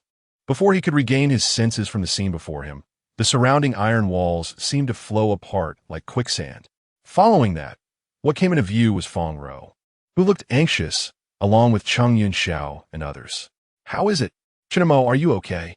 Where's Gong? What exactly did he say to you just now? And what is the cost he mentioned? Faced with the eager questions from Feng Ro and the others, Chen Mo smiled helplessly. I don't really understand what he meant. How is that possible? You two were inside for a day and a night. You can't tell me you didn't talk about anything? What? You're saying I was in there for a day and a night? This time, it was Chen Mo's turn to be surprised. He had clearly only chatted with Gong Gong for a short while in the iron room, but after coming out, Fong Ro actually told him that a day and a night had passed. Time, space. In a moment of clarity, a glimmer flashed in Chen Mo's eyes. I understand, I get what he meant. It seemed like everything clicked for Chen Mo in an instant. Gong Gong clearly had something important to hand over to him, but after the light spot dissipated, there was nothing in his palm. Obviously, Gong Gong wouldn't make such a trivial joke regarding something as crucial as the continuation of civilization. But what exactly was he referring to? This had been the source of Chen Mo's confusion until Fong Ro mentioned the issue of time. He created this iron room not because he was worried about the story we talked about leaking, but to tell me in this way that only time itself can overcome time. Chen Montak, stop daydreaming. You probably don't know what happened in this day and night, right? The activity level of electromagnetic energy on the lunar surface has increased exponentially over the past 18 hours and is about to reach a critical point. 3 days earlier than the global scientists predicted. The United Nations is in chaos right now. If we proceed with the normal launch method, most of the nuclear missiles won't be able to reach their designated positions. This is why when Chen Mo saw Fong Ro and the others, everyone was as anxious as ants on a hot pan. Besides worrying about Chen Mo's safety, the events of this day and night also caused great concern. How much longer until the electromagnetic radiation energy on the lunar surface explodes? Chen Mo turned to Fong Ro and asked. According to the latest statistics from the United Nations, there are less than 6 hours left. Hearing Fong Ro's answer, Chen Mo nodded slightly. That's enough, informed Old Wu. I have a way to get global nuclear missiles to their designated positions within an hour. Chen Mo, are you joking? Fong Ro was taken aback, and so were Cheng Yunxiao and the others. According to global nuclear weapon statistics, there are 450 registered missiles alone. Moreover, these missiles come from different countries. To launch so many different countries' nuclear missiles into lunar orbit within an hour? Even the leaders of the world's most advanced aerospace technology countries wouldn't dare to make such a bold statement. You don't need to look at me like that. I'm not lying when I say I have a way. Just help me contact Old Wu first. Trusting Chen Mo, Fong Ro dialed Old Wu's satellite communication. What? Chen Mo, are you serious? As expected, upon hearing that Chen Mo could send global nuclear weapons to lunar orbit within an hour, even Old Wu was taken aback. I'm not joking. I'm very serious. In fact, you all know this method. We know. Almost instantly, everyone perked up their ears, and Chen Mo slowly uttered 2 words. Heavenly Road. Upon hearing this, both Fong Ro and Old Wu on the other end of the communicator instinctively reacted. The concept of the Heavenly Road was first brought up by Old Wu and Fong Ro in the villa. They naturally understood why Chen Mo was mentioning the Heavenly Road at this moment. Especially Fong Ro. She had followed Chen Mo back to the 21st century via the Heavenly Road on Kunlun's 7th peak. So Fong Ro knew better than anyone that the Heavenly Road was not just a legend, but a manifestation of high-dimensional technology. Chen Mo, you mean you have a way to make the Heavenly Road reappear? This sentence was almost articulated word by word from Old Wu's mouth. Standing next to Chen Mo, Fong Ro couldn't help but swallow hard. At this moment, nearly everyone's gaze was focused on Chen Mo. Under this intense scrutiny, Chen Mo slowly took out a cigarette and sniffed it below his nose. It's not that I make the Heavenly Road reappear. It's south that this Heavenly Road has already been paved for us. Chen Mo looked up at the flowing energy among the high-dimensional alloys around him, which resembled liquid. Someone has paved it for us. Are you saying this ruin can open the Heavenly Road? Fong Ro seemed to have realized it as well. No. This ruin itself is the Heavenly Road, or you could also call it the Unzao Mountain. The moment Chen Mo spoke the words Unzao Mountain, Fong Ro and Cheng Yunxiao's expressions changed again. They couldn't help but look up, mimicking Chen Mo's gaze at the energy surging among the high-dimensional alloys. Chen Mo had once said that the story of Gong Gong knocking down Unzao Mountain might not mean he literally knocked the mountain down. It could also mean that he destroyed certain key facilities within Unzao Mountain that opened the Heavenly Road. Now, It seemed that the possibility of this assumption was very high. No, this was almost infinitely close to the truth. However, the reality was far richer and more colorful than the assumption. As the port connecting Earth to the mainframe, the high-dimensional explorers gradually realized after the Great Battle that the existence of this heavenly road posed a devastating blow to the entire dimension immigration plan. Since then, the heavenly road was severed. The third generation of humanity's USB drives could no longer set foot on the moon, nor could they access the 12 matrix machines inside the moon. As for why Gong Gong's imagery appeared here, the reason is very simple. Because after the launch of the 6 Paths of Reincarnation plan, high-dimensional explorers conducted repeated simulations regarding the existence of lunar maintenance personnel. This existence, which was crucial for the continuation of dimensional immigration, also posed a devastating blow, leading high-dimensional explorers to impose permission restrictions and a dual plan for patching vulnerabilities. The little girl, Jade Rabbit, tried to lead Chen Mo and them into that old butterfly-shaped building in Hunan, precisely because of permission restrictions. She could only exploit the loopholes in the mainframe system, and the suddenly activated high-dimensional ruins before them hid the means to repair the patched vulnerabilities. Old Wu. Once the heavenly road is opened, it means the Earth port reconnects with the mainframe. I need the country to help me convey this message to the United Nations, informing them of the stakes involved. Human civilization has reached a critical moment of life and death. I believe everyone will make the right choice. Chapter 44. The swinging fist in the question of the continuation of civilization. Humanity's ancestors have long provided an answer.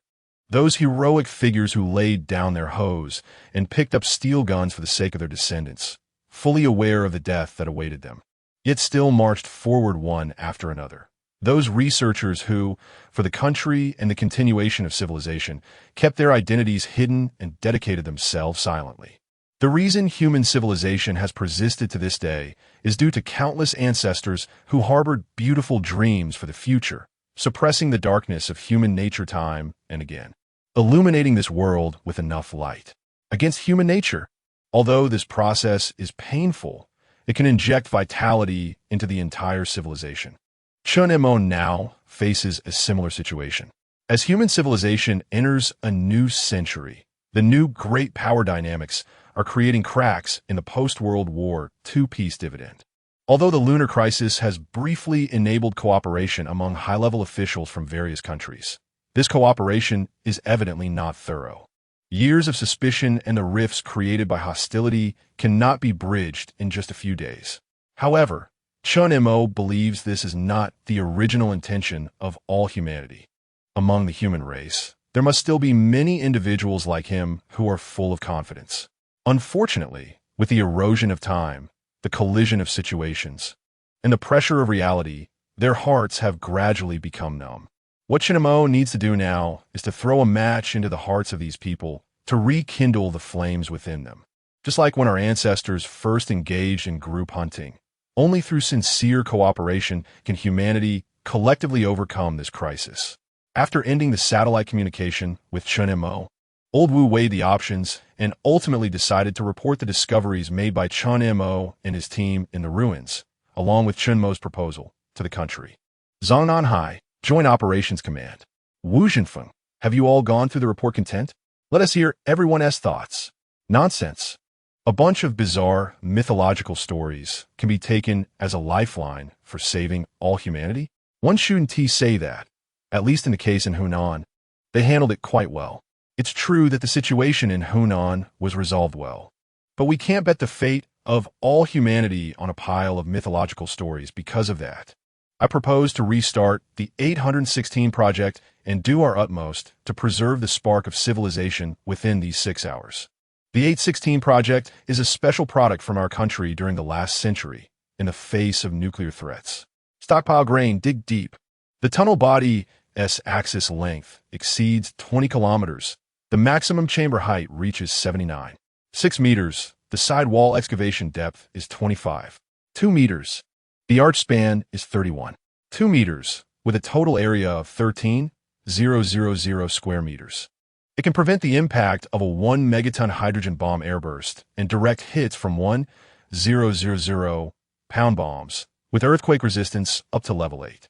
Since the electromagnetic radiation energy on the lunar surface has surged exponentially, the original plan to use wave-particle duality to offset the lunar surface's electromagnetic radiation energy has become a mere formality. Governments around the world are pondering how to maximize the preservation of the spark of human civilization in the limited time remaining. The 816 project, which had long been forgotten, has once again been mentioned by senior officials domestically and even received some support. If human civilization is destined to face this crisis, then the 816 project undoubtedly increases the chances of its continuation. Can I say something? The 816 project indeed increases the chances of civilization continuing. But to be frank, this approach is merely a desperate struggle for survival. Everyone think about it. Since the lunar crisis erupted, the crisis environment has been constantly changing. Even if we really implement the 816 project, can you guarantee that what is inside the moon won't act against the preserved spark of civilization? Let me answer that for you. No one can guarantee that. Since we can't guarantee it, why refuse a proposal that could perfectly solve the problem? Even if this proposal sounds ethereal and has a minuscule chance of success, it's still better than handing over the possibility of civilization as continuation to a bunch of people wanting to destroy human civilization, right? These words plunged everyone in the conference room into deep thought. Each person sitting here is someone who can sacrifice themselves for the country and for the continuation of civilization. Moreover, they have long been prepared to shoulder this responsibility and mission. However, some temporary disagreements have arisen regarding how to fulfill this mission. So, are we abandoning the 816 project? No, the 816 project continues. We cannot overlook any possibility. The mission we bear does not allow for any mistakes. Therefore, my suggestion is to proceed with both the 816 project and the Company S proposal simultaneously. I agree. I also support it. I have no objections. Thus, after 80 of the votes in the conference room passed the resolution in preparation for the community of shared human destiny, senior officials of the country immediately shared this news with the United Nations. What? Within an hour, send all nuclear warheads to the designated location? Is your country's leader crazy? Buzhou Mountain? The Heavenly Road? Oh God, is there anything crazier than this? To entrust the important turning point of human civilization to a pile of mythological stories. You might as well tell me that Noah's Ark is docking in Earth's orbit, ready to rescue us. As expected, this news brought a wave of ridicule as soon as it reached the United Nations. Su Yan, the spokesperson for the country, was equally astonished when she initially received the materials sent from home, unable to believe her eyes. However, as she delved deeper into the contents of the documents, a serious expression gradually appeared on Su Yan's face. She placed the organized materials in front of Elder Peng, a veteran figure in international diplomacy and the main person responsible for representing China in the Global Joint Operations Plan. Is this the final choice made by the higher-ups? He stood up slowly, leaning on his cane. I know that what's on this document is very absurd, but do we have a better choice? Do we know the coordinates where Noah's Ark is docked? Did God give us clear guidance? None of that. As Elder Peng's resonant words fell, the noisy United Nations conference room fell silent once more. Today, human civilization is facing an unprecedented and enormous challenge. The electromagnetic radiation energy on the lunar surface is accelerating and is about to reach a critical point, threatening the safety of all humanity at every moment. In such a short time, even if all countries with aerospace technology work tirelessly to build rocket launchers, it would be impossible to deliver all nuclear warheads to the designated locations within 6 hours. What we need now is not debate, not doubt, but hope. I believe that the high-level officials of various countries must have already begun to activate backup plans. But why can't we take this historic step while activating backup plans? At least we have clear coordinates, a clear plan, and a clear timeline.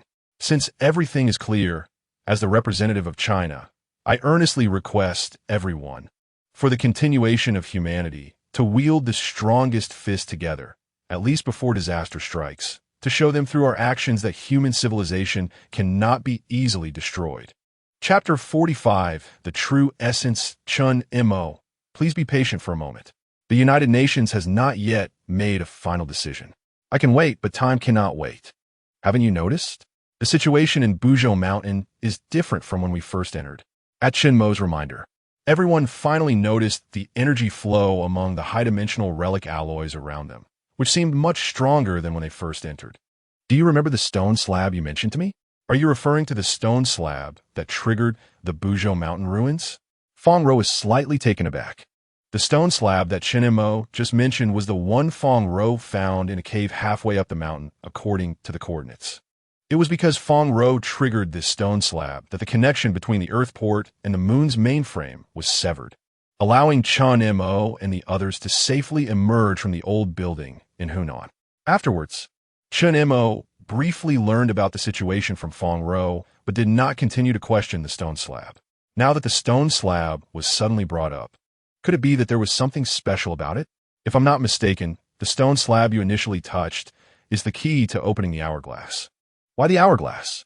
In response to Feng Rou's inquiry, Chen Mo explained, once the hourglass is turned over, it will run out of the last grain of sand in the glass bottle. The current situation in Buzhou Mountain is the same. Severing the Earth port is merely the initial state of the hourglass being turned over, just like the gong gong we later saw in the ruins. Now, this hourglass has reached the most critical moment. Are you saying that even if we do nothing, the heavenly road will reopen as promised? At this point, Feng Rou realized the seriousness of the situation. Just as Chen Mo told Old Wu in the satellite communicator, once the heavenly road reopens, it means the Earth port will reconnect with the mainframe. Once in this state, the 12 matrix machines deep within the moon will regain control over time and space. There are probably countless loopholes like the old butterfly building in Hunan on Earth. If the one controlling these loopholes is a madman, you can't imagine how insane she could become. Clearly, the little girl, Yu2, who met with Chen Mo and the others in the old butterfly building in Hunan, is such a madman. So no matter what this crazy person plans to do next, we must stop her, and the only way to do that is to attract her attention. You want to use yourself to attract her attention? This time, it was Cheng Yinxiao who spoke up. Although Cheng Yinxiao was confused about Chen Mo's conversation with the little girl Yu2 in the old butterfly building in Hunan, everyone present, including Cheng Yinxiao, clearly understood one point. Chen Mo has something that the other party wants. To attract the other party's attention, we must fully utilize this point, which means Chen Mo's plan is to use himself as bait. Just a butterfly building caught in a loophole nearly wiped us all out.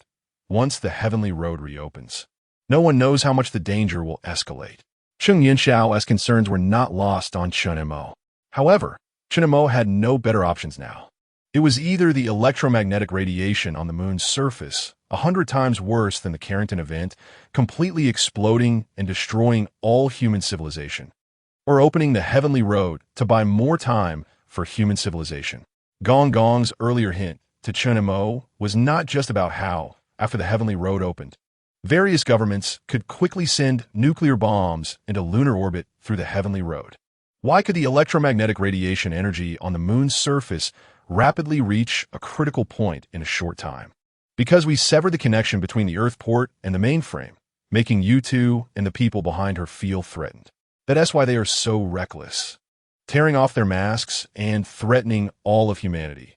Once the Earth port reopens, it means reconnecting with the mainframe, allowing them to regain control over the Earth's time-space loopholes. To some extent, this also alleviates the conflict between us. It can even be understood as a concession on our part. In this situation, I believe that as long as they still want that thing from me, they will not reach a point of no return. You want to buy more time for everyone? Feng Rou suddenly understood Chen Mo's meaning. Not just because of that, Chen Mo said, with a hint of helplessness on his face. The entire Buzhou Mountain is like an hourglass turned upside down. It is impossible to stop. The initiative to open the heavenly road is not in our hands. Since all of this is a process that must be completed to patch and repair the loopholes, we can only continue to move in the direction it pushes us. Moreover, I am also very curious about the final answer. In less than half a month, Chen Mo and the others experienced a miraculous journey that normal people might not undergo in their lifetime. Although along the way, They continually uncovered the relationship between high-dimensional civilizations and humanity. They also understood that the mysterious data that had been entangling Chen Mo was related to the patch for the loophole. However, why did the patch target Chen Mo? Chen Mo still had not figured out this question. From the communication with Gong Gong deep within the mechanical core of Buzhou Mountain, it was evident that Gong Gong, as an important link in the patch's initiation and one of the leaders of the entire immigration plan, held a significant prejudice against Chen Mo. Moreover, this prejudice seemed to be related to his identity.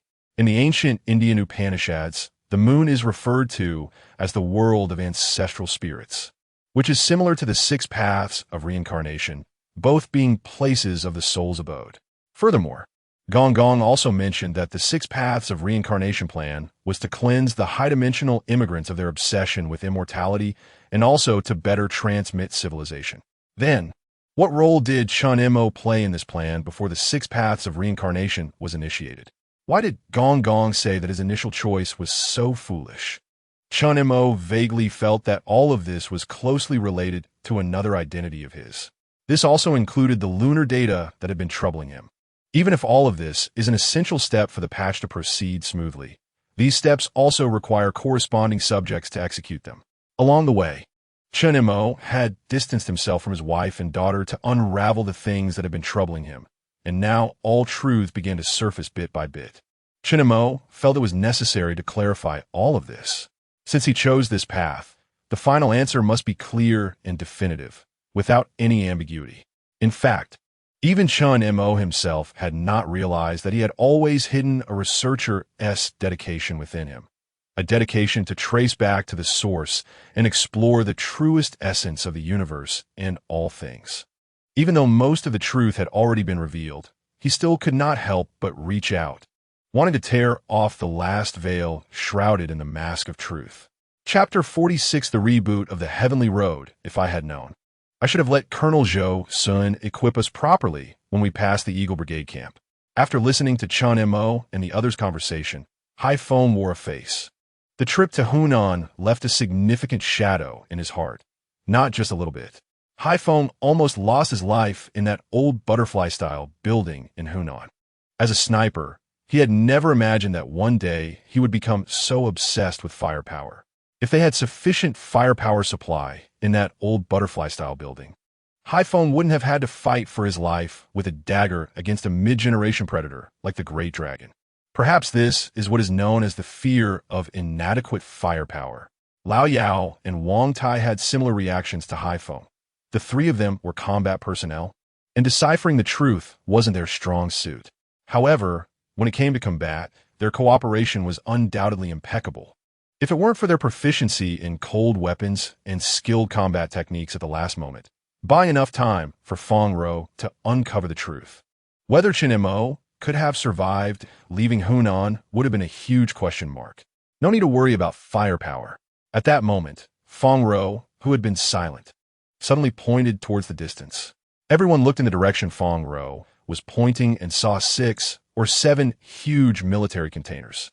After the collapse accident, Old Wu mobilized the entire company, even sending in Y-20 aircraft to airdrop a large amount of rescue supplies. As Feng Ro spoke, she led Chen Mo and the others toward the cluster of containers. Of course, in addition to rescue supplies, there were also some other things inside. As the container doors were slowly opened by Feng Ro, a previously unseen intense light erupted in Haifeng's eyes. This is a mechanical exoskeleton battle suit. He had long envied Cheng Yunxiao's RV-3 type bionic arm, and now, seeing the military exoskeleton inside the container, Haifeng was utterly thrilled. Even the usually taciturn Wang Tai couldn't help but step forward. With these military exoskeletons, I can carry more ammunition and heavy firepower equipment. For Wang Tai, perhaps nothing in the world could attract him more than firepower. Chen Mo stepped forward to take a glance at the exoskeleton suits in the container, which numbered around 8 sets. In addition to a spectacular high-tech appearance, they were all painted in camouflage. Just then, Cheng Yinxiao patted Chen Mo from behind. Wearing this, even if you can't provide effective fire support, you can help us carry more bullets. I have to say, Chen Mo's shooting skills are indeed very poor. which left a deep impression on Cheng Yunxiao and the others in that old butterfly-style building in Hunan, with a target as large as a door panel. Even a rookie would find it hard to miss from 50 meters away. Yet Chen Mo fired over 10 shots in the corridor and only hit 6 or 7 door panels. Although this critical moment saved everyone, it still couldn't change the fact that Chen Mo's shooting skills were poor. On this matter, Chen Mo didn't refute anyone, but unusually revealed a hint of an awkward smile. Besides the exoskeleton suits, there were also some weapons and equipment in the box that should meet your firepower needs. Hearing this, Haifeng pulled out a shiny black killing weapon from the large box. The Type 02 flamethrower? Wow, if we had this thing back in that old building in Hunan, what would we have to fear from the big-headed dragon? It's the giant dragonfly. Lao Yao reminded from the side. Never mind, it's all the same. I'm reserving this thing. No matter what flies or mosquitoes come, I'll take them out one by one or wipe out a whole nest. In contrast, firepower specialist Wang Tai's gaze remained fixed on various light and heavy machine guns. These things, along with the individual rocket launchers, are Wang Tai's favorites. Cheng Yunxiao consistently chose various models of grenades, both big and small. Lao Yao, on the other hand, added many medium and heavy individual weapons to his usual firepower setup. These individual exoskeleton suits can allow a soldier to carry 8 times the normal ammunition load without affecting their movement, or even more. However, since they are heavy equipment, the battery power can only run at full load for 3.5 hours. Hearing Feng Rou's reminder, everyone's attention returned to these camouflage-painted exoskeleton suits.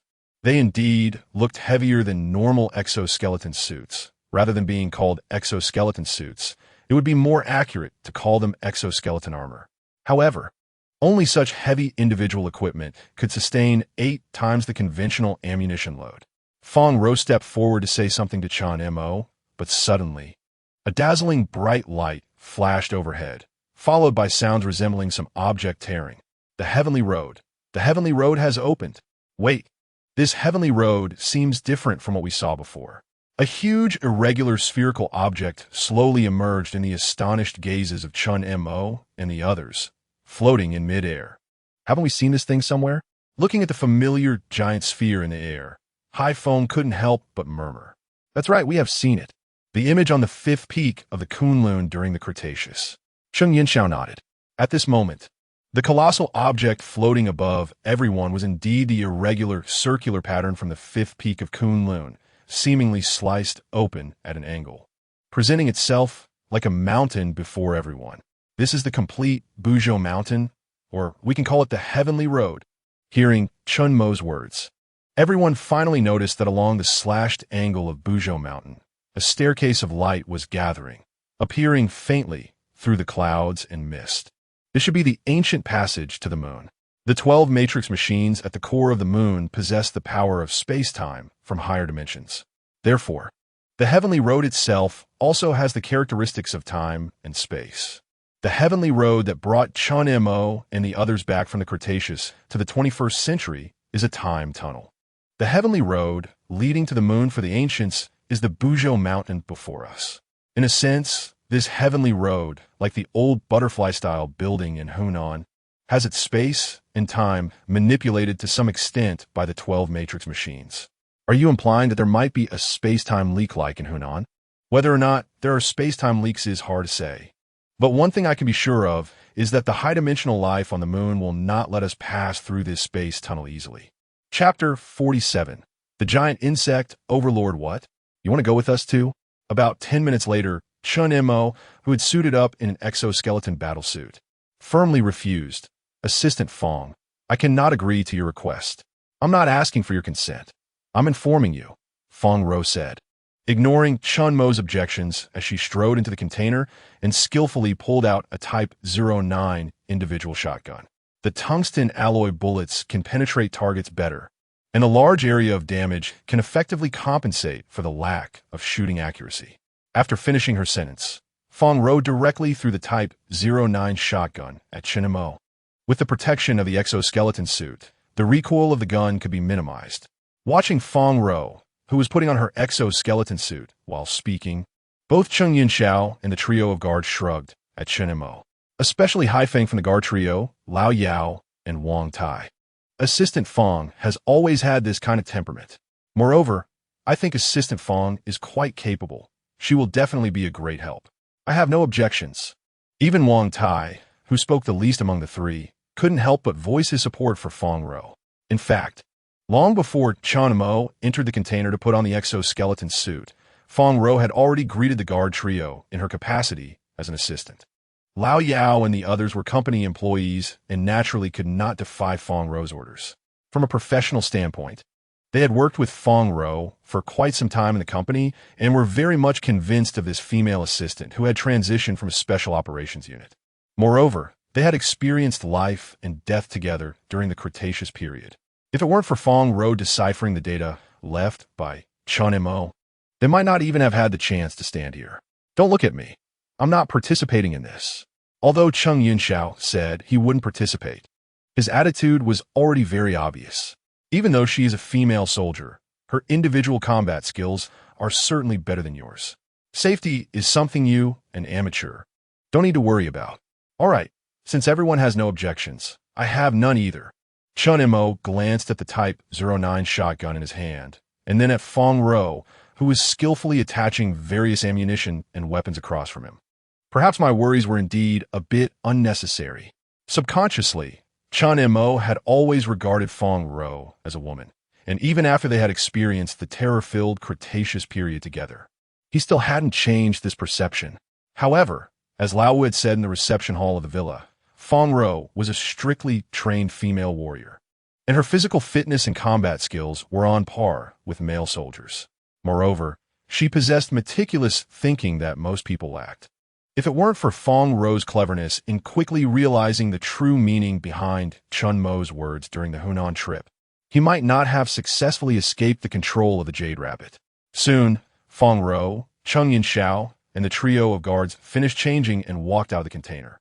Apart from the Type 09 shotgun that Fong Ro had thrown to him, Chen Mo also carried a large backpack filled with ammunition needed by everyone.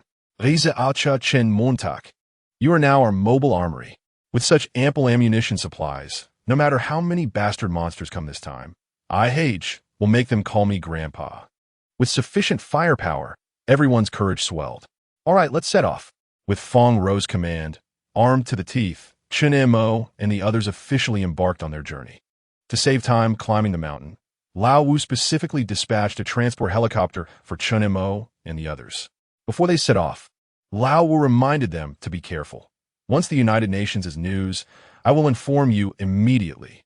In this way, under Lao Wu's instructions, the helicopter's massive rotor blades slowly lifted off. If it weren't for headquarters ordering me to stand by, I would really want to go up with Lao Cheng and the others. Zhou Sun, dressed in a military coat, said as he watched the helicopter ascend overhead. Unable to help but click his tongue. We'll hold the fort down here, serving as their strongest backup and support. Lao Wu pulled out a cigarette from his pocket and slowly lit it, exhaling a smoke ring. The complete Wuzhou Mountain and the reopening of the Heavenly Road concealed unknown dangers. No one knew how far this crisis would spread. Major Zhou Sun, notify the rescue team to be ready for combat at any time. During this period, Lao Wu and the others had not been idle.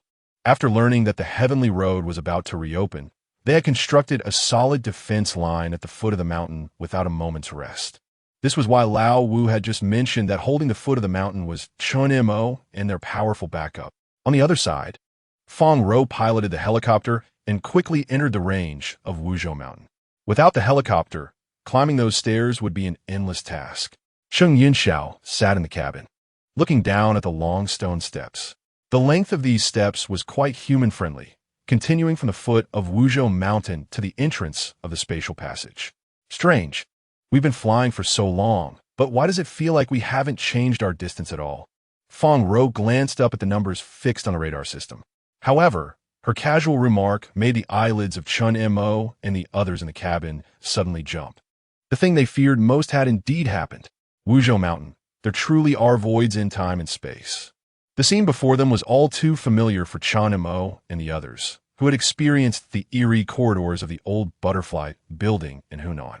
It seems she has already set her sights on us. Chen Mo looked around. Although the clouds and wind were moving, the distance to their target remained unchanged. Is this another method of infinite spatial extension? Cheng Yinxiao had seen this scene enough times in the old building in Hunan. Wang Tai, take your designated combat position. Assistant Fong, be mentally prepared. Danger may appear at any moment. Having prior experience, Lao Yao instructed everyone while quietly disengaging the safety on his weapon. With this thing, even if she releases the southern behemoth this time, I can still blow it to bits.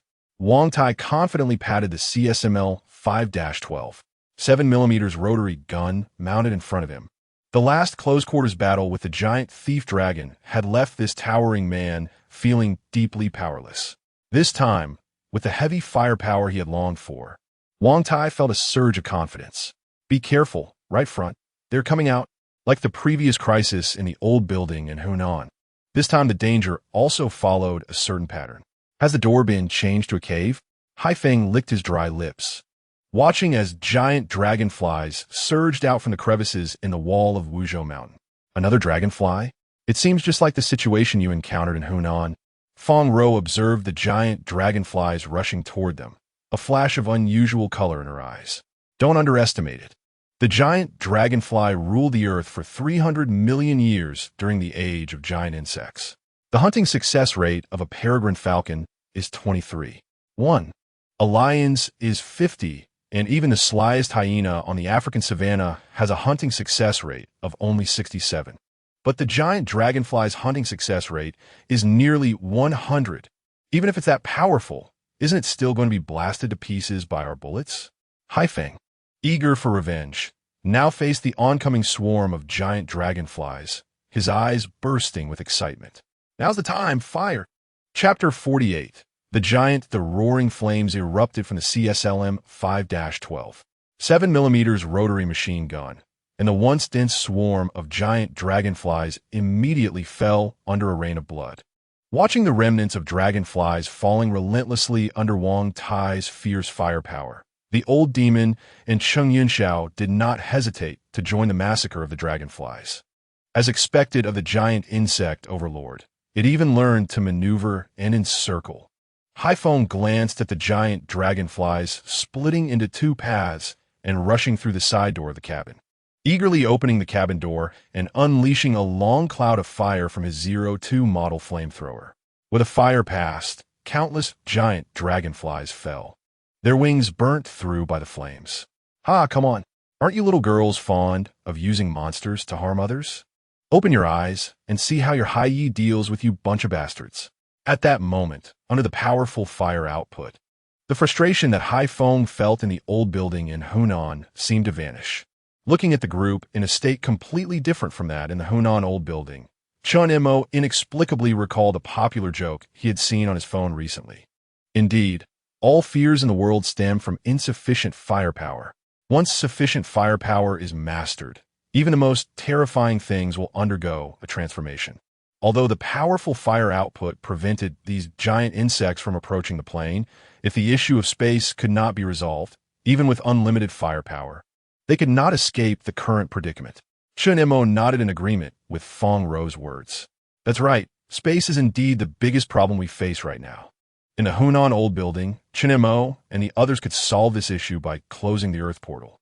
But now they obviously cannot do that. Nor could they close the Earth portal again. Since this is the process that must be completed to patch the loophole, the solution must also be within the situation. Chen Mo constantly scanned the surroundings, where the flowing wind and floating clouds all felt so real, showing no signs of any spatial confinement. It was as if a perfect sky realm had seamlessly merged with everything around it. Old demon, shoot a few rounds at the stone wall where the giant dragonflies are appearing. Hearing Chen Mo's words, the old demon immediately turned the gun and fired 3 shots at the stone wall. As Chen Mo expected, 3 clear bullet marks were left on the wall. Just like in the Hunan old building, when the time in a certain area changes, the infinitely extending space will stop. As soon as Chen Mo's voice fell, Fong Ro, understanding his meaning, piloted the helicopter directly toward the direction where the giant dragonflies were attacking. Flying close to the wall, she attempted to break out of the infinitely extending space. After all, Wuzhou Mountain is different from the Hunan old building. The space here is vast. And even though the Jade Rabbit can exploit the loopholes in Buzhou Mountain to manipulate time and space rules, the impact of the loopholes is certainly limited. Under the cover of the three-person escort and Cheng Yunxiao's firepower, Feng Rou successfully piloted the helicopter through the blockade of the insect cloud. The enormous helicopter rotor, under Feng Rou's control, moved like a nimble gecko, tailing close to the stone wall as it ascended. Faster, faster. In just a moment of distraction, the giant dragonflies pouring out from the cracks in the stone wall below had significantly decreased. Clearly, the operator behind them had sensed Chen Mo's intentions and was trying to close the loophole in the space by stopping time. Wait, what is that? At that moment, a massive head suddenly protruded from a cave in the stone wall above. Feng Rou couldn't evade in time and was bitten on the tail of the helicopter by the open blood-filled maw. The rapidly spinning rotor struck the monster, causing it to screech in agony, and blood mixed with fragments of the broken rotor fell. There's no time. Jump out. Almost instantly, everyone in the cabin activated the ejection jump device on their exoskeleton suits and leaped toward the cave opening in the stone wall below. Shortly after they jumped out of the cabin, the helicopter finally succumbed to severe damage and fell amidst thick smoke. Looking back at the giant beast at the cave entrance, its entire head had been bloodied by the rotor and lay on the ground, gasping for breath. It was a Spinosaurus. Only then did everyone finally see the true form of this giant monster. To prevent any accidents, Wang Tai, holding heavy weapons, stepped forward and fired a burst into the Spinosaurus's bloodied head. Hanging on the stone wall, Feng Rou and Cheng Yunxiao, with the help of the old demon and Hai Feng, successfully climbed up. Fortunately, this exoskeleton suit has an ejection jump and climbing hooks. Otherwise, I would have lost my life just now. Cheng Yunxiao gasped, jokingly self-deprecating. All right, our ride is over from now on. We can only rely on ourselves to climb up little by little. Although Chen Mo and the others successfully escaped from the infinitely extending space, the helicopter had crashed, making it significantly more difficult to pass through Buzhou Mountain and enter the spatial tunnel. Goo. You all better move quickly.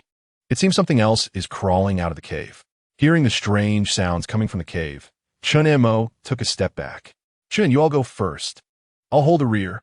Hai Feng raised his 02 model flamethrower and sprayed a torrent of fire into the cave.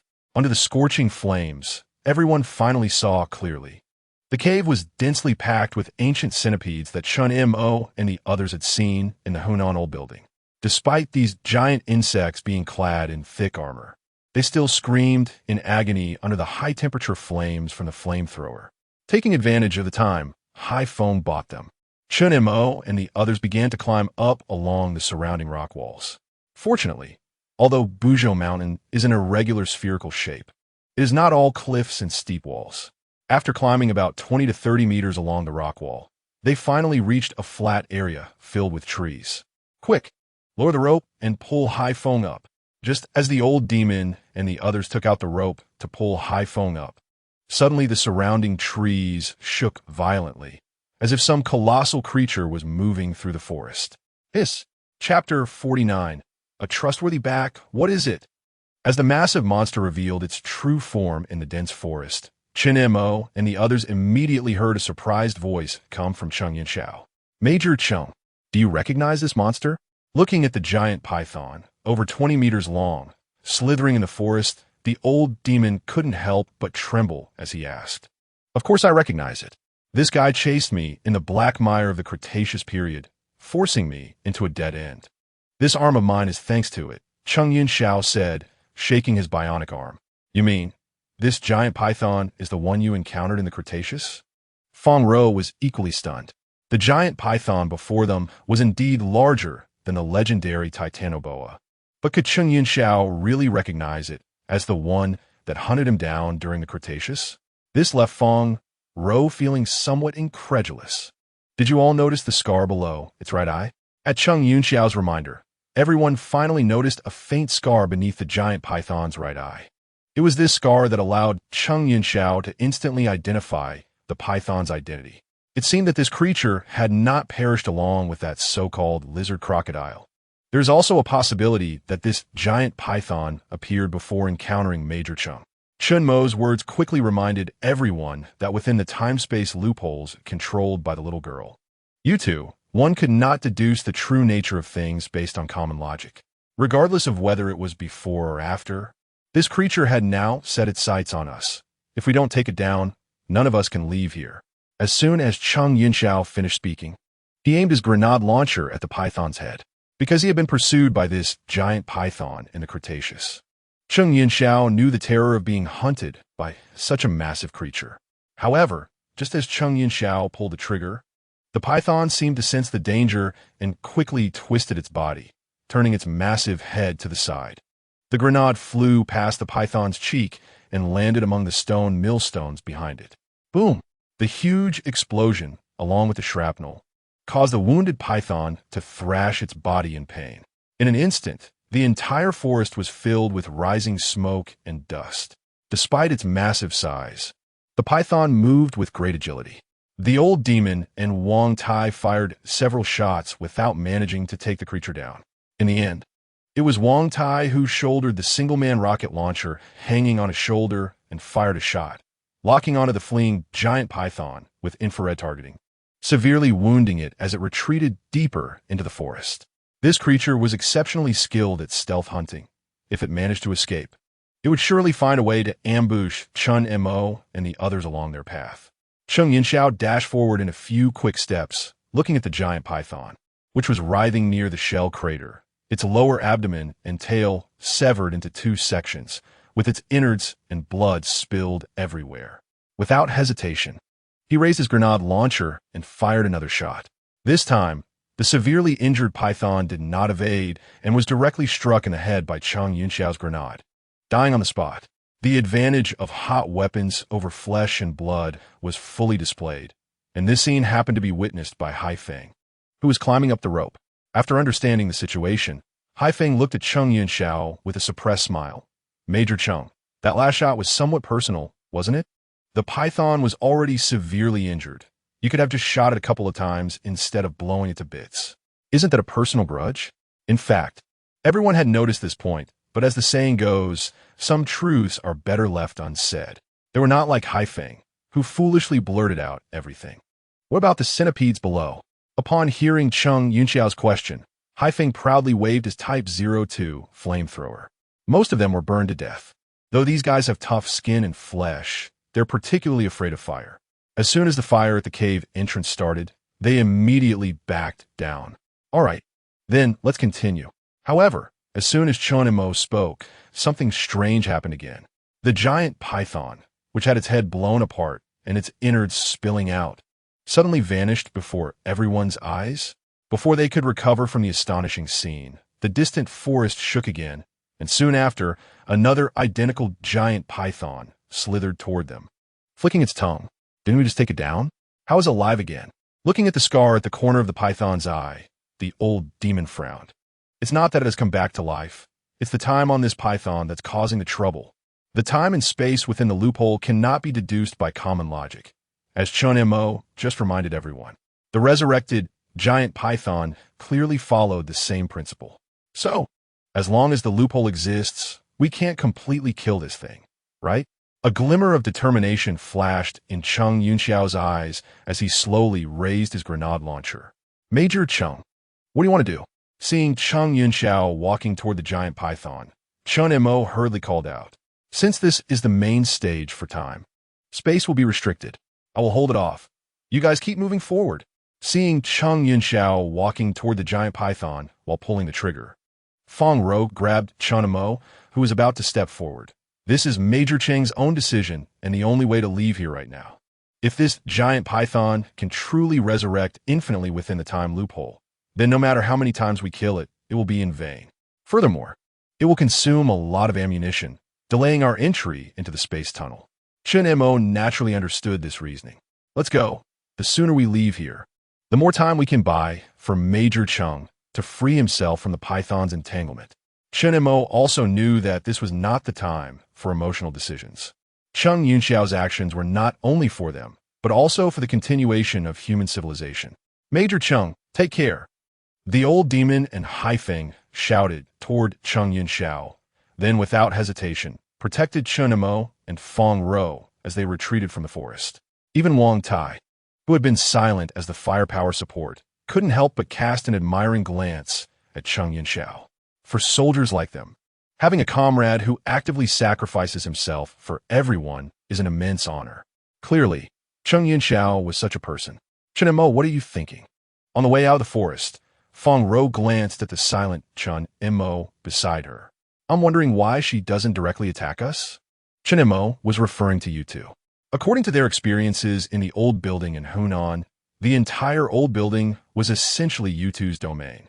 Chen Mo and the others had no room to resist. However, since they entered Buzhou Mountain, although they faced obstacles, the intensity of those obstacles was not as strong as they had imagined. Aside from the troublesome giant python they encountered in the dense forest, they didn't seem to face any excessively desperate situations. Unless, just as Chen Mo thought of something, he suddenly stepped into empty space and sank down. What is this? Quagmire. It turned out that just as Chen Mo and the others burst out of the woods, they had entered a foggy marsh. Damn it. The more you struggle, the faster you sink. Moreover, with their heavy exoskeleton suits and the large amounts of ammunition on their backs, they sank much faster than normal people. Wait, what is that? At that moment, the old demon suddenly noticed a huge figure looming in the mist directly ahead. At the foot of the Buzhou mountain ruins, Lao Wu and Zhou Sun watched as a helicopter crashed and exploded in the distance, thick smoke billowing up, both unable to help but frown. Clearly, Chen Mo and the others had encountered trouble on their way to the heavenly road. Soon, after the fire was brought under control and a check revealed no human remains, Lao Wu and Zhou Sun finally breathed a sigh of relief. Just then, Zhou Sun noticed a dark cloud approaching overhead. Is it the giant dragonfly? Chen Mo had mentioned it in their report. Lao Wu immediately recognized the source of the dark cloud, and without hesitation, he ordered the troops behind him. Open fire. Hit them hard. Under Lao Wu's command, the campsite defense line formed by the rescue team opened fire simultaneously. The dense bullets formed a trench of steel, firmly intercepting the flying giant insects outside the trench. It's giant insects, more giant insects. Hearing the exclamations from the crowd, Lao Wu and Zhou Sun, who had just returned to the camp, quickly looked in the direction everyone was pointing. At that moment, they saw a mass of giant centipedes and various other large monstrous insects spreading towards their camp at an astonishing speed from halfway up the mountain. The rescue team, tasked with forming the defense line, had never encountered such a scene before. Their faces turned pale as they grit their teeth and shot at the giant insects on the mountainside. Has there been no information from the United Nations yet? Zhou Sun, while changing magazines and joining the shooting, asked Lao Wu as he watched more and more giant insects surrounding them. Unexpectedly, as Lao Wu raised his wrist to check the satellite communicator, his eyelids twitched. We probably won't be able to wait for any information from the United Nations. What do you mean? Zhou Sun, who was raising his gun and firing madly at the giant insects, was momentarily taken aback. Chapter 50, United Nations Crisis, United Nations Headquarters. Since everyone feels that the proposal mentioned by our side has no issues, then, wait a minute, I have something to say. Before Peng Lao could finish his sentence, he was interrupted by the American representative, who stepped forward holding a phone. I just received a call from the Pentagon. Just a few minutes ago, the coordinates you mentioned have disappeared from the satellite cloud map, and even the DMSB cannot detect any signals inside. The American representative's words were undoubtedly a heavy blow to the representatives of all countries present. Ever since Peng Lao provided those coordinates far in Kunlun at the UN conference hall, representatives from various countries have been closely monitoring all information related to that coordinate. However, it was clear that there was a problem during the monitoring process. The content just presented by the Chinese side mentioned a very important issue. Through the data, we can see that the Chinese side is not clear about the true intentions of the puppeteer behind all this. It only provided a vague conclusion about immortality through a bunch of Eastern myths. I believe that in this technologically advanced modern era, and especially in the United Nations conference room, making such statements is a very irresponsible act. The American representative turned to glance at Peng Lao. I admit, your debate was indeed brilliant just now, but that is not enough to sway the UN's decision. Based on the above, can we understand that the Chinese side does not grasp the full picture of the situation and merely wants to strike back forcefully before the other side takes action? But the current situation is evident to all. The puppeteer behind this has merely employed some tricks, causing the most sophisticated space instruments on Earth to lose track of the target as if they were blind. I want to ask the Chinese side, under such circumstances, do you think you have the ability to strike? Regarding the American representative's earlier mention of the Kunlun coordinates losing contact a few minutes ago, Peng Lao had not received any prior notification. To be precise, just now, Peng Lao was in the crucial moment of reaching an agreement with the representatives of the countries present and had no time to receive external information. At this moment, upon hearing the American representative's explanation, Peng Lao glanced towards Su Yan, who quickly responded. After confirming the accuracy of the news, Peng Lao gently nodded. However, the American representative did not give Peng Lao a chance to catch his breath. I would like to ask everyone present, if the ones behind this unknown crisis have stronger means, will our unwavering efforts to strike provoke them? As for the consequences of provoking them, without the American representative needing to say, the leaders of the countries present have a rough idea in their hearts. At the beginning, many countries in the UN were opposed to the plan of launching a nuclear bomb in lunar orbit to trigger wave-particle duality. Even at that time, including the United States, the permanent members all voted in favor, genuinely believing that human power could prevent this lunar crisis. However, with the rapid activation of electromagnetic radiation energy on the lunar surface, coupled with the data previously released by the Chinese side at the UN, the American side suddenly realized that the situation seemed more complex than they had imagined. If the one controlling everything behind the moon is indeed a civilization from a higher dimension, then what is the point of their resistance? As the American representative, I now announce the Pentagon's latest decision. The SPAR plan will continue to be implemented. According to NASA's latest detection report, the activity of electromagnetic energy on the moon has significantly slowed down since a few minutes ago. In other words, regarding the question of whether to destroy human civilization, the higher dimensional beings have hesitated. Therefore, I advise everyone that at this time, it is not wise to provoke the lion. The American representative's words were directed not only at Peng Lao, but also at all the representatives of the countries present. I agree with the American representative's statement. I also agree, provoking an invincible enemy is not a wise choice. We must consider our own citizens. The continuation of humanity does not necessarily require the use of force. Meanwhile, at the foot of Kunlun Mountain, it's no good. The defense line is about to be broken through by these giant insects. What is going on with these giant insects? They seem endless, as if they can never be killed. If this continues, we will run out of people. Although the Company S rescue team consists of professionally trained personnel, they are not real soldiers. Moreover, given the current situation, even if real soldiers came, facing the endless stream of giant insects pouring out from the gaps in the mountain, their hearts would also suffer unimaginable intense shocks, especially when they see the mountain of insect corpses on the opposite side, as well as many comrades lying among the corpses, gnawed beyond recognition. Fear spreads rapidly throughout the camp. Under such circumstances, only the most elite warriors might be able to hold on. Old Wu, who was in charge of commanding the battle in the camp, and Zhou Sun clearly noticed this, especially Zhou Sun, who came from the Eagle Flight team and is a true warrior. No one understands better than him what happens when fear spreads on the battlefield. There's no choice. We can only try this. Colonel Zhou Sun, have you thought of any way? Feeling Zhou Sun's unusual reaction beside him, Old Wu couldn't help but ask. I can't say it's a solid plan, but it should have some effect. As Zhou Sun spoke, he shouted to the soldiers behind him, Eagle Team, assemble. Soon, 5 pilots from the Eagle Team came to Colonel Zhou Sun. From now on, pairs will operate helicopters for aerial support. Earlier, when Old Wu called for Y-20 for airdrops, Zhou Sun noticed that Old Wu had set up Seat Selim 5-12, 7mm rotary guns on many of the helicopters. This thing has a loud name online, domestic Gatling.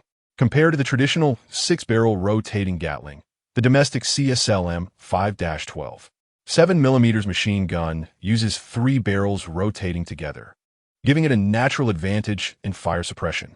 However, due to the giant dragonflies hovering above the camp, These heavy weapons have yet to play their due role in the battle. Colonel Zhou Sun, as a pilot, you should know better than I do that encountering large swathes of flying creatures during flight is the worst-case scenario. Even a single sparrow can cause unprecedented air disasters. Have you thought about the consequences if you force a takeoff in such a situation? Facing Old Wu's question, Colonel Zhou Sun smiled carefreely. What's death? From the moment we put on this uniform, we are always waiting for the day to sacrifice ourselves for our country. Moreover, we are not just fighting for the country now, but for the entire civilization. Even if we die, we are heroes of humanity. Under Zhou Sun's moving speech, the pilots of the Eagle team around him had resolute expressions. Death can be heavier than a mountain or lighter than a feather. At this moment, they feel heavier than a mountain. Without any hesitation, Zhou Sun immediately issued the flight order. Looking at the 3 helicopters slowly ascending, Old Wu wanted to say something, but in the end, he said nothing. He knew better than anyone why Zhou Sun and the others were doing this. If the rescue team on the defense line of the camp couldn't withstand the pressure and retreated, the entire camp would fall. In such a situation, the aerial fire support from Zhou Sun and the others is a shot of adrenaline. Only in this way can the defense line of the camp hold out longer. Chen Mo, Feng Rou, you need to hurry up, otherwise my reputation that I Wu Zhenfeng have upheld for a lifetime will be broken by you. Old Wu took out a magazine again and quickly joined the team, shooting the giant worms. Chapter 51. Breaking Promises in the Marsh of Nozhushan, the old demon, Wang Tai, and Haifeng once again shot down the enormous creature in the swamp. Looking at the prehistoric giant that resembled both a crocodile and a lizard, Feng Rou couldn't help but wipe her face, covered in mud. Half an hour ago, we barely moved 200 meters. At this rate, by the time the electromagnetic radiation on the moon erupts, we won't even have entered the heavenly road. The creature's corpse began to disappear again. Just like the giant python that Chen Mo and the others encountered in the woods, this lizard crocodile also reappeared, no matter how many times the 3 guards killed it. This was already the 5th time we had killed this monster, right? Even Haifeng, who was holding the 02 flamethrower, couldn't help but frown. This feeling of killing it only for it to come back was truly unpleasant. The key was that they were currently stuck in the swamp, severely limited in their movements. And here was precisely the lizard crocodile's domain. Chen Mo, what are you thinking about? Feng Rou asked as she saw Chen Mo pull out a wet cigarette from the mud and start to sniff it gently. Everyone had been dealing with Chen Mo long enough to know that whenever he was deep in thought, he liked to smell a cigarette. This habit was always his signature move, and when this action occurred, Chen Mo often found some critical clues in difficult situations. Do you remember how we got out of the quagmire when we first entered the swamp? Hearing Chen Mo's question, everyone couldn't help but fall into memories. At that moment when they sank into the mud, they truly thought they were done for. No matter how excellent the exoskeleton armor was, it was impossible to spring up from the mud with half of their bodies stuck without any leverage. Fortunately, the lizard crocodile that appeared in the mist saved them. Under Chen Mo's reminder, they used the fight with the lizard crocodile to successfully escape from the mud by leveraging the giant creature's body. Are you thinking of using the same method, leveraging that giant creature to carry us out of the swamp? Feng Rou's words made the 3 guards' eyes light up. Although they were wearing exoskeleton armor and found it difficult to move in the swamp, unlike the lizard crocodile they were fighting, that creature was born to be the king of the swamp. As long as they could find a way to control it, this plan should work. Just as Chen Mo finished speaking, the lizard crocodile that had disappeared reappeared once again. Like before, as soon as it spotted its prey moving in the swamp, it pounced forward without hesitation, mud splashing under its strong limbs and giant tail. However, this time, due to Chen Mo's prior instructions, the 3 guards did not immediately shoot the approaching giant creature. Now, with Feng Rou's command, Haifeng took the lead and used the 02 flamethrower to stop the lizard crocodile that had charged towards them. No matter how massive a prehistoric beast it was, the fear of flames was deeply ingrained in its bones. Everyone opened the hooks. Feng Rou took the opportunity to activate the ejection system of her exoskeleton armor, leaping high and grabbing onto the lizard crocodile's thigh. Roar! The lizard crocodile let out an angry roar in pain, its enormous body starting to roll violently in the swamp. Assistant Fong. The situation has changed. Immediately kill the target. Without hesitation, the three guards raised their guns and shot the lizard crocodile in front of them. Under the overwhelming firepower, the lizard crocodile's head was smashed to pieces, its massive body lying motionless in the mud. How is it? Assistant Fong, are you okay? I'm Fine. Just a little damage to my exoskeleton. Fong Ro, rescued by everyone, climbed up from the mud and shook her head. If it weren't for the exoskeleton armor, she would have certainly broken a few bones from the earlier incident. However, Fong Ro's earlier failure did not discourage everyone. If it didn't work once, then they would try twice. If it didn't work twice, they would try 3 times. Anyway, that creature couldn't die, and I don't believe we can't get out of this cursed place. Meanwhile, at the foot of the mountain, under the aerial fire support of the Eagle team, led by Zhou Sun, the pressure from the giant insect attacks on the entire camp was suddenly alleviated. This undoubtedly had a very positive effect on the rescue team members, whose mental defenses were about to collapse under the repeated assaults of the giant insects. However, both Zhou Sun and Old Wu knew in their hearts that this method wouldn't last long. In such dense clouds of insects, no matter how skilled the Eagle team pilots were, it was hard to guarantee flight safety. Sure enough, before the effects of this stimulant could spread throughout the camp, one of the helicopters had already been struck by the insect cloud. The helicopter, losing its tail, spun wildly like a headless fly before crashing to the ground. Boom! A violent blaze spread throughout the camp. Don't get distracted. Provide high-altitude fire cover. The pilots of the other 2 helicopters, who hadn't yet recovered from the grief of their comrade's crash, heard Zhou Sun's voice in their ears. There was no time to mourn.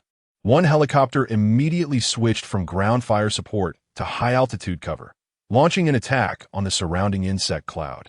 Zhou Sun himself piloted another helicopter, continuing to support the ground with the CSLM 5-12 7mm rotary machine gun. Major Zhou, the insect cloud is too dense. Our cover can last at most another 10 minutes. Hearing the anxious voice on the intercom, Zhou Sun frowned slightly. Due to the helicopter's ascent, the insect cloud formed by the giant dragonflies was instantaneously drawn to their target. Although the firepower support from the CSLM 5-12 7mm rotary machine gun was fierce, facing the astonishing number of insects, it was only a matter of time before the insect cloud broke through their defenses. Then hold on for another 10 minutes. Zhou Sun shouted loudly into the intercom. For Zhou Sun, every extra minute they could hold on was a huge guarantee for the safety of the ground defense. Faced with the endless attacks of the giant insects, even a second of hesitation could cause the entire camp's defense to collapse in an instant. Boom! At that moment, the helicopter responsible for providing cover was accidentally breached by several giant dragonflies. The massive rotor collided with the giant dragonflies, producing thick smoke as it fell and exploded in a violent fireball. Old Wu, already exhausted from continuous shooting, glanced towards the direction of the explosion. After shooting down a giant insect that broke through their defenses, he was suddenly pierced in the thigh by a giant insect's counterattack, his body sliding down against the wall. Old Wu felt his pocket was empty of bullets. He sighed and took out a cigarette, lighting it, and slowly exhaling pale smoke rings.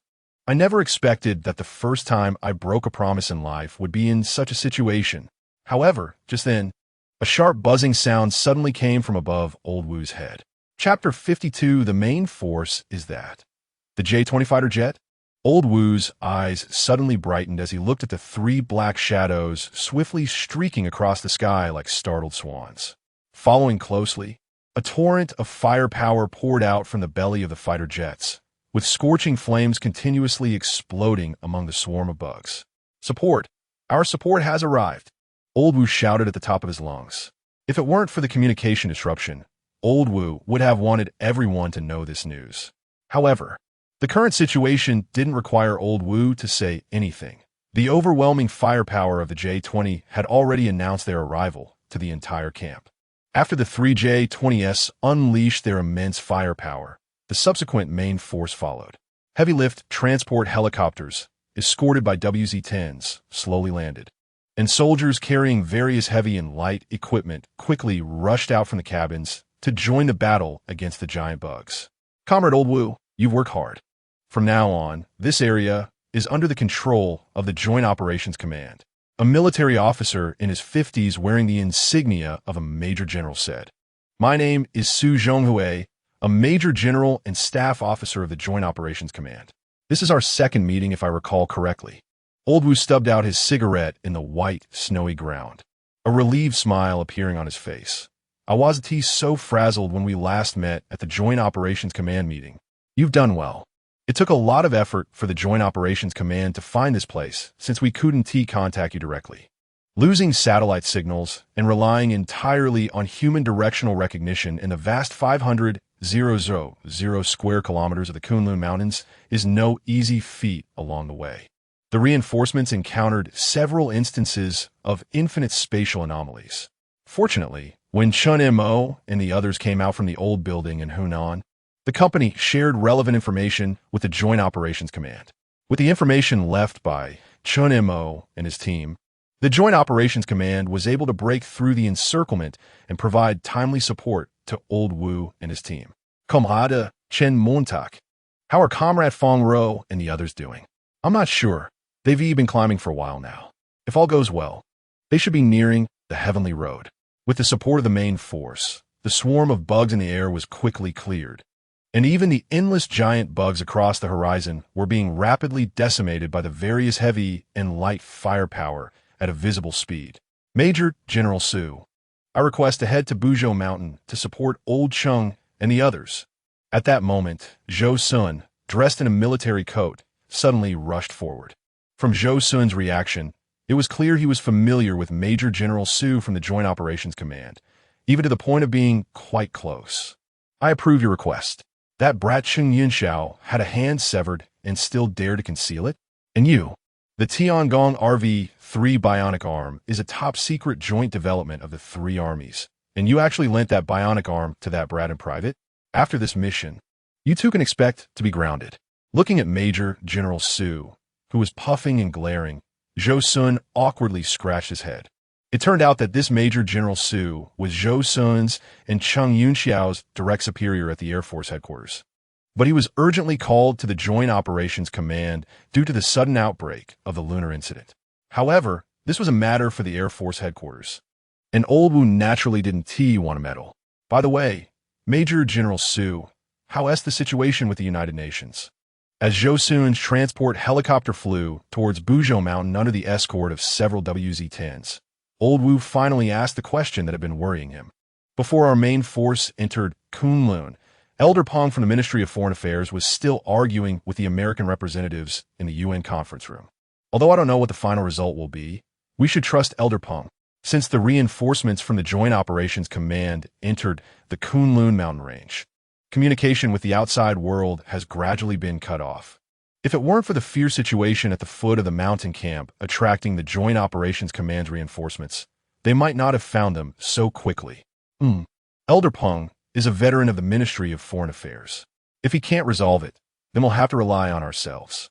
Just as Old Wu finished speaking, a swarm of giant bugs surged out from the spatial anomalies in the distance. It seems the situation is just as Chen Mo said. As long as the 12 matrix machines inside the moon are still operational, the crisis on Earth will continue to flow in. Hearing Old Wu's words, Major General Su frowned slightly and stepped forward. Before I set out, the Joint Operations Command had already ordered all local munitions factories to operate at full capacity, and the three armies to enter combat readiness. The Joint Operations Command stance is very clear. Even if we have to fill these anomalies with bullets, we cannot allow any prehistoric creatures to cross our defense line. Old Wu strongly agreed with Major General Su's words, because behind their defense line were countless ordinary people. Before the national machinery completely collapsed, they would never allow their citizens to suffer such hardships. Meanwhile, Chen Mo and the others had fought several times in the Black Swamp, but had not been able to successfully tame the Mesozoic Swamp King, the crocodile. Just after they killed the crocodile for the 8th time, the time anomaly here suddenly stopped. What's going on? Has our plan been discovered? Although Chen Mo and the others had not succeeded in several attempts, As their experiences of failure increased, their steps to tame the crocodile became more and more proficient. In the most recent attempt, they even used the crocodile's massive body to move swiftly through the black swamp for dozens of meters. If this trend continues, it won't be long before Chen Mo and his team's plan to tame the crocodile succeeds. It seems we have underestimated the situation. Just as Chen Mo frowned, a sudden roar of helicopter rotors came from behind. Colonel Uxan, looking at the figure emerging from the helicopter after it descended. The three-man guard team couldn't help but look delighted. I must say, the feeling of suddenly encountering support from the rear while in dire straits is incredibly reassuring. Huh? Chen Mo, Fong Ro, why isn't old Chung with you? Colonel Zhou Sun, didn't you see Major Chung when you ascended the mountain? After a brief exchange, Zhou Sun finally understood the situation, his expression turning heavy. I see. Chung Yinxiao voluntarily stayed behind to cover the rear, and Zhou Sun would have made the same choice. Since they hadn't encountered Chung Yinxiao during their ascent, nor the giant python mentioned by Chen Mo and the others, then Chung Yinxiao must. You don't need to worry about old Chung. I will send someone to continue searching in the woods. The immediate priority is to get you all up there. The United Nations talks have been obstructed, and the giant bugs keep pouring in at the foot of the mountain. Right now, you are the only hope to end this disaster. Exactly, the stopping of the time anomaly indicates that an even greater crisis awaits us behind. We must hurry to ascend the heavenly road. Chapter 53 Chang'e. Despite everyone's deep concern for Chung Yunxiao's safety, the current situation was, as Chen Mo said, unpredictable. Therefore, the priority was to ascend the heavenly road as soon as possible to avoid prolonged anxieties. However, what Chen Mo and the others did not expect was that they encountered no obstacles in the following process and smoothly reached the vicinity of the space tunnel entrance. What's going on? Has that moon technician given up resisting? Fong Ro looked up at the space tunnel leading to the heavenly road and said, somewhat puzzled. Even Chen Mo, who had been standing beside Fong Ro, had a furrowed brow at this moment. Whether it was the old building in Hunan or everything that happened after the heavenly road opened from Mount Buzhou, they continuously sent a signal to Chen Mo. The Jade Rabbit, along with the high-dimensional life behind her seeking immortality, could be crazy enough to break all the rules of the world. They wouldn't care about the lives or deaths of others, nor the ironclad laws behind time and space. They only cared about whether they could obtain what they wanted. Under such a near-maniacal obsession, even if they knew there were patches and all kinds of rules by the moon technicians, they still persevered. In Chen Mo's eyes, they were no different from madmen. But the problem is, would such a group of madmen allow someone to steal their lair? The answer is obvious. So, something must be waiting for us.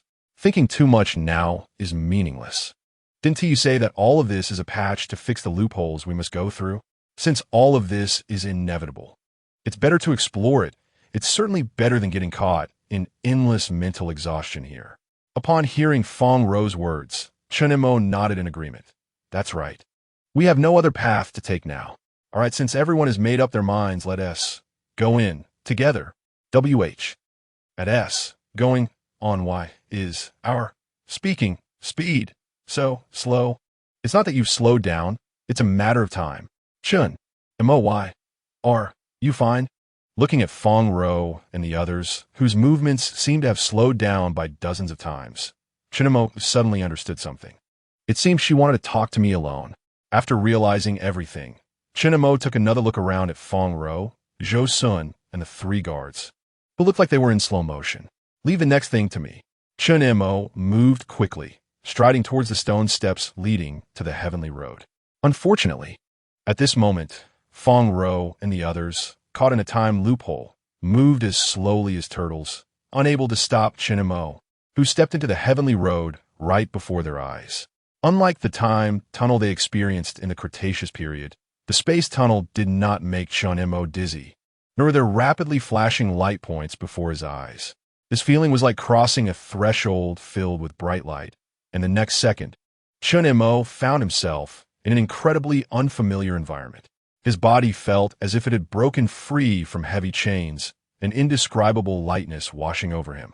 No, to be precise, he hadn't broken free from chains, but from the gravitational pull of the Earth.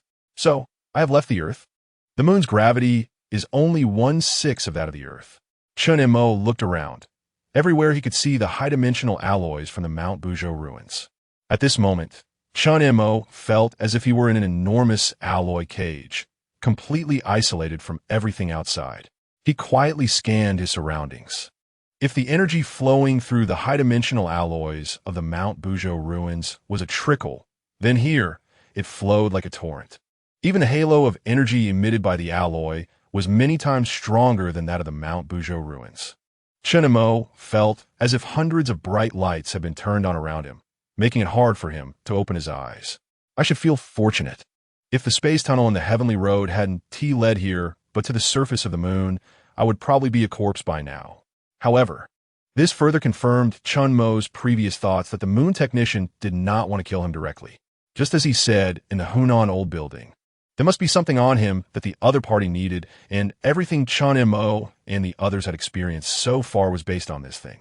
The other party wouldn't let him die easily before he handed over this item, just as Chen Mo was lost in thought. The dazzling halos within the high-dimensional alloy around him gradually dimmed. With the loss of these blinding lights, Chen Mo's vision was liberated, and he looked into the distance, where various high-dimensional machines were operating. This intense visual impact was like standing on a cliff and staring into the abyss. Chen Mo carefully observed and noticed that the high-dimensional alloys before him could be divided into 12 mechanical areas. Each area was at least as large as hundreds of football fields. 12. Could this be the 12 matrix machines deep within the core of the moon? Just as Chen Mo was astonished by these 12 matrix machines buried deep in the moon's core, a voice quietly came from behind him. You are shocked to see these machines because you're missing something in your soul, aren't you? Chen Mo turned to look in the direction of the voice, and the owner of that voice was none other than the little girl, the Jade Rabbit. However, when Chen Mo made eye contact with her, he couldn't help but frown slightly. He could clearly sense that the way the little girl, the Jade Rabbit, looked at him was completely different from before. It was a gaze filled with complex emotions. You are not the Jade Rabbit? Although the Jade Rabbit in the Hunan old building always smiled, Chen Mo felt that her gaze lacked something. He had always been unable to figure out what was missing. But now he understood. It was emotion, it was human emotion. I didn't expect you to discover it so soon. Yes, I am not the Jade Rabbit. She is just a program I created to complete some tasks that I cannot accomplish. No, that is not right. Upon hearing the other party's answer, Chen Mo narrowed his eyes slightly. Although the little girl, the Jade Rabbit, in the Hunan old building lacked human emotions in her gaze, she didn't seem like just a cold program, as the other party said, as if she could see Chen Mo's thoughts. The other party smiled slightly and stepped forward. You must have felt that familiar aura from her, right? That S because I infused a part of myself into her when I created her. So you are the true moon technician. Chang'e. As their eyes met, Chang'e sighed softly. Her body began to transform into a faint light cluster, and the image within the light cluster changed from the little girl, the Jade Rabbit, into a beautiful woman in flowing white garments. But if the appearance of that program makes you uncomfortable, then I can only face you in this form. Chapter 54. The list of deities. As soon as Chen Mo heard Chang'e's name, his brow furrowed slightly, and a long-standing mythological story involuntarily surfaced in his mind. During the reign of Emperor Yao, the archer, he could shoot 100 paces and never miss. Emperor Yao granted him the honor of marrying the daughter of Emperor Ku. Later, he was rewarded with the elixir of immortality by the Queen Mother of the West for his achievement in shooting down the suns. He entrusted the elixir to his wife for safekeeping, but she secretly consumed it and flew to the moon. This is the well-known story of Chang'e flying to the moon. Chang'e betrayed Hou Yi's trust, consumed the elixir alone, and lived in solitude in the palace of Guanghan. In the story, Chang'e forsook Hou Yi's love and freedom for the sake of immortality. However, there is a significant logical flaw in this narrative. Although Chang'e abandoned Hou Yi to gain immortality, the elixir was originally bestowed by the Queen Mother of the West as a reward for Hou Yi's merit. Even if she obtained immortality through such means, the Queen Mother's authority would not allow such a thing to exist. It is akin to a hero with outstanding military achievements being robbed of their honor in a well-regulated social system. if not addressed promptly, it could lead to severe consequences throughout society. While mythological stories cannot be compared to a normal society, a higher dimensional civilization would not permit such individuals to create a bad atmosphere. Moreover, there are 12 matrix machines on the moon, an existence comparable to modern nuclear weapons. Unless Chang'e is a fool, she would not be so blinded by temporary benefits to do such a thing. However, if all this happened during a state of war, the situation would be entirely different. Everyone knows the story of Ho-Yi shooting the suns. What Ho-Yi shot down from the sky were not the real suns, but the demon race's golden crows. In other words, it was the second-generation Demon Series USB drives. Previously, in the Wuzhou mountain ruins, Chen Mo had learned from Gong that after the heavenly road was severed, the possibility for the third-generation human USB drives to set foot on the moon was cut off. However, to regain control of the 12-core matrix machines on the moon, the human USB drives developed a new technology for seizing bodies. Through this technology, they infiltrated the second-generation Witch Demon USB drives extensively, leading to the later Witch Demon War. The Witch Demon War cannot be simply understood as a war initiated unilaterally by the witch or demon races, but rather as a war arising from internal divisions among high-dimensional immigrants. Therefore, what the Queen Mother of the West bestowed was not an elixir of immortality. At that moment, Chen Mo seemed to understand everything. Ho-Yi was the lunar repairman selected in the reincarnation plan to terminate the Witch Demon War and end the high-dimensional being's obsession with immortality. The first batch of explorers from the divine and demonic USB drives initiated the reincarnation plan. From the existing personnel, they selected Ho-Yi to serve as the lunar repairman to ensure the continuation of the entire high-dimensional civilization. However, Ho-Yi's identity as a lunar repairman was taken away by his wife, Chang'e. Wait a minute. If Chang'e took away the identity of the lunar repairman, then the ultimate outcome of the Witch Demon War should be dominated by the third-generation human USB drives. Ho-Yi's wife, Chang'e, was clearly a spy who infiltrated the second-generation Witch Demon USB drives through body seizing. Otherwise, she would not have betrayed her husband Ho-Yi at such a critical moment. But if the third-generation human USB drives were victorious, the reincarnation plan could not succeed, and humanity would not forget its past from a higher dimension. It seems that all the answers can only await Chang'e to reveal them in person. Zenzing Chen Muskaza. Chang'e slowly floated out of the light cluster.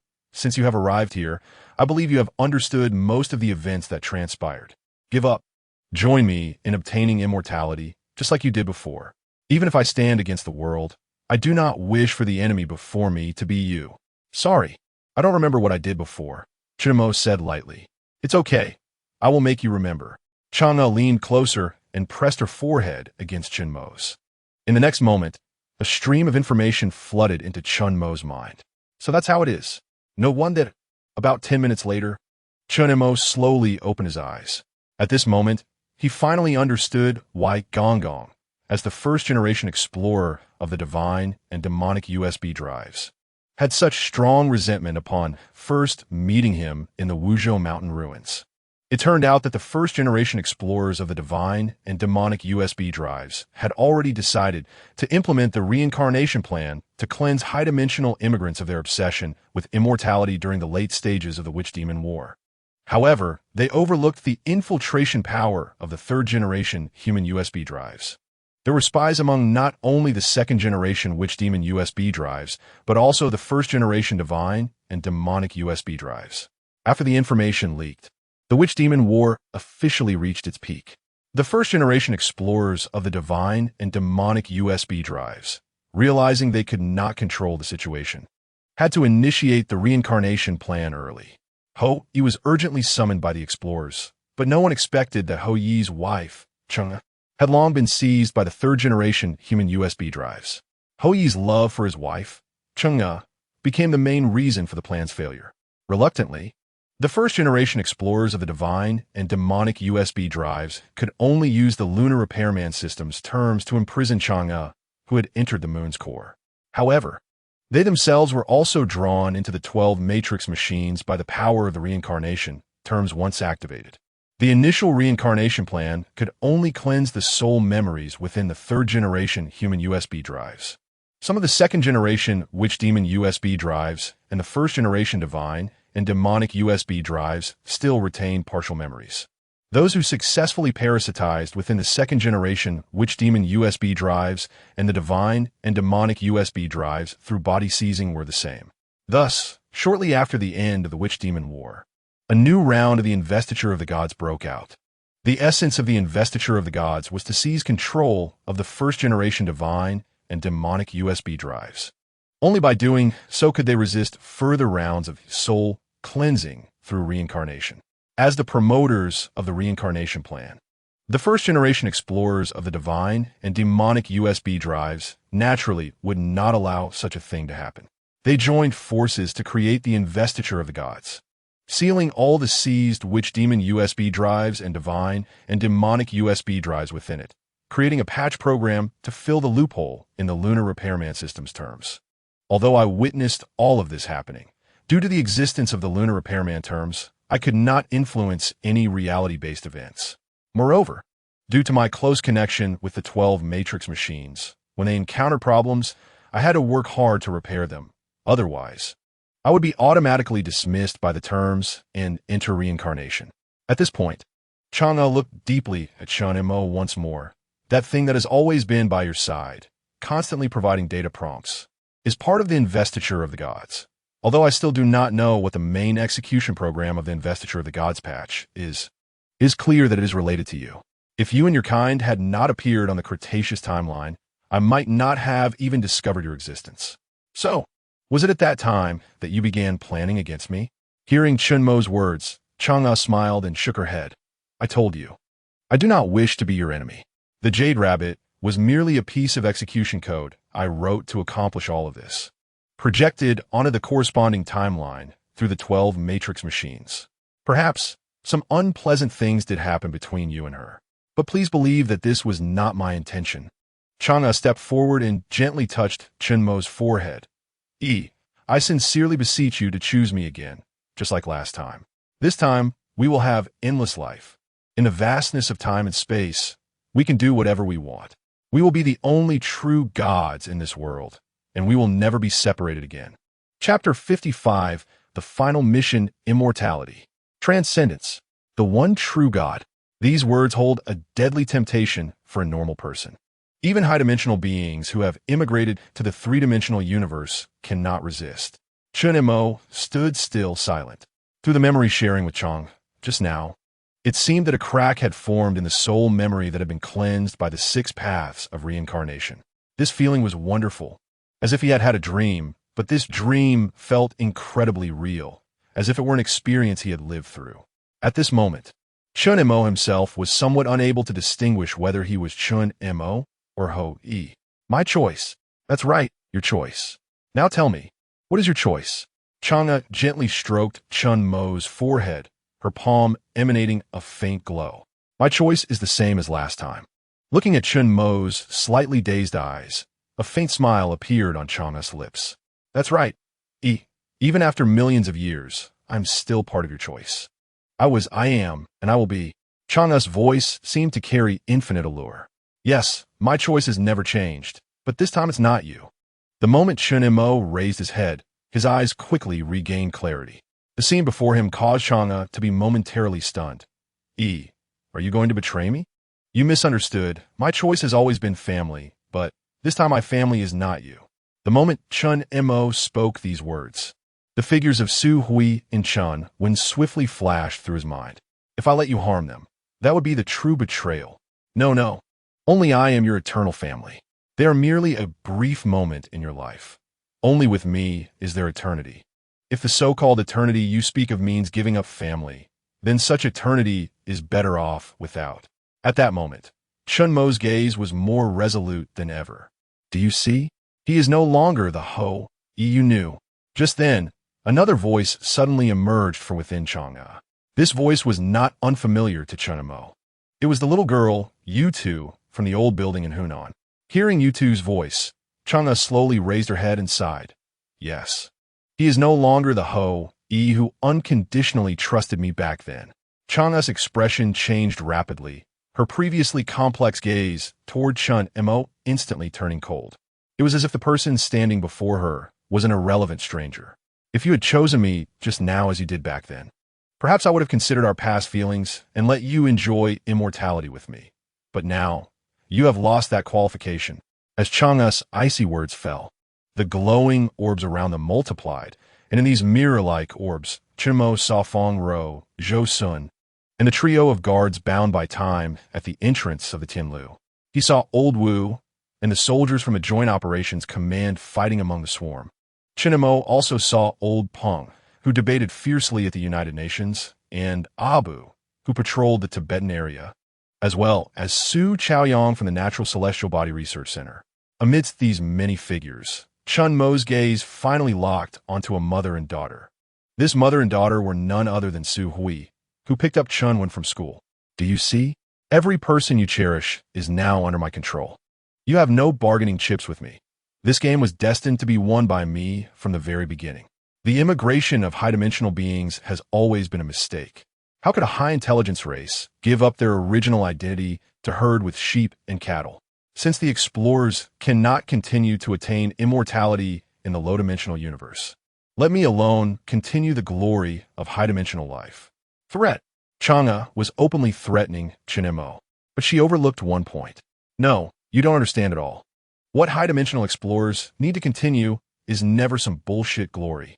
As a civilization that has not achieved good continuation, this is seen as a failure by the explorers. As a continuation of a failed civilization, not only have you failed to cherish the hard-won peace, but in pursuit of some bullshit immortality, you have plunged the entire civilization into endless war. Chen Mo had previously believed that the high-dimensional civilization's explorers created the 6 paths of reincarnation to make the high-dimensional immigrants forget their obsession with immortality.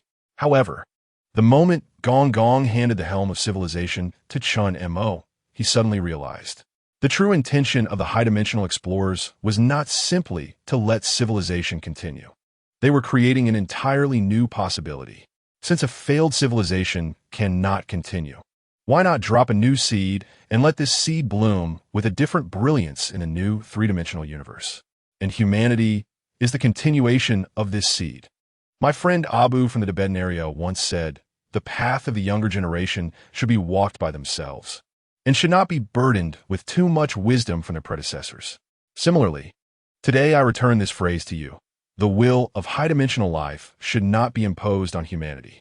And you are mistaken about one thing. I also have the chips to manipulate you. The moment Chen Mo's voice fell, he pressed his hand against Chang'e's chest, and in his palm, a mysterious string of data codes was faintly visible. As soon as these data codes touched Chang'e's body, they seemed to come alive, quickly burrowing into her. What? What did you do to me? Chang'e felt the connection between her and the 12 matrix machines slowly disconnect. Her face began to twist, and she became pained. Sharp sounds echoed incessantly in Chen Mo's ears. I am merely completing a mission that was not finished before. At that moment, Chen Mo's face was surprisingly calm. He took out a charred lighter.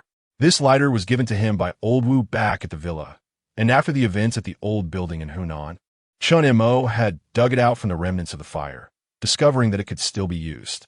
He pulled out a pack of wet white sand cigarettes, hesitated for a moment, and unconsciously put the white sand cigarettes back, replacing them with the pack of Zhonghua cigarettes that Old Wu had given him. This pack of Zhonghua cigarettes had accompanied Chen Mo from Tianxi to the Cretaceous period, from the old building in Hunan to the remains of Buzhou Mountain, and he had never been willing to tear it open. Chen Mo tore open the seal of the package, slowly pulled out a Zhonghua cigarette, lit it, and took a deep puff. Cough, cough, this thing smells more pleasant. Although the feeling of smoking for the first time made Chen Mo uncomfortable, he picked up the Zhonghua cigarette in his hand and took another couple of puffs. Then, he threw the cigarette on the ground and extinguished it, glancing at the increasingly transparent Chang'e in the data codes, and said something that left her extremely perplexed. Thank you. As soon as Chen Mo's words fell, his body also began to become increasingly ethereal, just like Chang'e. At that moment, there was not a trace of fear on Chen Mo's face. His heart felt an unprecedented calm, because this was the responsibility he should bear. Thank you for giving me such a unique life experience, for allowing me to meet the people I cherish most in my life. If Chang'e had not taken away his identity as a lunar maintenance worker, Chen Mo might never have met Su Hui, and there would be no Chunwen in this world. Chen Mo would not have met Abu, Feng Ro, the trio of guards, Cheng Yanxiao, Old Wu. What an interesting life this is, compared to the brilliance in life, being with the people he cherishes. Immortality is merely a hollow title. If this world has lost even a familiar person and a wonderful life, then what is the meaning of immortality? As waves of strong light engulfed him, Chen Mo felt his senses undergoing a tremendous transformation. He was no longer confined to his physical body. As if merging with all things, the gentle breeze was him, the earth was him, the tides were still him, and everything on earth was connected to him. Gradually, he began to transcend the essence of things, entering the state of atoms and nucleons. Ultimately, he transcended time and space. Here, with just a thought, Chen Mo could go anywhere he wished. In the Paleozoic, the Cretaceous period, Chen Mo witnessed the birth of humanity and the evolution of all things on Earth. Little by little, in the river of time. In this river, he saw the young Feng Ro gradually moving from an ordinary working-class family to the military, becoming an excellent special female warrior. He also witnessed Elder Peng persuading representatives from various countries at the United Nations headquarters to work together through difficulties. This is Hai Feng. Chen Mo looked into the time and space, where the now wrinkled, gray-haired Hai Feng sat in a wrought-tan chair, proudly telling his descendants the story of roasting raptor meat in the Cretaceous period. Everything in the future was so quiet and peaceful, driven by thought. Chen Mo arrived once again at the breakfast stall across from the old faculty staff community in Haishur. Just like before, Chen Mo could perceive everything around him, but the crowd around him could not sense his existence. Here, he saw Su Hui and his daughter Chunwen. Chen Mo gazed at Su Hui and her daughter from a distance. He had finally fulfilled his promise to return to find them after everything ended. But now he had lost the ability to embrace them. He didn't know how long it had been, but with a gentle wave of his hand, he appeared on the surface of the moon. This farce was also about to end, taking over the helm of civilization left by Gong Gong. Chen Mo became the new lunar repairman. He looked at the electromagnetic radiation of the 100-fold Carrington event that caused panic among governments, and with just a thought, the originally restless electromagnetic radiation energy on the moon's surface began to dissipate at an astonishing speed. Right, there was still one very important thing to do. Chen Mo slowly entered the 12 matrix machines, and through the power of time and space, he returned to that sunny afternoon, using the sunlight shining through the window to quietly leave that memorable lunar data on an A4 paper. The end.